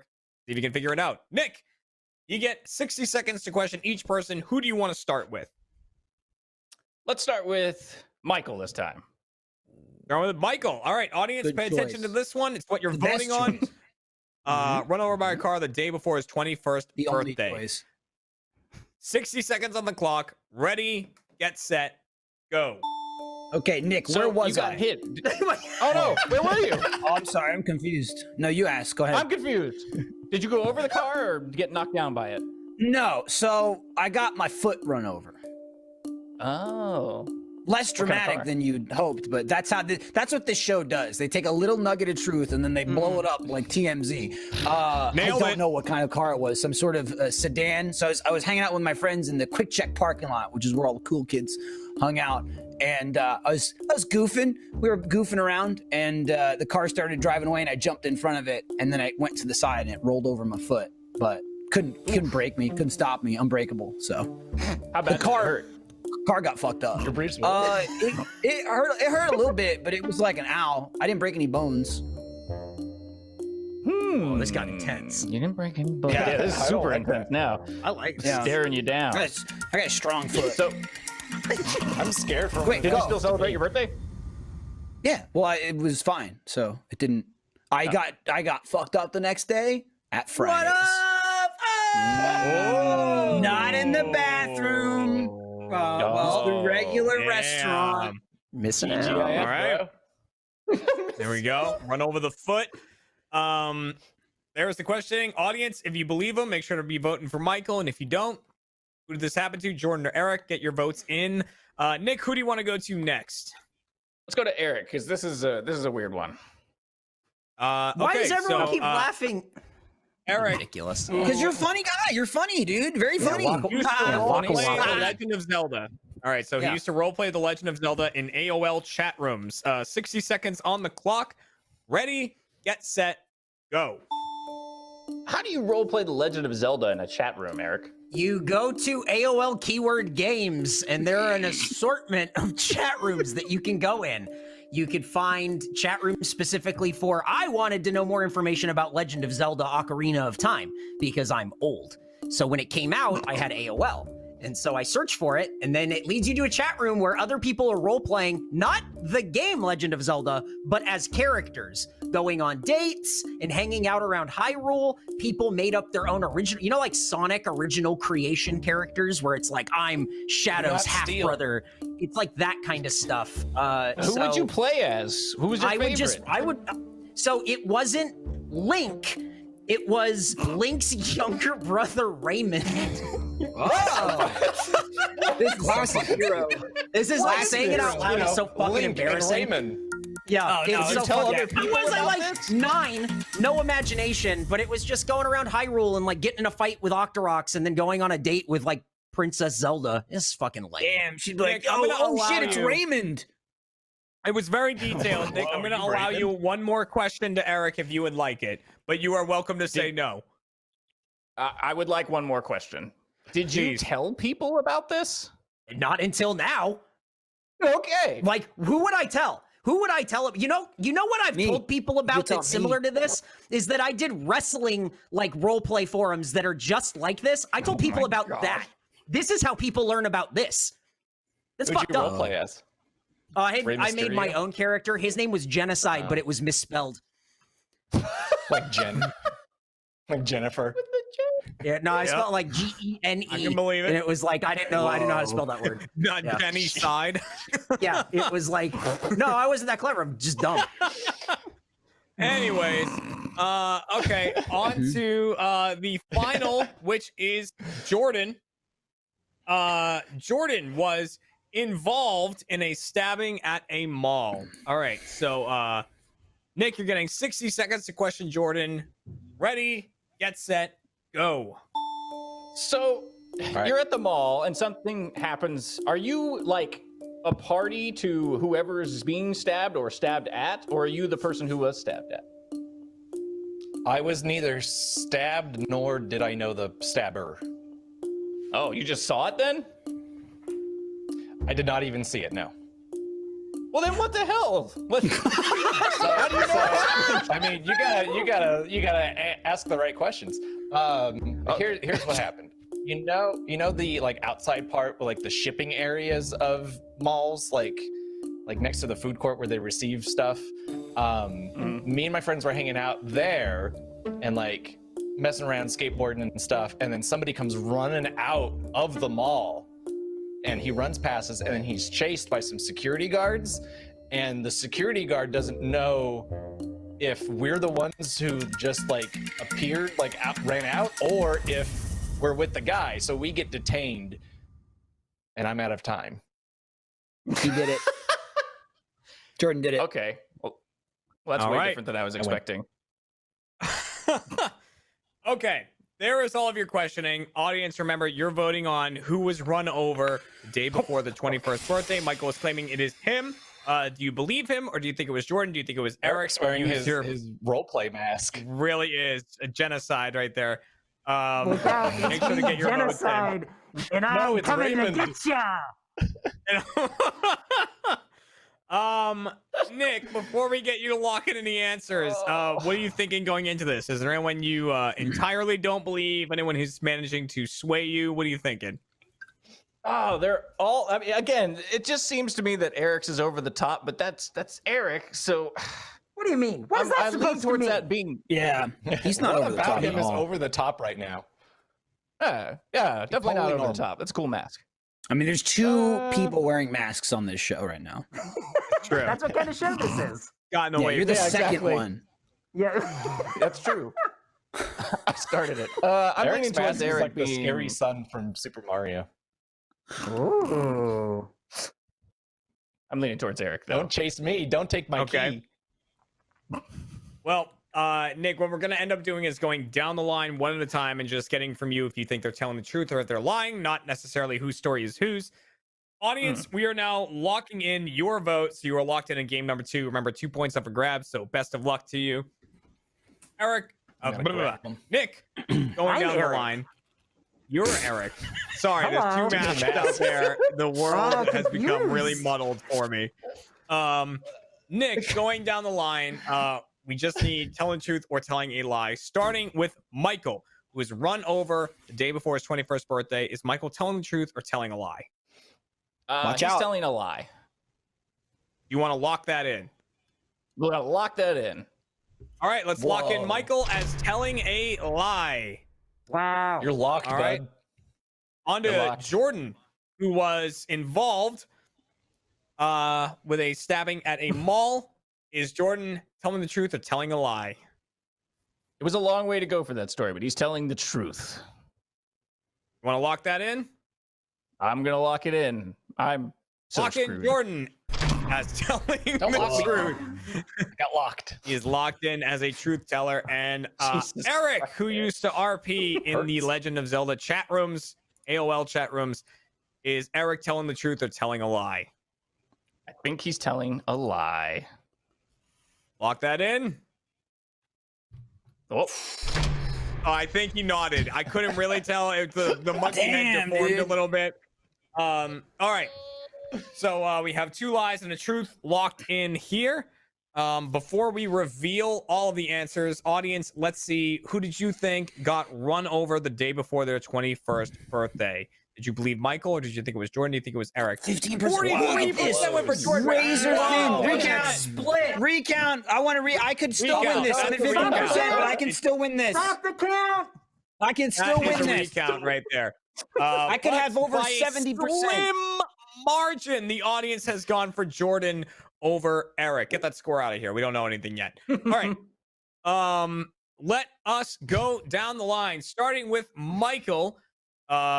You thought, Nick, that he was lying, and audience, you are hoping that he is lying because that's your only chance of getting points.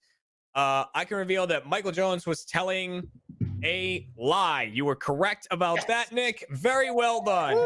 Yeah. Well spotted. On to Jordan. I want Involved Nick to win now. involved in a stabbing in a mall. You thought that Jordan was telling the truth. I can reveal that Jordan was telling a lie. You did not get that one correct. That is a miss. He was also lying. And then here's the big question of the day. Eric RPing The Legend of Zelda. You thought Eric was telling a lie, and I can reveal that Eric was telling a lie. Yes, you are correct. He was telling a lie. Well done. I was Thank really hoping God. Eric was going to get that one at the beginning of Does the that show. look like a guy who would do that? Yeah. And for the audience, so we know either Eric or Jordan was the one that got run over by the car, and I can reveal that it was Eric. So you got that one incorrect. It was me, audience. I'm Austin! very sorry It was about me that.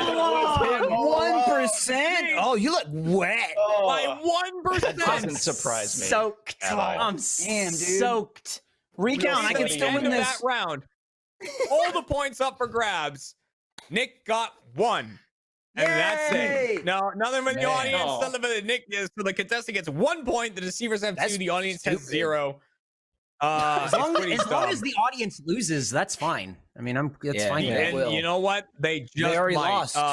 They're watching this. I We're think gonna- they're losing just by watching this. Yeah.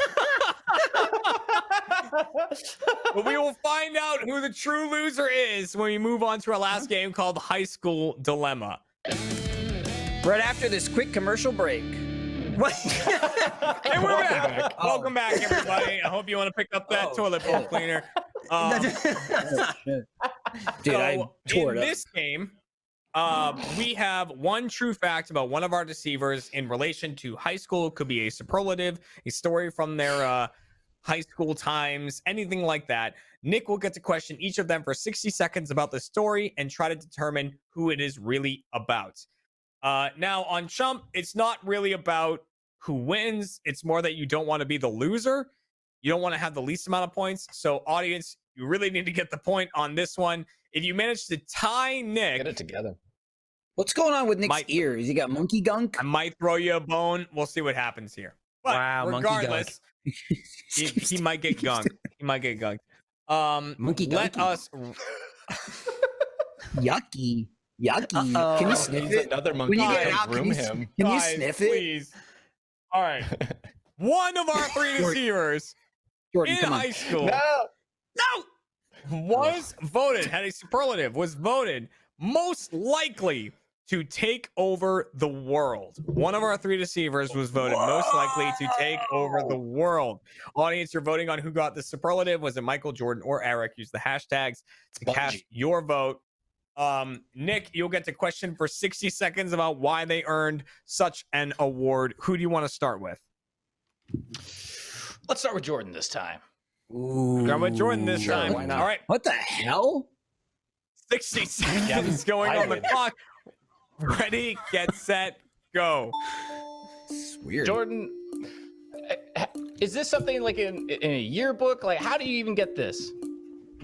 Yeah, it's for the yearbook. You know, like the superlatives that's like most likely to succeed. I got most likely to take over the world.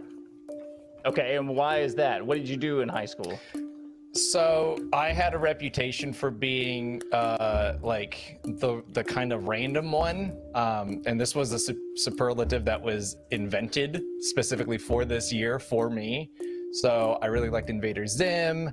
I would quote it all the time. You know, like I was Big just Rooster like Teeth fan.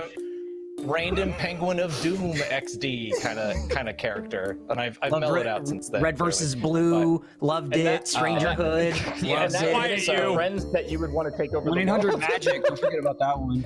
Not necessarily. I think it was mostly the Invader Zim stuff that I was always talking about. That people were like, this seems like it's up his alley."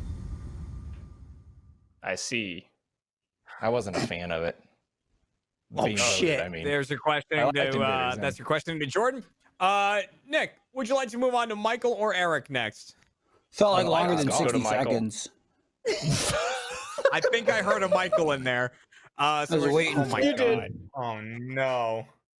Yeah. All right. 60 seconds to Michael going on the clock. Ready, get set, go.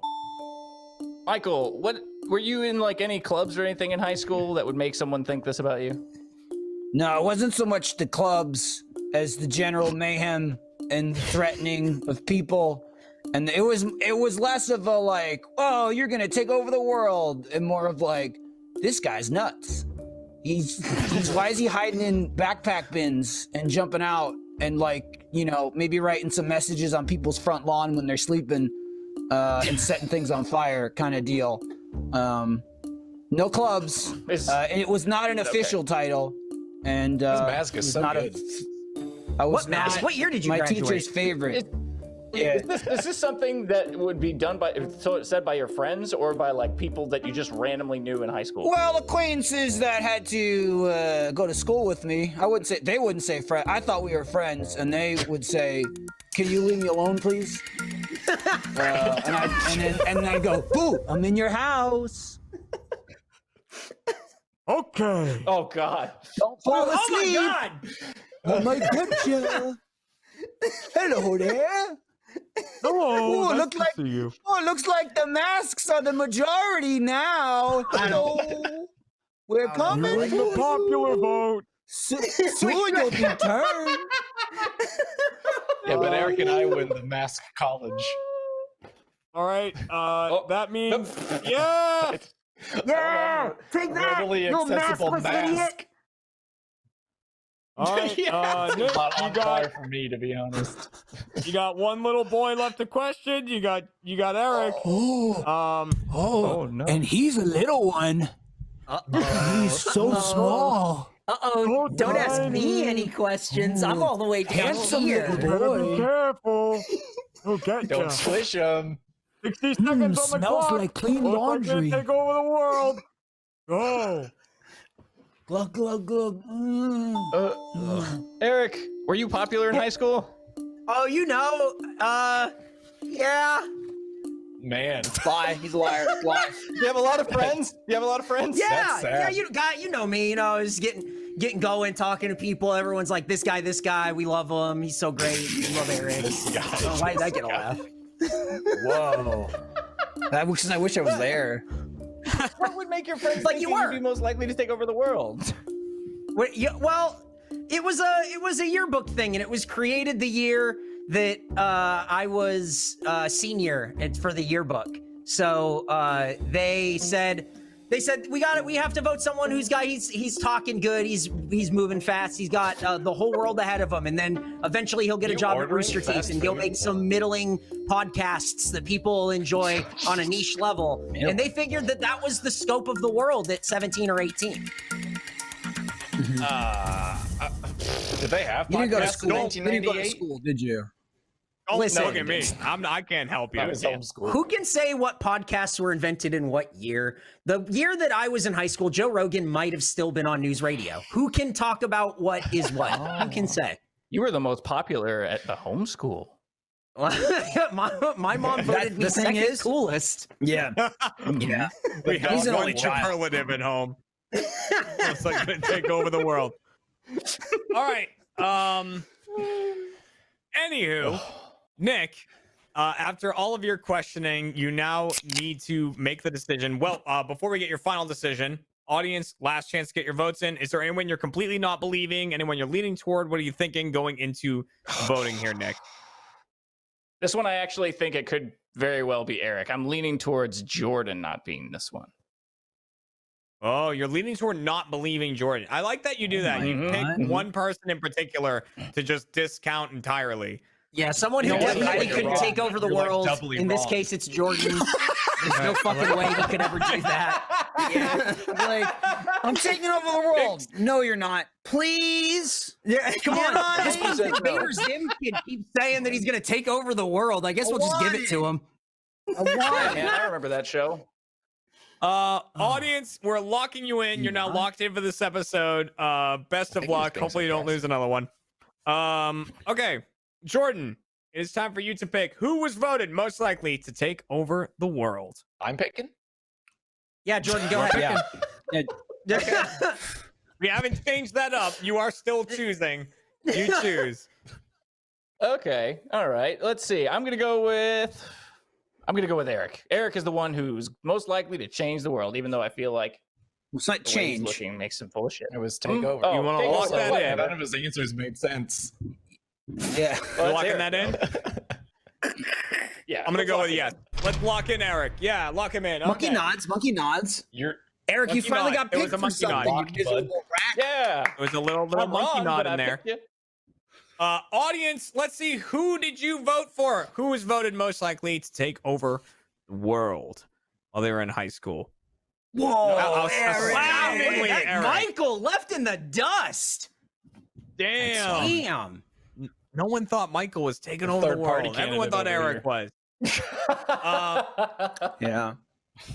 So I can reveal that the person in high school voted most likely to take over the world was indeed Eric Bador. You got that correct. He was voted that. Look at that. How could he not? How could he not? Can I just say, some like, lucky bullshit. This guy. Can I just say they were wrong, dude? No, I told you. I explained exactly what they meant. Is anybody? Middling Are any of those people podcasts- watching and they're going, Yeah, "Oh, fuck! No, yeah, you know fuck, what? we picked They are. him." Hey, close up on me. Shouts out to Jace. What's up, Jace? Shouts Going out. to school since like fourth grade together. I know you're Just one watching this. shout. Shouts out. Big ups. Booyah. Well, at the end of that round, I can reveal that both the contestant and the audience got a point, which means the contestant and the deceivers tie at 2 points. But the Oh, we all audience win. is left behind at We win. 1, which means just like the Face Jam. entire Face Jam wins. the entire cast of Face Jam is safe and is the winner of today's episode, while the audience watching, of course, is going to be today's Chump. There it is. That's cool. I was- It's backwards to I this was side. unsure if that was going to idiot. happen. They don't normally do it in this layout. So I was like, I don't know if they're ready for it or not. But it man. seems like they were. Thank you very much to Nick, Michael, Jordan, and Eric for coming by for this episode. We are going to have our post show, which is called Chump Change. And in that, we're going to be talking about the true stories that we didn't get to hear, during Pushing the Envelope, all the real things about who was in the chat rooms and stuff like that. And thanks for being first members. Thanks for voting along in the chat. Thank you for donating to Extra Life, which is still going on if you're watching this live. So make sure to keep getting your donations in there. You are crushing it right now. And there's a lot of awesome stuff coming up this weekend and over the next few days. So make sure to watch all of it. Thank you very much. I see the Make audience sure you calling follow for a Face recount. Jam It's not Pod. gonna Make sure you happen. tune in for the Face Jam episodes every Tuesday. And guess what? There's more van episodes Also- every Tuesday on the weeks that there also, should be off. Incredible. We win, you lose, we're winners, you're losers. Please tune in to the next episode. Loser. See you next week. Listen to Face Jam. You need us. We Listen to don't Face need Jam. you. Yeah. But please listen. Bye, everyone. Please listen to Face Jam.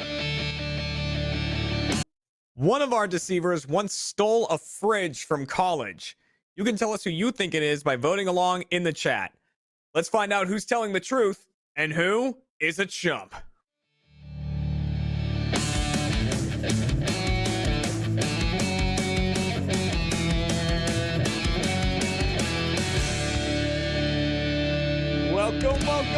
Welcome to Chump, everybody, the Rooster Teeth game show all about lying and deception. I'm your host, Jeremy Dooley, and this episode of Chump is brought to you by ExpressVPN. Make sure to protect your online privacy today by heading to expressvpn.com/RTTV. It's important. Go do it. Now it's time to introduce our 3 deceivers for this episode. All returning back for another episode, starting with deceiver number 1, Maggie Tomini. Hello. Hello. I'm a deceiver. We have, you are. Well, you were a deceiver last time, right, Maggie? I think. Yeah. All right, cool. We got you back for another one. We've got back again, deceiver number 2, Blaine Gibson. What's that thing behind you? What's that thing? Where? The on light wall? thing. Yeah. Is it JK? JK for me and my wife. See, Oh, okay. get it? Oh, Hey, thanks for having me get back, it. Jeremy. What a joke. Hey, thanks for coming back. And of course, deceiver number 3, one of the best liars that we've had on the show, Mr. Sam Mitchell is back. Always a trusty deceiver to have on Chump, because he is trying to fool one of our best contestants. Our returning contestant, Jack Patillo, is back once again. Oh, kitty cat. Who's really going, what the hell am I doing over here? Get me the hell out of here. And of course, you, the audience, is voting along. But there's going to be a little bit of a change today. So the chat's had 1 or 2 issues. We can't quite get the polls working right now, but we always have a contingency. That's a lie. No, it's Called not. No, it. it's true. Boom. That's true. I'm telling you right No, now. lie. That's minus a point for Jack. Lock it in. Lie. We have our contingency plan whenever we have problems with the chat. It's only happened once before, but it's happened again. But don't worry. We have another chance to welcome back our tallier, the person looking at the chat and keeping polls on everything. And we actually have a video from him. So let's see our little poll master here and what he has to say about this. Then okay, hey guys, the chat's it's the voting works. I'll be tallying votes. Okay, so if it's Cage, Pete. So get your votes in now. Who's the chump? It's not me, that's for sure. Oh boy. Okay, cut it off. So don't worry, Eric is there in the chat, counting every single vote as it comes in by hand and making sure that we have proper percentages. That's a lie. That's a lie. May or may not be, but you know what? We won't find out till the end of the game. Fire. All right. Welcome back, everyone. Thanks for coming back for another one. Happy to have all of you here on this episode. Thanks for having me, Jeremy. I'm happy to be back. That's a lie. That's a lie. Damn it. Well, Jack, I gotta say, your past couple of performances have not been amazing. Dude, I'm like, you say like one of your best contestants. During the test episodes, I was fantastic. I would knock it out of the park. But ever since like we've gone live in the actual show, I've done garbage. I'm horrible. And so I don't know. I've done garbage. I will say, Yeah. Jack, that my parents watch every episode of Chump, and when I told them Okay. today, because they always text me in the morning and say, "Who's on the episode?" So when I said, "Hey, Jack's the contestant," my dad said, "Jack asks the best questions." So Wow. he knows. He knows. Nothing like a dad he- compliment, you know? That Rocking is a dad the extra compliment life right there. beanie too. Just saying, extra life. Or I'm a little Poe master. just came in. All right. Well, let's really test him out and start things off with a game that we call What's in Your House? In this game, our three deceivers will be describing an item that is in their home. However, only one of them is telling the truth. The other two are making up bizarre items that don't actually exist. Jack is going to question each of them up to my discretion. I'll tell him when to move on about these items, and then has to decide who has the actual item. Remember, audience, you'll be writing the names in the chat. So either Maggie, Blaine, or Sam, whoever you think really has the item, and Eric will be looking and tabulating and doing little tally marks, and he'll change them. So you can change your vote at any point. He'll know to erase the previous one and put the vote in on the other side there. It's very complicated, but he's up to it. So to start this game off, we're going to go one deceiver at a time. I'm just going to get a 1-sentence description of your item, very general. Make Jack have to ask questions to get more information about it. Starting with Maggie. Maggie, what is in your house? So my birthday happened recently, and I received a very special purse. Very special purse. All right, that's what Maggie has in her house. Blaine, what is in your house? I have a replica Camtano from Star Wars. I knew it was going to be something Star Wars related. A replica of that thing from Star Wars. Camtano. And Camtano. And Sam, what is in your house? I have a giant prawn attacking, or maybe trying to eat a cupcake. It's hard to tell. A giant prawn trying to eat a cupcake or attacking a cupcake. All right, Jack, those are your 3 items. Audience, who is telling the truth? And Jack, who do you want to start with? Who do you want to question first? Man, these are tough. These are tricky ones. I'll start with Maggie. I'm gonna start with Maggie. Start with Maggie. The very special purse for her birthday. All right.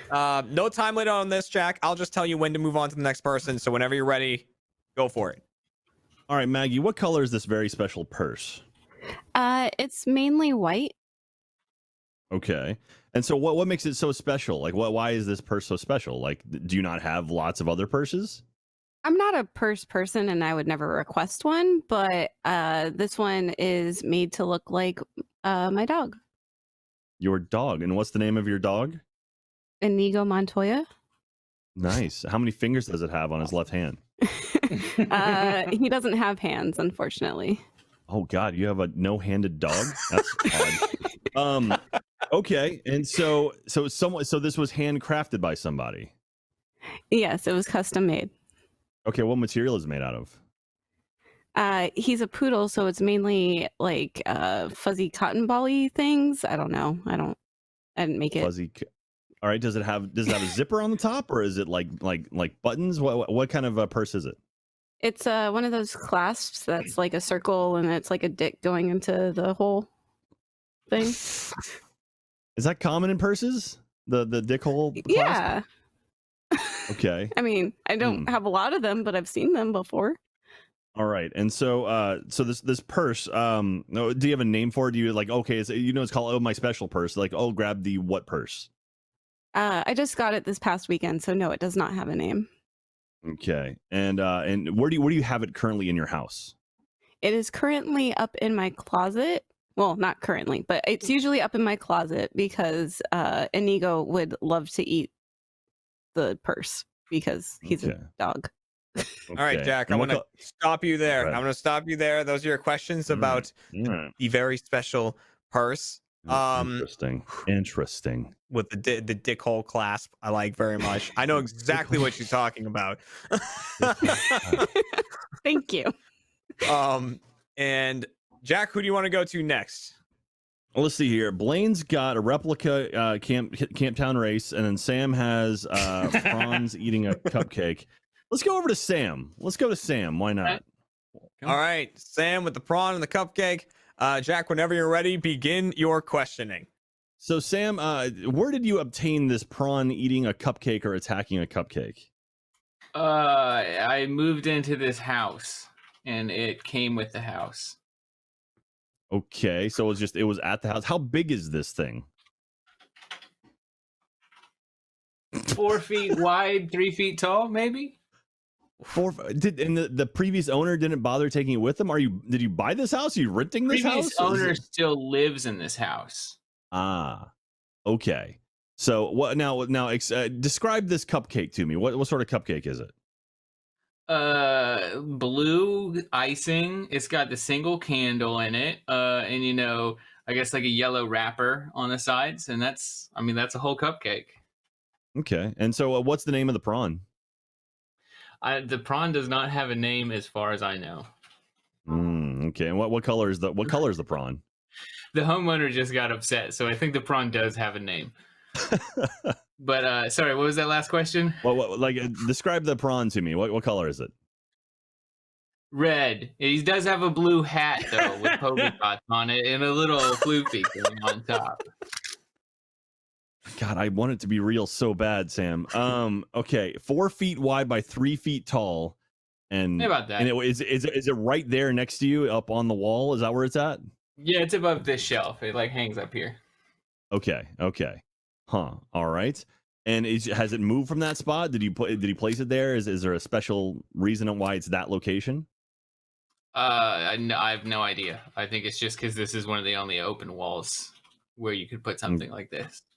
It's in the office, right. This is not living room art. Let's just say that. All right. What color was the cupcake again? Yellow bottom, blue icing. Okay. All right. Wow. All right, Jack. Those are your questions for Sam about the prawn and the cupcake. God damn. Sam is such a. I have no grasp on Sam, and it drives me crazy. It drives me crazy. He has these straight answers, like no matter what, if he's like telling the truth or telling a lie, it's always the same delivery. All right, Jack. So that leaves Blaine with the Star Wars replica of the thing, the Camptano. Camptano. All right. Jack, question him about the replica Camptano. Whenever you are ready, go ahead. All right, Blaine. And what Star Wars film or TV show is this katana used?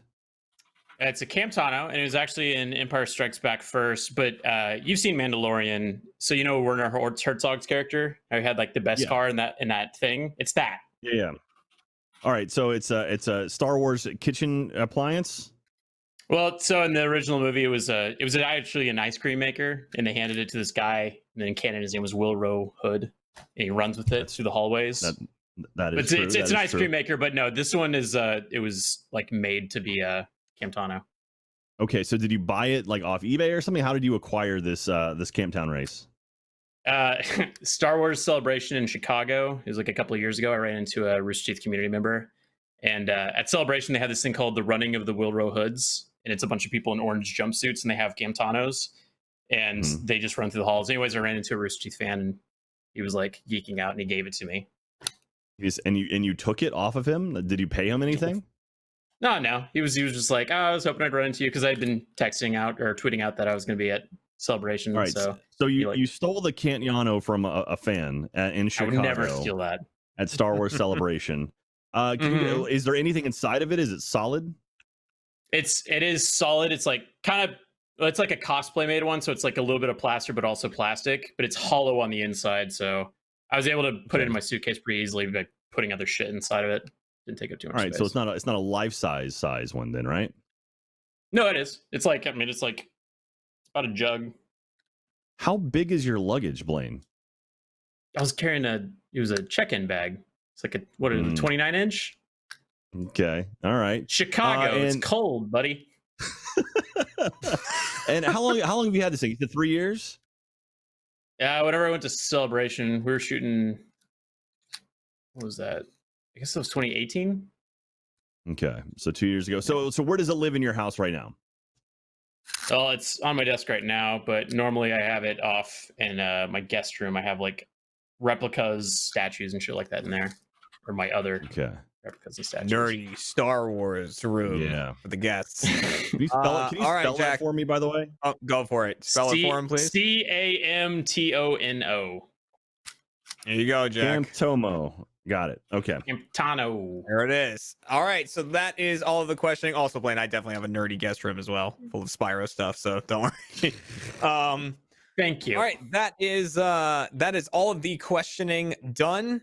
So, audience, now is your last chance to change your votes so Eric can tabulate them. Remember, just post the name of the person that you believe in the chat, and Eric will be sure to jot that one down. Jack, before we lock them in, how are you feeling about these stories? Is there anyone you're leaning toward, or anyone who you're just not believing at all after hearing that?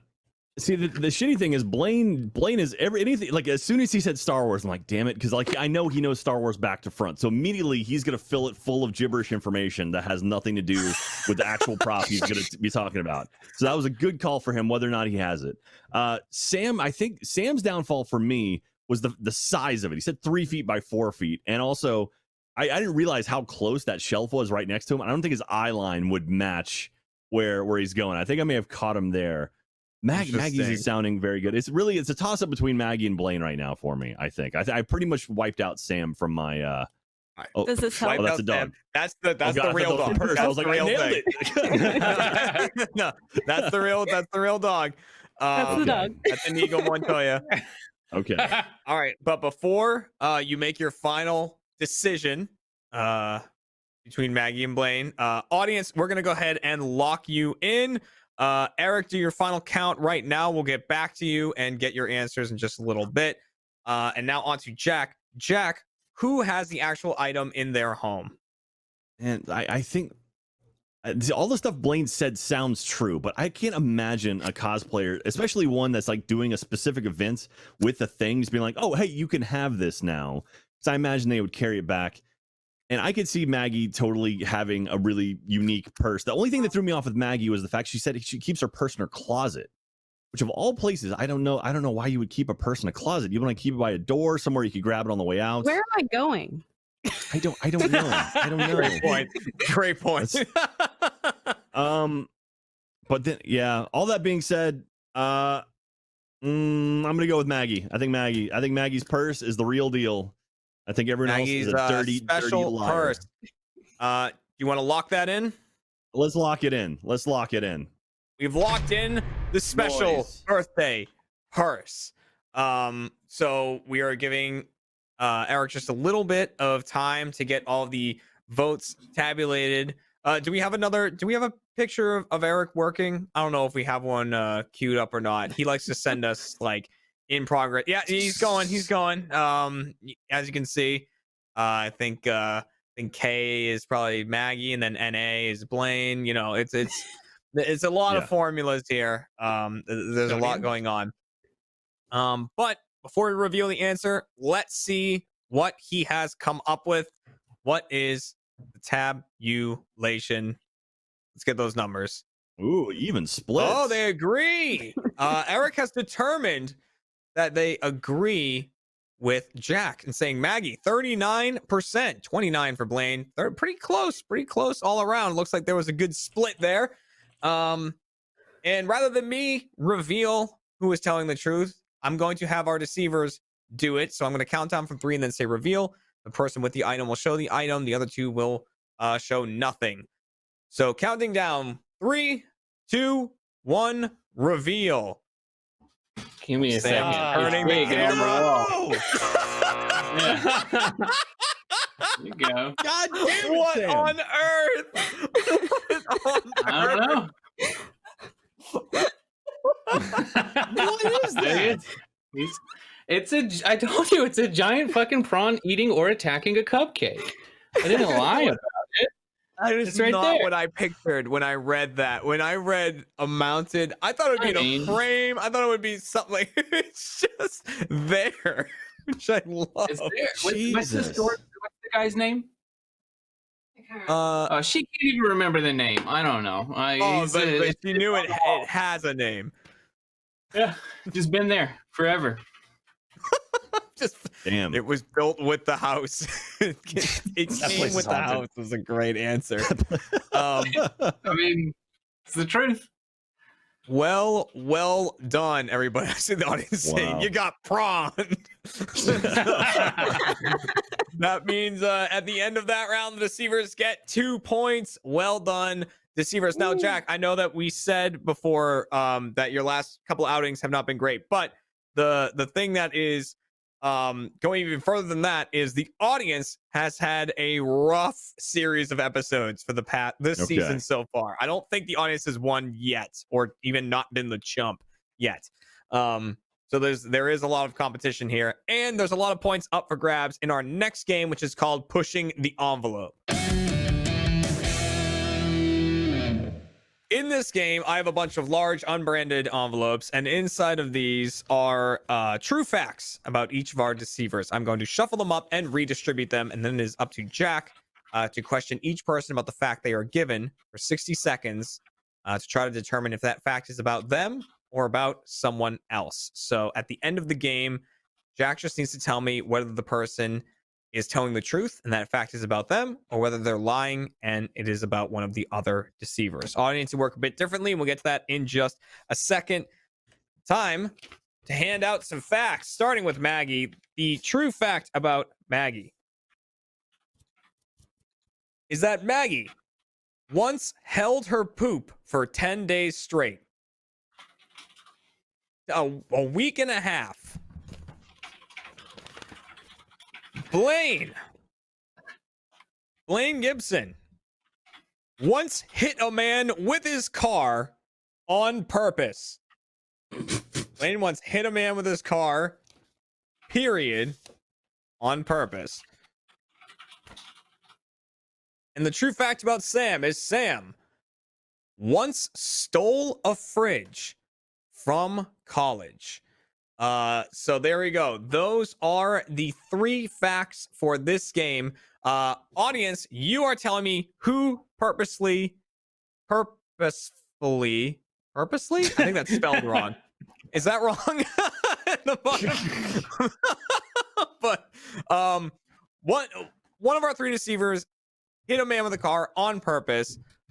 Blaine is claiming that it is him. Audience, after you hear it, you have to decide if you believe him or if you think that it is about another person. There's 2 points up for grabs there. Jack, you get 60 seconds to each person. Who do you want to start with? Man, these are all pretty interesting. There are stories behind these.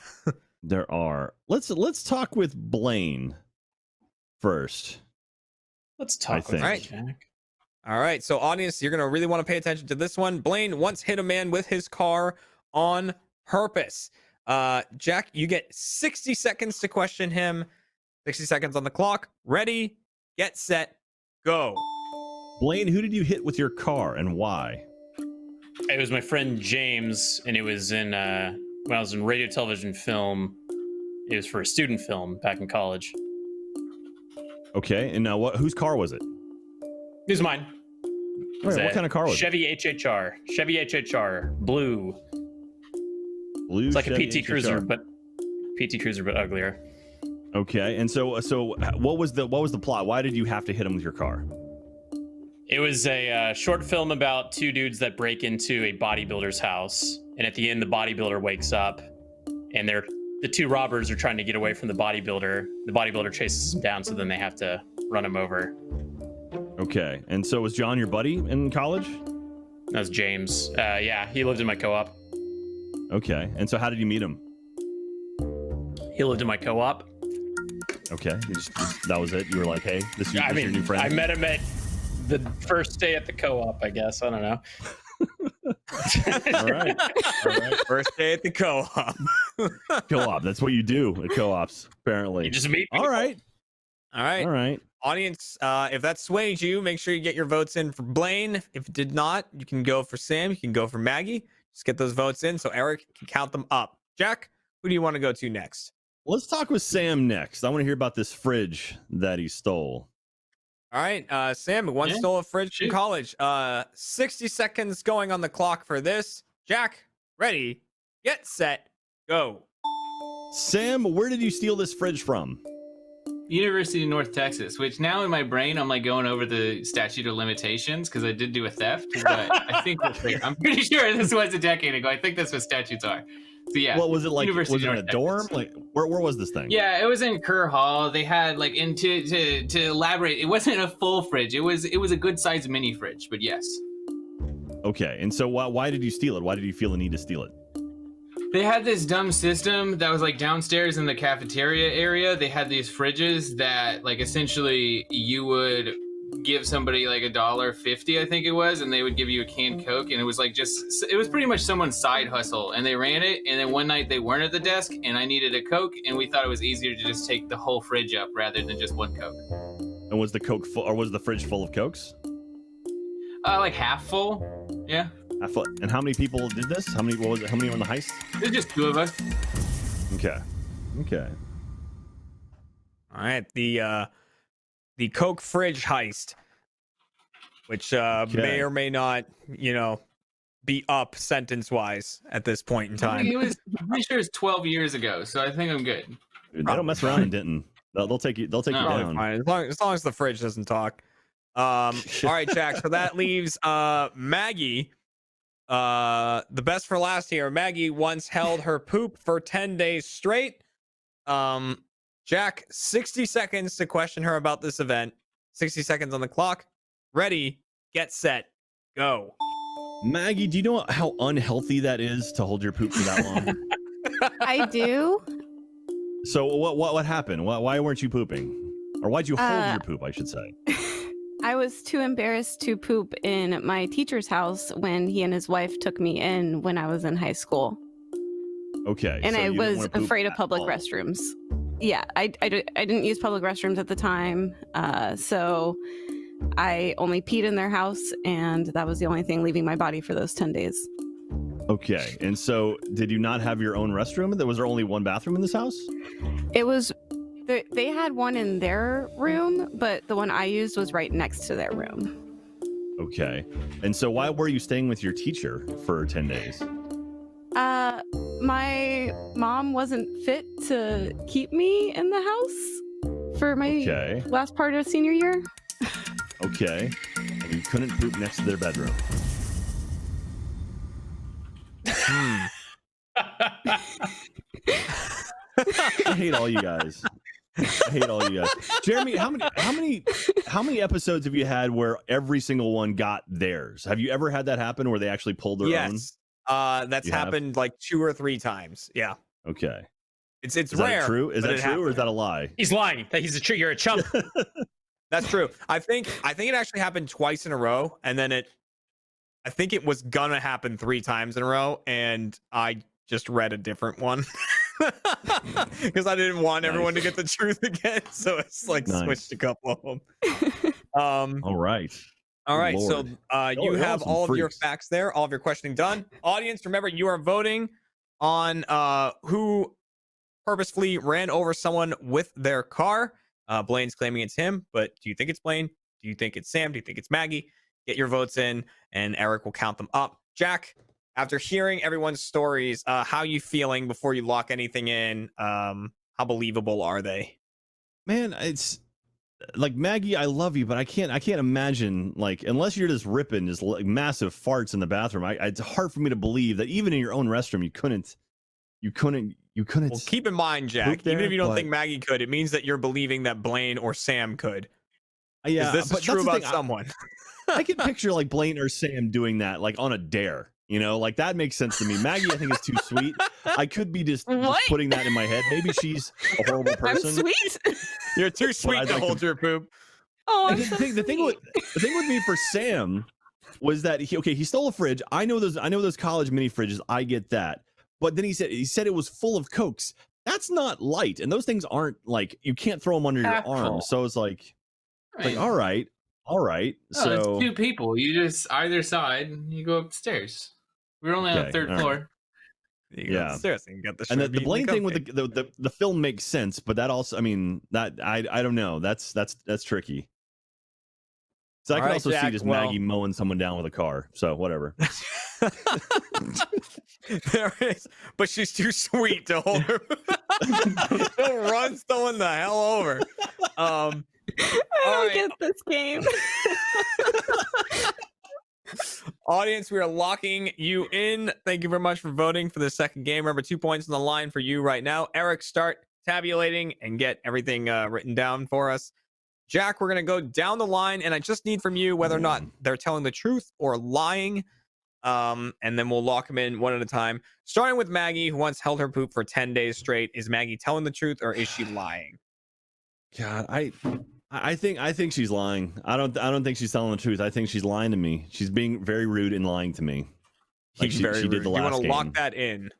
Let's lock in that lie. That lie from that lying liar. Locking in Maggie as telling a lie. On to Blaine, who once hit a man with his car on purpose. Is Blaine telling the truth or is Blaine telling a lie?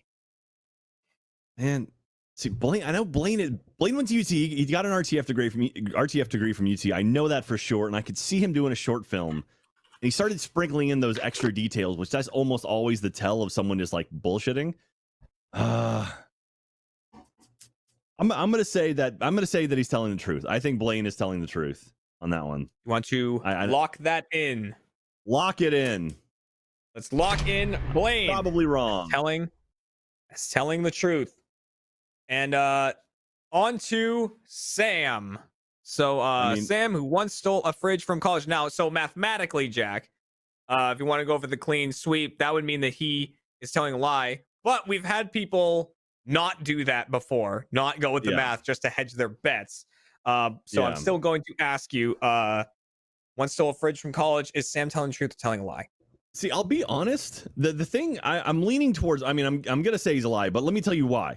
Because to me, stealing a fridge seems underneath Sam. Like I figure Sam would like steal like a whole bedroom set out of a dorm. Like that seems like low rent for Sam. Him.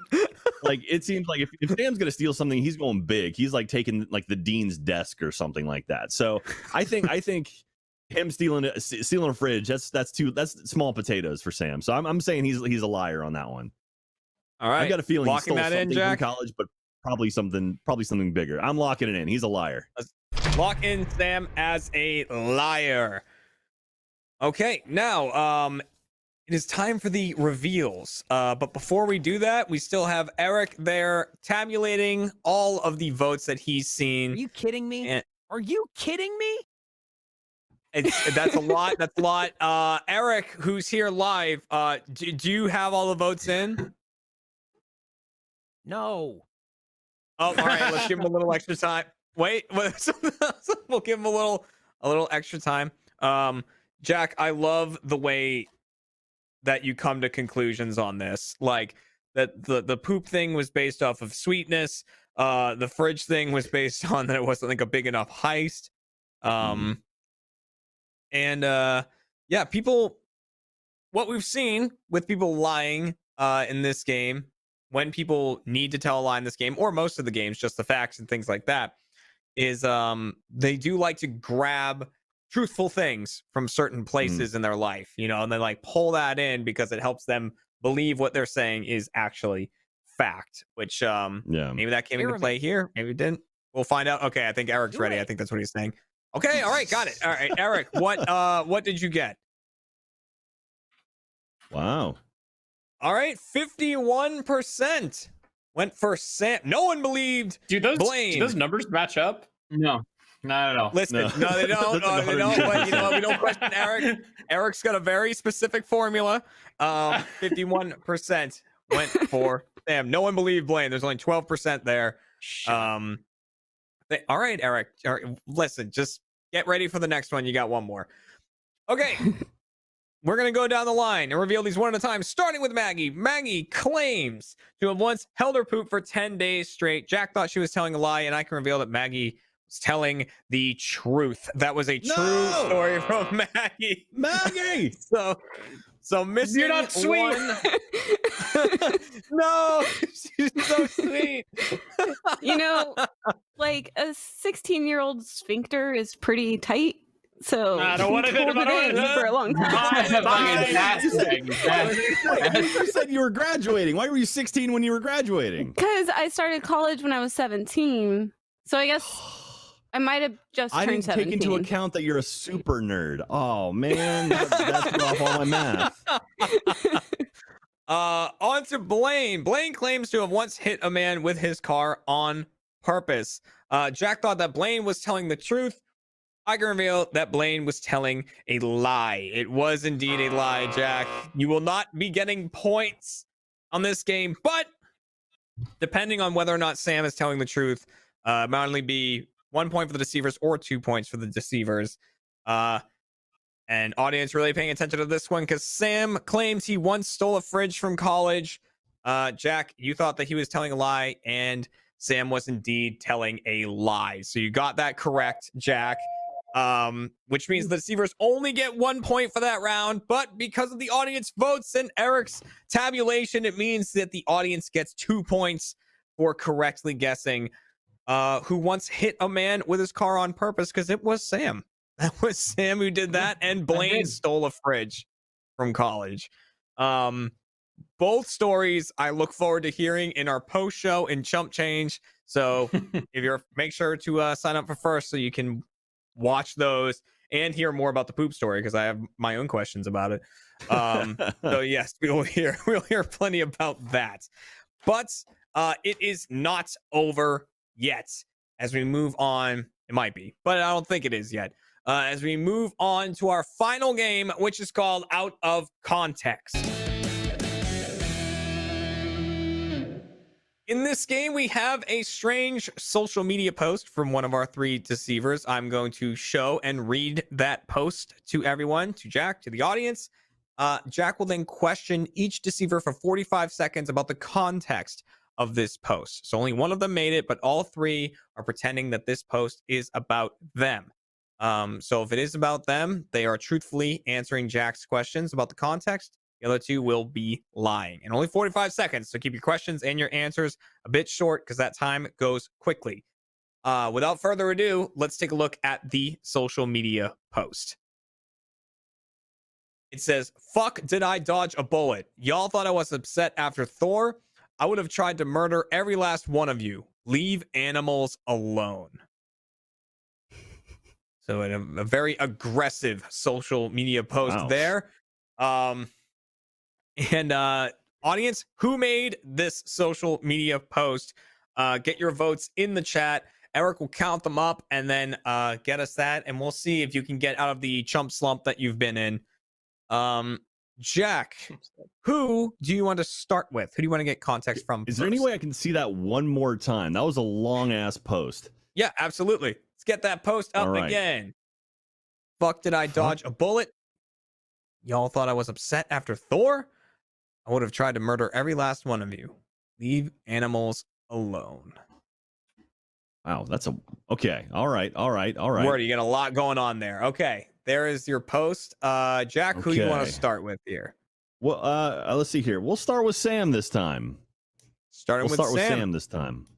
All right, so only 45 seconds going on the clock. Question, Sam. Ready, get set, go. All right, Sam, give me some context to this quote. Death battle research, because that was my job for a long time. I was going through all the Marvel stuff, and it was, what's the one before Endgame, the second Avengers movie? Is it Infinity War? Ultron? Yeah, Infinity War. And I was drunk. Somebody hit Rocket Raccoon, and I was upset about it. Or maybe it's just a Guardians of the Galaxy. It's one of those. It's one of those. All right, let's Jack question. Sam. It's okay. I'm listening to him. Okay, so why were you so pissed off? Because you said I'll murder every last one of you. Because Rocket's the best, man. Okay, you don't think Rocket can take a hit or two? He's a raccoon, Jack. Other people are fucking monsters and literal men of iron, and he's a raccoon. I don't even know what a raccoon is. He's not a prawn, Jack. He's a raccoon. He doesn't have a chitin shell keeping him safe like a prawn would. An exoskeleton.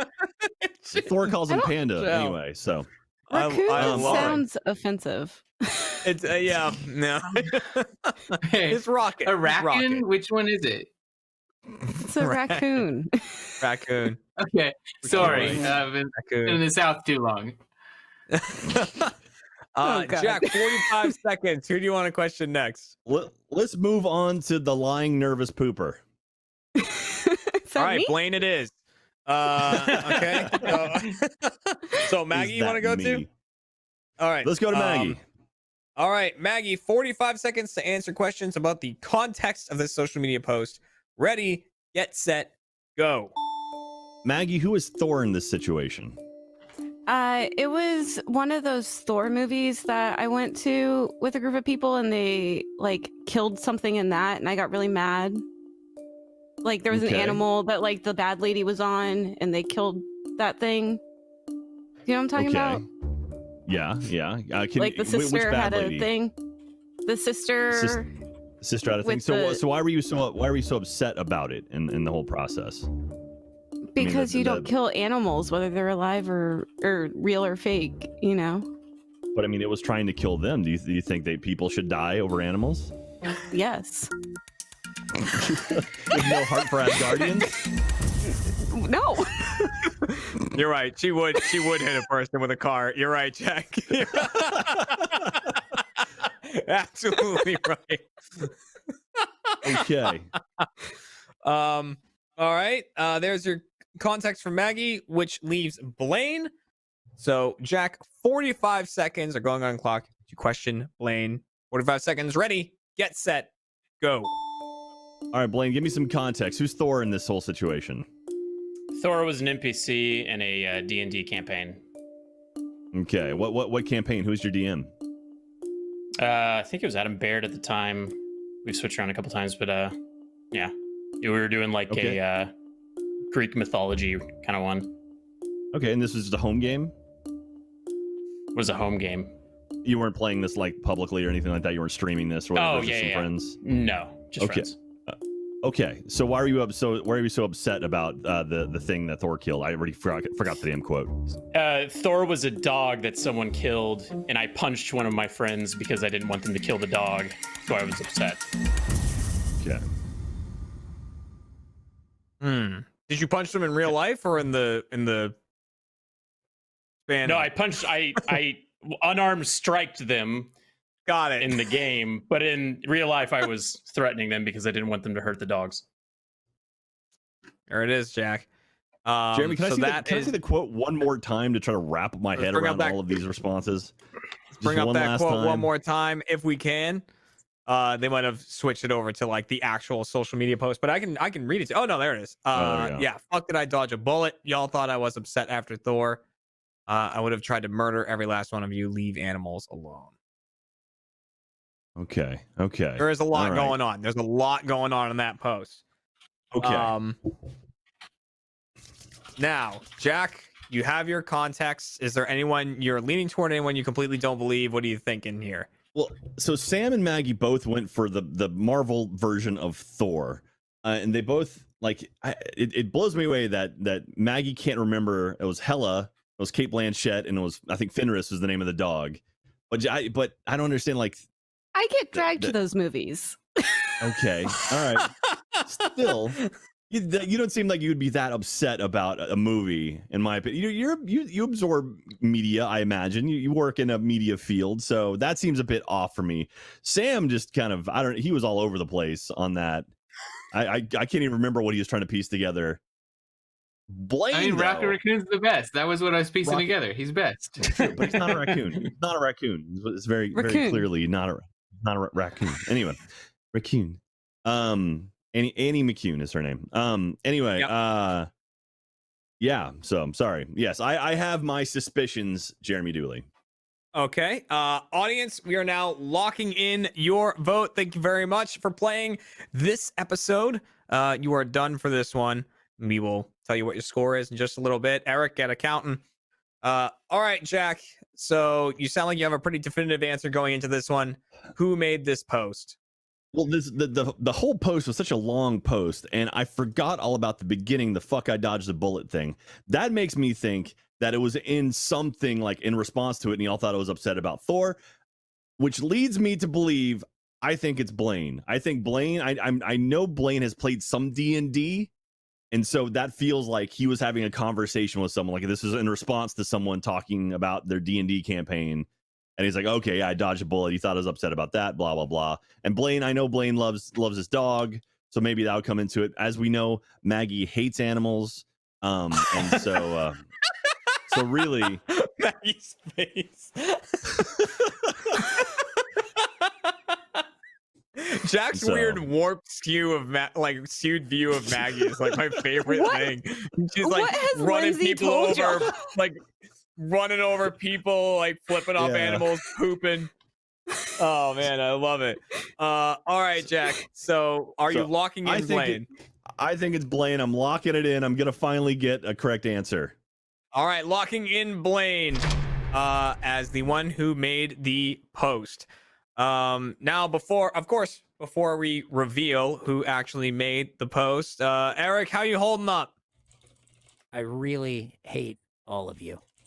Okay, I know, I understand that. But do you have the votes counted?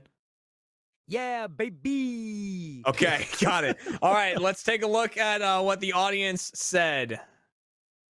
What Eric said that negative two for Eric, 67% for me. Okay. And I got 35%. Okay, And I'm gonna go ahead and say that does make 100. He got it to 100 just through a he negative got number, it though. to 100. So let's say that the 67%. Let's just put them where they were. And Eric, you feeling okay? Big dog's got to eat. Okay, all right. So He's hungry. we'll say He's the hungry, audience went guys. for Maggie. Let's just go with that one. All right. So it is time to reveal the person who actually made this social media post was Maggie Tomini. Was very mad about the death of the dog in Thor Ragnarok. She loves animals. Loves animals. What I love listening to the stories is Blaine started doing his D&D thing and was talking about, you had a character named Thor. You were like, Thor was in there, and he goes, yeah, we were doing a story about like Greek mythology. And I was like, why would Thor be in Greek mythology? I didn't even pick up on that. I heard it. Damn it. I laughing. But I also said Adam Baird, and I was like, oh shit, he probably plays with Adam Baird. I haven't played with Adam Baird. Oh, that's a great point. Yeah. But yeah, there it is. There is the actual social media post. Leave animals alone, even if they're a giant, horrific, deadly hell dog. They don't know that it's wrong. They don't know. My God. They don't know that it's wrong. Deceivers, you get a point. Audience, you get a point after that round. Very, very well done. Eric, I want to thank you. There he is. There's the little what I call him. Our little poll master. He's there counting stuff up. Yeah, go to your meeting, Eric. Thank you very much. Hopefully we have the chat fixed for the next episode, so we don't have to ask you to do that again. But that means tabulating all of the points together at the end of this episode, Jack Patillo, the contestant, is going to be today's. There it is. But thank you all for coming to this episode. Thank you very much for all your stories. I can't wait to hear more facts about these stories in our post-show Chump Change. And a reminder to the audience watching live or watching in the videos, YouTube, or whatever. Next week, there will not be an episode. We're taking a week off. So go enjoy your Thanksgiving from a safe location, hopefully. No need to go do big gatherings. What's the point? Eat a turkey and Skype. That's fine. And yeah, so stay safe, everybody, and sign up for first so you can watch Chump Change. And we will see you in 2 weeks for the next episode of Chump. Goodbye, everybody. Thanks for coming. One of our three deceivers once stopped a mugging. You can tell us who you think it is by voting along in the chat. Let's find out who's telling the truth and who is a chump.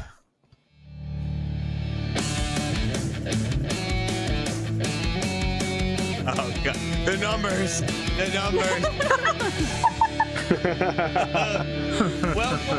Welcome to Chump, everybody, the Rooster Teeth game show all about lying and deception. I'm your host, Jeremy Dooley, and this episode of Chump is brought to you by ExpressVPN. Why don't you have a VPN? Protect yourself online today by heading to expressvpn.com/RTTV. And now to introduce our three deceivers we have with us today, starting with deceiver number one, Mr. Matt Bragg. Hi. Matt Bragg. Thank you. The rainbow light. Oh, I know. It changes, Deceiver it changes. number 2, Mr. Josh Ornelas. Hey, how's it going? Ooh, the flip. Oh, no. Deceiver number 3, Miss Jessica Vasami. Hey, Nice. how's it going? See, it's just like Wow. it's natural. You know, they Yeah, don't even every- know they're on camera, right? Yeah, they acted all nonchalant. Didn't I see just that. slapped it. Only 2 people can tell whether or not they're telling the truth or lying. The first being today's contestant, Miss Barbara Dunkelman. Very nice. The other being you, the audience, playing at home. Oh my goodness. Hey, before we get too far into the show, first off, welcome everybody. Thanks for tuning in for this one. Thanks for coming by. Is this welcome to the Josh? audience Have on we that side. had you on the show before? No, first time person. Yeah, first time person for a welcome. First time guy. Very cool. Welcome to the show, Josh, and thanks for coming back. Everyone else, happy to have you back. Barbara, I think the last time you were on, because you had a losing streak on Chump, but I think the last time you were on, you didn't lose. I think the last time you won. Now that I think back to it, or at least weren't the Chump. Well, at first, I want to bring up the fact. Thank you for pointing out my losing streak. Really appreciate that, Jeremy. It's not as bad as Jack's. I talked about that before the show. touche. Jack's had a way worse one. Yeah. Yeah, I either won the last time or tied with the audience. Maybe I don't remember what happened. I do know that the deceivers were the Chump, though. So we got to keep the streak alive then, because it's not a winning streak. It's a not being a Chump streak. Winning doesn't matter on this show. It's all about just not being in last. And before we get too far into the show, I want to point out to the audience watching live that the voting system is going to be a little different today. If you were watching on the site, just on a web browser on a computer, then you don't have to worry about putting anything in the chat. A poll will come up and you can click on who you want to vote for. If you're watching on mobile, you'll be doing hashtags in the chat. You'll be doing #1, #2, or #3, and that corresponds to Matt is 1, Josh is 2, Jessica is 3, as it's shown right there. And I'll explain it as we go into all the games. But it's going to be a new system going forward, and trying it out and seeing how it goes. All right. With that being said, it's time to start off things with the first game, the staple of Chump, and it's called Pushing the Envelope. I've got a bunch of giant envelopes, and in these things are true facts about all 3 of our deceivers. I'm going to shuffle them up, redistribute them, so they might get their own facts, they might get someone else's. Barbara is going to question each of them for 60 seconds about the fact they received. If it's theirs, they're telling the truth. If it's someone else's, they're lying and pretending that it's about them. And at the end of the game, Barbara will just need to tell me who's telling the truth and who is lying. If she gets 2 or more right, she gets points. 2 or more wrong, the deceivers get points. And audience who work differently, we'll get into it in a second. First, let's see whose story is whose. Matt. Hi. The true story about Matt Bragg is that Matt once stopped a mugging. Matt Bragg once stopped a mugging. Okay. Josh. Good job, The Matt. true story about Josh Thank you. is that Josh had a spree of ripping off doors in college. Had a spree of ripping off doors in college. Nice. And the true story about Jessica Oh God. is Jessica kissed her cousin and then peed her pants when she was a child.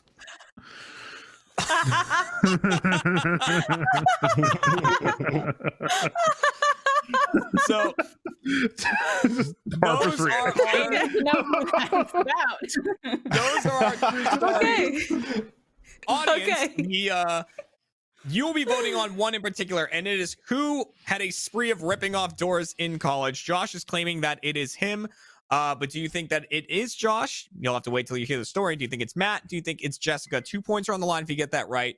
And reminder, you'll just be using the poll that is on the site. If you're on mobile, #1 for Matt, #2 for Josh, #3 for Jessica.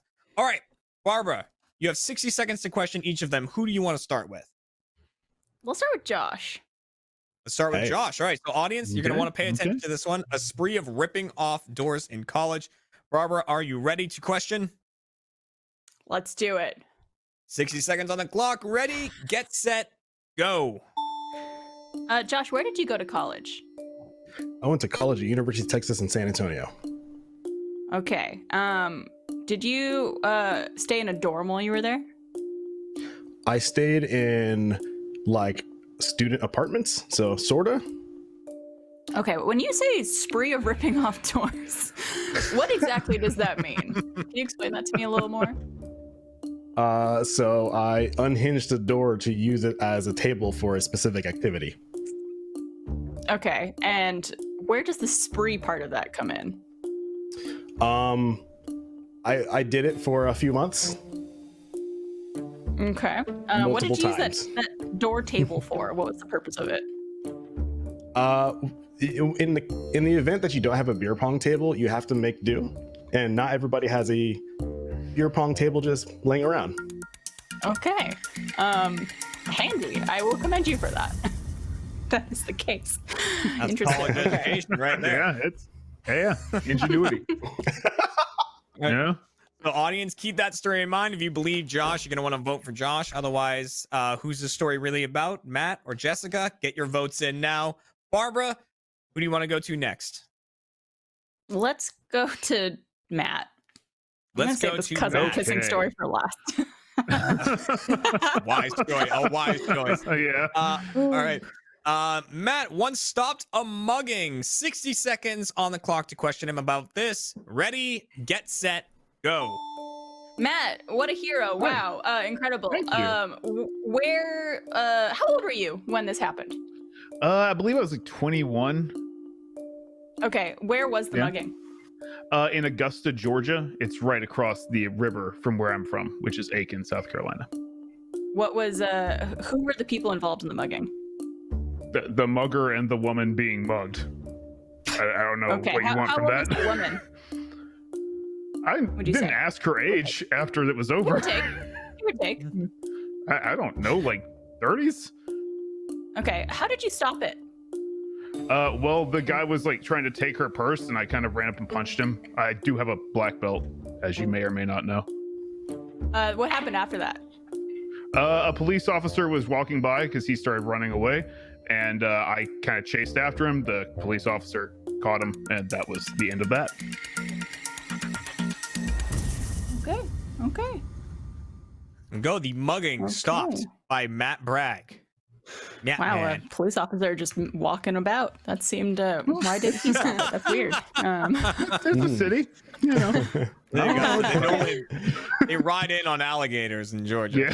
Yeah. And that leaves the story pretty much. All right, so Oh man, you guys screwed me. kissed her cousin and peed her pants when she was a child. 60 seconds going on the clock. Ready, Woo! get set, Oh, God. go. So many questions, Jessica. Me too. Me too. Well, how old were you when you kissed your cousin? 7. There's 7 or 8. Okay. Why did you kiss your cousin?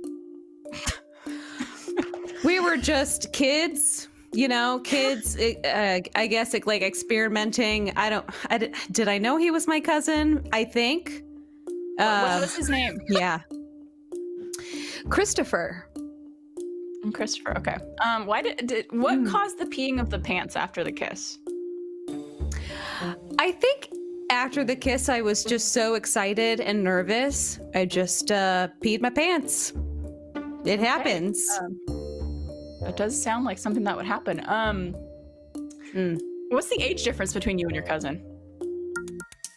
I think we were around the same age. I mean, I was young. Okay. I like the mental Still struggle that was happening in there. Of like, here's my cousin. Did I know he was my cousin? Probably. I don't know. All right, audience. Remember, you are voting on who went on a spree in college of ripping off doors. Josh is claiming that it is him. So get your votes in. You can change those now if you want to vote for anyone else.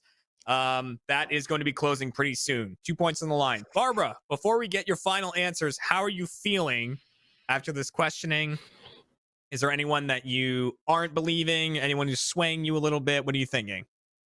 I don't know if I believe anyone. They're very convincing, I will say. Very convincing. Is there anything, They did a good job. anything in particular about the stories that's throwing you off a little bit? Like any details? Well, the thing that gets me on the show is sometimes when the story is true, there's so little detail that people have to give that it almost sounds like they're lying sometimes when they're telling the truth. So I have to try to like figure that part out here. The door thing, the door spree, it seemed kind of like very little information Josh was giving me, which is, you know, again, could be the fact that he's telling the truth. Right. But I also don't know like who else in this group would be ripping off doors. I don't know. Oh my god. Someone stopped a mugging, someone ripped doors off, someone kissed their cousin. It's all stuff that happened. Things happen. But it's time to find out who did what, starting by locking in the audience's answer. Audience, you are now locked in for game number 1. Thank you very much for playing. And Barbara, we're going to go down the line. You just have to tell me if you think they're telling the truth or if they're telling a lie. And we're going to start with Matt Bragg, who once stopped a mugging. Was Matt telling the truth or telling a lie? I'm going to say he was lying. You want to lock that in? Yes, I will lock that in. Sir, duly, sir. Lock in Matt Bragg as a liar. Moving on. Hurtful. Josh, ripping off doors in college. Is Josh telling the truth or is Josh telling a lie? I'm going to say he was also lying. Lock. Do you want to lock that in? Lock it in. Lock it in. Another liar on the field. Josh is telling a lie. Jessica kissed her cousin in Peter Pants as a child. Is Jessica telling the truth or telling a lie? I'm going to say Jessica was also lying, locking that in. Wow. All right. Locking in Jessica as another 3 liars. Damn. On Damn. Wow. Like that. Wow. Not trustworthy at all. It doesn't Like, trust my us gut one is- bit. Damn. And before the final reveal here, audience, what was your vote? Let's see who went on a spree of ripping off doors in college, which Josh was claiming is about him. And the audience believed him. 53%, over half of the audience went for Josh on this He was one. the one person I was kind of unsure about. They don't think I could rip off doors? Yeah, me too. Me too. Oh no. We gotta rip off doors. Anyone can do it. Let's go down the line, starting with Matt Bragg, who stopped a mugging. Barbara thought he was telling a lie, and I can reveal that he was telling the truth. That was a true story from Matt Bragg. Yep. That was one truth right there. On to the next one. Audience, this one you're hoping that Barbara is wrong on. Josh, a spree of ripping off doors in college. You thought Josh was telling a lie, and I can reveal that Josh was telling the truth. It was another true story from Josh, which, if so facto, mathematically means kissed your cousin in Peter Pan, Jessica. That was the truth. Jessica was telling the truth on that one. A 3 truth I'll explain before the show. Wow. I'll explain that later in the post show. I'll explain it all in the post show. Chump Change will really dig into that story a little bit. I was just saying before the show, we hardly ever have 3 truth tellers, and then we got it that time. Yep. My God. So audience, Yo. you were correct. You went for Josh. You were right, which means at the end of that round, both the deceivers and the audience received 2 points for that game. But don't worry, Barbara, it is not over yet. There were still points to be made up because there's still 2 games left. So we're going to move on to our next game, which is called High School Dilemma. In this game, I have one true fact about one of our deceivers about their time in high school. My camera's shaking around because a large, fat, orange cat just jumped onto my desk. And I'm going to present this fact, and all 3 of them are going to be pretending that this fact is about them. Barbara is going to question each of them for 60 seconds about this fact and try to determine who it is really about by the end of the game. Audience, you're voting the same way as last time on who this fact is about. And the fact that we're using is one of our 3 deceivers finished 10th in their class, was 10th in their class in high school. So we've got a real smarty on our hands. Brag. Usually it's like finish first or second or third in my class. Yeah. 10th isn't, I mean, I don't know. So, audience, you are voting as well. Remember, you'll be using the poll that is coming up if you're on a browser, but if you're on mobile, #1 for Matt, #2 for Josh, #3 for Jessica. Barbara, 60 seconds. Who do you want to start with? Let's start with Jessica this time. Starting with Jessica. Ooh. 60 seconds on the clock. Ready, get set, go. How big was your class, Jessica? Actually, not very big. I think it was around 200. Okay, and what grade was this referring to? This was senior year. Of college or high school? No, of college. Or I mean of high school. Of high school, okay. What was your best subject? What do you think it was? It was theater. Of course it was. How do you know you finished 10th? What was the thing, like, tell me how you knew you finished 10th. Well, because they told me, even though that's not a wonderful achievement in my opinion at all, but it was also because I did not take any AP classes, which you can get a higher GPA if you don't take EP classes, and it doesn't matter when you go to college. I really, I hope everyone knows that. Okay. Calm down, Jessica. Calm down. No, it's something that I figured out, and it was bonkers. Like, you can still, totally they true. want you to, it really is true. Yeah, so it's like, why take all these AP classes when you can, they're like, oh, well, this is your GPA. I'm like, then I'll just take all the regular classes and then be really smart. Yeah. It's a good strategy. Yeah. I mean, True. yeah. Who would you like to go to next? Let's go to Josh. Hey. Going to Josh. All right. I feel like all 60 my seconds. questions are going to be the same for everybody. Gonna be very similar. 60 seconds on the clock for Josh. Ready, get set, go. Josh, which class in high school taught you how to rip doors off their hinges for college? Football. How big was your class that you finished 10th in? I want to say it was 600 or so. Okay. And how do you know that you got 10th? That's a good question. I think I was told. Think you were told by who? I think I was told. I had advisors who were telling me where to go to college, and I eventually decided on UTSA for some reasons. Okay. What was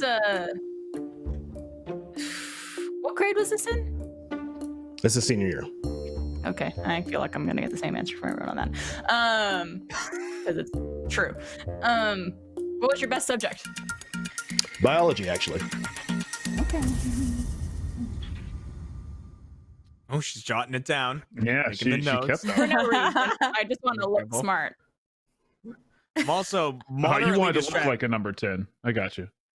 My cat brought his favorite toy in and is now sitting next to it waiting for me to play with him. Oh. Yeah, he's just sitting like, He's so cute. he's like, I know you're busy, but I mean, it's here. I'm here.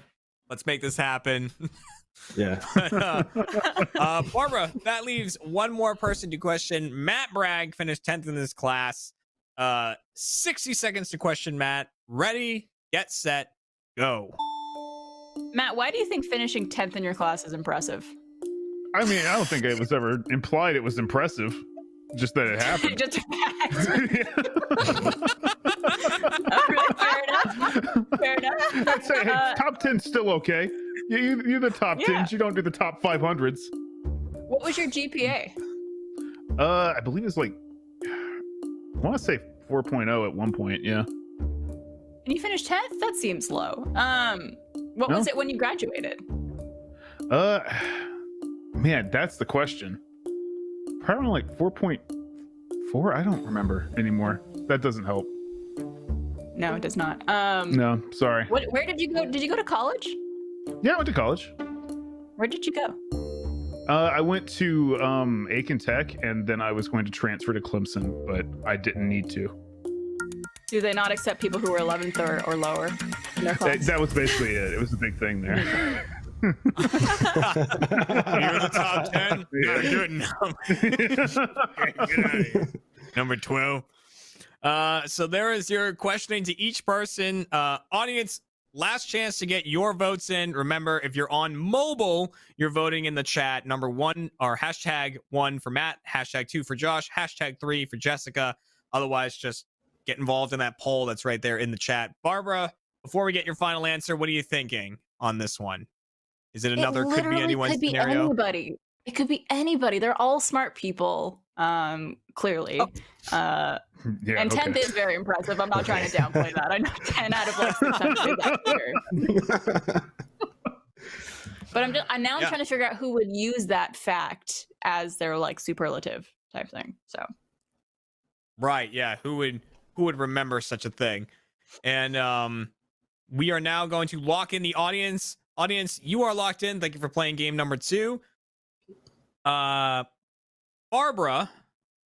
who is this fact really about? Ooh, God, get into the minds of number 10. I think it's about. The I think it's about 1-0. Josh. Do you want to lock in Josh Ornelas as number 10? Sure. Let's lock in Josh. Finished 10th in high school. And before we reveal who the story is really about, audience, what did you think going into this? Who is this fact really about? Matt Bragg, they went for almost half. 49% went for Matt. That's Man, I'm nice. really not Thank voting you. with the audience today. Which, it could be a sign because the person who got 10th in their class was indeed Matt Bragg. Finished 10th in his class. Yo, Hey! yo, sorry I wasn't number 1. Couldn't get up to the top 3, but number 10 Couldn't get to the top of Matt, South that's so Kakalaki. Yeah. I mean, that says a lot about like our school system that I could be number 10. But dude, if your GPA really wasn't like the 4 point something like that, It was clearly it really hit good. 4.0. That question threw me because I was like, oh fuck, I don't know. I wouldn't remember that. Wasn't 4.0? Isn't that like max GPA or is it higher than that? Well, I don't even know. AP classes can put it over, and I took some of those, so Oh, see, that's how I know you're beyond right, my- Jessica. You shouldn't Yeah. do it. It's a waste. No. Man, I was bullshitting out of my ass. Shit. Which means the audience gets a point and the deceivers get a point. It is now 3-3. And we're moving on to our final game to see what the result of the episode is going to be. And that final game is Out of Context. This is another one I'm very excited for. So in this game, we found a social media post from one of our 3 deceivers. We're going to present that post to Barbara and the audience. She is then going to question each person for 45 seconds about the context of this social media post to try to determine who actually made it. And let's display the post in question. Is this worth 4 points? It could be. We'll get to that. Let's see how you do. It says, not gonna lie, my brain read nut slug the first time I glanced over. So that is the social media post that we need context to. Audience, same thing. The poll is going to be up there. If you're on mobile, #1 for Matt, #2 for Josh, #3 for Jessica. Don't forget that. I'm just going to be saying it a lot in this episode because it's new. We'll say it less in future episodes. All right. So, Barbara, 45 seconds. Who do you want to start with? Let's start with Matt. Starting with Matt on this one. And reminder, 45 seconds goes quick, so keep your questions and your answers fairly short so we can get a bunch in. 45 seconds on the clock. Ready, get set, go. Where's the tweet? Wait, I guess we don't have it on stream. No, not gonna. It's not gonna lie. I read nut slug the first time I glanced over. Okay. What did you think you were reading, or what was the actual word that you were reading? Well, I believe it was "but," because it was from a thing where a fan responded to a GTA where we were the slugs when we went down the thing really slow. They said then butt slug, and I read nut slug. Okay. What time of day did you tweet this? Man, that question couldn't possibly help you, and I also don't know the answer. I know.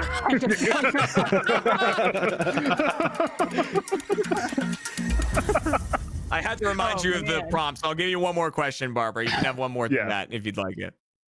Can you show me the tweet again, possibly?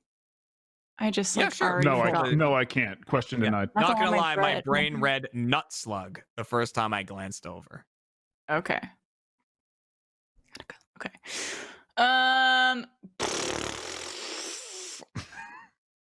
your day going today? It's going pretty good. How about you? Not bad. That's Congrats awesome. on being That's awesome. top 10 in your class, dude. That's really cool. Yo, dude, it was all right. It didn't get me anything, but it happened. I love this. Barbara, who would you like to go to next? Let's go to Josh next. Going to Josh next. All right. Nut slug. 45 seconds on the clock. Ready, get set, go. What did you think you were reading when you read Nut Slug? I mean, obviously, I read nut slug whenever I first saw it, so that's why I tweeted what did it actually say?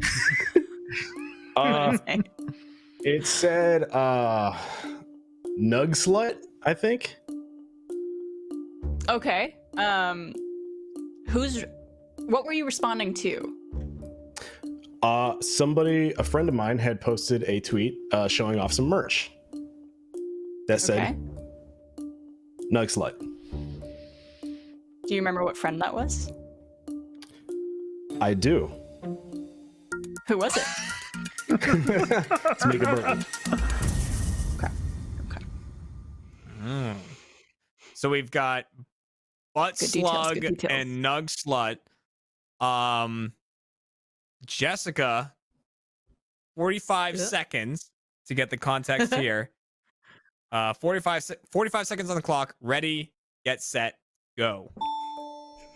Jessica, what did the thing you were responding to actually say? It actually said nut slag. SLAG. Okay, what is that? What is that? Well, slag is a British term, I believe, that means a woman that sleeps around. So, this was Mariel calling me that, by the way. Oh, she called you a nut slag? Absolutely. Well, no, she called me a nut slag. I thought it said nut slug. Oh, which one's more offensive to you? That's a great question. I think nut slug is more offensive. Yeah, coming from her, yes. If you read nut slag and went, oh man, I thought that said slug. I was about to lose it. That's something that she would say to me. Yeah. So there is your context, Barbara. Audience, you have just a little bit more time to get your last votes in for this episode. Barbara, what are you thinking going into this? I don't think it's Jessica because I don't know if I've ever seen Jess type out NGL in a tweet or like a post before. So I don't know if that's something that she often uses. Interesting. And like Josh had a pretty specific example of what it was. Matt was kind of like wishy-washy, but I've been so You asked me 3 questions. You also asked him how he was doing. No, I know. And hey, I was very honest. I'm having a great day. There it is. Yeah, and I have seen things that say nug Now I know slut. he's lying. Well, Barbara, before we get your final answer, audience, we are locking you in. You are now locked in. Thank you for playing this episode. And Barbara, who actually made this social media post? Man, I don't know. I'm gonna go with Josh because that's my first instinct. I think he was more detailed. And to me, like that makes sense in my head in terms of how you could read something the wrong way. The other two were. You want to lock that in? Off. Yeah, I'll lock that in. Locking in Josh as the nut slug. And audience, what did you vote for? What did you think about this one? Who made the social media? They went with Matt. Not gonna lie, Probably that makes Matt. sense. It's probably The Matt. audience has gone. The audience has gone with Matt, which means at the end of the game,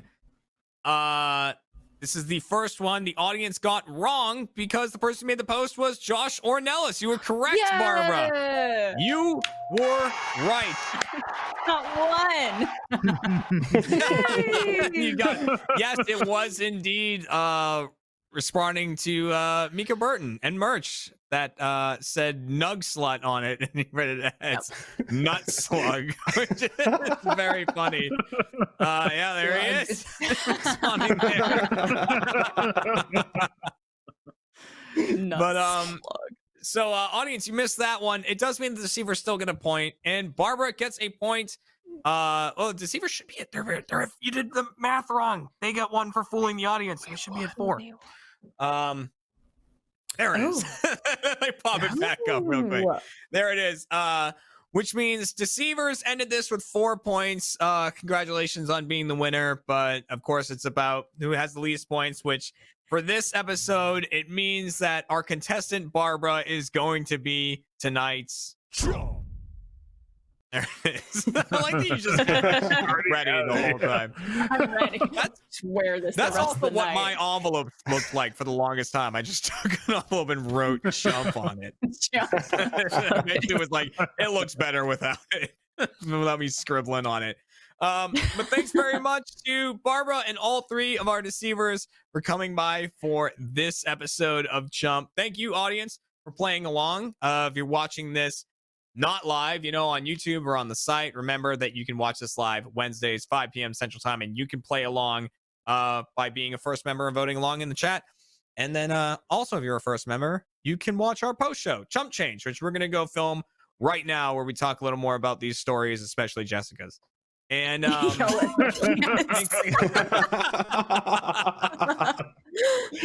again for tuning in, everybody. Have a good night. See you next week for another episode. Goodbye. Bye-bye. One of our 3 deceivers once accidentally ended up in a male strip club. You can tell us who you think it is by voting along in the chat. Let's find out who's telling the truth and who is a chump.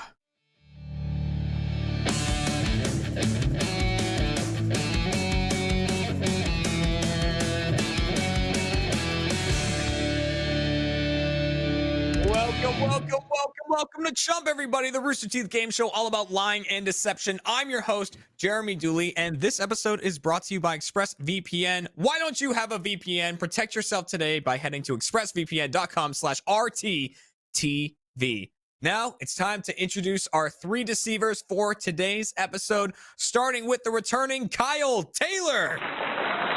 What's up? How's everybody doing?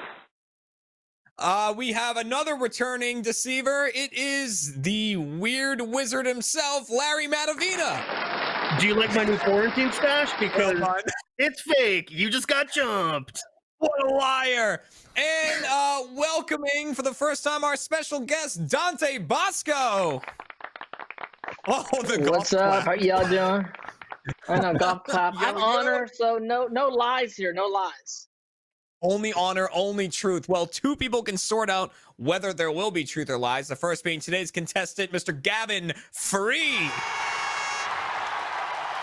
Back on the contestant side. And the other being you, the audience, voting along in the chat at home. Gavin, I was trying to remember what you wrote to me. I was like, Gavin, do you want to be on Chump? And you were like, You said like, am I gonna be the deceiver, or what was the word you used? I didn't know what contestant? this. I don't know. I couldn't remember contestants, so I said, "Am I going to be one of the deceivers or just the bloke?" Yeah, deceiver or bloke. That was him asking. That's now the official Deceiver or title for that bloke. position. Yeah. Yeah. I just wrote bloke. I think that was my response. I was like, I'm in. All right. Well, welcome back, everybody, and welcome, Dante, for your first time. Thanks for coming on, dude. It's fun. I always love hanging out with the Rooster Teeth fam, you know? We keep it fun. We keep it, and here's the thing about this show. And I've said it before, it's not about winning. It never is on this show, but it's about not losing. Whoever has the least amount of points at the end, be it the deceivers, the contestant, or the audience, they will be crowned the chump for this episode. And you know what? Why waste any more time? Let's get right into the game, starting with game number 1, which is just the facts. I said that weird. So in this game, I'm going to give one true fact about one of our 3 deceivers, but all 3 of them are going to be pretending that this fact is about them. Gavin is going to get to question each of them up to my discretion. I'll tell him when to move on to the next person about this fact. The 2 liars will be making up answers to his question, while the one person telling the truth will be answering truthfully. Up to Gavin to determine who is actually telling the truth. Now, the fact in question is one of our 3 deceivers once studied Scientology. One of our 3 deceivers once studied Scientology. So who knows about Scientology? Who studied it? Audience, you are also playing along as this game goes on. It works a bit differently than it used to. You can vote along in the poll that's going on in the chat. You literally just click and cast your vote. If you're on mobile, you're going to do hashtags in the chat. So hashtag 1 for Kyle, hashtag 2 for Larry, hashtag 3 for Dante. I'll say it a couple more times, but then I won't say it anymore this season. We just want to drill it in while it's new.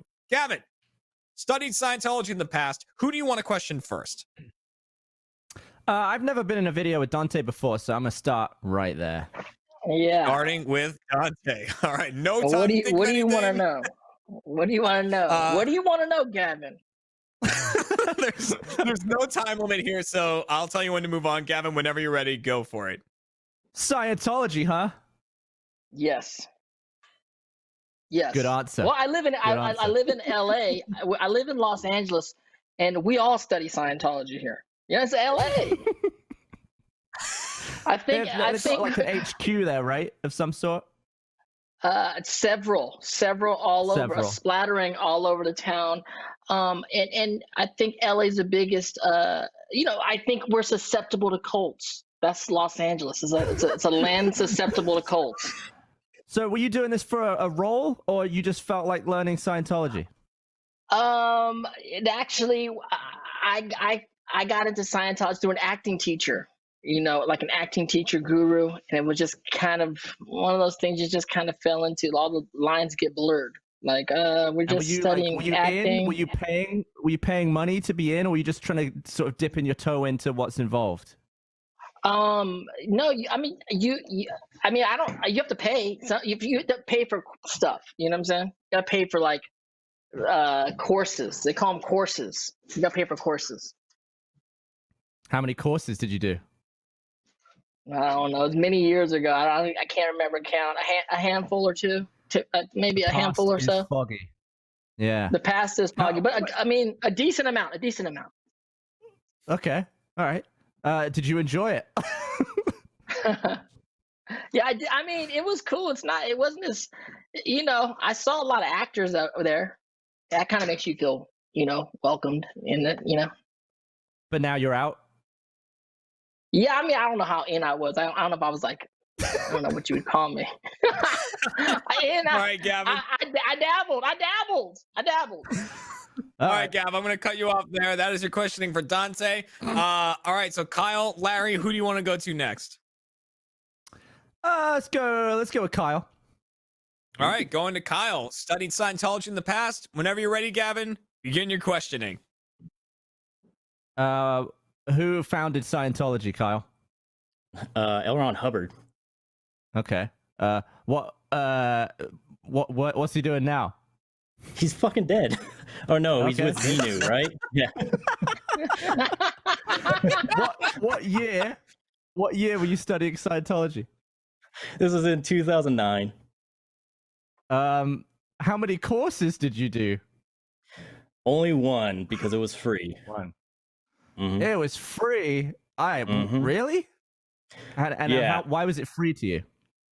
Because they were trying to recruit people down on the University of Texas. They have the Church of Scientology down there, and it was free because they wanted to bring people in and get them all excited for it. I was there for the free pizza. So it was literally just like one time, like a one night event you did. Mm-hmm. Yeah, it was about an hour. What was the pizza like? It was a cheese pizza from Domino's. I mean, they had all the pizzas there. They had like a spread, but I like cheese pizza, so that's what I went for.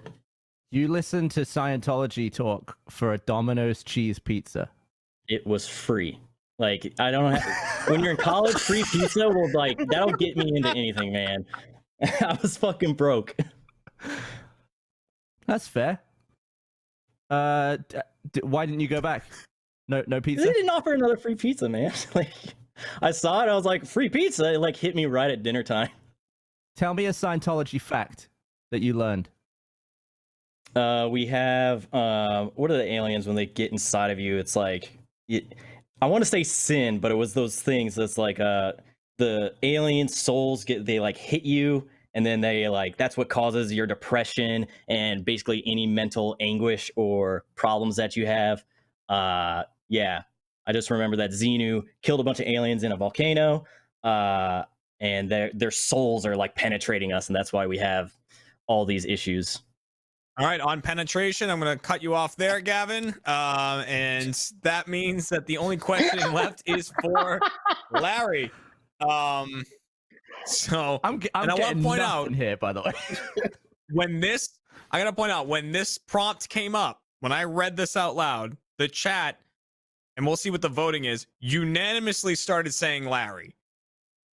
So it is now time to question the man.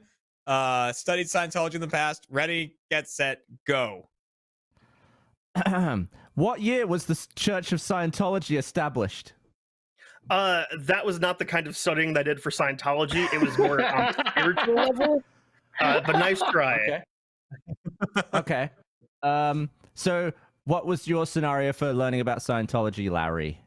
Yeah, so when I think I was a sophomore in high school, you kind of have that thing, I was born and raised Catholic, where you kind of start questioning the beliefs that you had. And there was this senior who I thought was really cool. Everybody called him G.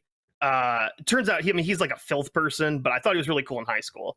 And he kind of turned me on to Scientology. He gave me the book of Dianetics with a bunch of like highlighted passages and stuff. So I started looking through there and kind of thought what was going on was pretty cool. Did you continue the study beyond that? Honestly, like not really. I did go because I'm from like Northwest Indiana, so I went over to Chicago. I went to like that's like the nearest like Scientology chapter. I never really had the guts to go in at the time. A lot of other Christian friends kind of tried to talk me out of it. The thing I didn't know at the time, of course, is that L. Ron Hubbard was like just like a failed science fiction author. And when they really pointed that out, it made me start to question Scientology. So I never got like super, super deep into it. Larry, what are you reading off? What are you reading there?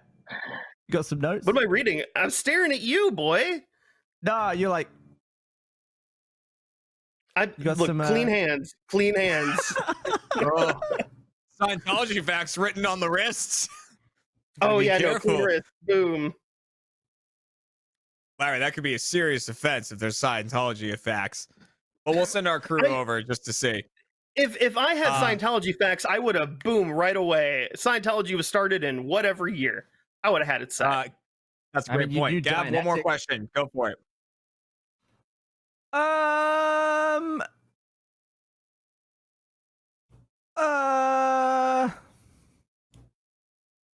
right, and your time is up. Okay, so that is all of your questioning. So, Gavin, you've now questioned all three of our deceivers. But Did I really? this though? fact is only about one of them. Now, before we lock in the audience's vote, we're going to get just your feelings on this, Gav. So, after hearing all of it, is there anyone you're leaning toward, anyone that you're totally not believing, or are they all swaying you in their own way? How are you feeling? I feel like the phrasing of the question takes Dante out of the picture because he was saying about how he was more involved basically than just a bit of study. Like he was basically like on the way into becoming a member by the sounds of it. But the other two are just like, we checked it out a little bit. Otherwise, I feel like the lie would have been, I was once in the Church of Scientology. You know what I'm saying? Interesting. Ooh, using the phrasing there. Now we're pulling like Christian into this. But I don't think I've ever been more clueless. I didn't learn anything, and I asked bad questions, let's be honest. But I thought I could just dig it out by the way that people were talking. I don't know. I have no idea. Well, here's my question for you, Gavin. You were asking like who started Scientology, what year did it start, all this stuff like that. Do you know the answer to these questions? I've heard of L. Ron Hubbard, but I don't know the year. I don't know anything about anything to do with Scientology. I'll be honest. All right, well, let's find out which one of them does and which one does not. Audience, you are now locked in for game number 1. Thank you very much for playing along. Gavin, it's time to get an answer from you. Who studied Scientology in the past? I'm gonna have to say Larry, but I know he's very good at this, and I'm gonna learn a lot from being wrong on this. But I'm gonna say Larry. Okay, do you want to lock that in? Yeah. Let's lock in Larry as studying Scientology in the past. Now, before we reveal, or is it Kyle? He says. Before we reveal who it actually is, let's see. Let's see what the audience thought about who actually. Wow, super close. 41% for Kyle over the 40% for Larry. So the contestant went for Larry, the audience went for Kyle, and the person who studied Scientology was, of course, Dante Bosco. Dante was the one who was, in Gavin's eyes, very nearly in the Church of Scientology. These guys were good though. I was believing both stories from the other guy. That was impressive. Larry, Kyle, I was like, you guys are on it 100%. I was like, can I answer those questions that they're answering? I should have asked more facts. Really talked. Yeah, it's that one episode of South Park. A lot of info. I also know no facts. It's that episode of South Park plus it being on a college campus. I'm like, what got me into like anything in college? And it was like every club meeting always has like free pizza if they're looking for new members, and that brings in so many people. It really works well. So I just combined the two. And I will say, good catch, Kevin. My lies were all predicated on the fact that it was studied and not like attended. So yeah, you caught onto that. Does that mean I can? So I can blame Christian? Is that what you're saying? Yeah, absolutely. That's Yeah, what I'm Christian. Take a point away from Christian. But it was good. I mean, I'm like you. Like, I also grew up Catholic. It's that Catholic, and you start questioning things. I was like, all these, you guys both answers. I was like, I wouldn't. You guys are good. I don't know. They look like they study Scientology to me. We got some Scientologists here. Which means for fooling both the contestant and the audience, the deceivers get 2 points for that round and are off to a great start. But there's still a lot of changes to be had as we move on to our second game of the night, which is called What's in Your House? In this game, all three of our deceivers will be describing a bizarre item that is in their home. However, only one of them is telling the truth. The other two are making up a weird item that does not exist. They are each going to give a 1-sentence description of this item to Gavin. And then Gavin is going to get to question each of them about this item up to my discretion. I'll tell him when to move on. And then guess at the end who has the actual item. So without further ado, let's go down the line and hear about these items, starting with Kyle. Kyle, what is in your house? I have a V8 engine block sitting in my living room. A V8 engine block in his living room. Larry, what is in your house? I have a pair of shoes with a coworker's face on them. Pair of shoes with a coworker's face on them. And Dante, what is in your house? I also have a pair of shoes, but they're worth $20,000. A $20,000 pair of shoes. All right. Two of them are those are our shoe-based. And so, audience, you're voting who has the actual item. Use the poll that's going on in the chat if you're on the site. If you're on mobile, #1 for Kyle, #2 for Larry, #3 for Dante to cast your vote in the chat. All right, Gav, who do you want to start with on this one? Kyle. Yep. Starting with Kyle, the engine block in the living room. Whenever you're ready for your questioning, Gav, go for it. What vehicle is this engine block from? It is a 2003 Mustang GT. How's an engine block different to an engine? It doesn't have all the extra bits on it. It's just the metal block that was cast. No bits. Why is it in your living room? It's a coffee table. Okay, so it's got glass on top? Mm-hmm. How heavy is this thing? Fucking heavy, man. You don't know. Oh, God. I live on a second floor, so, like, dragging that thing up here fucking sucked. Where'd you get it? Junkyard. Wait, you found that you went to a junkyard? It wasn't just a table? Yeah, there's you rent it places that you can get these from, and I built it with my uncle. How did you attach the glass to the table? There's a frame going around it, so like the engine block sits under this like square frame, and then the glass sits on top of the frame. And did you rip it out of the car? Oh yeah, well, like people had been taking parts off of it, so we didn't have to take all the things off of it, but you have to detach it from the transmission. And how did you get it out of the car? You just drop it out of the car, because like it was sitting up on these, when you go to these wrench it places, they actually put cars up on like the wheels or whatever, the aluminum wheels, or well, they're not all aluminum, but you can drop it out the bottom basically. So you were involved in the dropping out of the bottom of the car process? I was assisting. My uncle was doing most of it. Do you have to like catch it on something? It's a little tool that like can lower it down. You see mechanics have it. My uncle's a mechanic. Oh. All right, Gavin, I'm going to cut you off there on your questioning. So an engine block retrieved and coffee table-ified. So that is your question for Kyle. Which item do you want to question about next? I'll question about the shoes. Which shoes are we talking? Larry's shoes. All right, let's do this. So, Larry's shoes that have a coworker's face on them. Gavin, whenever you're ready, begin your questioning. Whose face is on your shoes, Larry? Oh, that would be Jaren, one of our other editors. Why is his face on your shoes? I just thought it would be fun to make shoes with Jaren's face on them. So you made these shoes. What is it? Is it like a photo, or did you draw his face on?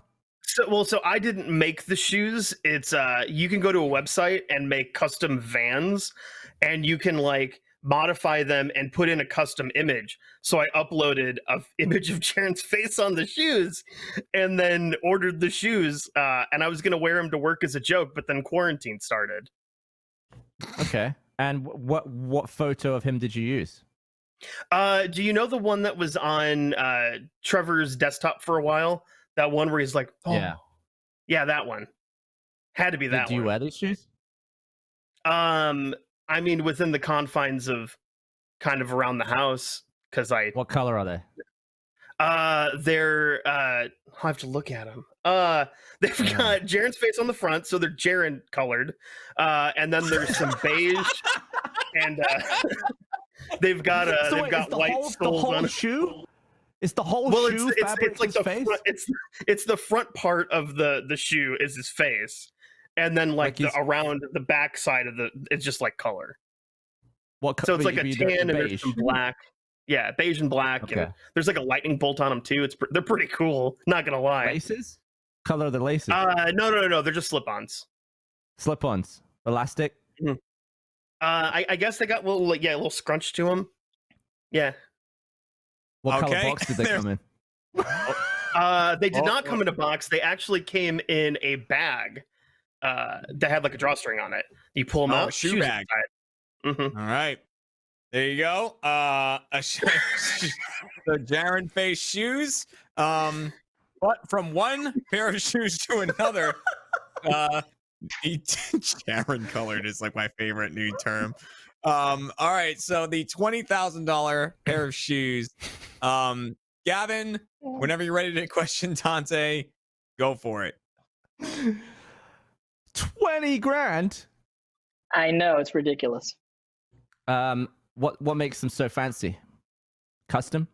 They're a custom pair of Nike Air Force Ones that I played this character on a show called Entourage, and I played a designer named Fukijama, and my character does these shoes, and he sells them to the character Turtle on the show for $20,000.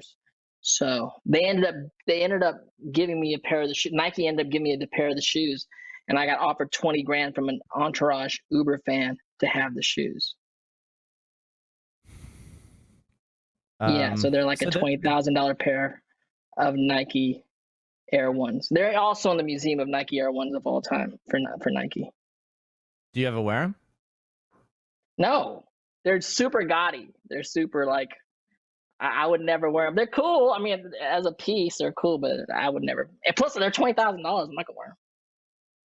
What is your next most expensive pair of shoes? Probably $300, $400. You know, 20,000 is ridiculous. I am a sneakerhead, but those are like another category. So where are they now? Do you display them? No, they're in the closet. They have a special box and stuff. I have stacks of shoes in my closet. But they're in a box. You don't like to look. They're at them. in the box. No, they're too gaudy. They're like really. They're like black and gold and shiny and like have all this like graffiti and bedazzled kind of. There's gold in the laces. There's gold. It's all etched in gold. Like all the artwork and stitching, it has extra gold stuff in it. That's supposedly like, I don't know, got to be gold plated or something. I don't know. It's so expensive. Do they have the Nike tick? What do you mean? Like the swoosh? Yeah. The swoosh? That was the one. Yeah. They have that. What color is that? Yeah. That is outlined in gold, but it's kind of like cracked concrete with like tribal drawings in it. Very deep, very detailed. Does it have the face of any of your coworkers on it?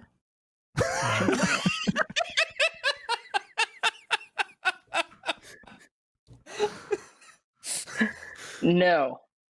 What year did you acquire these? Oh, that's I guess it was when we did the show. Was like 2013, some of that. 2012, 2013. All right, Gavin, that was your last question there for Dante about those shoes. So there you go. That is your descriptions of all three items. If you haven't voted yet, make sure to get your vote in now because we'll be closing down the audience very soon. Gav, you've heard about the three items. One of them is real. Is there anyone you're completely not believing going into this, or anyone? I don't think I believe Larry because he didn't remember the color of the shoes. I think you would easily remember straight away what color the Jaren face How shoes do you were. describe human color? That's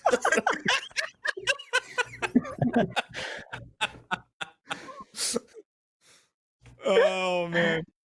What Jaren about color. the engine block? How are you feeling about the engine block? Once again, I mean, it's totally realistic. I've seen those. I've seen them, but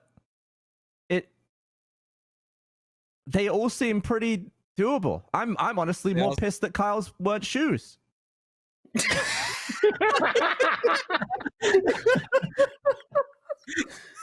Man, what a curveball that would all right, well, while Gavin struggles with this, audience, we're locking you in. You are now locked in on game number 2. Thank you very much for playing. Gavin, it is now time to go to you. So, which of these three has the actual item? Look at their faces. Look at all of their faces. I'm gonna have to go with. I'm gonna go with Dante this time. The $20,000 pair of shoes. Do you want to lock that in? No, because what if it's Okay. Kyle? What if it's just an engine in a room? Could be an engine in a room. Oh, maybe I'll go with Kyle. The engine block coffee table. Do you want to lock that in?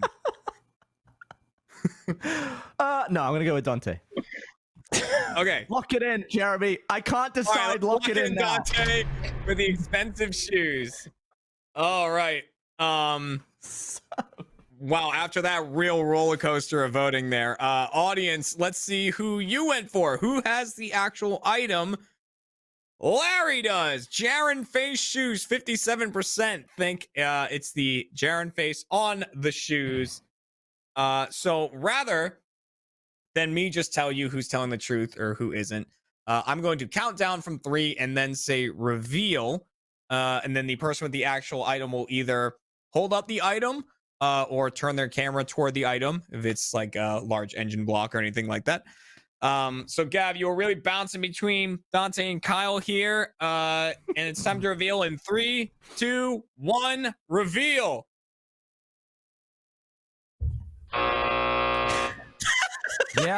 Yeah, that's Karen colored shoes. He's right. And there's like the hold on, wait, they're gonna the lightning bolt, the beige and the black. Yeah. There it is. Man. Wow. It's every time I think that someone is just full of shit, it's the truth. I'm completely on opposites today. I immediately dismissed Larry as not remembering what color it was. I didn't know how to describe it because I was like, "There's Jaren on the front," and I forgot. Oh yeah, there is a little bit of green on there, so I was like, "Are they green?" I forgot I did the tan. Now, oh shit, dude!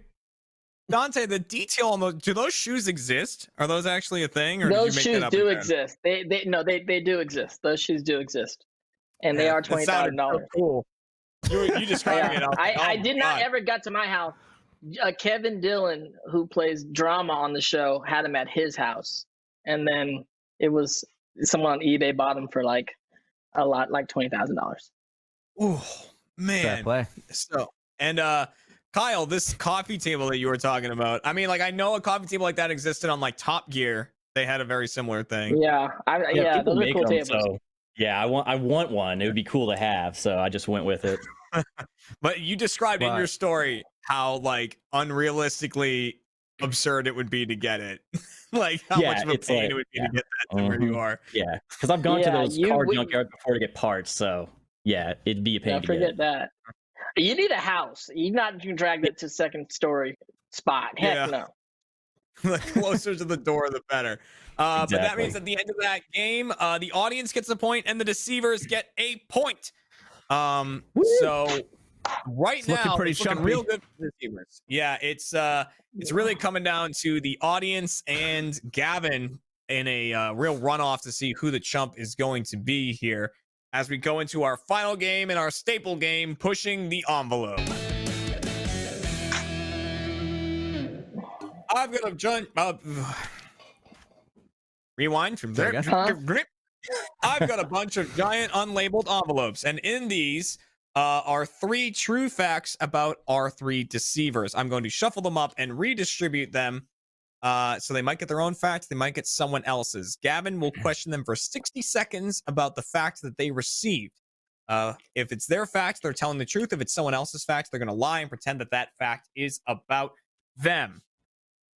So let's start things off with giving out the facts. And Kyle. Yep. Kyle's hotel room was once raided by men with guns. Kyle's hotel room was once raided by men with guns. Larry. An SNL character, a Saturday Night Live cast member, once helped Larry do a keg stand. A Saturday night.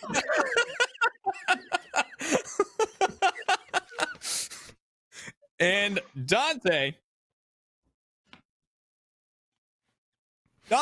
and his dad accidentally ended up in a male strip club. Those are your 3 true facts. Audience, the way this one works is we're just giving you one. Who actually ended up in a male strip club accidentally? Dante is claiming that this is about him, but do you think it's Dante? Do you think it's Kyle? Do you think it's Larry? Cast your votes in the chat or use hashtag 1, 2, or 3 if you're on mobile to vote for Kyle, Larry, or Dante, respectively. Gavin, you get 60 seconds to question each person on this one, so that it is timed, so keep your questions and your answers a bit shorter. Who do you want to start with? Let's start with little Larold. Starting with Larry, which I think we're all very excited for. A Saturday Night Live cast member once helped Larry do a keg stand. 60 seconds on the clock. Ready, get set, go. Should I even try? Was it, Larry? Who was it? It was Beck Bennett of all people. Okay. No, nothing. Okay.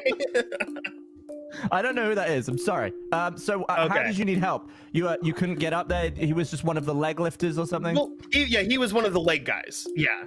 So I was armed, and it was him, and it was Nick Rutherford. You know, they're both, I mean, in Good Neighbor together, good pals. You know how that goes. Right. When was this? This would have been in 2013. Where? Here in Austin. It was at an after party of a movie that I worked on. What was the movie? It was originally known as Intramural. Now it's known as Balls Out. It's like a sports comedy, kind of like a dodgeball type thing.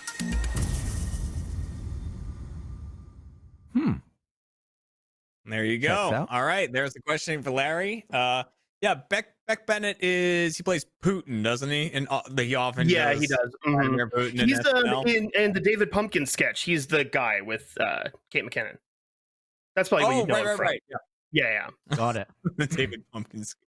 All right, Gav, that's your first questioning done. Who would you like to question next? Kyle. Questioning Kyle next. Once had his hotel room raided by men with guns.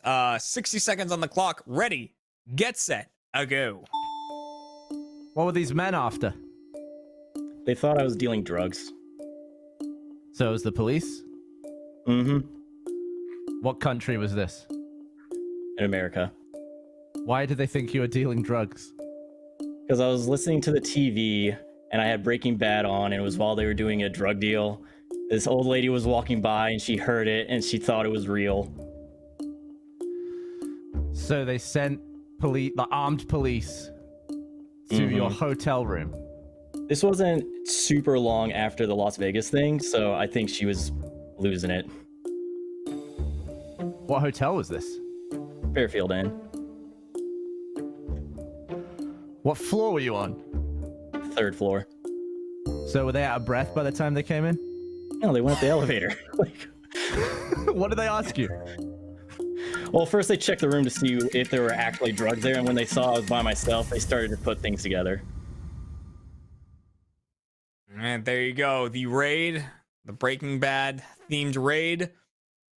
And of course, Gav, that leaves one more questioning. Dante Bosco. He and his dad accidentally ended up in a male strip club. You have 60 seconds to ask him about this. Ready, get set, go. So were you aiming for a female strip club? No, not at all. We were in the Philippines, like a family vacation back to the Philippines in Subic Bay. And my dad was stationed there in Vietnam, and he was trying to like show off all these places he knew and back in those days and how it was. And then got to go to this one bar that he used to go to all the time. And the friggin' bar, we go to the bar to have a drink, and it's full on a male stripper bar. Now, I'm like, it was super, I think it was embarrassing. But it's kind of funny. So was it like a bunch of cocks already out by the time you got in there? No, it's just kind of like a gay bar with dancers. Everyone was okay. super nice and super cool, but it wasn't like, it was a gay bar, but there was male dancers in Speedos and banana hammocks, for sure. Did you stay for a few drinks? Like one round. What was your dad's reaction? He just laughed. He was laughing. He's fun. He thought it's funny. Yeah, man, there are a few things I appreciate more about you than your lack of subtlety with some questions of asking someone if they go to a game. You're like, so were cocks already out, or what was the deal here? Like, why are we wasting time with this? Like, what stage Catch were it at we the in? top of the show. Right, Gave you're me like, 60 seconds, Jeremy. we got no time to deal with any of this. All right, there is all of your questioning. Audience, remember, you are voting specifically on Dante's story, who ended up in a male strip club. Was it Dante? Did you believe him? Do you think it was Kyle? Do you think it was Larry? Cast your votes now while we go to Gavin and kind of get his feelings on the whole thing. Is there anyone after that that you completely don't believe, or anyone who's managing to sway you? What are you thinking? Larry's is absurd, so that leaves me to believe that one might be true, and my gut says the others are swapped. Interesting. Oh, I mean, like, I always like to do this like pre-reveal thing where I'm like, well, how are you feeling like that? I like that my little like pre-game thing with you was just like, here is what my votes will look like. But audience, all right, so before we have Gavin lock stuff in, audience, we're gonna lock you in. That is it. You are now done for this round and the game. And I didn't say this before, but it's been this way since the beginning of the show. If you get this one right, it is worth 2 points. So best of luck to you, audience. You're going to need it. Gavin, we're going to go down the line. I just need from you if you think they're telling the truth or telling a lie. Starting with Kyle. Do you think about his hotel room being raided? Do you think Kyle was telling the truth or telling a lie? I think he was lying. How did he know they used the elevator?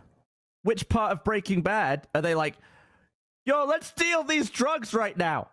You know, it's more subtle than that in the show. I think he's lying. Lock that in? Yeah. Yeah, locking a lie on Kyle. Kyle is locked in as a liar. On to Larry. Saturday Night Live cast member helped him do a keg stand. Lying or telling the truth? I mean, that movie was made around then, and I don't know what Larry was doing before he worked with us. I assume in the industry. We know Nick Rutherford. Could be real. I can't imagine you doing a keg stand, Larry. I can't imagine it. I feel like I'm missing out. So for that reason, I'll say he's telling the truth. Lock it in.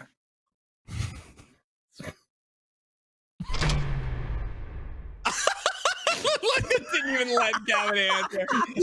There was a real internal struggle happening. There was a real internal struggle. All right, Gavin's really coming to terms with what he just did there. All right, and then that leaves Dante. So now mathematically, you must think he's telling a lie, but we've had people kind of go against the math to try to hedge their bets. So ended up in a male strip club accidentally. Telling the truth or telling a lie? It was probably Dante doing the keg stand, wasn't it? Thinking about it. What?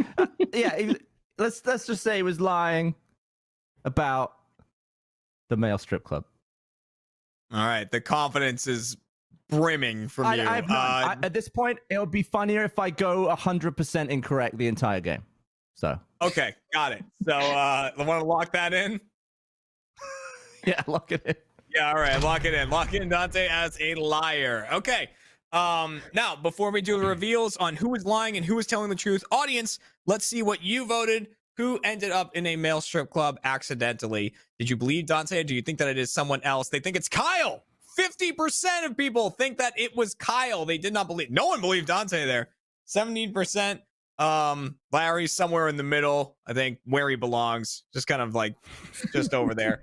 All right, and now it's time to do the reveal, starting with Kyle. Hotel room was raided by men with guns. You thought Kyle was telling a lie, and I can reveal that Kyle was telling a lie. You got that right, Gavin. Well done. Mission accomplished. Now for the moment, Larry. This is the moment here. A Saturday Night Live cast member helped Larry do a keg stand. You thought he was telling the truth about that. And I can reveal, unbelievable.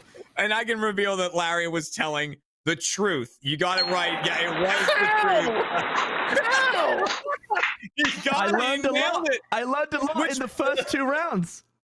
Which means that you thought Dante was telling a lie, and yeah, mathematically, about accidentally ending up in a strip club, Dante was telling a lie.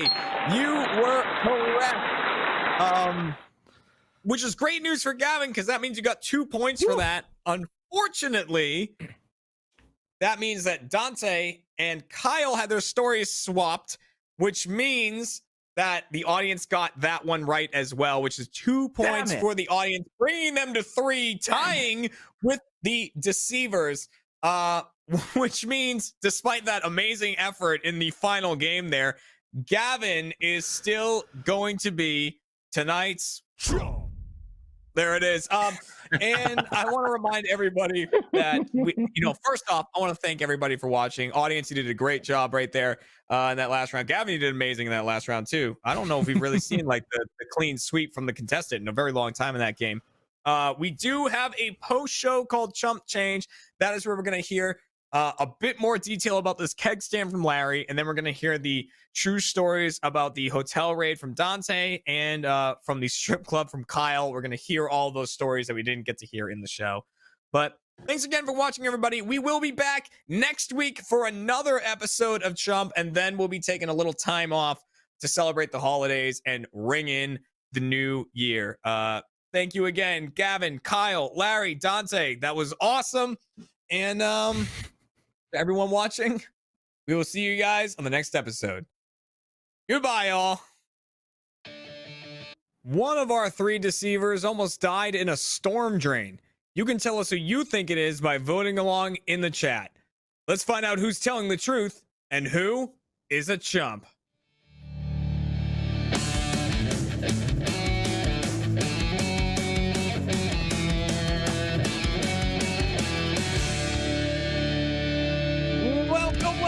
Welcome to the last Chump of 2020, everybody. I'm your host, Jeremy Dooley. This is, of course, the Rooster Teeth Game Show, all about lying and deception, and it is brought to you by ExpressVPN. Make sure to protect your online safety today by heading to expressvpn.com/RTTB. Go there, learn more. And today, we have a nice mixture of people who have been on the show before and have never been on Chump before. So let's start introducing our deceivers, starting with deceiver number 1, Patrick Brown. Oh, that's me. Hello. How's it going? Hey, it's going well. Thanks for coming. We also have deceiver number 2, Ryan Haley. Woo! What up? I'm pumped for Chump. Let's do it. Thanks for having me. And returning for the deceiver team, deceiver number 3, Lindsay Jones. Hello. Hello, Lindsay. Welcome back. And only 2 people can sort out whether or not they're telling the truth or telling a lie. The first being today's contestant, Mr. John Reisinger. Hi. And on the other being you, the audience voting along at home in the chat. Thanks for joining. And yes, welcome to the final Chump of 2020. And welcome, Patrick and Ryan, for your first time on Chump. Thank you. Thank you, everyone. Glad to be here. So, how are you feeling confidence-wise, Patrick? How are you feeling going into this? I'm feeling strong. I think I brought my A game. You caught me on a good day, and I'm confident that I'm going to take home the $100,000. Perfect. And before this, Ryan, you said that you love deception-based games, so you're excited about this. Yeah, I just love games where I can lie through my teeth, man. I ain't no chump. Am I the chump if John guesses me, or is John the chump if he doesn't get it? Or are we both chumps somehow? We're all chumps in 2020, Ryan. Let's be very clear. Yeah, okay. Well, I ain't no Everyone's chump, and I'm together. gonna rock this show. John, you're not gonna get me at all. I believe that. All right, perfect. Yeah, very possible. So we're going to jump right into our first game, and let's let the lying commence, or telling the truth. Starting with our first game, which is pushing the envelope. I have 3 envelopes here. Each one contains a true fact about one of our deceivers. I'm going to shuffle them up and then redistribute them. So they might get their own fact, they might get someone else's. Regardless of which, John is then going to question each of our 3 deceivers for 60 seconds about the fact they received. If it's theirs, they answer the questions truthfully. If it's not theirs, they answer with lies to try to make John think that that fact is their own. So it's time to read out these facts. Okay. Starting with Patrick. John, the true fact about Patrick is that Patrick kept a toilet paper roll as a souvenir. Kept a toilet paper roll as a souvenir. Okay. On to Ryan. Ryan once accidentally hiked 40 miles in one day. What was the word that was accidentally? Accidentally. That's a big word in that one. It's doing a lot of heavy lifting in that sentence, I feel like. The true fact about Lindsay. Lindsay and their friends almost died in a storm drain. And their friends and her friends. Okay. Yes. I know. It's hard to Almost believe died. that I had friends. I did. That's the giveaway. Is there a handicap I get, particularly with Ryan, if Ryan can't remember what the truth is out of all of them? That's true. If That's, Ryan thinks he might all 3, blank. I get a handicap. Now, I feel like I'd be in the same boat as Ryan. I feel you. for this game, the audience vote works a little bit differently. We're asking you about one of these stories in particular, and that is who accidentally hiked 40 miles in one day. So Ryan is claiming that this story is about him. After you hear his story, you can decide whether you believe him or think it's about Patrick or about Lindsay, and you can use our little tally that's going to be in the chat. If you're on mobile, you use hashtags in the chat to cast your vote. Hashtag 1 for Patrick, hashtag 2 for Ryan, and hashtag 3 for Lindsay. But if you're on the site, it's just a nice little button. You can click there and vote. John, who do you want to question first? Gonna question my queer little friend Lindsay. All right. Questioning Lindsay about the storm drain incident. 60 seconds going on the clock. Ready, get set, go. Was Tim Curry in the storm drain with you? And if he was, how nice was he? He was incredibly nice, but alas, he was not in the storm drain with me. He was just in my mind. Okay, final follow-up question for that. What is the best Tim Curry film? I want to say Clue, but come on, pick your favorite kid. You gotta do that to me. Also, yes, I'd love to adopt one of your kittens at some point. Yeah, take them all. You and friends. How many friends were with you? This was 3 friends. They were neighborhood friends, you know, where like you're kind of close, but because you're in close proximity, you play together. How long were you inside the storm drain? We were inside of the storm drain for probably close to 8 hours. It was on a weekend and it started to rain very heavily while we were in there. Did you have a pee or poo corner after 8 hours? I'm sorry? Did you have a pee or poo corner after 8 hours of being in the storm drain? We did not. I was able to hold it, but I was playing with all dudes, so they peed wherever they wanted to.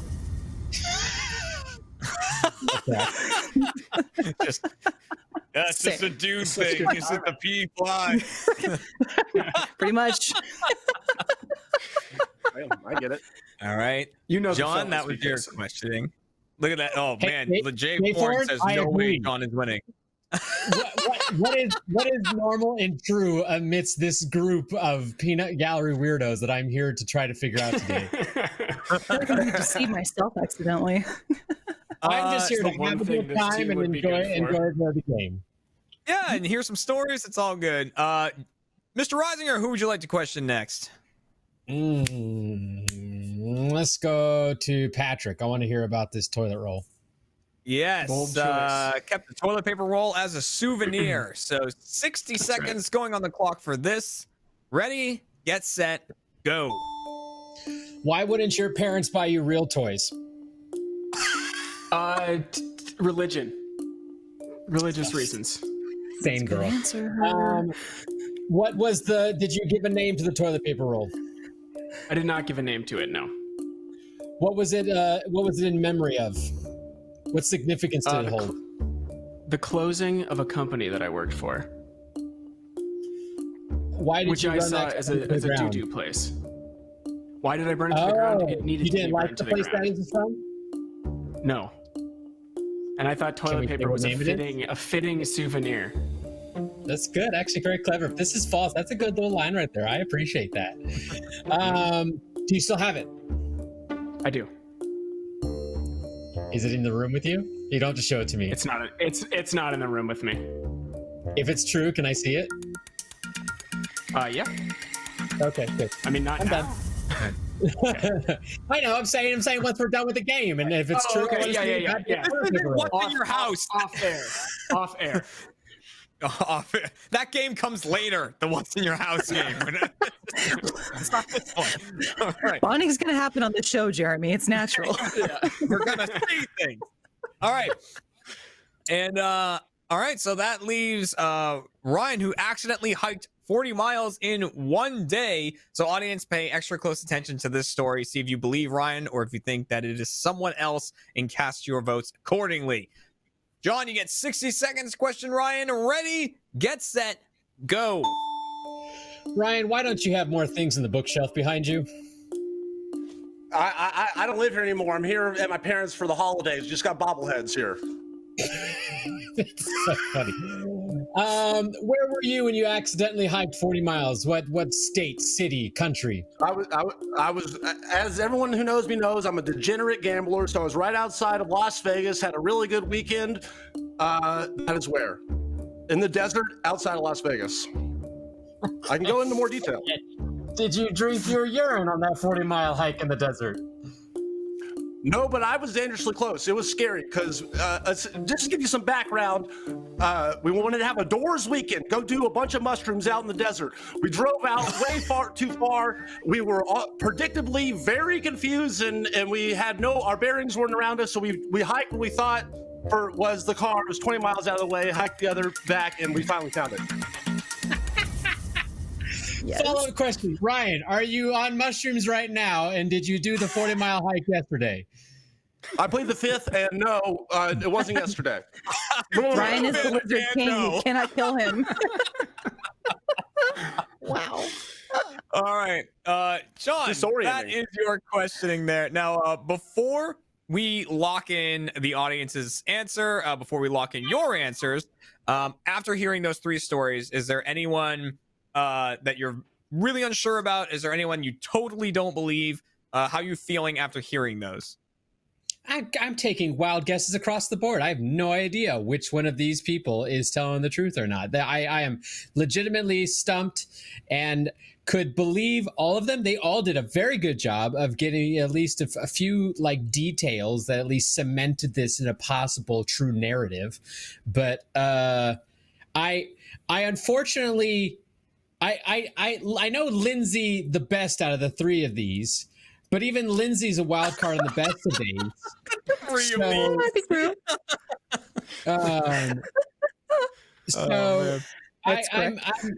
I am convinced by at least all of them that it's a possibility they're all telling the truth.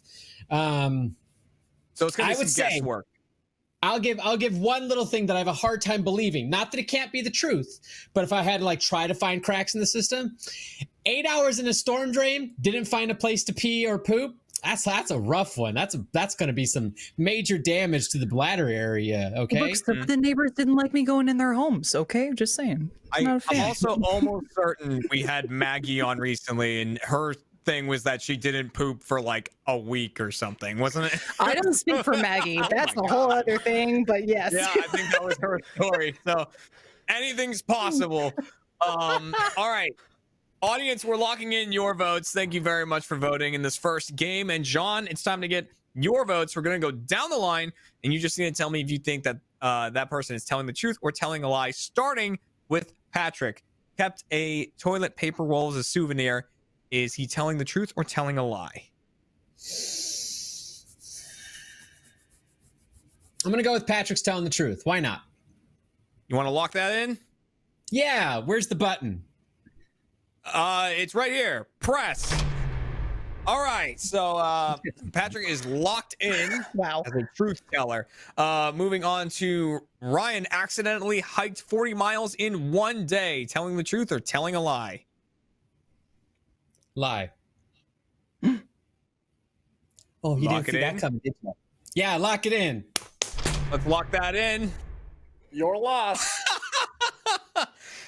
Probably. And now on to Lindsay. Almost died in a storm drain. Are they telling That the was a truth or different telling time. a lie? It's dying in the storm drain. Is that a new detail? I thought it was stuck. I was living in there, Jeremy. Living. Yeah. Let's go with the lie. Let's go with the lie. Why not? All right, that mathematically that would make sense. Do you want to lock it in? Yeah, I love math. All right, all right. You're evil. I knew it. Sick son of a bitch. No. All right, so a truth and two lies on the field, according to John. Audience, let's see. Who did you think accidentally hiked 40 miles in one day? Did you believe Ryan or did you think it was someone else? Believed Ryan, 47% believed. Good story. That was the case. So you're hoping that John got that one incorrect. All right, so it's time to go down the line and see how many John got right. He needs 2 or more right to get some points. Starting with Patrick, who kept a toilet paper roll as a souvenir. You thought that he was telling the truth, and I can reveal that he was telling a lie. That was a lie, not true. Gotcha. You got me. You did a very good job. Yep. I applaud you. Jumped him. Thank you. Thank you. Because Barbara's not here, I feel the need to make a lie and ply joke. Barbara, shout out to your puns. I miss you. Go ahead, Jeremy. As you were. I miss her. You know? On to Ryan accidentally hiked 40 miles in one day. The audience thought Ryan was telling the truth. John thought Ryan was telling a lie, and I can reveal that Ryan was telling a lie as well. So John, you got that one correct. I'm mad that I didn't chump you, man. I'm mad about that. Something's wrong with you. You know what you did do, I'm off though? my You game chumped today. the audience. You got the audience true, I good. guess. You got them. Suckers! So it's all down to this one on who gets points here. Really, this game, there's only 1 point up for grabs at this point. So either the contesting or the deceivers will get it. And it's about Lindsay and the storm drain. John, you thought they were telling a lie, and I can reveal that they were telling the truth. That was a true story. That was a true story. It is very true. There was a truth and This 2 team lies does on the not field, miss. but not the ones you thought, which means that at the end of that round, the deceivers got a single point, and the audience and the contestant got nada. But there's still a lot of points up for grabs, and the way Chump works, doesn't matter who has the most points, but whoever has the least points is the Chump. That's not who you want to be. So, John, audience, get it together, because we're going into our next game. Okay, fair enough. The next game is called High School Dilemma. So in this game, I have one true fact about one of our deceivers and their high school life. I will present this fact to John. John will then question each person for 60 seconds about this fact and try to determine whose fact it really is. And audience will be voting along as well. But first, let's reveal the fact in question. It is a superlative. So one of our 3 deceivers was voted most likely to go to Hollywood. One of our 3 was voted most likely to go to Hollywood. Audience, you're voting with the poll that's popping up. If you're on mobile, hashtag 1, 2, 3, respectively, to vote for the deceiver you think it is about. John, 60 seconds to question about this superlative. Who do you want to start with? Let's go with that little cute boy, Patrick. Get the All Sky right, Raiders out starting of the with- way first. Yeah, starting with Patrick. Voted most likely to go to Hollywood. 60 seconds on the clock. Ready, get set, a go. Where'd you go to school? Love to know.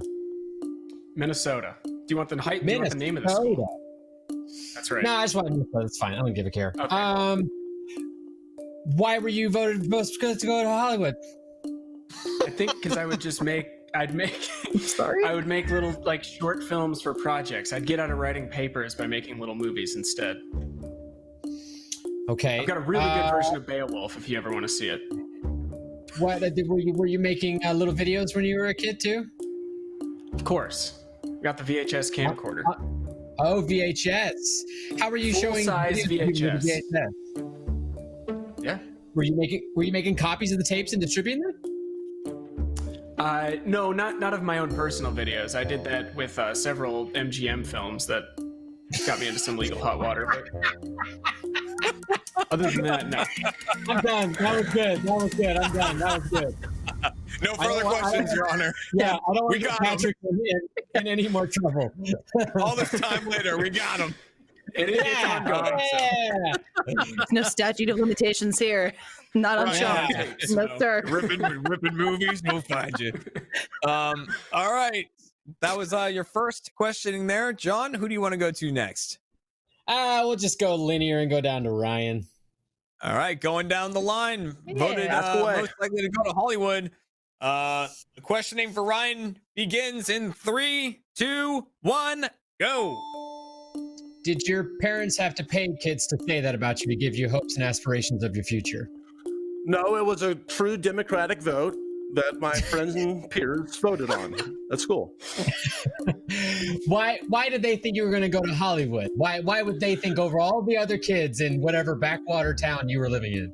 Yeah, exactly. I'm in Memphis, Tennessee, so it's not like we have many people going to Hollywood, right? We got like Kathy Bates, Justin Timberlake, that's it. But it's kind of bullshit because they voted me for that because I told them I was going to go to Hollywood, and I did. I was like, I'm going to Hollywood right after college. That's where I'm going to end up, and then I did, and I'm so it's good that they gave me the award because I knew I love movies. That's movies.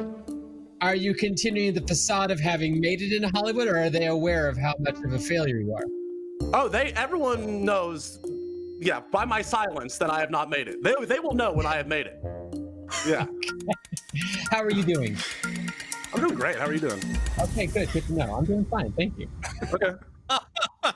Most likely to go I to like the Hollywood. thought that in maybe in Ryan's yearbook, whenever people signed it, they left their phone numbers in there. And Ryan's like, I'm gonna give you a call when I make it. And I'm like, your vote was not in vain. It's also put down, if that's the case, then it's him thinking that he's gonna make it big enough that he needs to tell them, but not big enough they'll figure it on their own because of his sheer fame. He'll still need to tell people. No, he'll be so Hey, guys, famous I'm they won't paying get right access now. to his Behind the number. scenes. Yeah. right, exactly. I'm going to Hollywood to become a grip. They're like beta testing for his In the friendship, pictures. basically. Precisely, Lindsay. Yeah, thank you. That's what I He do. was paraphrasing, and he was actually voted most likely to become the best boy on the set of a reality TV series. That's all he's doing. I didn't get It's that award Hollywood in my in some school. places. Yeah. That leaves one, John. That leaves Lindsay. Are you ready to question Lindsay? Yeah, why not? All right, 60 seconds on the clock. Ready, get set, go. What were you specifically going to go to Hollywood and do? I've spoken before about I like to do acting, but the only thing they had in my school was like theater performances, and I really wanted to do on-camera work. So I kind of like pushed my drama club to do more on-camera stuff, like on-camera audition work, on-camera body movement work, and how that translates from theater. So they didn't really have anything like going to Hollywood or anything, but they kind of like made that a thing, I guess, in my honor. And so they started signing yearbooks and they'd be like, oh, see you at Hollywood. So I was like, oh, okay, thanks. Like, here's how you use a camera. All right, next question. Your hair looks beautiful, and I'm jealous of how good the color is turning out, and I cannot wait till I can go myself soon. It's fading like a dream. It's green next. We'll see how that goes. Green is going to be next? I think so. Very like Gradient Christmassy, another I color think. or just all green? More gradient. Yeah. Yeah. Ooh. I What a hope I very answered all your Hollywood-themed questions. color. Yeah. Ooh. Oh no, you played to my ego. Oh, you Color of money. You got me. Damn. Classic move. All right, John, that was your questioning for all three deceivers. Audience, last second chance to change your vote if anyone managed to convince you. So, John, same question as before, going into the locked in answers. Is there did they all manage to convince you once again, or is there, some holes in the stories that you're spotting? I didn't necessarily find much holes. Again, very talented individuals, creative, full of story making abilities. So it's very hard to see through any sort of facade that's being crafted here. If I had to just make a leap to guess who out of the three of them might be most likely to be given that title, I would think. Now, see, I don't know much about Patrick. I assume Patrick was probably an upstanding member of their school and community, but Ryan probably came from a place that was like, oh, this guy's doing this stuff with whatever these videos and editing Ryan was doing. I would assume that there's a chance Ryan was creating the abominations of videos he's doing now back when he was a kid. Yeah. And so they would have translated that to being like, oh, this guy's going to be the next Spielberg. And so there's a chance that's just more of a possibility with him. That's all. Yeah. Fair enough. What about Lindsay? Lindsay have the capability of being most likely. Lindsay, yeah, they come from a background that's a total possibility. The only reason that I'm not leaning towards Lindsay is that they were theatrical, and I loved the spin you were trying to do to kind of veer me towards that little Hollywood route. But I just still can't believe that they wouldn't be like, oh yeah, Lindsay's gonna be in Broadway and them shining lights in New York City. So that's why. Interesting. It's too overwhelming for me, It's too much. Before we get the final, I agree, Lindsay. Bright lights, big city. That's where I want to be. All right, audience, we're locking in you. You are now locked in on game number 2. Audience, best of luck. Mr. Eisinger, you got 3 choices. Who was the superlative about? I'm torn. I'm gonna go with Ryan. Why not Ryan? You want to lock that in? I do, sir. I do. Let's rock in. I said it wrong. Lock it in. Now we're rocking in. I said rock in lion, and I stopped myself. Around the Christmas tree. Happy holidays. But what do I do now? Ryan is ready. Drop it. Stay, Ryan. Stay. All right. So the poll just ended, so we might have to wait a little bit before we reveal. Oh, hey, you're holding here. Hang on. All right, so it's eating me alive. Don't put those down yet. Dying. Ryan, the commitment. I love this. Now. Once the audience count is ready, let's put that up on the screen as well. I know it just ended, so they probably need to say, oh, they got it. Lindsay. The audience has gone for Lindsay. 50%. What? And then they don't think I'm going to go to Hollywood. Sorry, buddy. I think you can make it. It'll eat you alive, but you'll make it, baby. Yeah. Thank you.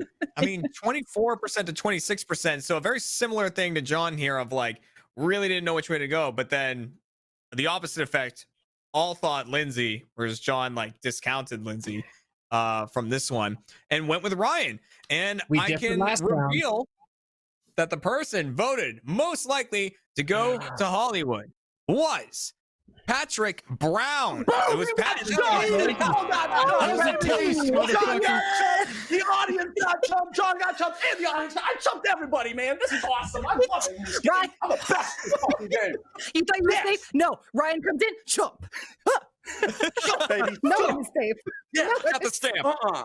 I feel like I just got voted best to go to Hollywood even right now. So I feel like I made it happen, and I chumped you all. Honestly, Oscar-worthy performances all around. Yeah, very nice. Sorry. Who? Professional.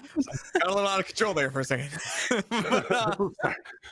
Which means, Deceivers, you managed to fool. I mean, a combined effort by everyone there managed to fool both the contestant and the audience, securing 2 points for that round.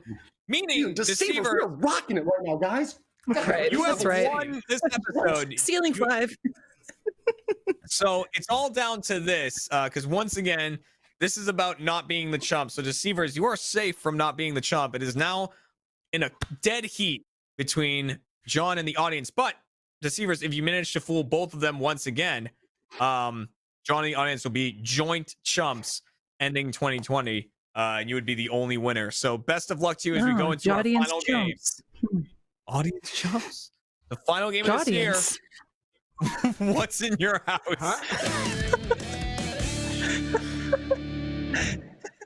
Gotta name my enemy. What's up?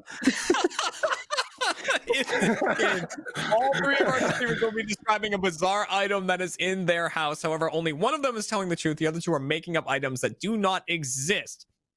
John is going to I'm going to go down the line and tell them each to give me a 1-sentence description of this item.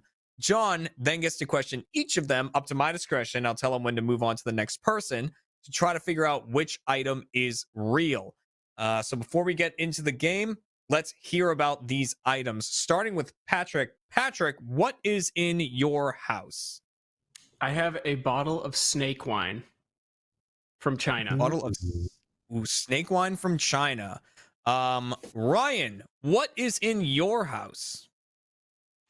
I have a large container filled to the brim with plungers. A large container filled with plungers. Lindsay, what is in your house? I have a piece of fabric that was part of a Lady Gaga costume that she wore to one of her concerts in Dallas. Piece of fabric from a Lady Gaga costume. All right, so audience, who is telling the truth? Who's telling a lie? So you're voting on who has the actual item. Use the poll in the chat, and then #1, #2, #3 if you're on mobile. That's the only time you need to do that. Otherwise, just click the button. John, who do you want to start with on this? Ryan. Start with Ryan. Yes, in the John. container full of plungers. Now, there's no time limit on this. I'll just tell you when you've had enough questions. So whenever okay. you're ready, take it away. How long has this container been inside your house? I'm going to go 5 years. Did you purchase it, get gifted it, or was it there before you had anything to do with it?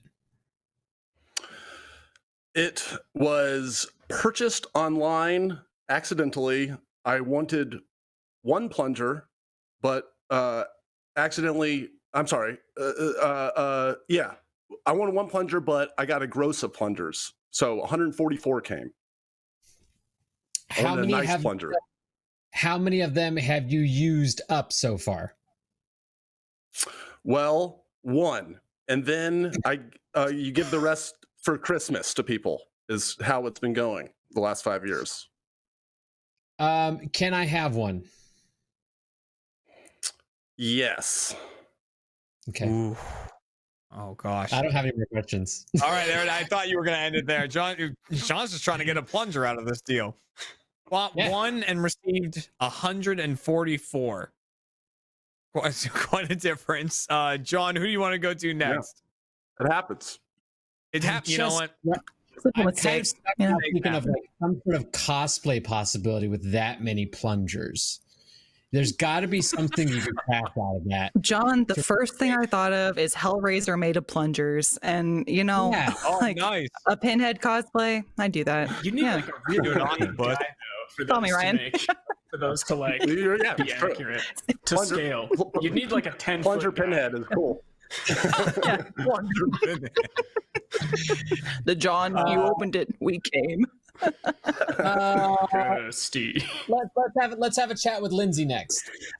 All right, having a chat with Lindsay, the piece of fabric. Better be about a Pinhead cosplay. Whenever you're ready, John, go for it. Is the carpet piece clean, or does it have stuff on it from Gaga? Okay, it's not a carpet piece. It's a piece of fabric, but I'll tell you what happened. It is. No, sorry. Yeah, it's very dirty. I'm an idiot. It's a piece of fabric from her dress. Was this given to you willfully, or was this something that you got through force? Okay, it wasn't through force, but I was cleaning up after the concert because I was working promotions at the time and we were connected to the concert. Now, the way that all of that works is like if they have a fast costume change, they'll have people behind stage ready to help. Sometimes if the costume gets stuck, they just like seam rip you out of pieces of it and will throw something else on. So that happened. So I'm backstage after the show, I'm cleaning up and I see this tiny little piece of fabric and I'm like, oh, she was wearing that. So I went yoink and just put it in my pocket and kept cleaning. So yeah. Okay. What color is So not no, I didn't steal it, but you know, what color is it, Lindsay? it's yellow with silver sequins on the edge. It's like that big. What was the best song that she sang at that concert? Ooh, I like Monster, but that's my favorite one. And she was in like this trash can ensemble that I thought was kind of cool. So I'll say Monster. All right, John. This was the Monster Ball concert. Was the trash can ensemble inspiration for your Garbo dance? Absolutely. As is all Lady Gaga in my life. Allow that question. All right. So that just leaves Patrick. Patrick and his item. John, are you prepared to question Patrick? Why did I hear carpet? What is wrong with me? I need to get out of this house. Yeah, the carpet really threw me for a loop there. Delay. I'm sorry, guys. It's been a long year, you know? It was a red carpet event. But, you know. That's true. That's a good point. Yeah, all right, the snake wine from China. John, whenever you're ready, begin your questioning. Is it open? Yes. But it hasn't been opened in years. But it was opened at one point. That's the worst answer possible. So well, I had to try it. Hold up. You have an old unsealed bottle of snake wine. Yeah, well, I tried it and then I sealed it up, but I'm not going to throw it away because it looks insane. It looks cool as shit.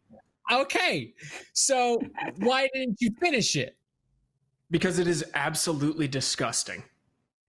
Then walk me through the mental process of try snake wine, bad, must keep.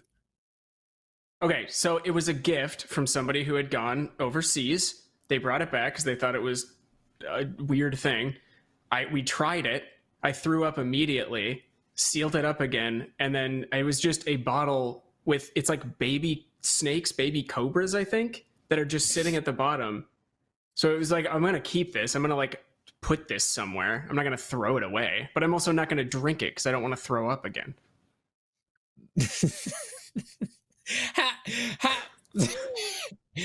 Do you know how much this piece of shit costs? Yeah, it was like $15 or something. It was not expensive. Is it the same color it was when you got it? Or has it altered? Yeah, roughly. It's kind of like a dark brown, sort of. And then it's darker around the snakes, which is very gross. How long do you plan on keeping this bottle of unsealed rotten wine? Until it becomes like a nuisance. If it ever started to stink through the bottle, I would probably get rid of it. But until then, John, it stays. I'm cutting you off there, John. No, last question. Yeah. Fuck off. What's the name of the brand? There's no brand. It's literally just an unlabeled bottle. That's all I want to know. Thank you, Jeremy, for your time. You got it. Okay. You got it, John. Let's just calm down. 2020 is coming to an end. We're all a bit tense. All right. So there's your questioning about all of the items. Audience, last chance to change your votes.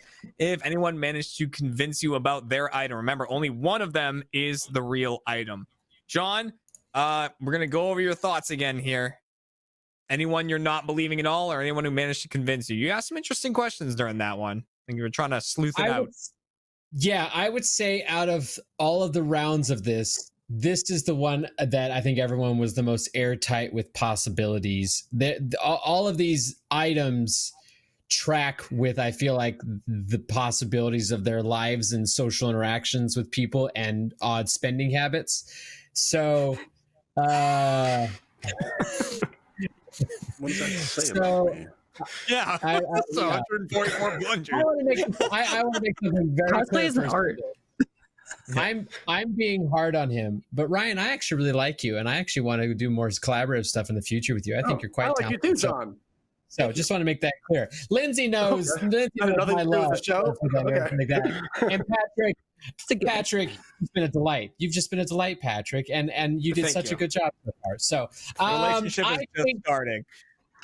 Yeah, we're cracking the ice. I'm a big fan of what Inside Gaming does. Thank you. I don't know who's telling the truth. I want the plungers to be the truth. I want to say that's what I want. I think we all do. Because John, I just want that to be something that happens. So before I get your final answer, we got to lock the audience in. We don't want them to know what you're going with. Audience, Copy. you are now locked in for the game, for the show, and for the year. Audience, you are good. Well done, and thank you for playing. John, who has the real item? Fuck, I hate this because I actually didn't care about this game until now, and now I really want to get this right, just because I want to get at least one. I think it's the plungers. I don't. I actually think it's the wine, but I'm going to say plungers. I could see that hurt you as you said it. Do you want to? Wait, you're going with me, but you think it's Patrick. I think it's. I'm locking in plungers. Got it right. waiting off screen. Oh, I know. Don't do that to me, Lindsay. Let's lock. You have a second. Words. Let's lock it in. You have a second to change your vote after you lock it, right? You can change it. There's no unlocking on Chump. He thought it was Patrick, but he voted for me. That's now. But here's the thing. Now what do we do? Regardless of if John got it right or not here, he needs the audience to think something different. If the audience agrees with him, there's no opportunity. Now it's just for the pride of getting one right. Oh, that was not the loudest snap I have ever heard. All right. Audience, what did you think? Let's see, is it the same or is it different? Oh, it's different. It's the snake wine. Yeah, good. I wanted us to be divided. All right, it's divided. There will be a chump on this. There will be a singular chump on this show, either the contestant or the audience. So the audience thinks it's the snake wine. John thinks that it's the plungers, and rather than me tell you what's real and what isn't, I'm going to have the real item be revealed. So I'm going to count down from 3 and then say reveal, and the real item will be shown. So show the real item in 3, 2, 1, reveal. Oh, Ryan's getting it! Back to my chips. Back to my chips. Oh my god! My god. Oh, audience, y'all are Chump, baby! You're Chump! This sounds like a found footage film. What the hell? What are you gonna do with all this? What is this? Shaking him out. Oh my god! Well done, John. You did it. You nailed it. You got a point for that. Good job, John. You got John, one. That means that for this show, the Deceivers ran away with it. 4 points for the Deceivers. That's right, because they fooled the audience. Only 1 for John, but 1 was enough right then, because for the last Chump episode of 2020, the audience is going to be tonight's Chump. There it is. All right. So I'm so sorry, audience, but maybe you'll have better luck. Oh my gosh. Better luck next time. It's been a year. Here's the 2021. Yeah. Here's the 2021. Yeah, all around. We're Plunge your starting over. 2020 out of your life. Yep. Thank you. One of those is You can buy mine. a plunger. You can buy a plunger from Ryan if you need to. Hit him up on Twitter. I get a free one. Right, yeah. Yeah, That's free. right. They're Christmas presents for everybody. Yeah. There we go. Merry Christmas to all. Hey, if you celebrate Christmas, Merry Christmas to you. Happy holidays, or just happy December and end of the year.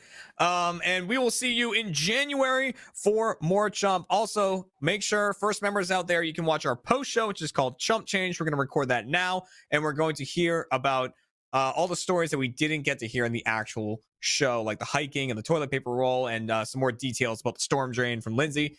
So we're going to get all of that in our post show. Thanks again for watching, everyone. Have yourselves a great rest of the year, and let's hope for some better stuff in 2021. Goodbye. Yeah. Peace out. Yeah. What? One of our deceivers was once charged with a felony.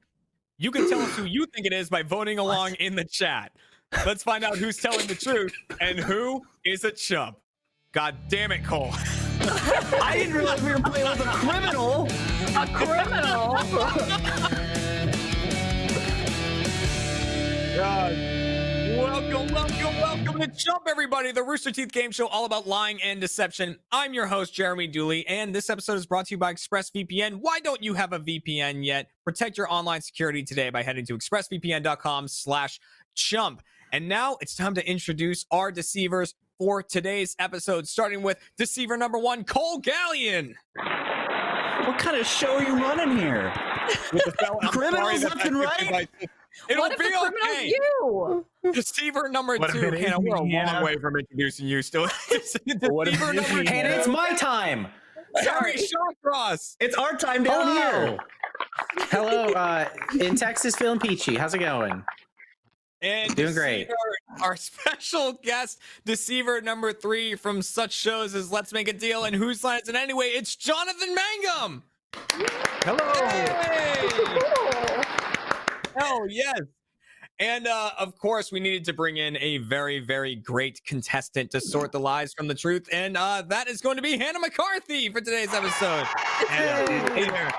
Very great, meaning I'm always like, don't lie to me. And every time you're like, that's the point of the show.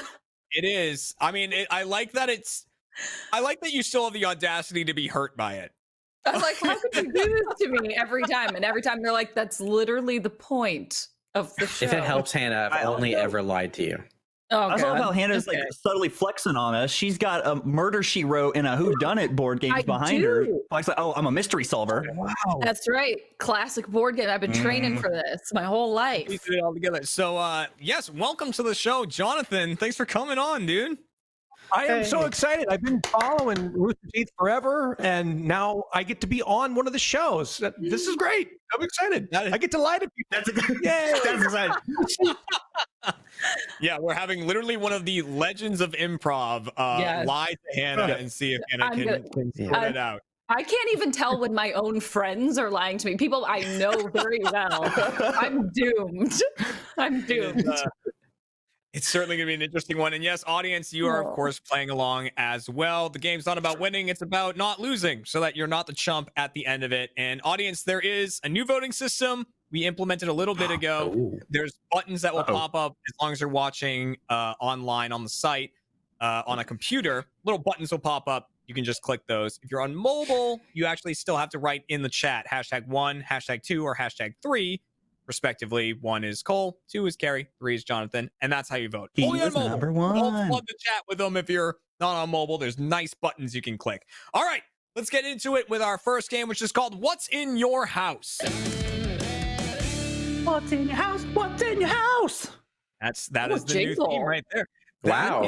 This game, our 3 deceivers will be describing a bizarre item that they have in their house. However, only one of them is describing a real item. The other 2 are making up bizarre items that don't actually exist.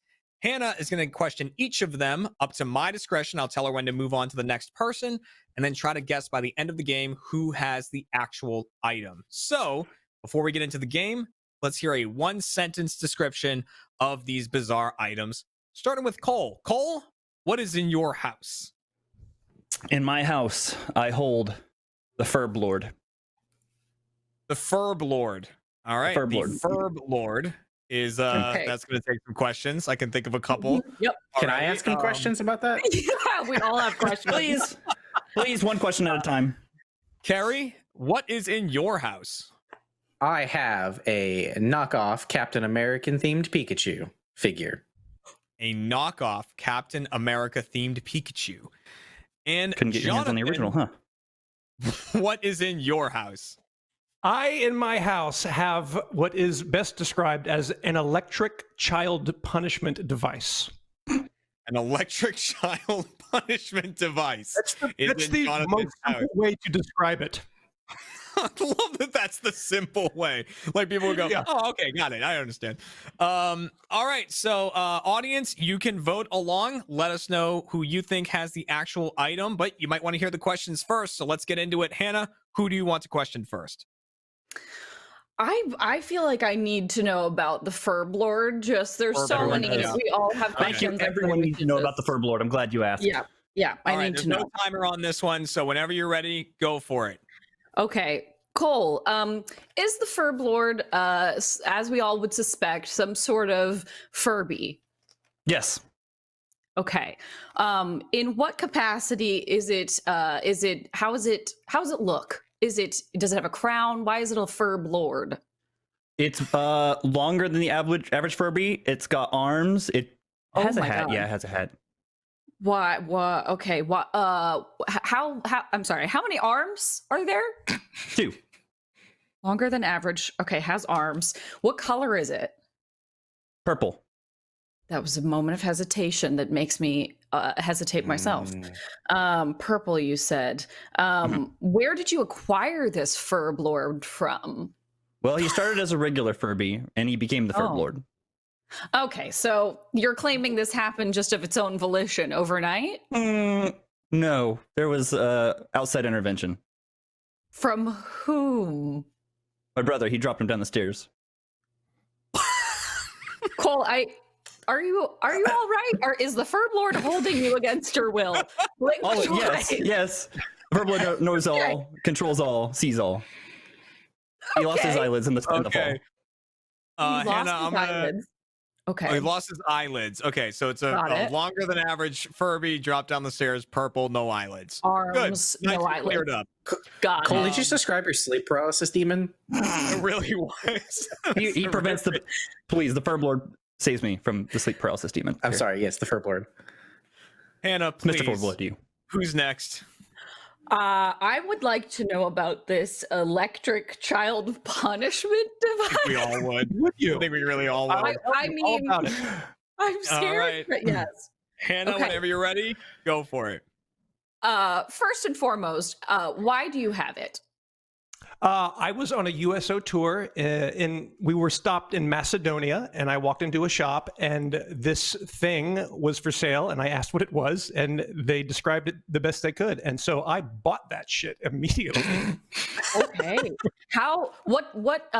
In what way? You said it's an electric child punishment device. What is the general shape of it? It's a flat base. It has 2 metal rods that poke up, and you grab onto it with your hands. If you're the child who was bad. And flat metal base, you grab it, and how does it deliver the electrocution to the child? There is a button that you press, and there's a 9-volt battery that powers it. So it's not like you're getting full 220 AC in your sweet little kid's arm, but it does hurt in a European way that I can't describe. Enough to make them learn. So is the child, does the child have to elect to sit and hold it and be shocked? I think it's you were bad, or I don't know what a what's Macedonian happening. accent would be. You were bad to sit now, hold. Okay. You know better. Okay. And about, you said, I know the shape now. Generally, how large is it? It's about the size of a little dish, and the 2 things are about 4 inches, and they're metallic. Okay, that's frightening. But do you have it purely for display? Sorry, Jeremy. No, you go for it. I'll let you ask that last question. Go ahead. Is it purely for display, or have you put it to use either on yourself or others? I have 2 kids. I would never put it to use on them, but Okay. I have invited friends over at poker night and made them hang on to it while I shock them. Okay, all right. That's what guys do. All right. Used on friends, noted. All right, there's the questioning for Jonathan. And I love that. Of just hearing the 1-sentence description of it and being like, add it to my cart. I'm in. Well, I totally get that. I love all the right, so European way. Yeah, the European way. Yeah. Listen, if you get shocked for long enough, European eventually. All right. Macedonian children are the best behaved in the world. Oh my Gary, gosh. with the Captain America Pikachu is all that is left. Yes. Hannah, whenever you're ready, begin your questioning. Okay, Carrie, what size is what size is this Pikachu of yours? It's pretty small, like a 1.5, 2 inches. I don't know. It's pretty, Yay pretty big. tiny. Okay. Yeah. You said it's knockoff. Where did you acquire it from? So I was given a different gift, and sent along with that gift was this just kind of thrown in. So I call it knockoff because it was not purchased by anyone. It was just kind of transferred to me. Okay, so you're just uncertain of if it's licensed or not. I can almost guarantee that it's not licensed, but I'm currently uncertain. Okay. Yeah. Okay. What about him is Captain America themed in nature? Is he colored? Well, like he's Captain got America? the little hat. Okay. And he's got the shield. He does have Thor's hammer. Spoiler. And I don't know if it's intentional or not, but his tail is gone, and it just kind of he's got a weird butt. Is the best way I can describe it. I don't know if I want to ask why his butt is weird. Is it just purely because of the absence of the tail? Yeah, I mean, I have never seen a Pikachu butt without a tail, but it looks abnormal outside of that as well. I mean, it almost looks like it was pinched permanently. He's got a little. It looks like somebody went boop, and it stuck. It was not me. I would hope not. I don't have that kind of strength. It's plastic. It made out of? Plastic. ABS, whatever that kind of stuff is. You know. Okay, Last got it. question. Go for it. What is your Last final? question. Since you said it's so small, where do you generally keep it? Is it somewhere on display? Where does it go? Oh no, it's on a bookshelf behind books because I don't want people to see it, but I just don't want to throw it away. Also, You're ashamed of it. very much so. Okay. Okay. All right. Couldn't be There more we go. ashamed. Got it. Just Wow. shame. My All right, notes. Hannah, that You know a is lot all about of that your Pikachu butt. questioning. Yeah, he's looked at that butt a lot. He was focusing on that butt. Oh, that look. butt. That butt was. I know really that solid. he does not have America's ass. Let's just put it that way. Got it. Oh. Yeah, you had to check. You had to check. Okay. Audience, get your votes in now. It's your last chance to get them in before we lock in your answers. Cole, I'm gonna have to ask you to stay out of chat and convincing them in the chat. I can we can see do that? Cole- I can see Cole. I said, don't vote for talking me to to them do and what's good saying, for you. Mwahaha. and saying things along the line of "Please don't vote for me" and "Ferb Lord for life." I'm gonna have to ask Somebody else said that. Hannah, before we get your final answer, is how you feeling after that questioning? and hearing about these numbers. For Cole's sake, I hope he's lying, because if not, we may have to intervene on his behalf. So I really hope Cole is lying to me. I'm definitely leaning between Carrie and Jonathan. My concern is he does know a lot about that butt. Carrie knows a lot about that butt. My notes literally say no tail, abnormal butt, plastic. Very detailed. So he did seem to know a lot of that. Descriptions of me. Kim Kardashian too. Yeah. Oh my god. So Yeah. true. I have a little book. Yeah. You were both very, very specific. You had a lot of key details about the size, the way it's used, even the specifics of like the butt, the USO tour. I just am.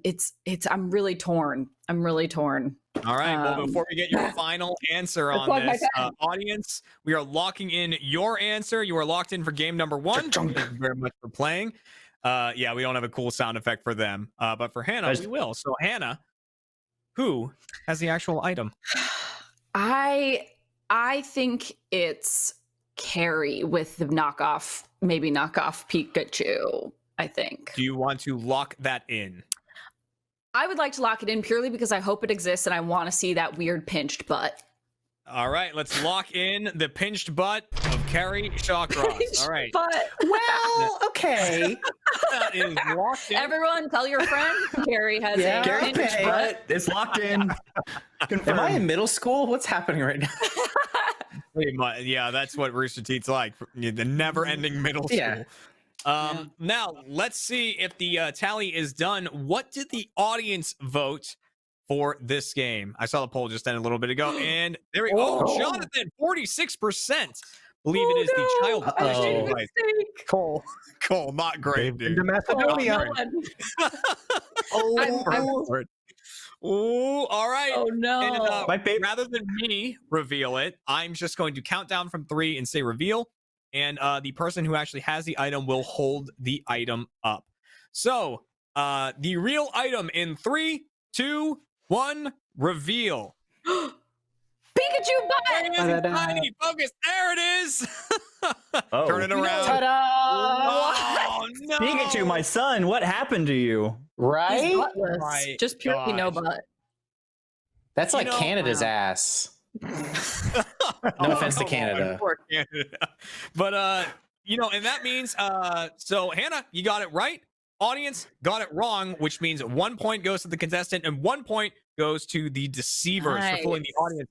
So Jonathan, that device that you were talking about too, I had an arcade in Hampton Beach, New Hampshire. There was an arcade with a device just like that.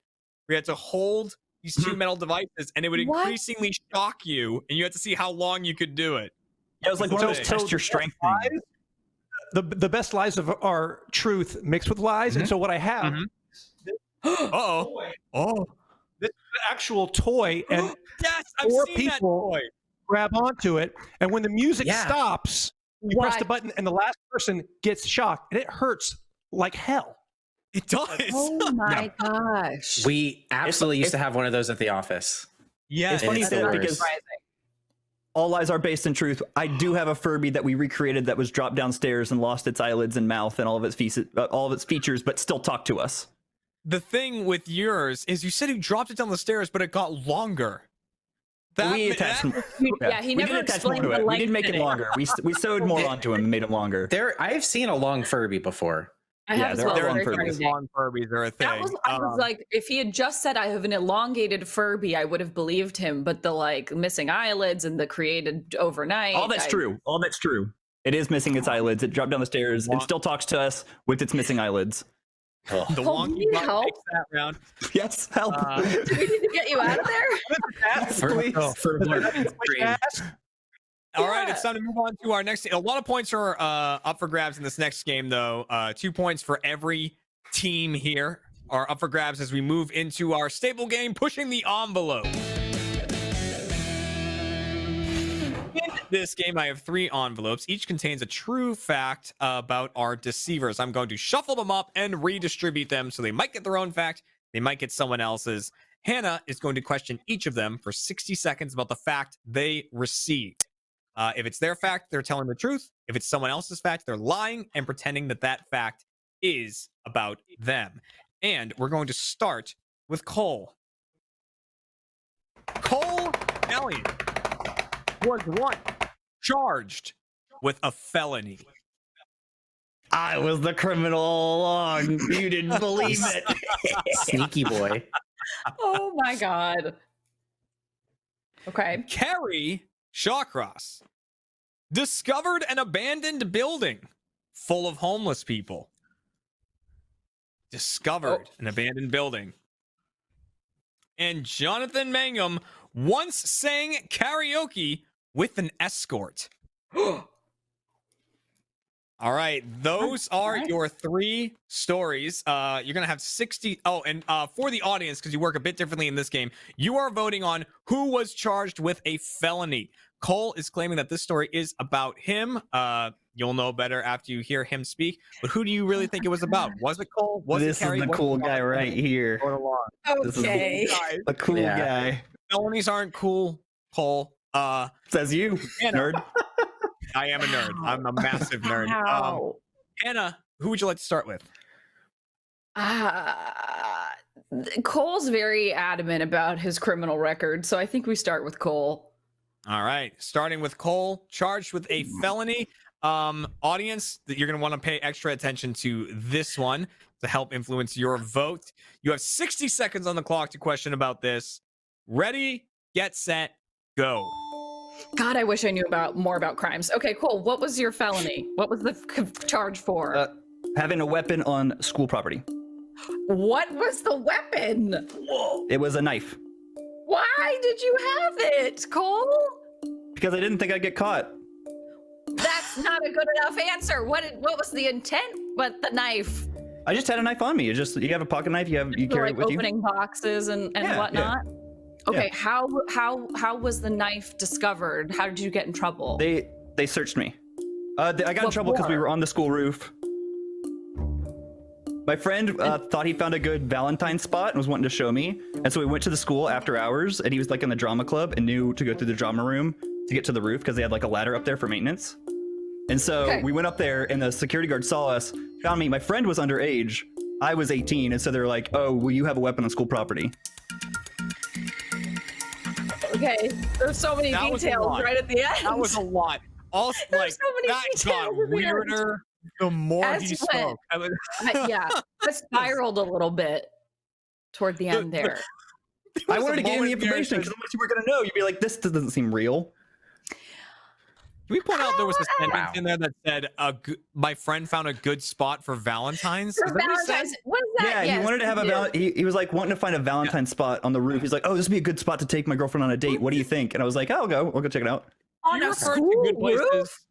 Yeah, like wait, That's a good memory. Valentine spots? Is that what you call them? A good place to take a date? Like a picnic. Valentine Like spot? let's go up to the roof. We can like hang out, probably do some other things. I don't know. I didn't ask. Neck. I don't know. I was only 18. I But think the he hands- wanted you to stab him.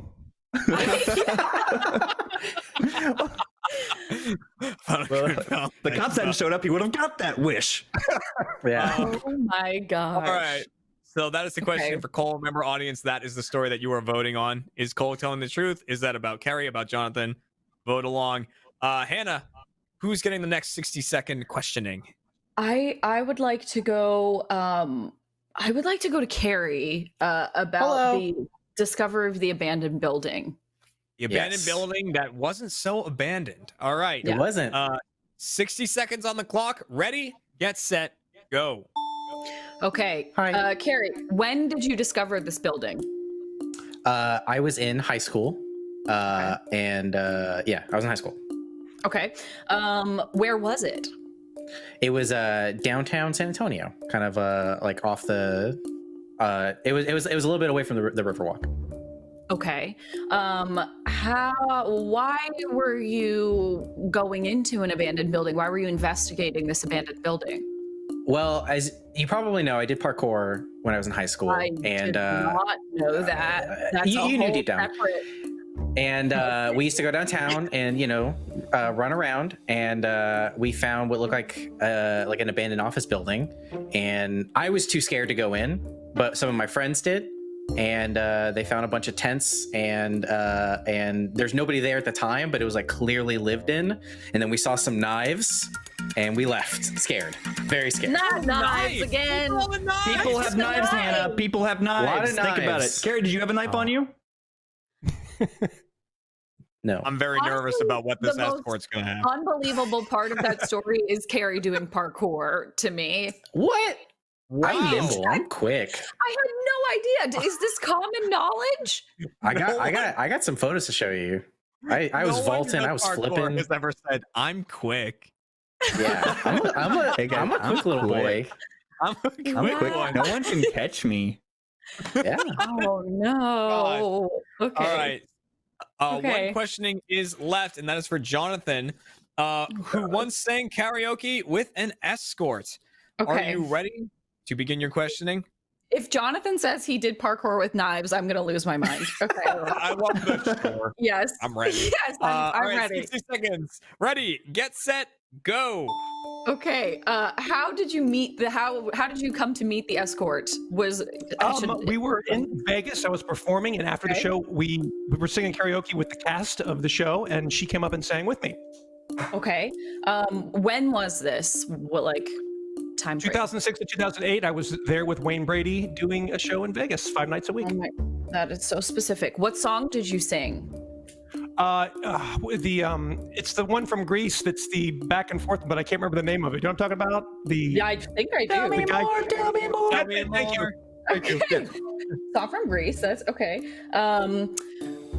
Man, did you immediately recognize? Like, did you know? Parkour and the baton. Oh, I'm sorry. What? No, did you have a knife? No, I was gonna say how many songs did you sing together? Was it just the one? Just the one song. Just one. Okay. Oh my gosh, I can't. I'm so blinded by parkour and knives now. I can't even think of any solid questions. I'm blinded by parkour and knives. Hard not to be. Hannah, Hard not to be.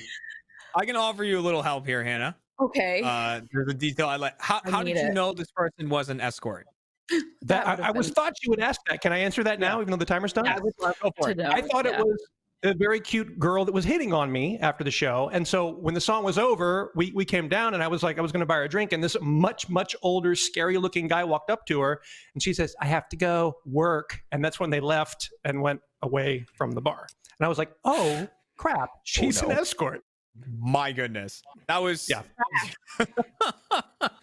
So that is all of your questioning done, Hannah. So audience, last chance to get your votes in right now on who was charged with a felony. While you're getting those votes in, Hannah, you've heard all the stories. Is there anyone you're completely not believing? Anyone who's managing to convince you a little bit? What are you thinking going into this? I hate to put Cole in a box, but yet again, Cole is not convincing me. Cole, just I don't see the Valentine spot confused me. You're gonna look like such a fool. Okay. All right. You were also so adamant at the beginning of the show about a criminal. Maybe that means you are the criminal, though. You were just projecting. Maybe I'm really not. I don't know. I can't imagine Cole even carrying a knife. Just carrying a knife. Period. Right. I'll carry a sword. That's more likely. I do think you would have a sword, not a knife. See, that's the difference. Stop it, Cole. Yeah. He's proving things. It's just a big knife. A sword is a big knife. That's the knife I was carrying. Yeah. Jonathan is very convincing. It was he had a good amount of specificity, but like not every single thing that I felt like he was making stuff up. And the parkour really threw me. I know that wasn't even the point of that story. We didn't 9 even foot get wall. into I can make it up. I think 10 foot one time. What? I'll just climb up it. Oh my god! It's true. Okay, Wow. I'm leaning towards Jonathan, but I have a lot of questions for Carrie, independent of him finding a building. All right, well, audience, before we get the final answers here, you are now locked in for game number 2. Thank you very much. Remember, 2 points on the line if you get this one right. So best of luck to you. Now, for Hannah, it's time to go down the line one at a time and have you say if you think they're telling the truth or telling a lie. Starting with Cole, who was once charged with a felony. Is Cole telling the truth or telling a lie? I think Cole's lying.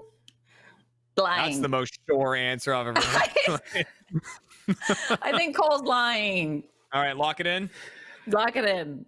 Lock in Cole as a liar. On to Carrie. Discovering the abandoned building. Is Carrie telling the truth or is Carrie telling a lie? I'm really torn between the last two of you. I'm going to say Carrie's lying. Do you want to lock that in? Yes, I want to lock that in. Lock in Carrie as a liar. And then on to Jonathan. So mathematically, could still either be telling the truth or telling a lie. What is Jonathan doing? Telling the truth or telling a lie? Oh, no, I didn't even think about that. Yeah. I'm bad at math. Wait, what if I just say they all lied? Can I do that? That's a possibility. That is a possibility. That's a weird choice on my part, but I'm going to say that. I'm saying it's a lie. And I'm locking it in. All right, lock in. Yeah, I make no sense. Well, all three are lying. You're all liars. All liars. Before we reveal who was telling the truth and who was telling a lie, let's see what the audience thought. Who was charged with a felony? I'm a little worried about this one. Okay. Okay. All right. 43% think Carrie was charged with a felony criminal. I am the softest boy. Why would anyone think that? Wait, who's the criminal here? You'll do real well in prison. Yeah. No. I'm not going to use anything. I'm so confused. Hannah, let's figure out where points are going. So we're starting with Cole, who you thought was telling a lie about being charged with a felony. So audience, you're hoping that she's right about this. And I can reveal Cole was telling a lie. You were correct about that. Very well done. Okay. Audience, you're still in the game here. That actually happened to my brother. So I don't know why everyone's like, it's a lie. It's a lie. I was like, that actually happened to my brother. I mean, I just took his story. Valentine spot really sold Valentine you out, spot. Got to be careful where you're choosing those Valentine spots. I know. On to Carrie, who discovered an abandoned building while parkouring and all that great stuff. You thought Carrie was telling a lie. I can reveal that Carrie was telling the truth. That was a true story from Carrie, the parkour artist. Carrie was the parkour boy. Carrie used to be the parkour king. Yeah. I didn't know. I was more of a prince, but yeah. He's quick. He's a quick. You could have boy, which gotten means, me just on a parkour fact. The building was a non like I sequitur used to me. to move quickly, which means and now I crawl core. Wow. Stop it. Stop you. Yeah, I'm done. I'm done. My favorite design aesthetic. Crawl. And then that leaves Jonathan, who's saying karaoke with an escort. You thought Jonathan was telling a lie, and we know mathematically Jonathan was telling a lie. So you got that one correct. Which means, so if so facto, it means the person who was charged with the felony was Jonathan. Was the one. So audience got that wrong. You're the Griffin. So that actually doesn't change up the scores too much. It means that Hannah came away with 1 point for that round, and the audience got none. So the audience has some makeup to do. They need to hope that both the audience and Hannah in this next round get it correct. So the deceivers get none, and then the audience can tie. I'm really excited for the post show now. Yeah, the post show we're gonna hear about. I have all so of many this stuff. questions. Yeah, we're going to hear about being charged with a felony. We're going to hear about Cole singing karaoke with an escort. And then we'll hear a bit more from Carrie about his parkour days. So I love it. Post show, Chump Change. Make sure you're first members. You can watch that. And now it's time to decide it all with our final game, which is called Just the Facts. In this game, we have one true fact about one of our three deceivers. However, they're all going to be pretending that this fact is about them. Hannah is going to question each of them about the fact. Up to my discretion, I'll tell her when to move on to the next person. Try to figure out who this fact is truly about. And the fact in question today, I totally put it in the wrong spot. I had it up and then I clicked off of it.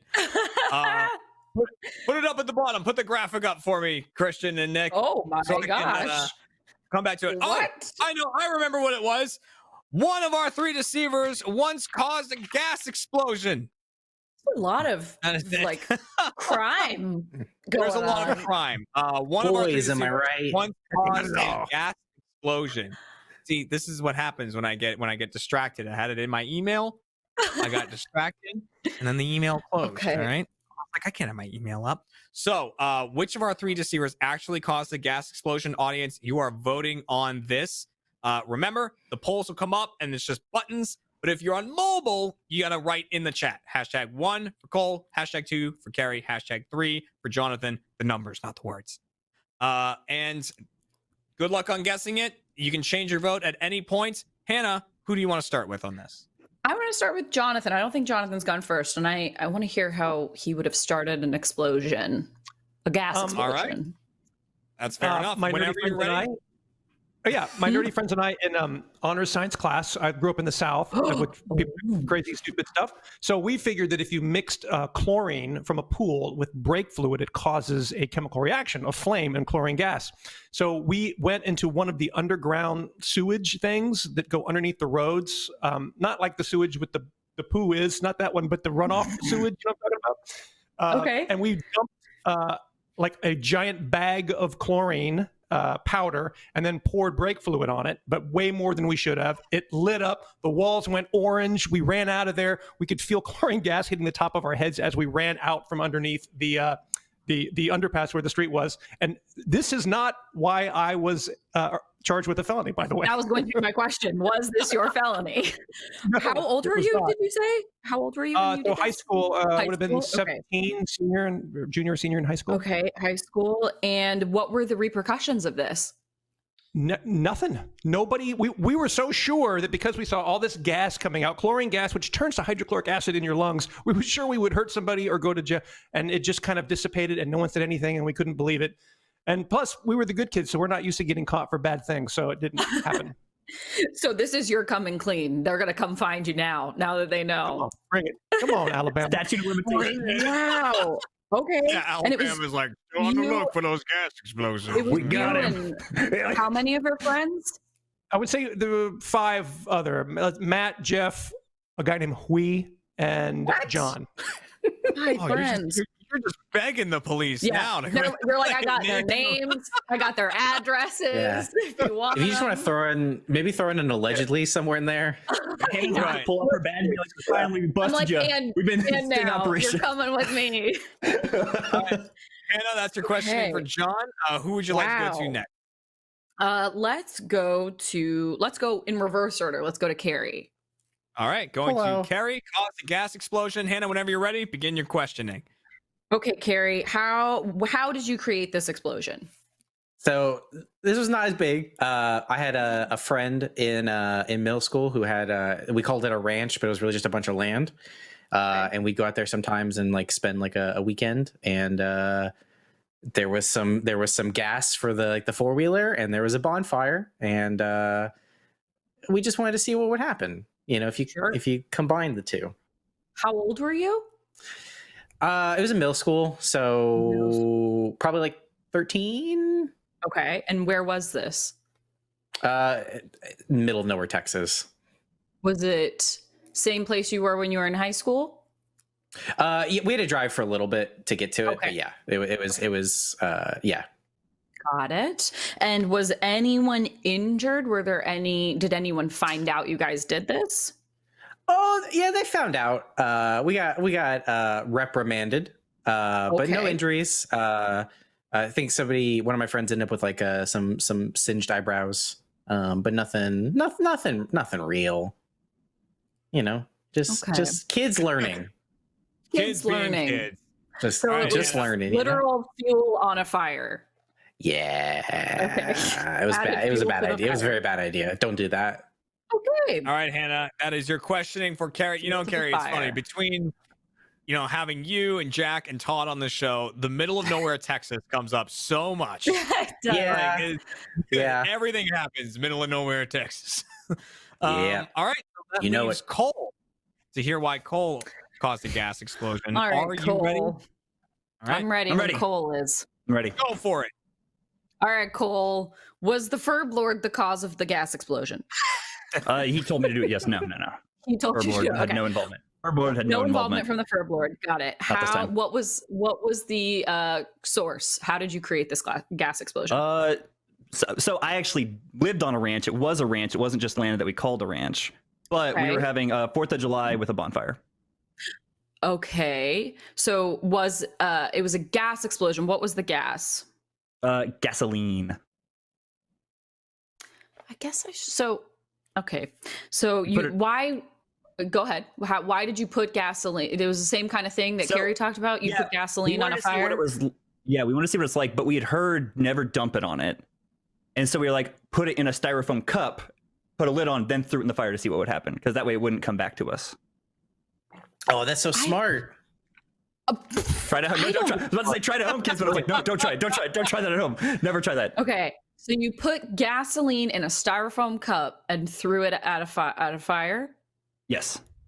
and the fireworks weren't involved. It was just it happened to be. You said 4th No, of we were July? setting up fireworks like a few yards away. Like there was people setting up fireworks, and we were hanging around the bonfire, and we are like, what if we blew things up a little more? We were just curious. Like we'd always heard like gasoline really goes off. We were like, well, if you like take the thing and dump it in, then it's gonna like travel back and get you. But if you take a styrofoam cup and throw it in, then it doesn't come back and get you.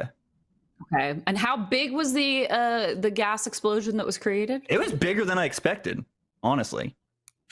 Not crazy big. And we had buckets of water to put out some of the stuff that like the flare kind of we kind of like put it out.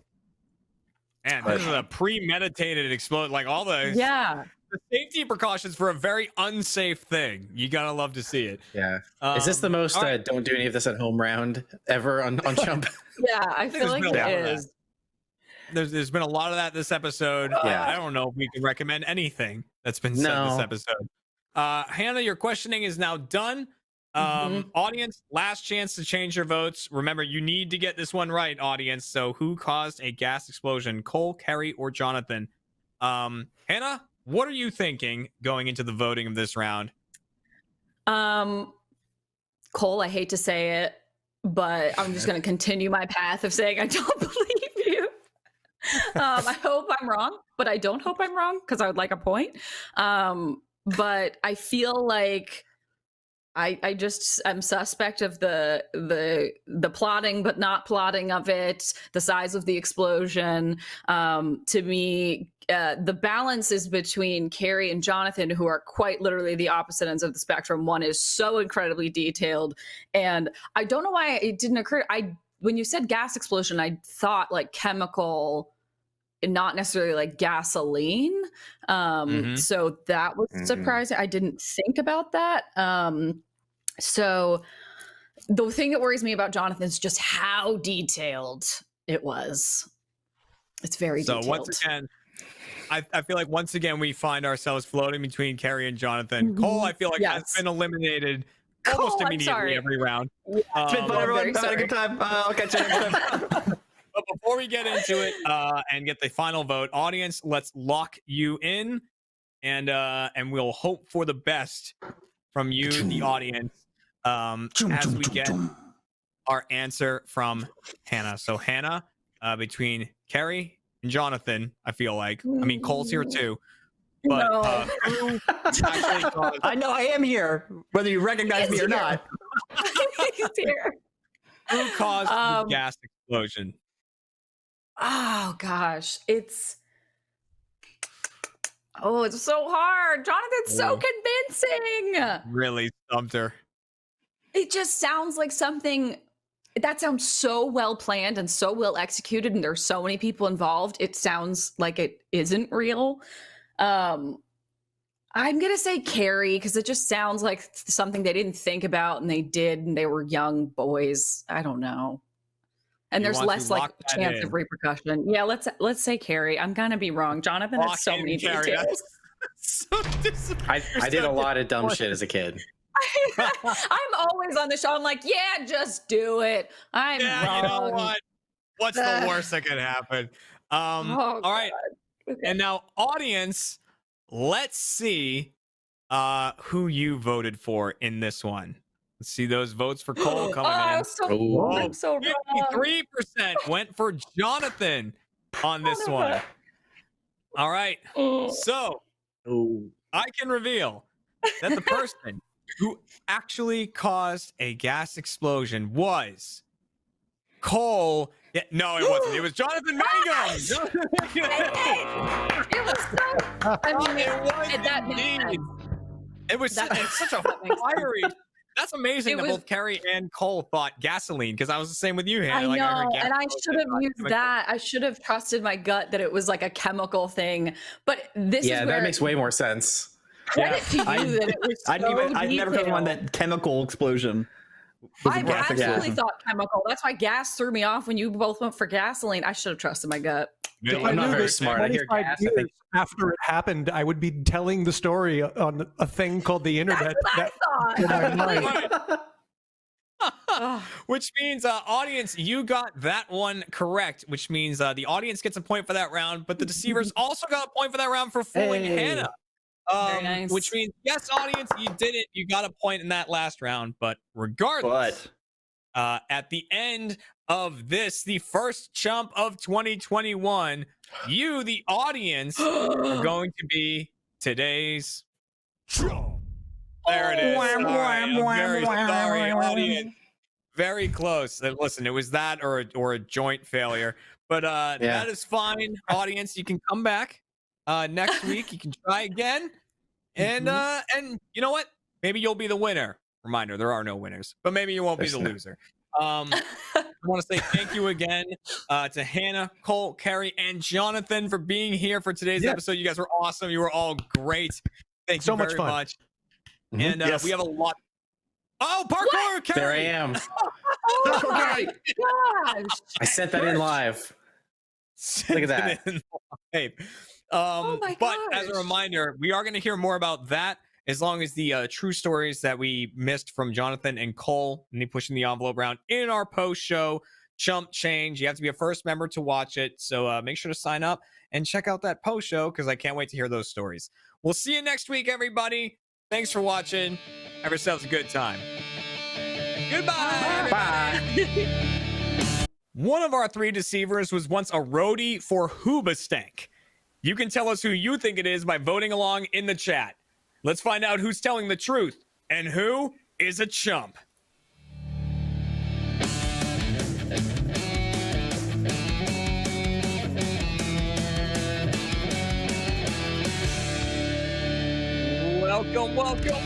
Welcome to Chump, everybody, the Rooster Teeth game show all about lying and deception. I'm your host, Jeremy Dooley, and this episode is brought to you by ExpressVPN. Make sure to protect yourself online today by heading to expressvpn.com/RTTV. Now, it's time to introduce our deceivers for today's episode, starting with deceiver number 1, Drew Saplin. Oh, hello. Oh, there he is. Thank you. Oh boy, hang on. This is going to be a real shot in the dark here. Let's introduce deceiver number 2, Bobby's Wigglesbotham. Hey, what's up, everybody? What's up, everybody? Bobby, it's Bobby Wigglesworth. Bobby's Wigglesworth. Damn it, 1997 Allentown Go Fish champion. Regional champion, by the way. Regional champion. And, Go Fish. Drew, Go Fish. God damn you, deceiver number 3, Larry Manavina. God damn it. Hey, it's me, clone Jeremy. No, it's not. Larry. You just got jumped. This is gonna be like an Eric episode. Of course, we also have with us today's contestant, which is Jacob Fullerton. Welcome back, Jacob. On the contestant side. Hey, and the other people trying to sort out who's telling the truth, who's telling the lie is you watching at home in the chat. As long as you can type in the chat, and you don't need to be a first member for that. Anyone, if you have an account, can play along and vote in the chat on these. So, Jacob, first time being a contestant, how are you feeling going into this? Do you think you'll be able to sort this out? What's your I feel relationship? like I've come a long way. Let's see. I've met Larry at a couple parties. Those were great conversations. I just met Drew and Bobbles Woggles Wiggle. Bobby's Wigglesworth. Allentown's 1997 regional Go champion. But y'all will be relieved to know that I'm very gullible and I'm easy to trick. Those are the same thing. I only lie. You got any sevens, Jacob? You got any sevens? Oh God! The tables were turned on me all of a sudden. 7 in the calories. Oh, there we go. Go All fish. right. Go fish. It's time to play our first game, which is called Pushing the Envelope. All right, our flagship game is up first. In this game, I've got 3 envelopes, each one containing a true fact about one of our deceivers. I'm going to shuffle them up and redistribute them, so they might get their own fact, they might get someone else's. Jacob is then going to question each of them for 60 seconds about the fact they received. If it's their own, they're telling the truth. If it's someone else's, they're making up lies to make it Jacob think that that fact is about them. So before we get into the game, we need to distribute some facts. Starting with Drew. Okay. The true fact about Drew is Drew helped organize a party that was attended by multiple A-list celebrities. It's true. That was attended by multiple A-list celebrities. Bobby's was a roadie. For Hoobastank. Bobby's Yes, was a very true. roadie for Hoobastank. I was crawling in the dark for the reason is you. And Larry went dumpster diving to save his job. That's me. I was crawling in the dumpster. Looking for the answers. And the reason is you. So audience, you're going to work a bit differently in this. You're voting on only one fact in particular, and that is who went dumpster diving to, I saw dove there. I was like, what did a dove come up? Dove. Got it. That's the word. Dumpster dove. What's a dumpster dove?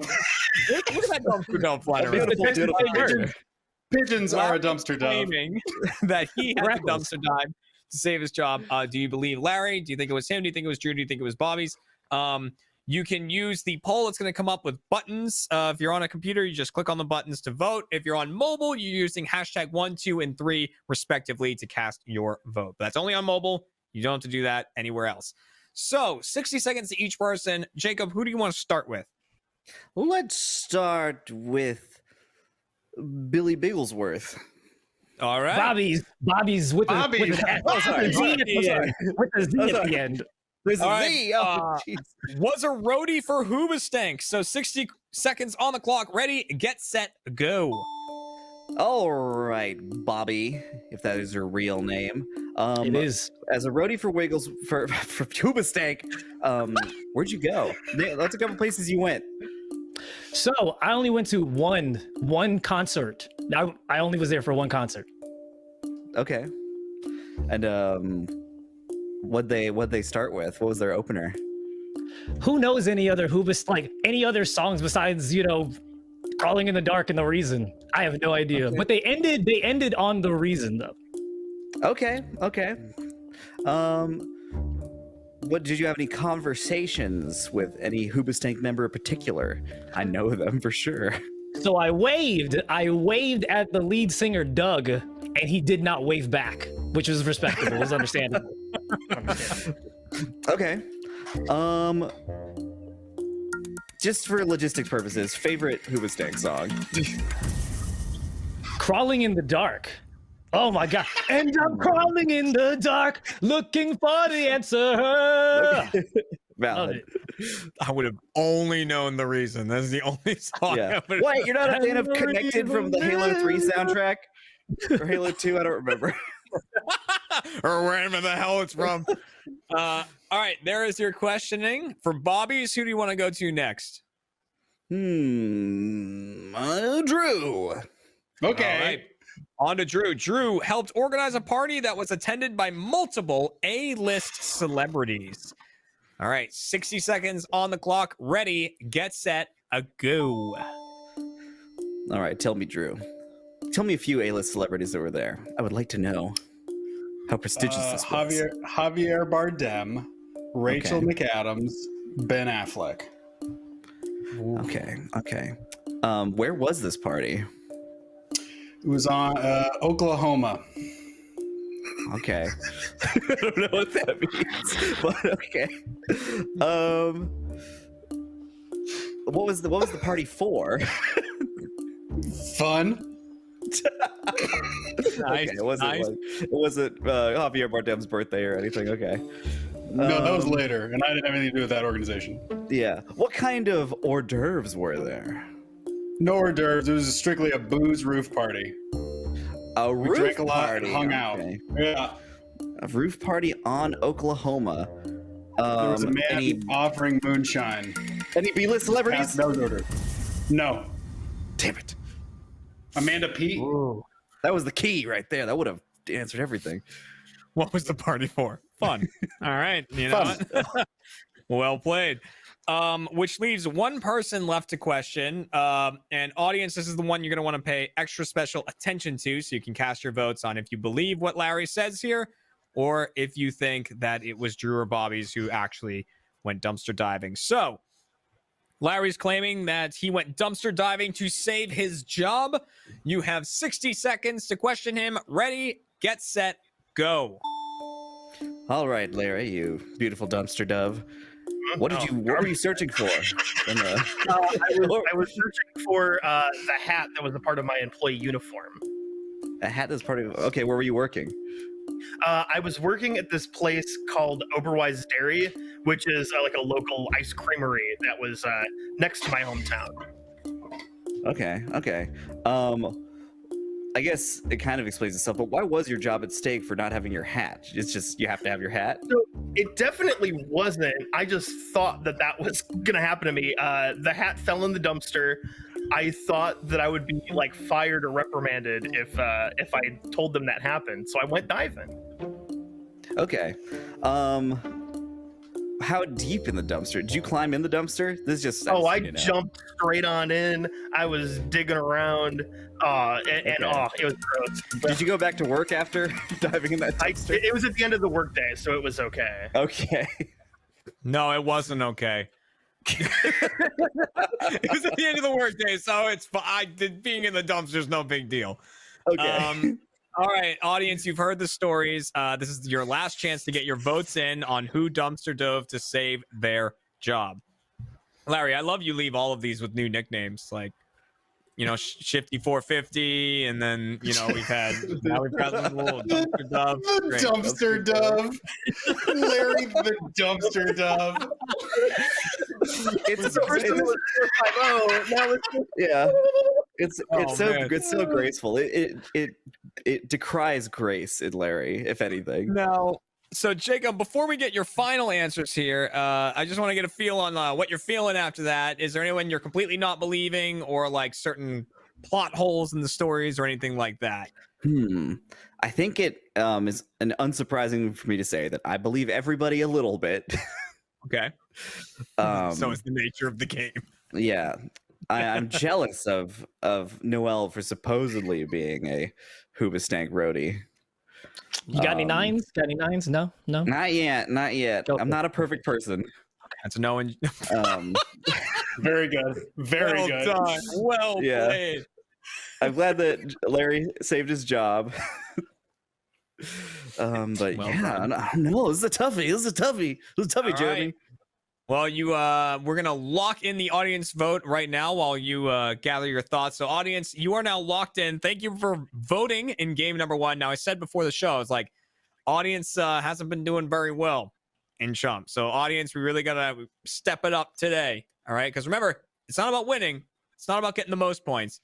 It's about making sure you don't have the least points, so you're not the chump. That's the important part. So, that being said, it's time to go down the line. So, Jacob, we're going to start with Drew, and we just need to know truth or lie for each person. So, starting with Drew, who helped organize a party that was attended by multiple A-list celebrities. Was Drew telling the truth or telling a lie?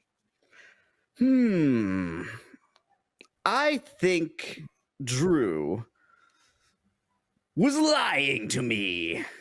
Do you want to lock that in? Lock it in, Jeremy. Let's lock in Drew as a liar.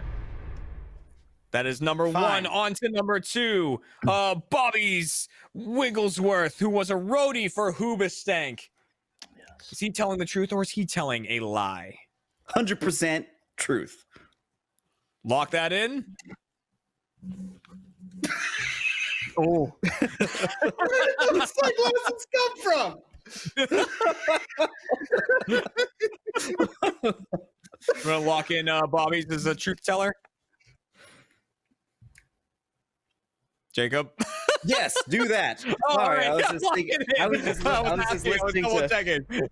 I was thinking about that opening guitar riff and crawling in the dark. It just gets in your head, you know. So, what about that one piano note playing over and over again at the beginning of The Reason? The best. So good. What a great song. Oh my god. Classic. Now we have a question on our hands. So, mathematically, if you think that Drew is lying, that would mean that Larry is lying. Now we've had people go against math before, which is basically saying that they're not expecting to get all 3. But I have to ask. Larry went dumpster diving to save his job. Is he telling the truth or is he telling a lie? Would I lie to you? Me, Jeremy Dooley, host of Chump? Get that off your screen. Oh my god. Jeremy. It's lying, Jeremy. He's lying. He's lying. I'm locking it in. He's lying. All right. Let's lock it in. It's a liar. All right. Now, before we go down the line and reveal who did what, audience, let's see who you thought actually went dumpster diving to save their job. 2 points in the line for this audience. And your vote was for Larry, the little dumpster dove himself, actually told the truth and went dumpster diving. So it's time to find out. Starting with Drew, organized a party attended by multiple A-list celebrities. You thought Drew was telling a lie. I can reveal that Drew was telling the truth. That was a true story from Drew. We have a truth teller. Now on to Wigglesworth, who was a roadie for Hoobastank. You thought was telling the truth, and I can reveal was also telling the truth. Yes, you got that one. Damn it, go fish. Go fish, Jacob. Go fish. That was the one I wanted to be true. Ipso facto, Larry, you thought was telling a lie, I think because of the painted me over him. really swayed the vote. But Dumpster dove to save his job. That is indeed true. Yes, so you got that one wrong. Larry, damn it. There's the Dumpster dove. Is that the dumpster dove call? I am the dumpster dove. Which means, audience, awesome. It means you get 2 points for correctly guessing that was about Larry, and the deceivers get 1 point because Jacob only got 1 correct there. So yeah, that was one of those rare rounds that we have where everyone tells the truth, which means the one that mattered, though. The one that it was the one that mattered. Which means in the post show we will dive a little deeper into those stories and dumpsters to hear about the things that we didn't get to hear in those. And so with that, Jacob, you are behind at the moment, but only by 1 point. So there's still a lot of catch up that can be done. Yeah, so let's go on. Because Skywalker can catch up, I can catch up too. Yeah, exactly. And everything went great for him. So let's move on to our next game, which is called Out of Context. In this game, I will be providing Jacob with a social media post that one of our 3 deceivers made. He will then question each of them for 45 seconds, very quick, about the context of this social media post, why they made it, what led to it, all the things like that. And then at the end, simply has to guess who actually made this social media post. So without further ado, let's see the post in question. The post says, I hate that my creative writing degree is now used to write garbage tier puns on Twitter. Just kidding. I live the best life. So there it is. Creative writing degree leads to garbage tier puns on Twitter. So normally we say social media, but yes, this is a tweet. So audience, you'll be voting on who actually made the social media post as you're hearing the questions. Same way you were doing before. Hashtags on mobile, 1, 2, and 3, or just using the buttons that come up in chat. So Jacob, who do you want to start with? Well, let's flip this thing around. Larry, let's start with Larry. All right, starting with Larry. 45 seconds to get the context of this tweet. Ready, get set, go. All right, Larry. Where'd you get that creative writing degree? I got it at the good old Ball State University, right there in humble old Indiana. Humble old Indiana. Okay. Do you got one of these famed puns for me? Do you think of any examples?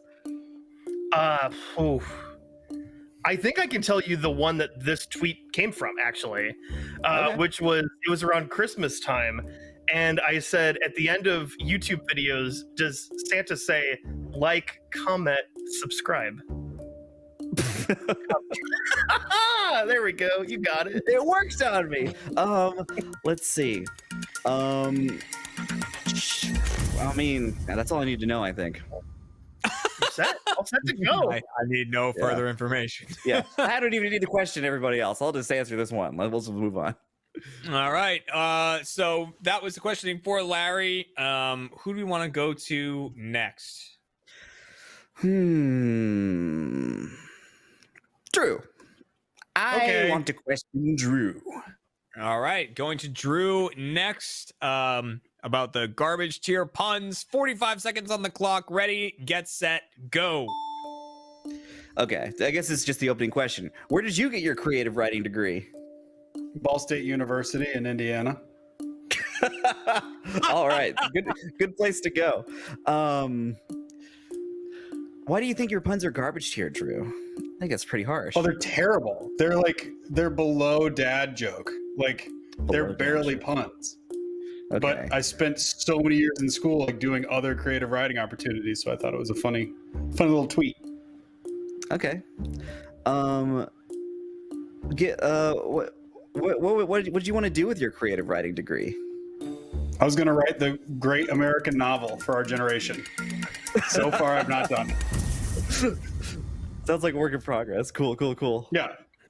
All right. 2 degrees, same school. I suspect one of them might be lying. Who's your boys? Right, Drew? That just leaves. Who's your boys? 100%. Chirp. I hang out in Muncie. I know what's good. I wish to question Barnaby Donnersworth. Yes, that is thy name. 45 seconds on the clock. Ready, get set, go. All right, creative writing degree. Did you also go to the same school? No, I did not. I went to Post Malone's alma mater, Tarrant County College. Oh, cool. He dropped out. Were any of your puns Hoobastank related? Negative. Okay. Do you have a favorite pun of your garbage tier puns? Last week, yes. Yeah. Well, you want to know what it is? Okay. Yes, I want to know what it was. You know when they did that whole gigantic Bowser with the Mario with the Super Saiyan cat version, I wrote I wrote "Hear me out, God of Wario." I thought that was a banger. I thought it was. Okay. Because they're giants. They're giants. Fun. Giant cat Bowser, hear me out. See, look at that. Oh my god. Oh Larry. man. Still All getting right. crafted as we speak. Who made the social media post, audience? You still have a chance to vote right now. So, Jacob, you've heard the context. What are we thinking here? Is there anyone you're just kind of like pushing to the side? Don't believe? I don't believe Drew. Fine. Fine. He's like down here. As much as I don't know. Maybe, I think it was just. It wasn't the school thing. Oh, it wasn't. It was the fine. school thing. You know what? I think I saw it in Drew's eyes. I think. Ooh, it's going into the eyes. Yeah. Now. It's the trick about me, Jacob. I am always lying. So we have the audience is slowly. trying to figure this one out as well. So it sounds like, Jacob, you're down between two here. Yeah, and I'm leaning towards Larry. Do the dumpster dove thing again. It's my favorite. Like a let's all do it. Let's all do it. Let's all do it. Yeah, Let's all do it. everyone do a little dumpster dove. All You right. made a sound before, Larry. You went. Oh, that was you got it wrong. Yeah. That's the taunting of a dumpster dove. All right, audience, we're gonna lock in your answer. You are done for round 2.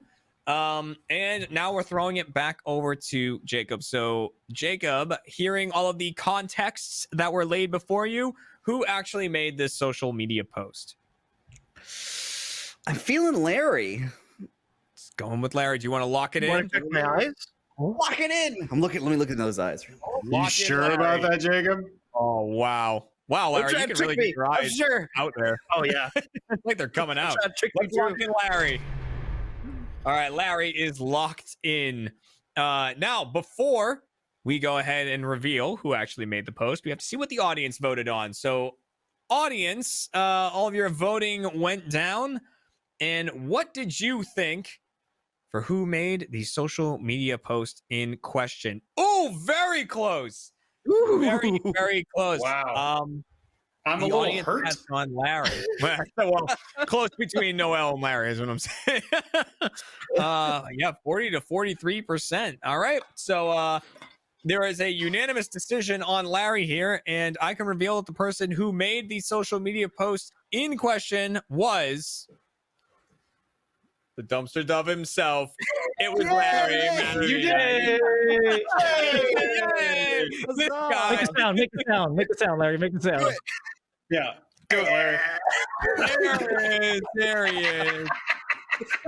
All right.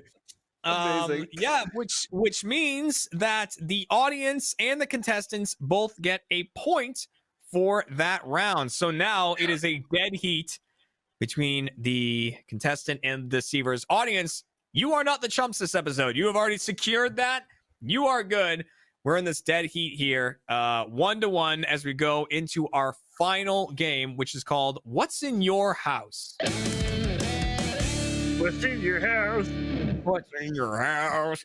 So in this game, ding, ding, ding, ding, not a perfect. They're all going to be describing a bizarre item that is inside of their homes. However, only one of them is telling the truth. The other two are making up items that do not exist, and they're just coming up with them off the top of their heads. Jacob will then question each of them up to my discretion. I'll tell him when to move on to the next person about these items to try to figure out who has the real item. Now, before we can get into questioning or anything like that, We need to hear about these items. Just a 1-sentence description. So we're going to go down the line, starting with Drew. Drew, what is in your house? I have a marble bust of Chris Damaris as Julius Caesar. A marble bust of Chris Damaris as Julius Caesar. Bobby's, what is in your house? I'll start by saying I'm proud of it, but it is a waifu pillow, but it's Naruto doing his sexy jutsu. All right, a waifu pillow of Naruto doing his sexy. That tracks. On brand. And finally, Larry, what is in your house? I have not one, but 2 hand puppets that look like a couple of my college professors. 2 hand puppets that look like his college professors. All right, they're an item. They're an item. Why 2? All right. Jacob, quite a list here. Who do you want to start with? And of course, audience are voting on who has the real item. Who do you want to start with, Jacob? Let's start with Bilbo. Bilbo Baggins. Got it. Understood. That really went over my head for a second. I'm trying to trick you, Bilbo. All right. The waifu pillow. And there's no time limit on this one. I'll just tell you when to move on. So whenever you're ready, go ahead. Hit me. Okay. Where'd you get this pillow? It was gifted to me at a convention. Okay. Whoa. Okay. Now I believe. Damn. Is it? Oh my god, I can't keep up. Is it double-sided? No. Okay, one-sided. You use it for decoration, or you cuddle with this thing? I proudly cuddle with this. You proudly cuddle with it. Okay. It's a body pillow. It's comfortable. It's huge. That's true. You said it was Naruto. What was he doing on the body pillow? Sexy jutsu form. Oh, that's right. Okay. Describe the image on the pillow for me. So because it's Naruto, it has the clouds that cover Right, the private bits. But fair. yeah, it's just sexy Naruto. Okay. It's just sexy Naruto. Interesting.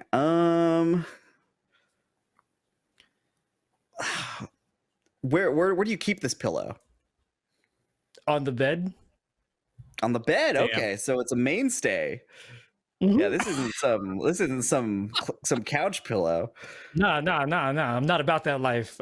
This is functional. This is functional. Do you have any threes? Go fish. Damn. Shit. All right. Questioning's over All right, for no further questions. Bobby's. And all right. So there is the Naruto pillow. Jacob, who would you like to go to next? Larry, tell me your truth. Let's do it. All right, Puppetry. Larry with 2 puppets of his college professors. Whenever you're ready, go for it. All right, Larry. Why 2? It was for a class project. There's actually, I think, like 6 in total. I have 2 of them. Oh, okay. What was the project? It was the finale, or finale. It was the final project. Finale of school. college classes. It was a video project. Okay, that sounds cool. What do these which professors were these? What did they teach? So these 2 guys taught the same class. It was like a double length humanities class. So it had 2 professors, and so it's both of them. Man, this is fleshed out. What were their names? The one is Dr. Berg, and the other one is Dr. Rubel, although he's dead now. Not that matters to the story, but it's true. Damn. Well, God rest his soul. What are the puppets made of? They're like felt, I guess. It's like felt puppets. They got googly eyes, string, or what like thread to sew the parts of them together. Okay, interesting. Puppet stuff. You know, puppet stuff. All right, Jacob, I'm going to cut off your questioning there about the puppets. And that means we're left with the thing that we want to get questions about, the marble bust of Chris Damaris as Julius Caesar. That's right. So, Jacob, whenever you're ready, begin your questioning. All right, Drew. Why does this bust exist? It was for a deleted Arizona Circle sketch. Really? Okay. Arizona Circle sketch. Do you remember the context of why there was a bust of Chris Damaris? It was like a library. There's like a secret button, like Batman's secret button under the busts, and Chris Damaris was one of them. It was one of the transitions between the episodes. Okay. What on the bust makes it Julius Caesar as Chris Damaris? It's like the haircut. You can clearly see that it's Christmas, the haircut and the little wreath. And it's not actually marble. It's like made out of styrofoam, but it looks like marble. Okay. Do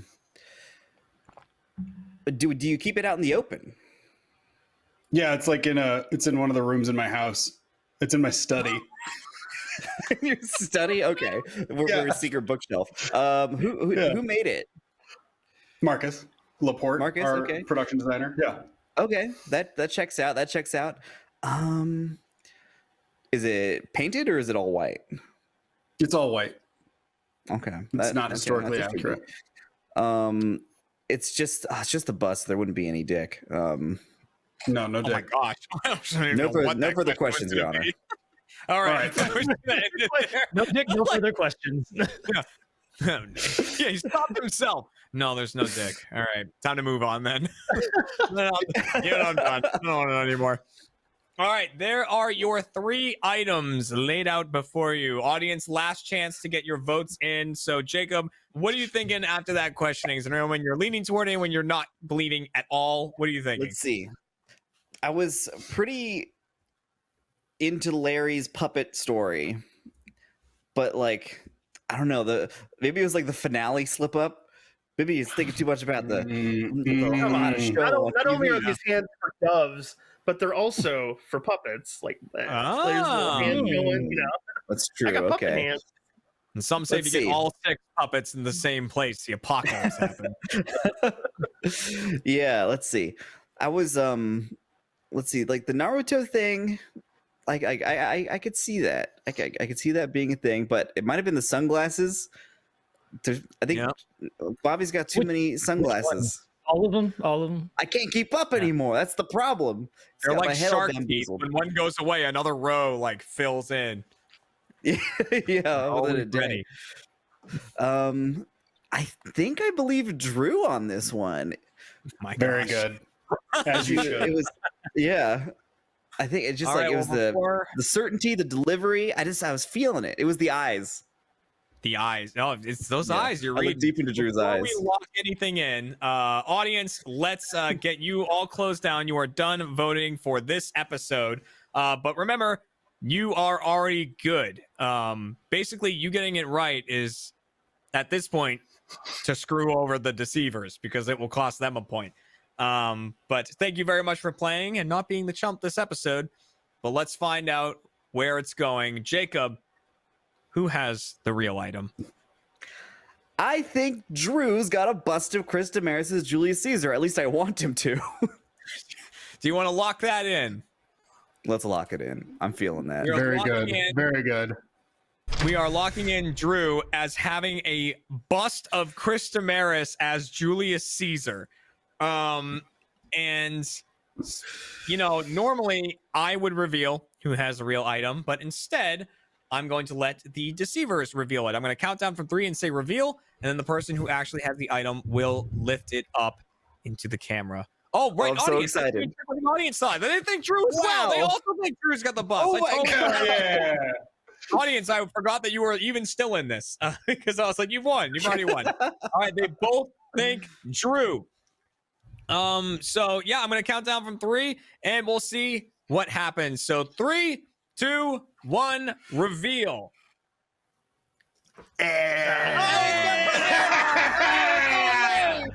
Oops, all Larry. Oops, all Larry. Larry. Oops, all Larry. Oops, all dumpster dove. All dumpster dove. It's gross when the professors are involved. Oh yeah. The envelope just kind of worked out that way, but we came into this episode going, it'd be pretty funny if it was just all Larry. All Larry. We did. That's So awesome. We did it.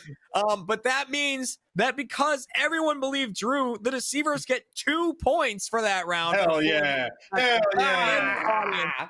Which means it is now 3-3 tied, the deceivers and the audience, but with 1 point. Audience, you brought it back. You did it this episode, and Jacob is going to be tonight's Dumpster dove. the dumpster dove of tonight. Oh man. But very well done. I can't believe you got away with that, Drew. I was like, he's gonna really go for it. He's gonna go for this. It was so believable. That story was really good. The Arizona Circle deleted thing. Yeah. Yeah. I'm great. I'm a great liar. What can I say? We're gonna have Marcus I'm a make classic that liar. for sure. Drew he's an AD. He used to be my AD. He's a great liar. Yeah. You have 5 minutes to light this scene. Do I? You have 3 minutes now. Oh man. You want to go to 1 minute? Amazing. I want to make sure I give another thank you to Jacob, Drew, Bobby's, Noel, and Larry for coming by for this episode. And yes, we will hear more about those pushing the envelope stories, as well as, a bit more about the hand puppets and then the out of context thing. We'll do some puns and whatnot in our post show, Chump Change. So you got to be a first member to watch that little 10-minute podcast where we talk about this stuff. Otherwise, we will see you guys next week. Thank you very much for playing this week. Congrats on not being the Chump audience, and we'll see you later. Goodbye, everybody. Go. One of our 3 deceivers once thought they'd been given monkey blood. You can tell us who you think it is by voting along in the chat. Now let's find out who's telling the truth and who is a chump.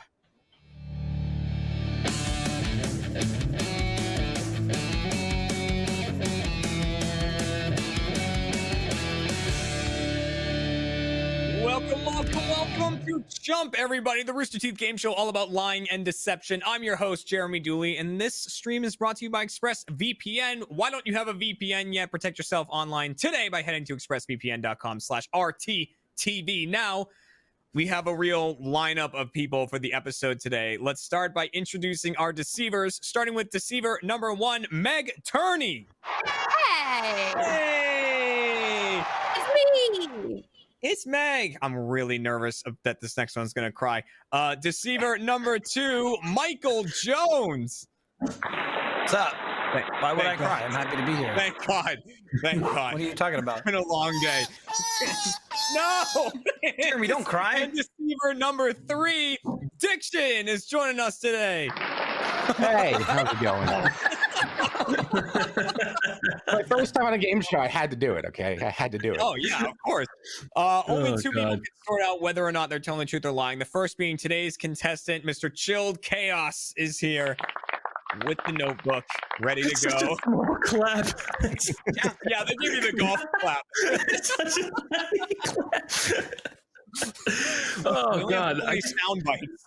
By the time they recorded the 4th one, everyone had left. The other person is you, the audience, playing along in the chat. When we put up polls, you can click on who you think, and we'll be off to a good start. So, yeah, Chilled, you're coming back. You've been on the show before, but as a deceiver. So this is your first time. Did we win last time? I have no idea. That information leaves me very quickly. It's possible. I think Eric sucked a lot that episode. I wasn't really. Then you probably won. Are you coming into this with any plans on how to do you think you'll be able to sort out lies and truth? No. Well, yeah, I think they're just gonna all lie. Like they have to tell the truth at one point, right? Like they can't just always lie. Oh yeah, no, that'll be fine. Yeah. I know. I looked up a little bit on their background. I know Meg is British. Michael lives somewhere in America, and Diction I've known for a long time, so it should be pretty straightforward. It's gonna be pretty easy. All right, and then we have also Meg and Diction are also joining for the first time on the show. So starting with Meg. Meg, how you feel? Do you think you're going to be a capable liar? I think Chilled voted me out once in Among Us. He told me to to get voted out because I was a narc, and I'll never forgive him for it. So yeah, She I'm voted out just- completely incorrectly. She saw a murderer, didn't keep her mouth shut, narked on somebody, and she had to go. That was the truth. I'm not going to kill so blatant like that. That's such a. You're making me fidget again. I'm just freaking ripping paper. No, you rip out pieces of paper from your tiny notebook. Neurotic. The notebook is normal size. Well, I guess it's tiny. The paper is super tiny. I was hoping it would be one of those little notebooks. Normal hand size. Yes. No, you got small. How have you gotten for 3 of those? It's a lot of lying, a lot of throwing things, Diction. A lot of throwing things. Don't lie to me today. I've been hurt a lot. Well, I'll say before the show, Diction said any chance he gets to lie to Chilled is a good day for him. So it sounds like you said, we go ready way for this. back. Yeah. Oh, absolutely, 100%. Diction and I met when we I were love 10 lying years to old. Chilled. It's been like 30 years. No, you were 10 years old. Wow. yeah, I was 10. You're much younger than I am. Stop hanging out with me. Well, let's put all of this to the test by jumping into our first game, which is called Just the Facts. So in this game, censor be popping in this game, we'll be presenting you with one true fact from one of our deceivers. However, all 3 of them are going to be acting like this fact is about them. Chilled is going to question each of them up to my discretion. I'll tell him when to move on to the next person, and at the end of the game, just tell me who he thinks the fact is really about. So the fact at hand for this one is one of our 3 deceivers once thought they'd been given monkey blood as a kid. That's not going to help me. That's not going to help me at all. Oh, it ripped again. Now he's gonna bite it again and say it was from the floor. So, audience, you are also voting on this. You are playing for yourselves. You weren't the chump last time. You broke that streak. So see if you can continue it. You can vote in the chat with the buttons that come up. If you're on mobile, #1 for Meg, #2 for Michael, #3 for Diction, respectively, but only on mobile. Otherwise, there's nice buttons for you. Chilled. Yeah. Who do you want to question first? Let's go from left to right. Let's start with Meg. All right, starting with Meg. So yes, once thought they were given monkey blood as a kid. Whenever you're ready, begin your questioning. Where did you grow up? I grew up in Houston, Texas, a little bit, and then Austin a little after that. Houston, Texas. Do you find yourself commonly in accidents needing blood transfusions? Okay, so it wasn't a blood transfusion, but I had an accident at an amusement park, and I like busted my knee open, and they put iodine on my wound, and they told me it was monkey blood to like cheer me up, and that's I thought that I had been given monkey blood. Jesus Christ. Okay. I mean, besides that being illegal, I was like 4 or 5 years old. So you said you busted your knee open. Yes. What's the kneecap called? The bone. A patella?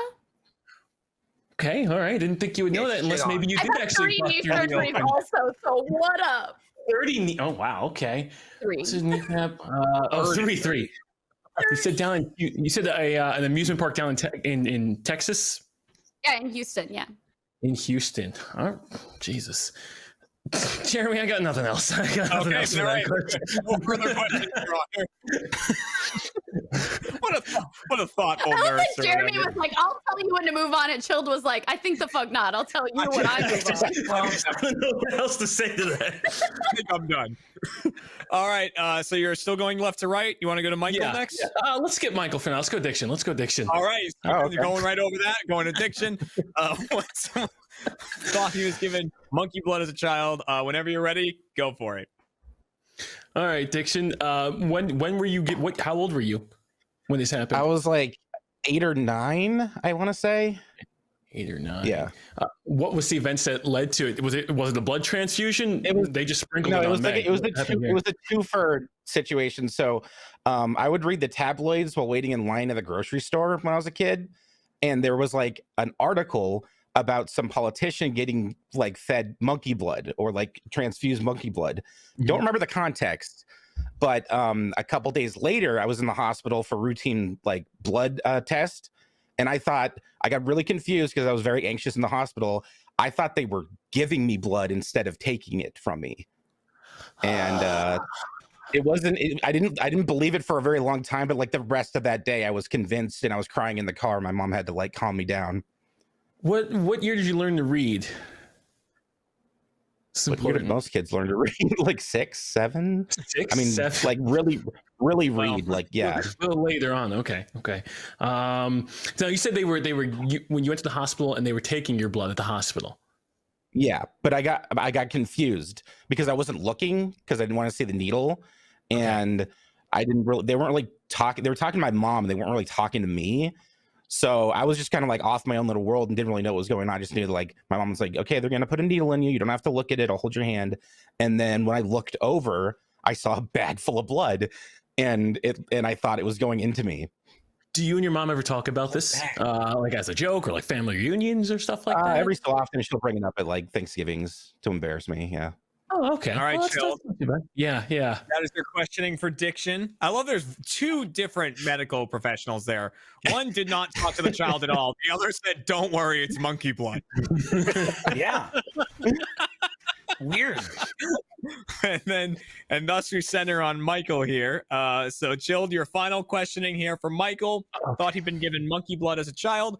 Whenever you're ready, go for it. Michael, when did this happen to you? I plead the 5th. Damn. I 6, 7. 6, 7. Oh, geez, everyone's hurting themselves around 6, 7. Okay, was it a lot of monkey blood? They stole my story. No, Diction poorly manipulated my actual story. I was at the doctor getting blood drawn, but I have 2 older brothers, and they kept telling me when you lose blood, you need to get more blood because they were like taking your blood. They're like they need to put blood back, and they kept telling me I was going to get monkey blood because I was adopted. That was another driving point that they would tell me a lot. I wasn't. I looked into it. Do you actually have 2 other brothers? Yes, and they're considerably older. So they were like 13, 17. Okay, and you were 6 or 7 or 8. Okay, no, I believe that. You know, siblings they mess around all the time. It's a believable story. What have you pulled pranks on your siblings in reverse in the years? No, None. they just never. They'd beat on me. Well, when I here's the pranks I pull, right? Well, here's the pranks I pull as an adult, right? They call me and say, "Can I borrow money?" I hang up. It's a good prank. Damn, good prank. Got him. Who's got monkey blood now, you son of a bitch? Jeremy, I got no other questions. I feel All right, there we go. Still once again pulling the plug. Forget it. I'm out. All right. Audience, it's your last chance to get your votes in or change them if someone managed to convince you otherwise. So, Chill, before we get your final answers here, what are you thinking going into the answer portion? Is there anyone you're totally not believing or something about the story? No, I think this might be about you, if I'm completely honest. This just feels like they're all lying to me. I will say Meg looks uncomfortable, which makes me think maybe it's her story. Although I don't know. I've never been to that. Face. Oh, Meg's face is uncomfortable. It makes me think it's her story. I don't know if they do that in Texas. I just got here. It's a little weird in Texas, but I don't know. Maybe they tell kids that to calm them down. I definitely think Michael's older brothers beat the shit out of him. So I agree. I think that's part of the truth, but I don't know if they lied about the monkey blood. But that's a sibling. That's a sibling thing. You know, you mess with them, and then like you tell your parents, and then the siblings deny it. And Diction, I don't think he learned how to read at 6 or 7. So I think he's lying. I don't think he was reading tabloids at 7 or 8. I think maybe a little bit later. So I think he's lying about that. So if I had to go, before we get your final answer, audience, we're going to lock you in because we don't want you to know officially what Chilled goes with. So, audience, you are now locked in with your answer. Thank you very much for playing game number 1. All right, Chilled. Of the 3, who thought that they were given monkey blood as a child? I would say Meg. Do you want to lock in that answer? Do you know the answer already? Because you're doing like the Regis thing where I'm wrong. I do know the answer. Yes. And I'll lock in with that answer. All right, let's lock in Meg as the one who thought she was given monkey blood as a child. And before we can do the full reveal of the answer, we need to see what the audience voted on. So, audience, there's a point up for grabs here. Let's see who you thought. Michael. Wow. No one thinks I know how to read when I was 6. Are you kidding me? Told you. Wasn't just me, Dixon. We weren't believing it. Wow. No, I think Chilled Meg swayed Michael. them. Chilled swayed All right. So, Chilled is thinking Meg. Audience is thinking Michael. And I can reveal that the person who thought that they were given monkey blood as a child was indeed Meg Turney. Chilled, you were right. The iodine, I guess the person thought saying it's monkey blood would make her feel better. The worst That's part crazy. of that is that Diction was like, I only believed it for a few hours. In the email I wrote, I believed that till I was a teenager, dude. Wow. Yeah. Oh my god. Just like they have like a pot of monkey. Someone's injured again. Get the blood out. In my How would you defense, think that would make someone? I was telling the truth about the tabloids. I did read the headlines because they were big, but I would never. I couldn't read the article. It was too small and it was too many words. But I could read the actual big articles. I believe that you can read this. I'm sorry. This is why no one likes you, Chilled. I understand. I don't have a fun game show, and you're accusing people of being illiterate. I got more basically just insulted a 6-year-old child. Yeah. He really did. He really came after you. So at the end of that round, that means Chilled gets a point, but the deceivers also get a point for fooling the audience. So it's a tie game between Chilled and the deceivers. We got you. Come on. We got you. Here's the thing. This game, it's never about being the winner. It's about not having the least points. You don't want to be the chump at the end. So audience, you got to pick it up. But you can do that in this next game, which is called Pushing the Envelope. I've got a bunch of envelopes here, and they are all shuffled up, and they each contain a true fact about one of our deceivers. So I'm going to redistribute these facts, so they could get their own, they could get someone else's. Chilled is going to question each of them for 60 seconds about the fact that they received. If it's theirs, they're telling the truth. If it's not theirs, they're making up answers to Chilled's questions to get him to think that the fact is about them. So before we get any further in this, I got to distribute some facts. Starting with Meg. Meg once wet her pants in school. In school. Wet her pants. Michael Jones once rubbed a live Portuguese man-o-war all over his body. Diction once met a celebrity in a porn studio. I think these are all Diction. He's led a crazy life. I really. Oh my god. So, there is all of the facts. Now, audience, what you are doing is voting in the chat on one fact specifically, which is who met a celebrity in a porn studio. Diction is claiming that it is about him, and after you hear the stories, you can cast your vote if you think it was Diction, or if you think it was Meg, or if you think it was Michael, and you get 2 points if you get that correct. As for you, Chilled, at the end of the game, I'll just ask you who's telling the truth, who's telling a lie. If you get 2 people right, you get 1 point. If you get all 3, you get 2 points, and then vice versa for the deceivers. Who do you want to start with? Let's start with Michael. Starting with Michael and the Portuguese man-o-war that he rubbed all over his body. 60 seconds on the clock. Ready, get, set, go. What is a Portuguese man-o-war? It's a jellyfish. A big old jellyfish. Big old jellyfish. Are they? That's are like they just that's when you go in the water, you look out for the man of war. That's the big one. A lot of jellyfish in New Jersey. man of war. Oh, okay, got it. Oh, I think it's also like a submarine or a ship or something, but I didn't rub that on myself. Why were you? Where were you that this happened? Jersey Shore.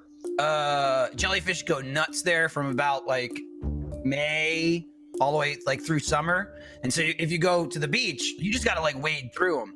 It's yucky, but ideally you want to go when they're still in eggs because they're not out. But anyway, I went one summer, just like a teenager with a bunch of people, and there was a dead one. like just up near the thing. So I'm there with my friends and my parents and like, you know, their friends.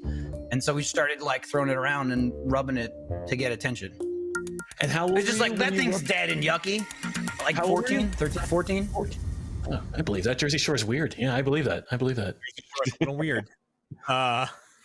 We trying to get attention. I love that. Well, I mean, yeah, it's, you know, like it's one of those like, hey, don't touch that. And you go, I'm gonna touch it. What if I ways do? to get attention Someone- from people, Michael? Someone tells you, someone tells you not to do something, and then do it. Yeah. There it is. All right. Just saying. I feel like I have so many more questions, but okay. Yeah. I think we all do. But Shield, who do you want to go to next? Let's go Diction. Going Diction next. Once met a celebrity in a porn studio. So audience, pay extra attention to this story. 60 seconds on the clock. Ready, get set, go. Diction on a porn shoot. How old were you? This was like 8 years ago. 8 years ago. It wasn't a porn shoot. It wasn't a porn shoot. It was it was a shoot. Yeah, we were doing a promotional shoot for Nick Swartzen's movie Dickie Roberts. That was his first like big starring role. And yeah, we shot it in this place called the Armory in San Francisco. And yeah, I had to like show my ID and sign like a big old waiver and stuff. And the PA that walked me down the corridor to our room, our studio, was just like, by the way, you're going to hear people having sex. The bathrooms are unisex. There are cameras in the bathroom in case anything happens, so we can get it on camera. And yeah, it was a fun shoot. Other than that, it was kind of weird. You're telling me they recorded people using the bathroom? Yeah, I mean, it's a porn studio. If people want to fuck in the bathroom, they got to get it on camera for its content. What's that? What's a fluffer? That's the dude that has to keep the guy hard. Okay, just want to, if you're on a porn shoot, just want to make sure you know the correct terminology. Shot and the lighting setups and stuff. Yeah. No, it just adds credit to your whole story. Okay. I love specifically the dude. It's the dude that keeps the guy hard. Anyone can be a fluffer, okay, people. If you follow your dreams. Exactly. You know, whatever your guidance counselor said, they're wrong. Fluffer. This is hard. This is hard. That was question number 2, which means you have one remaining. You have Meg, who once wet her pants in school. So you have 60 seconds to question her about this. Ready, get set, go. Meg, I feel this is very personal, but how old were you when you peed yourself? I was in 2nd grade, so I was like 8. 8 years old. Were you the first kid to pee yourself in class? Like, was it the icebreaker type thing? Because I mean, 2nd grade, everyone was pissing themselves. No, I was the only person all year who peed themselves. It was really embarrassing. And did this happen in England or America? I'm not actually British, so I don't know where you got that from. I feel like my research has been off. Okay. What were the consequences for what happened afterwards? Well, the teacher ushered me to the nurse's office where they got me from the Lost and Found. They got me like those just like a big pair of shorts that were in the Lost and Found that fit me. And then I got my clothes put in a plastic baggie to take home with me in my backpack. That's really specific, and I think that's actually the correct protocol of what they do, because I've pissed myself in school, and that's same protocol. Same protocol. Jeremy, just check it out. God. Fantastic. Elementary school was a trip for so many people. Wow. Fantastic. Jeremy, I don't think any of them are lying. I think they're all telling the truth. They're all sick. Well, so yeah, chill. It sounds like you're really believing a lot of them here after that questioning. I mean, I'll be honest. Diction has lived in California most of his life. I imagine that he was off doing a shoot and just people were Can we say curses on the show? No, I already did, so I broke that. The more the better. Yeah.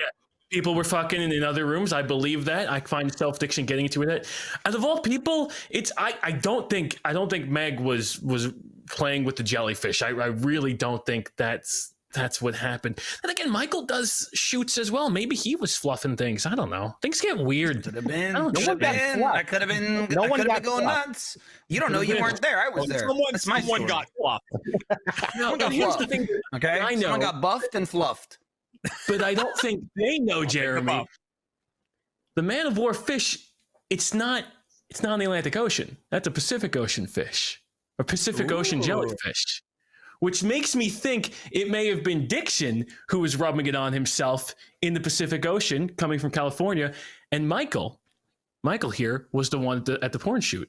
Or I'm just completely wrong, and that doesn't make any sense because I make a Diction. He's on to us. He's on to us. Get your final answer, audience. We are locking in your answer for who met a celebrity in a porn studio. So thank you very much for playing that. Remember, 2 points on the line for that. Got it. Chilled. So for you, we're just going to go down the line one at a time. Okay. And we'll just hear if you think they're telling the truth or telling a lie. Starting with Meg, who peed her pants in school. Is Meg telling the truth or telling a lie? She's lying. Do you want to lock that in? Yes. Lock in Meg as a liar. Going on to... yeah, really, it's really official. Going on to Michael, who rubbed a Man-O-War all over his body. Telling the truth or telling a lie? Oh, man. You got to, in your head, start thinking where stories are going. Well, yeah, I honestly think taking too many notes. If only you didn't throw the notebook away. I think Meg may have seen the shoot more than anything else. I think that may have been Meg's story. I think Diction peed himself, and I think Michael may have actually rubbed the jellyfish. Or no, let's go with the idea. Michael was at the shoot. Michael was at the shoot. The crazy person. You think Michael's telling a lie? Yeah. Okay. All right. Let's lock in Michael as a liar. And since you said you thought Michael was at the shoot, do you want to lock in Diction as a liar? What are you thinking here? Yeah, I think Diction's lying too. Think they're all lying. I think Diction peed himself. Wow. All right, lock that in. Fuck, dude. You would think that. Damn. Fuck. All right, well, it's locked in. All right. Liars down the line is what we have here. Before we do the reveal, audience, who did you think met a celebrity in a porn studio? Did you believe Diction? Did you think that it was Michael? There was Meg, 59%. No one thinks Michael met anyone anywhere. Because they're smart. 59% think it was Meg who met the celebrity. And now we go down the line and reveal and see where points are going. Starting with Meg, who claimed that she wet her pants in school. You thought that she was telling a lie. I can reveal that she was telling a lie. That was indeed a lie. You were right. You were right about that one. On to Michael, who rubbed a Portuguese Man-O-War all over his body. You thought he was lying, and I can reveal Michael was telling a lie. Yes, Chilled. Yes, you have 1 point so far. So if you're correct about Diction, you get the full 2 points. Diction, who met a celebrity in a porn studio. You thought he was telling a lie, and I can reveal he was telling the truth. That was a true story from Diction. Crazy life, that man. Crazy life. Yeah. Crazy life. Yeah. That means Meg was the Portuguese Man-O-War, and Michael peed himself in school. Yeah. Can I just say he got two right, but he got every story wrong. Yeah. He really did. He got lucky on that. Which means so Chilled gets 1 point for that round. The deceivers don't get any, but neither do the audience. Which means Chilled is in the lead with 2. Deceivers still have 1. Audience, you need to get this next point right. You need to hope that the deceivers don't manage to fool you or Chilled in the final game in order to not be the chumps. And the final game in question is called Out of Context. Oh, I forgot this game. Yes, well, let me remind you what it's all about. In this game, we're going to show Chilled a social media post for one of our 3 deceivers. He will then get 45 seconds to question each of them about the context of this social media post and try to determine who actually made the post. And audience, of course, you're just voting on which of them made the actual post after the questioning is done. So without further ado, let's show the post in question. There it is. Oh, Jesus. What? That is the post in question. Just that picture. So we need to decide does that do for you? who posted that. Who posted that? Look. So get your notebook. Yeah, I'm gonna need it. you don't need that notebook, Shield. All right. Which means 45 seconds are going to be on the clock for each person. Shield, who do you want to start with? Who do you want to get context from first? Oh, Jesus. Michael. All right, baby. Starting with Michael, baby, face down in the sand. Can I see the picture again? Yeah, let's show the picture again. Why not? Let's get that back up there. You gotta There burn is. it to memory. All right, count the grains of sand. It could be important. No, this is real helpful. Real helpful. All right. Now you only have 45 seconds, so keep the questions and the answers as short as you can. 45 seconds on the clock. Ready, get set, go. Michael, when did you take this picture? A couple of year and a half ago. Year and a half ago. On what phone or camera? I had iPhone of some kind. iPhone of some kind. Of 2 years ago. Let me check my chart. Okay. Year to iPhone. What were you doing out there that you're the baby doll at the beach? I just saw it.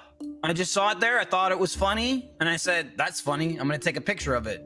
I was actually in the Bahamas.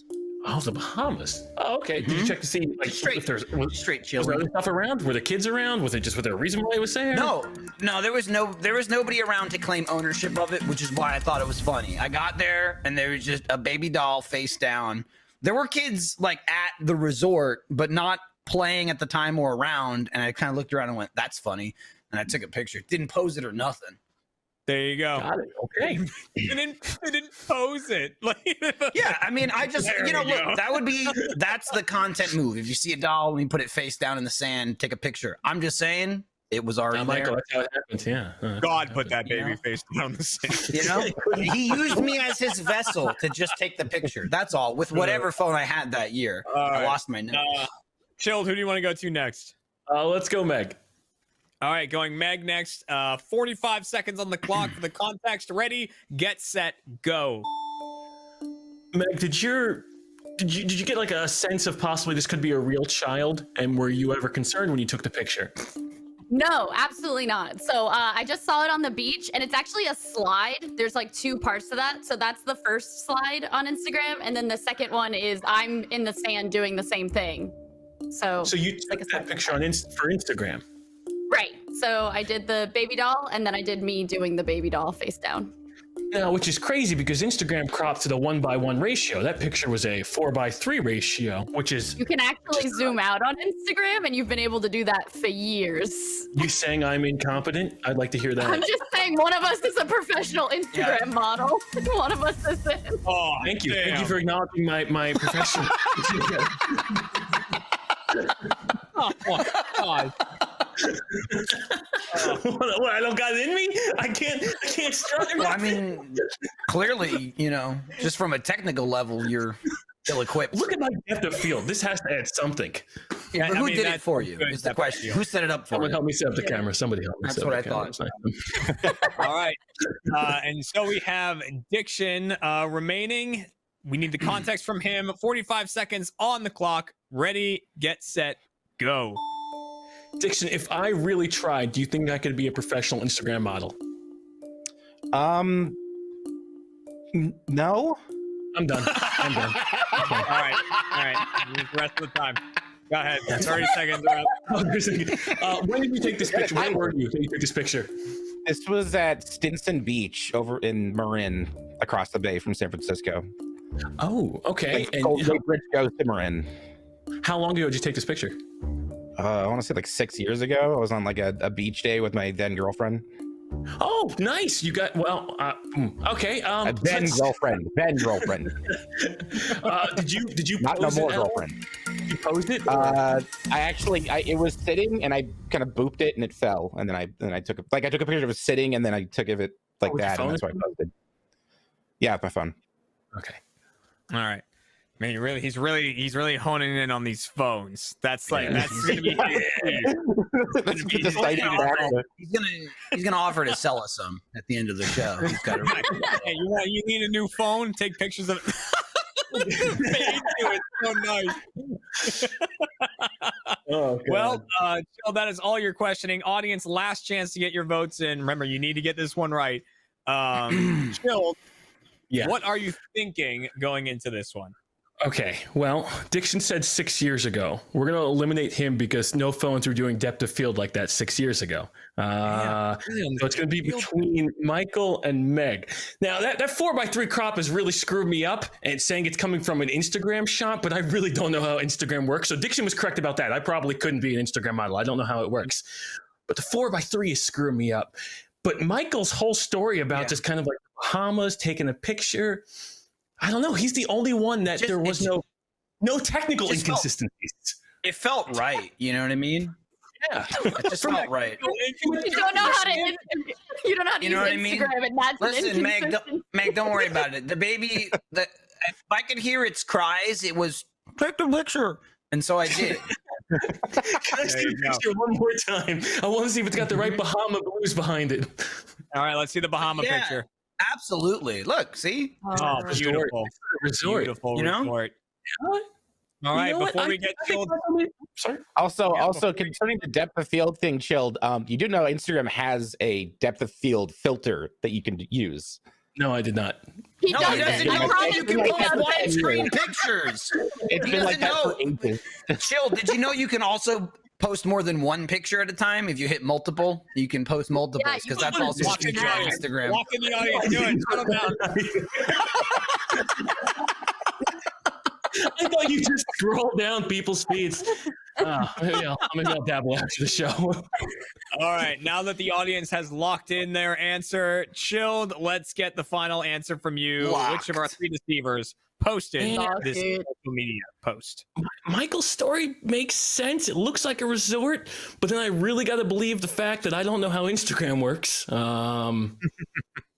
4x3, it's a 1x1. No, I'm going with the fact that it's incorrect. It should have been a 1x1 picture on Instagram. I'm going Michael took the picture in the Benihana's. Final answer. All right, well, you put the final answer out there. Let's lock in Michael. Yes. Now here's something I want to start with before we give the final reveal on this. This picture did come from Instagram. I will say-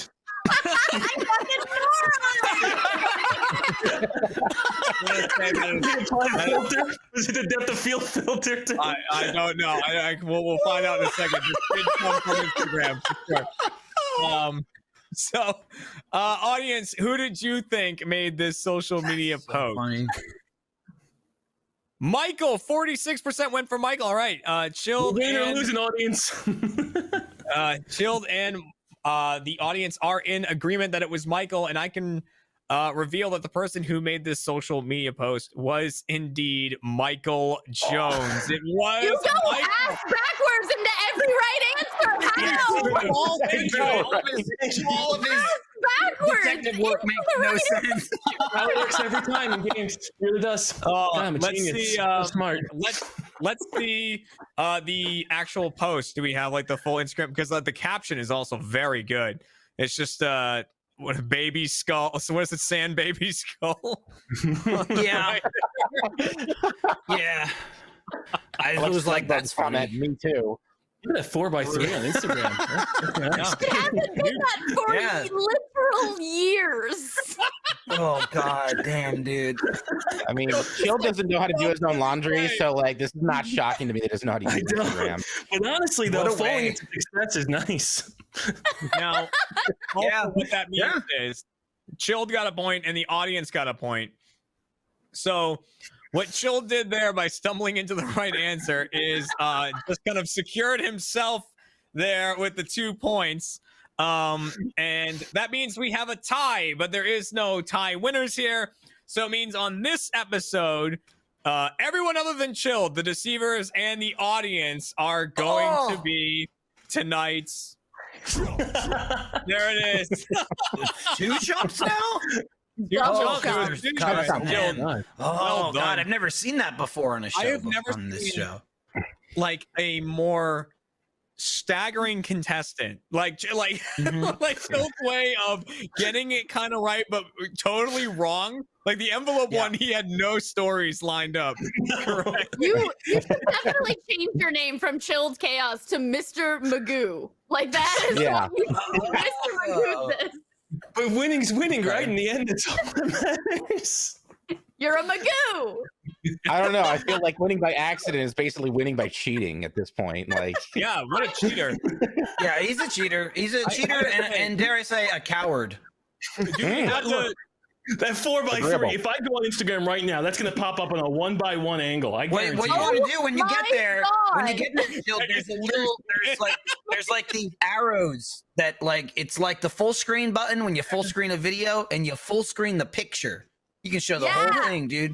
Bottom left-hand Welcome corner. to 2017, maybe. Yeah, it's before that even. There's all these Bottom naked left-hand corner. pictures. You know, every time I scroll on your Instagram, it's just you naked, Michael. What is going on here? Yeah, come on, dude. not for a long time. I'll tell you that because I've been fucking fat for about. It's the panty D. 14 months. On to McDonald. Oh my God. Hey, I gotta ask, do we have the other chump queued up? The one that we could put over Chilled if we wanted? There it is. Nice. Yeah. Yeah. Take that. I think that's fair. I feel like can't it's find just it. What are you looking for? I'm looking for the baby skull. Oh, it was multiple pictures. No, it wasn't. I don't know what the hell. All right, fair enough. I don't know how to use Instagram. What are you talking about? All right, we're gonna thank you for watching. There will be another show next week. Thank you.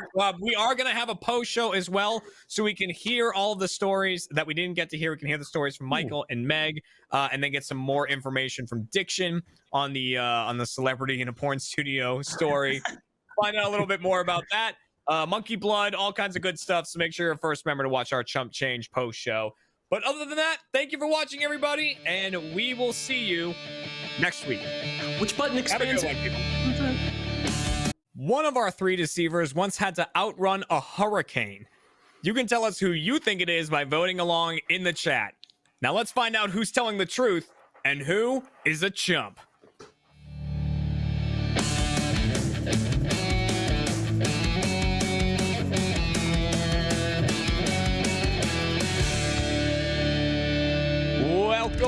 Welcome to Chump, everybody, the Rooster Teeth game show all about lying and deception. I'm your host, Jeremy Dooley, and this episode is brought to you by ExpressVPN. Protect your online privacy today by heading to expressvpn.com/RTTV. Now, it's time to introduce the deceivers for today's episode, starting with a deceiver that's never been on the show before. It's Eddie Rivas. Hey, how's it going, everybody? Nice to have you in. We also have a returning deceiver, been on the show quite a bit. It is, of course, Blaine Gibson. And Dog is sleeping. Dog is sleeping. Oh. The dog is sleeping.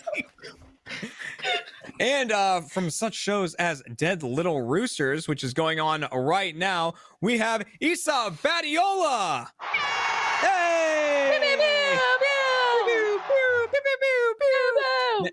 Now only 2 people can sort out whether or not these deceivers are telling the truth or lying. The first being today's contestant, Chris Damaris. Hello. Hey! I have a confession. Such a weak applause. Yeah. I have a confession. What's your confession? In chat, I was trying to say it's chump time. I might have accidentally said it's cump time. Oh, no. So now everyone, your show is now called Cump. Okay. Very different program. CUMP. Reminds me of like a clumpy, you know what. So anyway, sorry about the word change. But the other person, Gonna have to run that one past legal. When I said there's 2 people who can sort out who's telling the truth and telling a lie, the other person is you, the audience playing along at home. You are the 3rd team in this adventure. And last week, I believe the audience and the deceivers tied for chumpage because, of course, it's not about having the most points. It's about not having the least points. So, audience, I'm counting on you to get out of the slump and get a win again. But we'll see what happens by jumping straight into our first game, which is called What's in Your House. All right, Chris. In this game, we're going to have all three of our deceivers give you a one-sentence description of a bizarre item that is inside their house. However, only one of these items actually exists. The other two are making up items that do not exist and are trying to throw you off and make you think that they are real. You will get to question each of them up to my discretion. I'll tell you when to move on to the next person to try to figure out which item is the real one. So, without further ado, we're going to go down the line and just get a short one-sentence description of these items. Starting with Eddie. So, Eddie, what is in your house? I've got a movie poster. It's Metal Gear Solid 2, like done like a movie poster, but it's my face over Solid Snake's body. Okay. A movie poster with Eddie's face. God damn it, Blaine. Perfect. Blaine, you are becoming what you hate.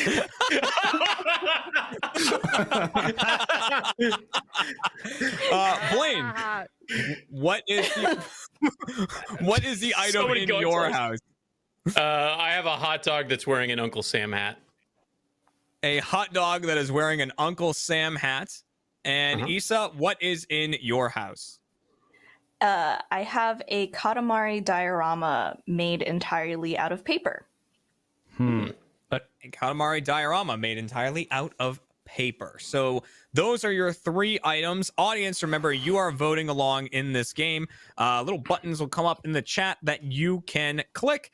You can change your vote at any time to cast your vote on who has the real item. If you're on mobile, you use hashtags in the chat. So #1 for Eddie, #2 for Blaine, #3 for Issa.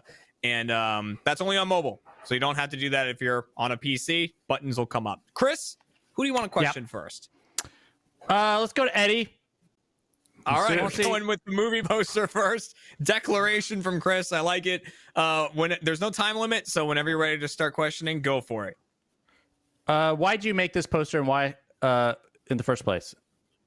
My friends made it for me for my 21st birthday. What friends? I have friends. They all went to film school at UNT, and their names are Daniel and Nick. What? All right. And why Solid Snake? I really like the Metal Gear Solid games, and which one's your favorite? 3. Okay. And why do you still have this shitty poster? Because it was a really thoughtful gift. They also made a movie. They made a movie? Chris is like shitty poster. What do you mean they made a movie? They made a movie called Eddie Gear Solid, and then they like did a whole thing where they like wrote me into it and then gave it to me, like sent me the movie and then sent me the poster for my 21st birthday. Okay. Let's see. It sounds like you have good friends, but that doesn't add up. Damn. Chris right. pulling no punches in his questioning. Why? The friends part what is pretty shape is this pretty rough. poster in? What shape is this poster in? Is it poster shaped? A rectangle? No. Like, is it torn up? Is it like in good shape still? How is it still in good condition? shape? Yeah, it's pretty good. It's in pretty good shape. I mean, I had to go through a couple of moves, so it had to get rolled up. So got a little crinkled. In glass? Yes. But then, all right, Chris. Oh, then wait. If it's in glass, all right. When I moved it, I rolled it up. Why did you transport it in glass? It's 21 years old. Your web of lies is falling apart, Eddie. All right, Chris. We're going to cut off your question. The slide back in like a moment of realization was great. All right, who do you want to question next about their item? Issa. All right, the diorama. Whenever you're ready to question, go for it. Katamari Damacy. Yes. And no further why questions. That game? Did you make it? You make it yourself? I did, yes. And how come I haven't seen anything else you made of paper mache? It's paper craft. So it's not specifically paper mache. Paper craft is you're folding paper and cutting it and gluing it together. Okay. To make a 3D model. Have you made anything else besides this Katamari thing? Oh yes. I actually have some in the back there. But those are papercraft kits of like existing like other anime things. So Let me see your fingers. Show me. Okay, no paper cuts. That's a negative. And did you, when you were making this, did you just take? Is this just a ball of wadded up paper? Is that what you did? Did you just take? Is this? Did you just Katamari Damacy some paper into a ball? just sew some paper and then like glued it on. Yeah, is that what you did? No, although I think like the first layer is some parts filler, but then the second layer is actually like crafted pieces of cardstock where I cut and shape it so that way it looks like I have a couple of weights and a dog is in there because you can roll up a dog in the game. I think I have like a building as well since rectangle is pretty easy to make. So yeah. Okay, so you have like intricate little things sticking out of this ball. It's not just like wrapping paper. Yeah. Okay. All right, and Chris, I'm gonna stop you there. Okay. That's your questioning for Issa, which that leaves questioning for Blaine, which was a hot dog and an Uncle Sam hat, correct? Yep. All right, Chris, whenever you're ready, begin your questioning. Hot dog and apple. Is this plastic? What is this made of? Plastic. And why do you have it? I got it when I was a kid. I really wanted it. Why? Where? Wiener Schnitzel. Wiener, like what is that? Yeah. You ever been to Wiener Schnitzel? No, it's a hot dog. It's a hot dog place. They used to call it Tasty Freeze, and then it's Wiener Schnitzel. Sometimes Wiener Schnitzel with a small subtext that says Tasty Freeze. Wait, why did you want this? I like hot dogs. It was kind of cute. So cute. You put it on your antenna. And how old were you? It was an Allen, so probably 10, 12. I mean, I didn't have a car. There was no reason for me to have it. Yeah, it doesn't sound like there's a reason for you to have it now. I've never seen this on your car. I've never seen this at all. Why? It's quite old. Yeah, why'd you keep it? You moved a bunch. It's a hot dog wearing a hat. I don't know. Well, last time I was in Dallas, I brought all my toys back to my house. Oh yeah, what are some other ones? Yeah, a bunch of Star Wars toys. I got Hamburger some wearing Gundams with a samurai sword. What? Like I do have Batman McDonald's toys. You know, I have like old fast food restaurant toys. Yes. Yeah, name one. It's Batman. No, more. Name one. Red Ranger. Okay. And why Uncle Sam? Why did you care about Uncle Sam's hat? What does that even They normally don't have hats, but this was a seasonal exclusive during July 4th. All right, Chris, that is your questioning. The seasonal exclusive at Wiener Schnitzel. All right, so that all of your questioning about these items has been done here. Audience, you are getting your votes in. You can still change them if someone managed to convince you after you already made a guess. Now, before we lock you in, though, we're going to go to Chris. Chris, yeah. Going into this, what do you think? Is there anyone you completely don't believe from this? Well, I don't believe Blaine. He was he was starting to panic. He was freaking out. I don't know. I just don't believe that this was a toy that he would cherish. I mean, Blaine does like his figurines, but wiener dog with a hat? I mean, that doesn't sound sound wiener right. dog. It's a wiener dog is a different thing. A wiener and a hot dog. That's even worse. Are one thing. Even less reason to keep it. So it sounds like you're taking Blaine out of the equation, so you're left with Eddie and Issa. Yeah, and I like Eddie's story, but here's what I think. I don't think there's a poster. I think it's just the movie. I think the poster maybe is the title. I think there's some truth to that, maybe, but I don't believe it because why would he not put it up in glass? Why is falling apart all over the place? I believe Issa, despite the lack that she doesn't look injured from her hands. Injured. I assume that she's had this for a long time, and so. Hey, Chris, when was the last time you slept I'm just curious. like this craft is killing her. All right, before we have you lock one in though, Chris, we're gonna lock in the audience. So audience, thank you for voting in this game. You are now locked in for game number 1, and best of luck.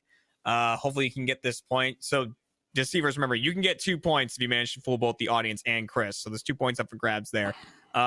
Chris, it sounds like we know which way you're leaning, but we need an official lock-in from you. So who has the real item? Isa. And do you want to lock that in? Yeah, I want to lock that in. Lock that shit All up. right, let's lock in Isa as having the papercraft real item. And so the audience is now going to be locked in as well, and they are tabulating the results, and we'll be able to see what they voted on. So we'll see if they agree with Chris and his mentality of, despite the paper cuts, that it is Isa, or if they went a different way. So do we have the audience numbers? Let's see what they voted. They agreed. Wow, and then a tie, 19% for Blaine and Eddie, but 62% for Isa. So that is a tie right there. So either the deceivers are getting no points or they're getting 2 points. Now, rather than me just say who has the real item, I'm going to count down from 3 and then say reveal, and the person with the actual item will reveal said item. So show the item in 3, 2, 1, reveal. No! The sentimental. Look at him. That's such a crappy toy, Blaine. Why would you keep that? I really wanted it. He's got little boots on. Okay, I like it. I never put him on my car because, like, I just cherished him too much. Touching all sides of an invisible box. But it's Wiener Schnitzel, Chris. There's a Wiener Schnitzel up here in North. There's one in North Austin. We should go sometime. It's great hot dogs. Yeah, look at that. That sounds like a great date toys. Apparently, for post-COVID, yes. So like, which good means, lying material. That is good lying material. I think he thought that when he bought it. That's some good lying material right there. Which means the deceivers come out of that with 2 points, putting them quite heftily in the lead at the end of the first game. However, again, it's not about winning, it's about not losing. So it is a dead heat between Chris and the audience right now as we go into our second game, which is called High School Dilemma. Now, in this game, we'll be giving Chris 1 true fact about one of our 3 deceivers from their time in high school. All 3 of them will be defending this fact as if it is about them. Chris will get to question each of them for 60 seconds about this fact to try to determine who this fact is actually about. And the fact in question is one of our 3 deceivers lettered in varsity choir. They lettered in varsity choir. So they actually got a letter for it. Now, like I said, all 3 are going to be defending this fact as if it's about them. Audience, you are voting on who you think this is truly about. Point is on the line for you. Point is on the line for Chris. And of course, the deceivers get a point for whoever they manage to fool. So Chris, with 60 seconds to each person, who do you want to start with? I would like to start with Eddie, but can I make a request? I'm very excited. Go for it. I request that all answers be done in song. If that is your request, then I will grant this request. Please answer Chris in song as to the best of your ability. Okay. 60 seconds on the clock. Ready, get, set, go. Varsity choir. Why?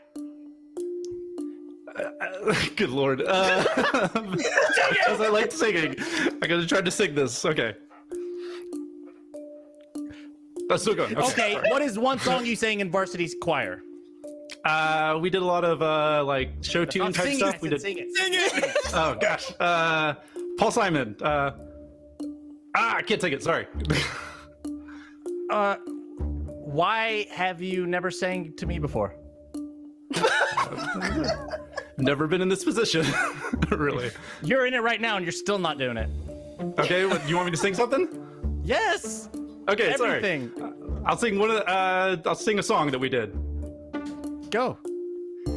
If you'll be my bodyguard, I can be your long lost pal. Yeah. Okay. Name three things that y'all performed. Go. Paul Simon medley, Beatles medley, Cats. Ooh. Couple medleys and then a whole musical. So we got that is the questioning. I love how quickly that fell apart. Of like I would like all of my answers sung, and they just went, I wanted to do choir. I hope the other contestants can hold this request to a higher bar than. Fudge. Damn. All right, Chris, who do you want to go with next? Isa. Isa, Okay. you're next. I'll sing for you. All right. Okay. 60 seconds on the clock. Ready, get, set, go. How did you get into choir? I was musical growing up. And go on. I followed my brother's footsteps into doing choir. And when did you varsity? What grade? I was a junior in high school. And did you ever sing again after high school? Anything else? No, because performing arts is a little weird for me now. You're doing a good job. Better than Eddie. Thank you. And what was your favorite song that you sang in choir? Dang, that's such a good question because we had so many good songs. I liked the Journey songs because high school introduced me to Journey. And Pam. Ooh. I like that you do stop yourself, Chris, when you hear the timer. I got nervous. All right, that leaves Blaine. Blaine, we're gonna need you to sing your answers. 60 seconds on the clock to question Blaine. Ready, get, set, go. Blaine, tell me all the things you like about me. Similar sense of humor. We both like Star Wars. And my dog and dogs. That's it. No, just That's it. Keep it going. Keep it going. Very funny, very insightful. You're one of my oldest friends at the company, and an old mentor of mine. He's just shouting. I don't know what else to go say. on. I like this. I'm sweating. Do I keep going? Yes, go on. Tell me more things. Don't you have any questions? I want to know things that. Tell me some compliments about myself if you have any. Oh God, Jesus Christ! Your facial hair looks great lately. You have a very giving soul. I know that you volunteer. Jeez. All right. Okay, that's what we're letting that Blaine with a resounding sigh at the end. All right, Chris, I gotta say, well done with the questioning. Well done, all around. So that is your questioning about this high school dilemma fact. Audience, last chance to change your answers before I feel myself almost saying that to them. You can do it too. Your last chance to change your answers. But Blaine singing. It's the last chance to change your answers.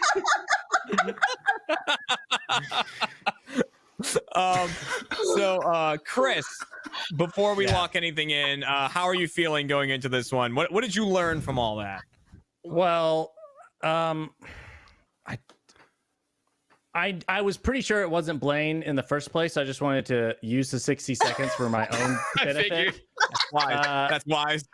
And so really it's between Eddie and Isa. Eddie avoided singing pretty much the whole time, which was a big warning sign to me. But then he at the end, he really came in with some good, like, quick answers. So it's, I don't know. It's between the other Issa and Eddie. That's tough. We find ourselves in a very similar position to the last game, where we're kind of ignoring Blaine, despite the hot dog being reality. All right, audience, let's lock in your answer. Thank you for playing game number 2. The hot dog returns. All right, so while that is being locked in and the tabulation is happening, Chris, we need an answer from you. So who lettered in varsity choir in high school? Oof. Issa, I guess. The tension. The tension in the air. I guess All it's right. Issa. Do we want to lock in Issa? I don't. I'm thinking about Eddie. Okay. But just do Issa. Just do Issa. People do that. All right. Just do Issa. That's as good as locking in. So let's lock in Issa. Her brother. Just the brother do thing it. was Just good. do it. The brother thing was good. You got me. I was like, she's got an alibi. Her brother. An alibi. It's not an alibi. It's in my jeans. I had to. All right, audience, let's see who you voted at the end of this game. Who lettered in varsity choir? Eddie. The audience has gone for Eddie. No one went for Blaine. 8% for Blaine, 36 for Issa. After that beautiful serenade to Chris there. 8% for Blaine. But so the audience has gone for Eddie. Chris has gone for Issa. So we do have a split here. Someone will be taking the lead.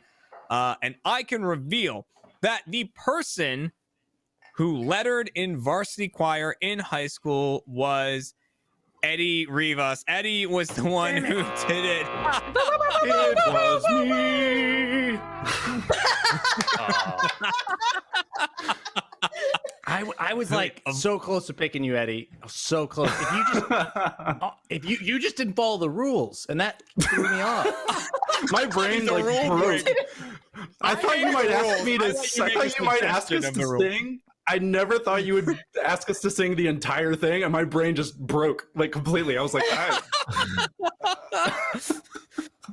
which means Issa's once again fooled Chris. I just want want to to running away with that. Don't believe Chris, I was in a musical. Like I was in musical theater in high school too, Chris. Just so you know. Hey. All right. Well, you're still not in varsity choir. I mean, just about anyone could be in a musical. They have like trees and stuff in the background, Blaine. Oh my god. Trees and stuff. I was Toodles the Lost Boy. Play. I was like, with that singing voice. Yeah. He's working his way up to a rock. So at the end of that game, it means the deceivers get 8 points for fooling Chris, and the audience gets a point for getting Eddie correct. So Chris is now falling behind, is the current chump, but that can all change in our next game because for Chris, there are going to be 2 points up for grabs. Of course, there's 2 points up for grabs for the deceivers and the audience in this one as well. And it is our flagship game, Pushing the Envelope. In this game, I've got these giant envelopes here with no branding on them whatsoever that I am going to mix up, and each one contains a true fact about one of our deceivers.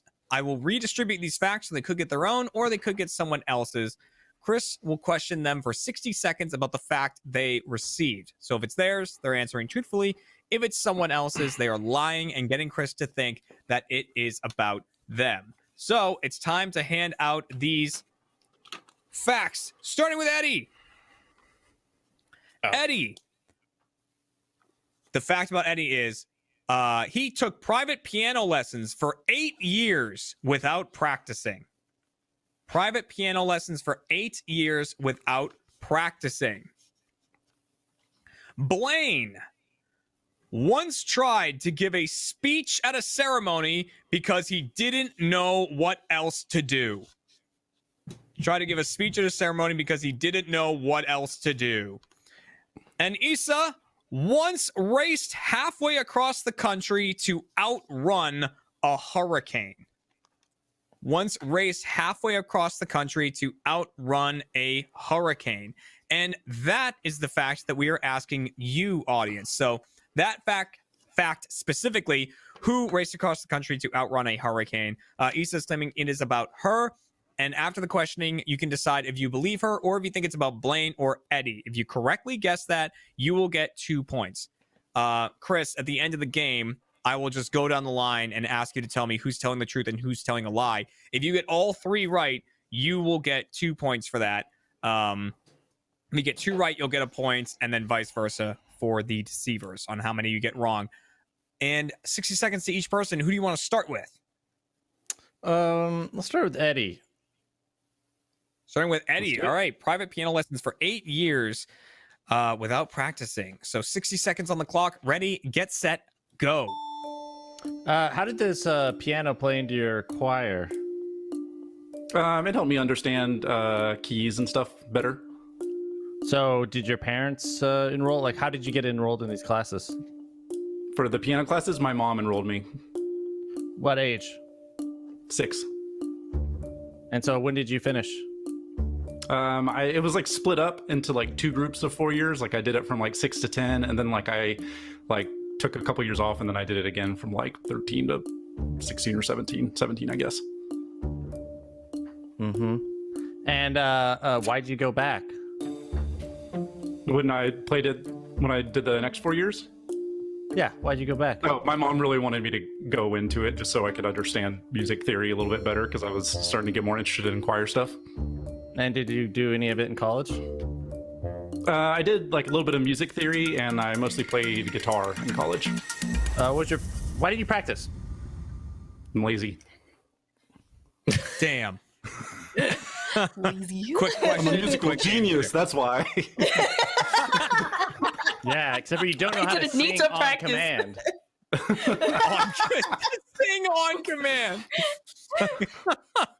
All right, Chris, that is your first questioning done. Who do you want to go to next? Let's go to Blaine.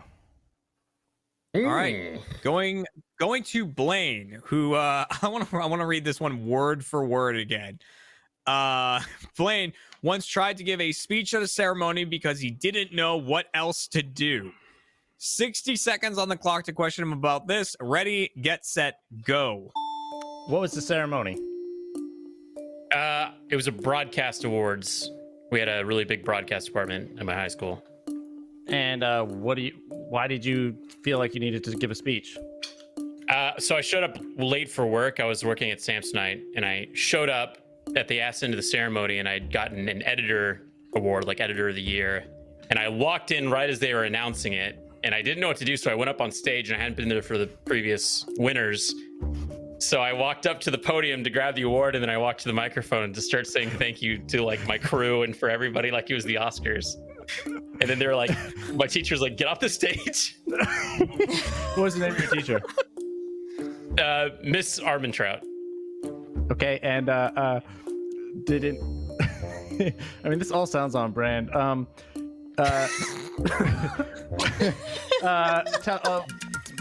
are the other awards you got?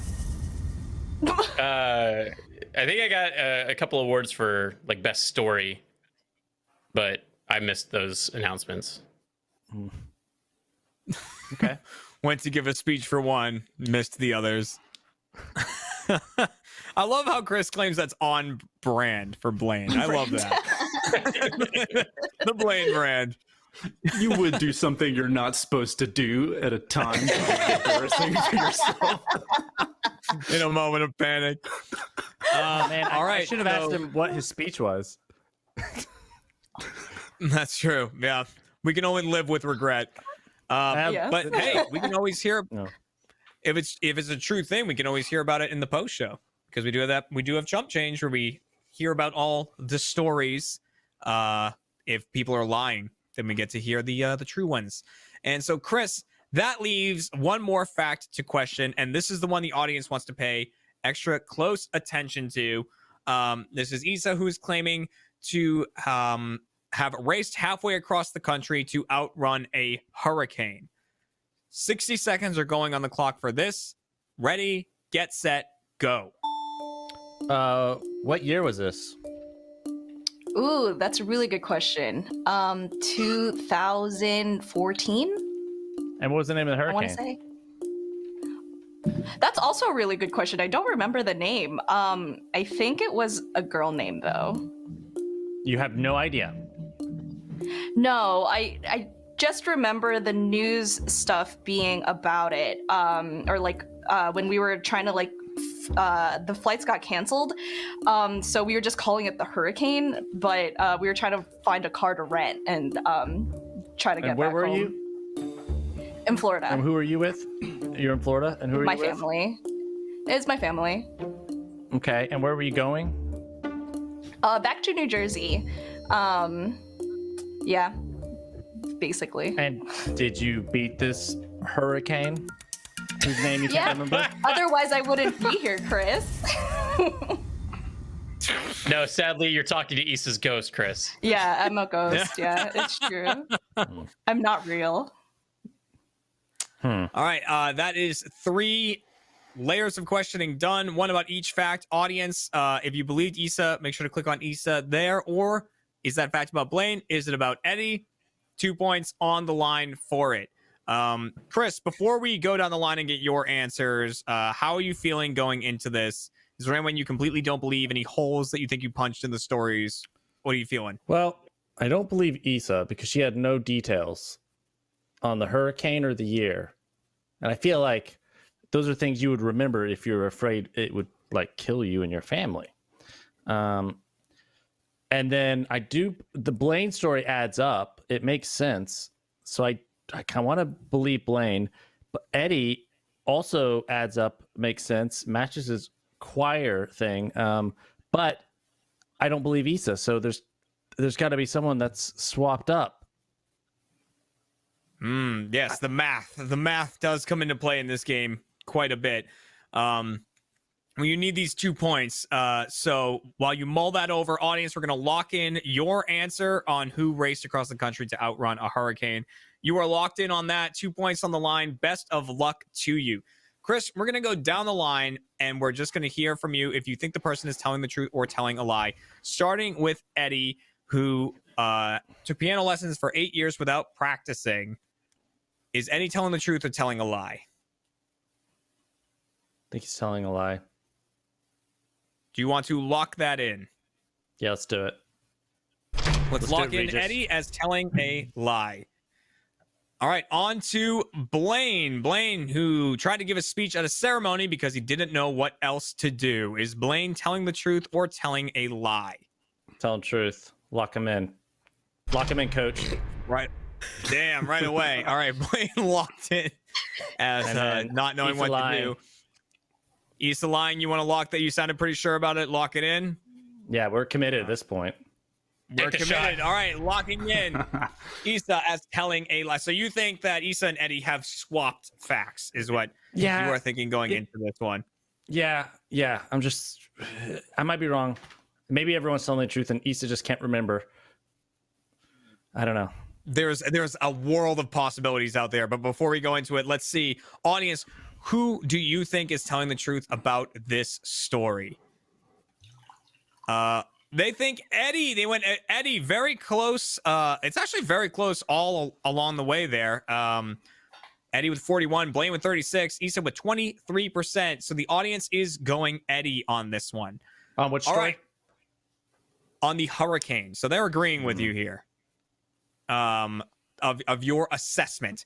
So, without further ado, we're going to go down the line, starting with Eddie, who you thought was telling a lie about the piano lessons, and I can reveal that Eddie is indeed telling a lie. You were right about that, Chris. You pulled that one off. Very well done.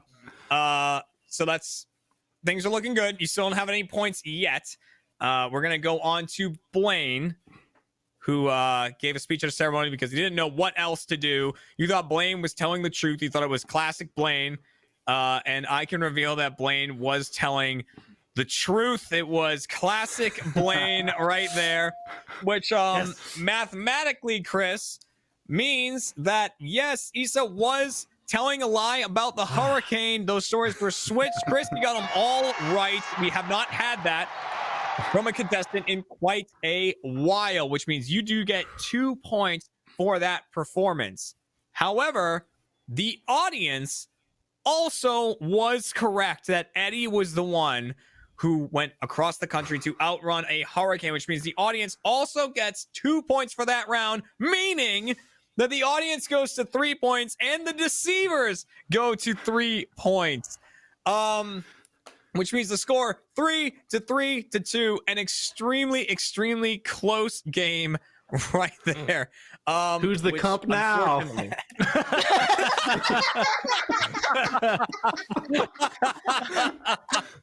Got it. Just got a load of Chump all over my face. God. Oh, thank you. They didn't even wait for me to say it. Just stamp them and call it a day. In the show. So, you said, Chris, that you wanted to hear more about Blaine's speech. Well, we will get to hear that, as well as the true stories from Issa and Eddie about the piano lessons and the hurricane that we didn't get to hear in our post show, Chump Change, which you have to be a first member to watch. So thank you, everyone, for watching this episode. Thank you, Chris, Eddie, Blaine, and Issa for coming by. And yeah, we'll be back Wednesday, 4 p.m. Central Time. Just head on over to RTTV, watch it live, and you don't even need to be a first member to join in to vote and to play along. So it's for free. Other than that, thank you very much, everybody, and we'll see you next week. Goodbye.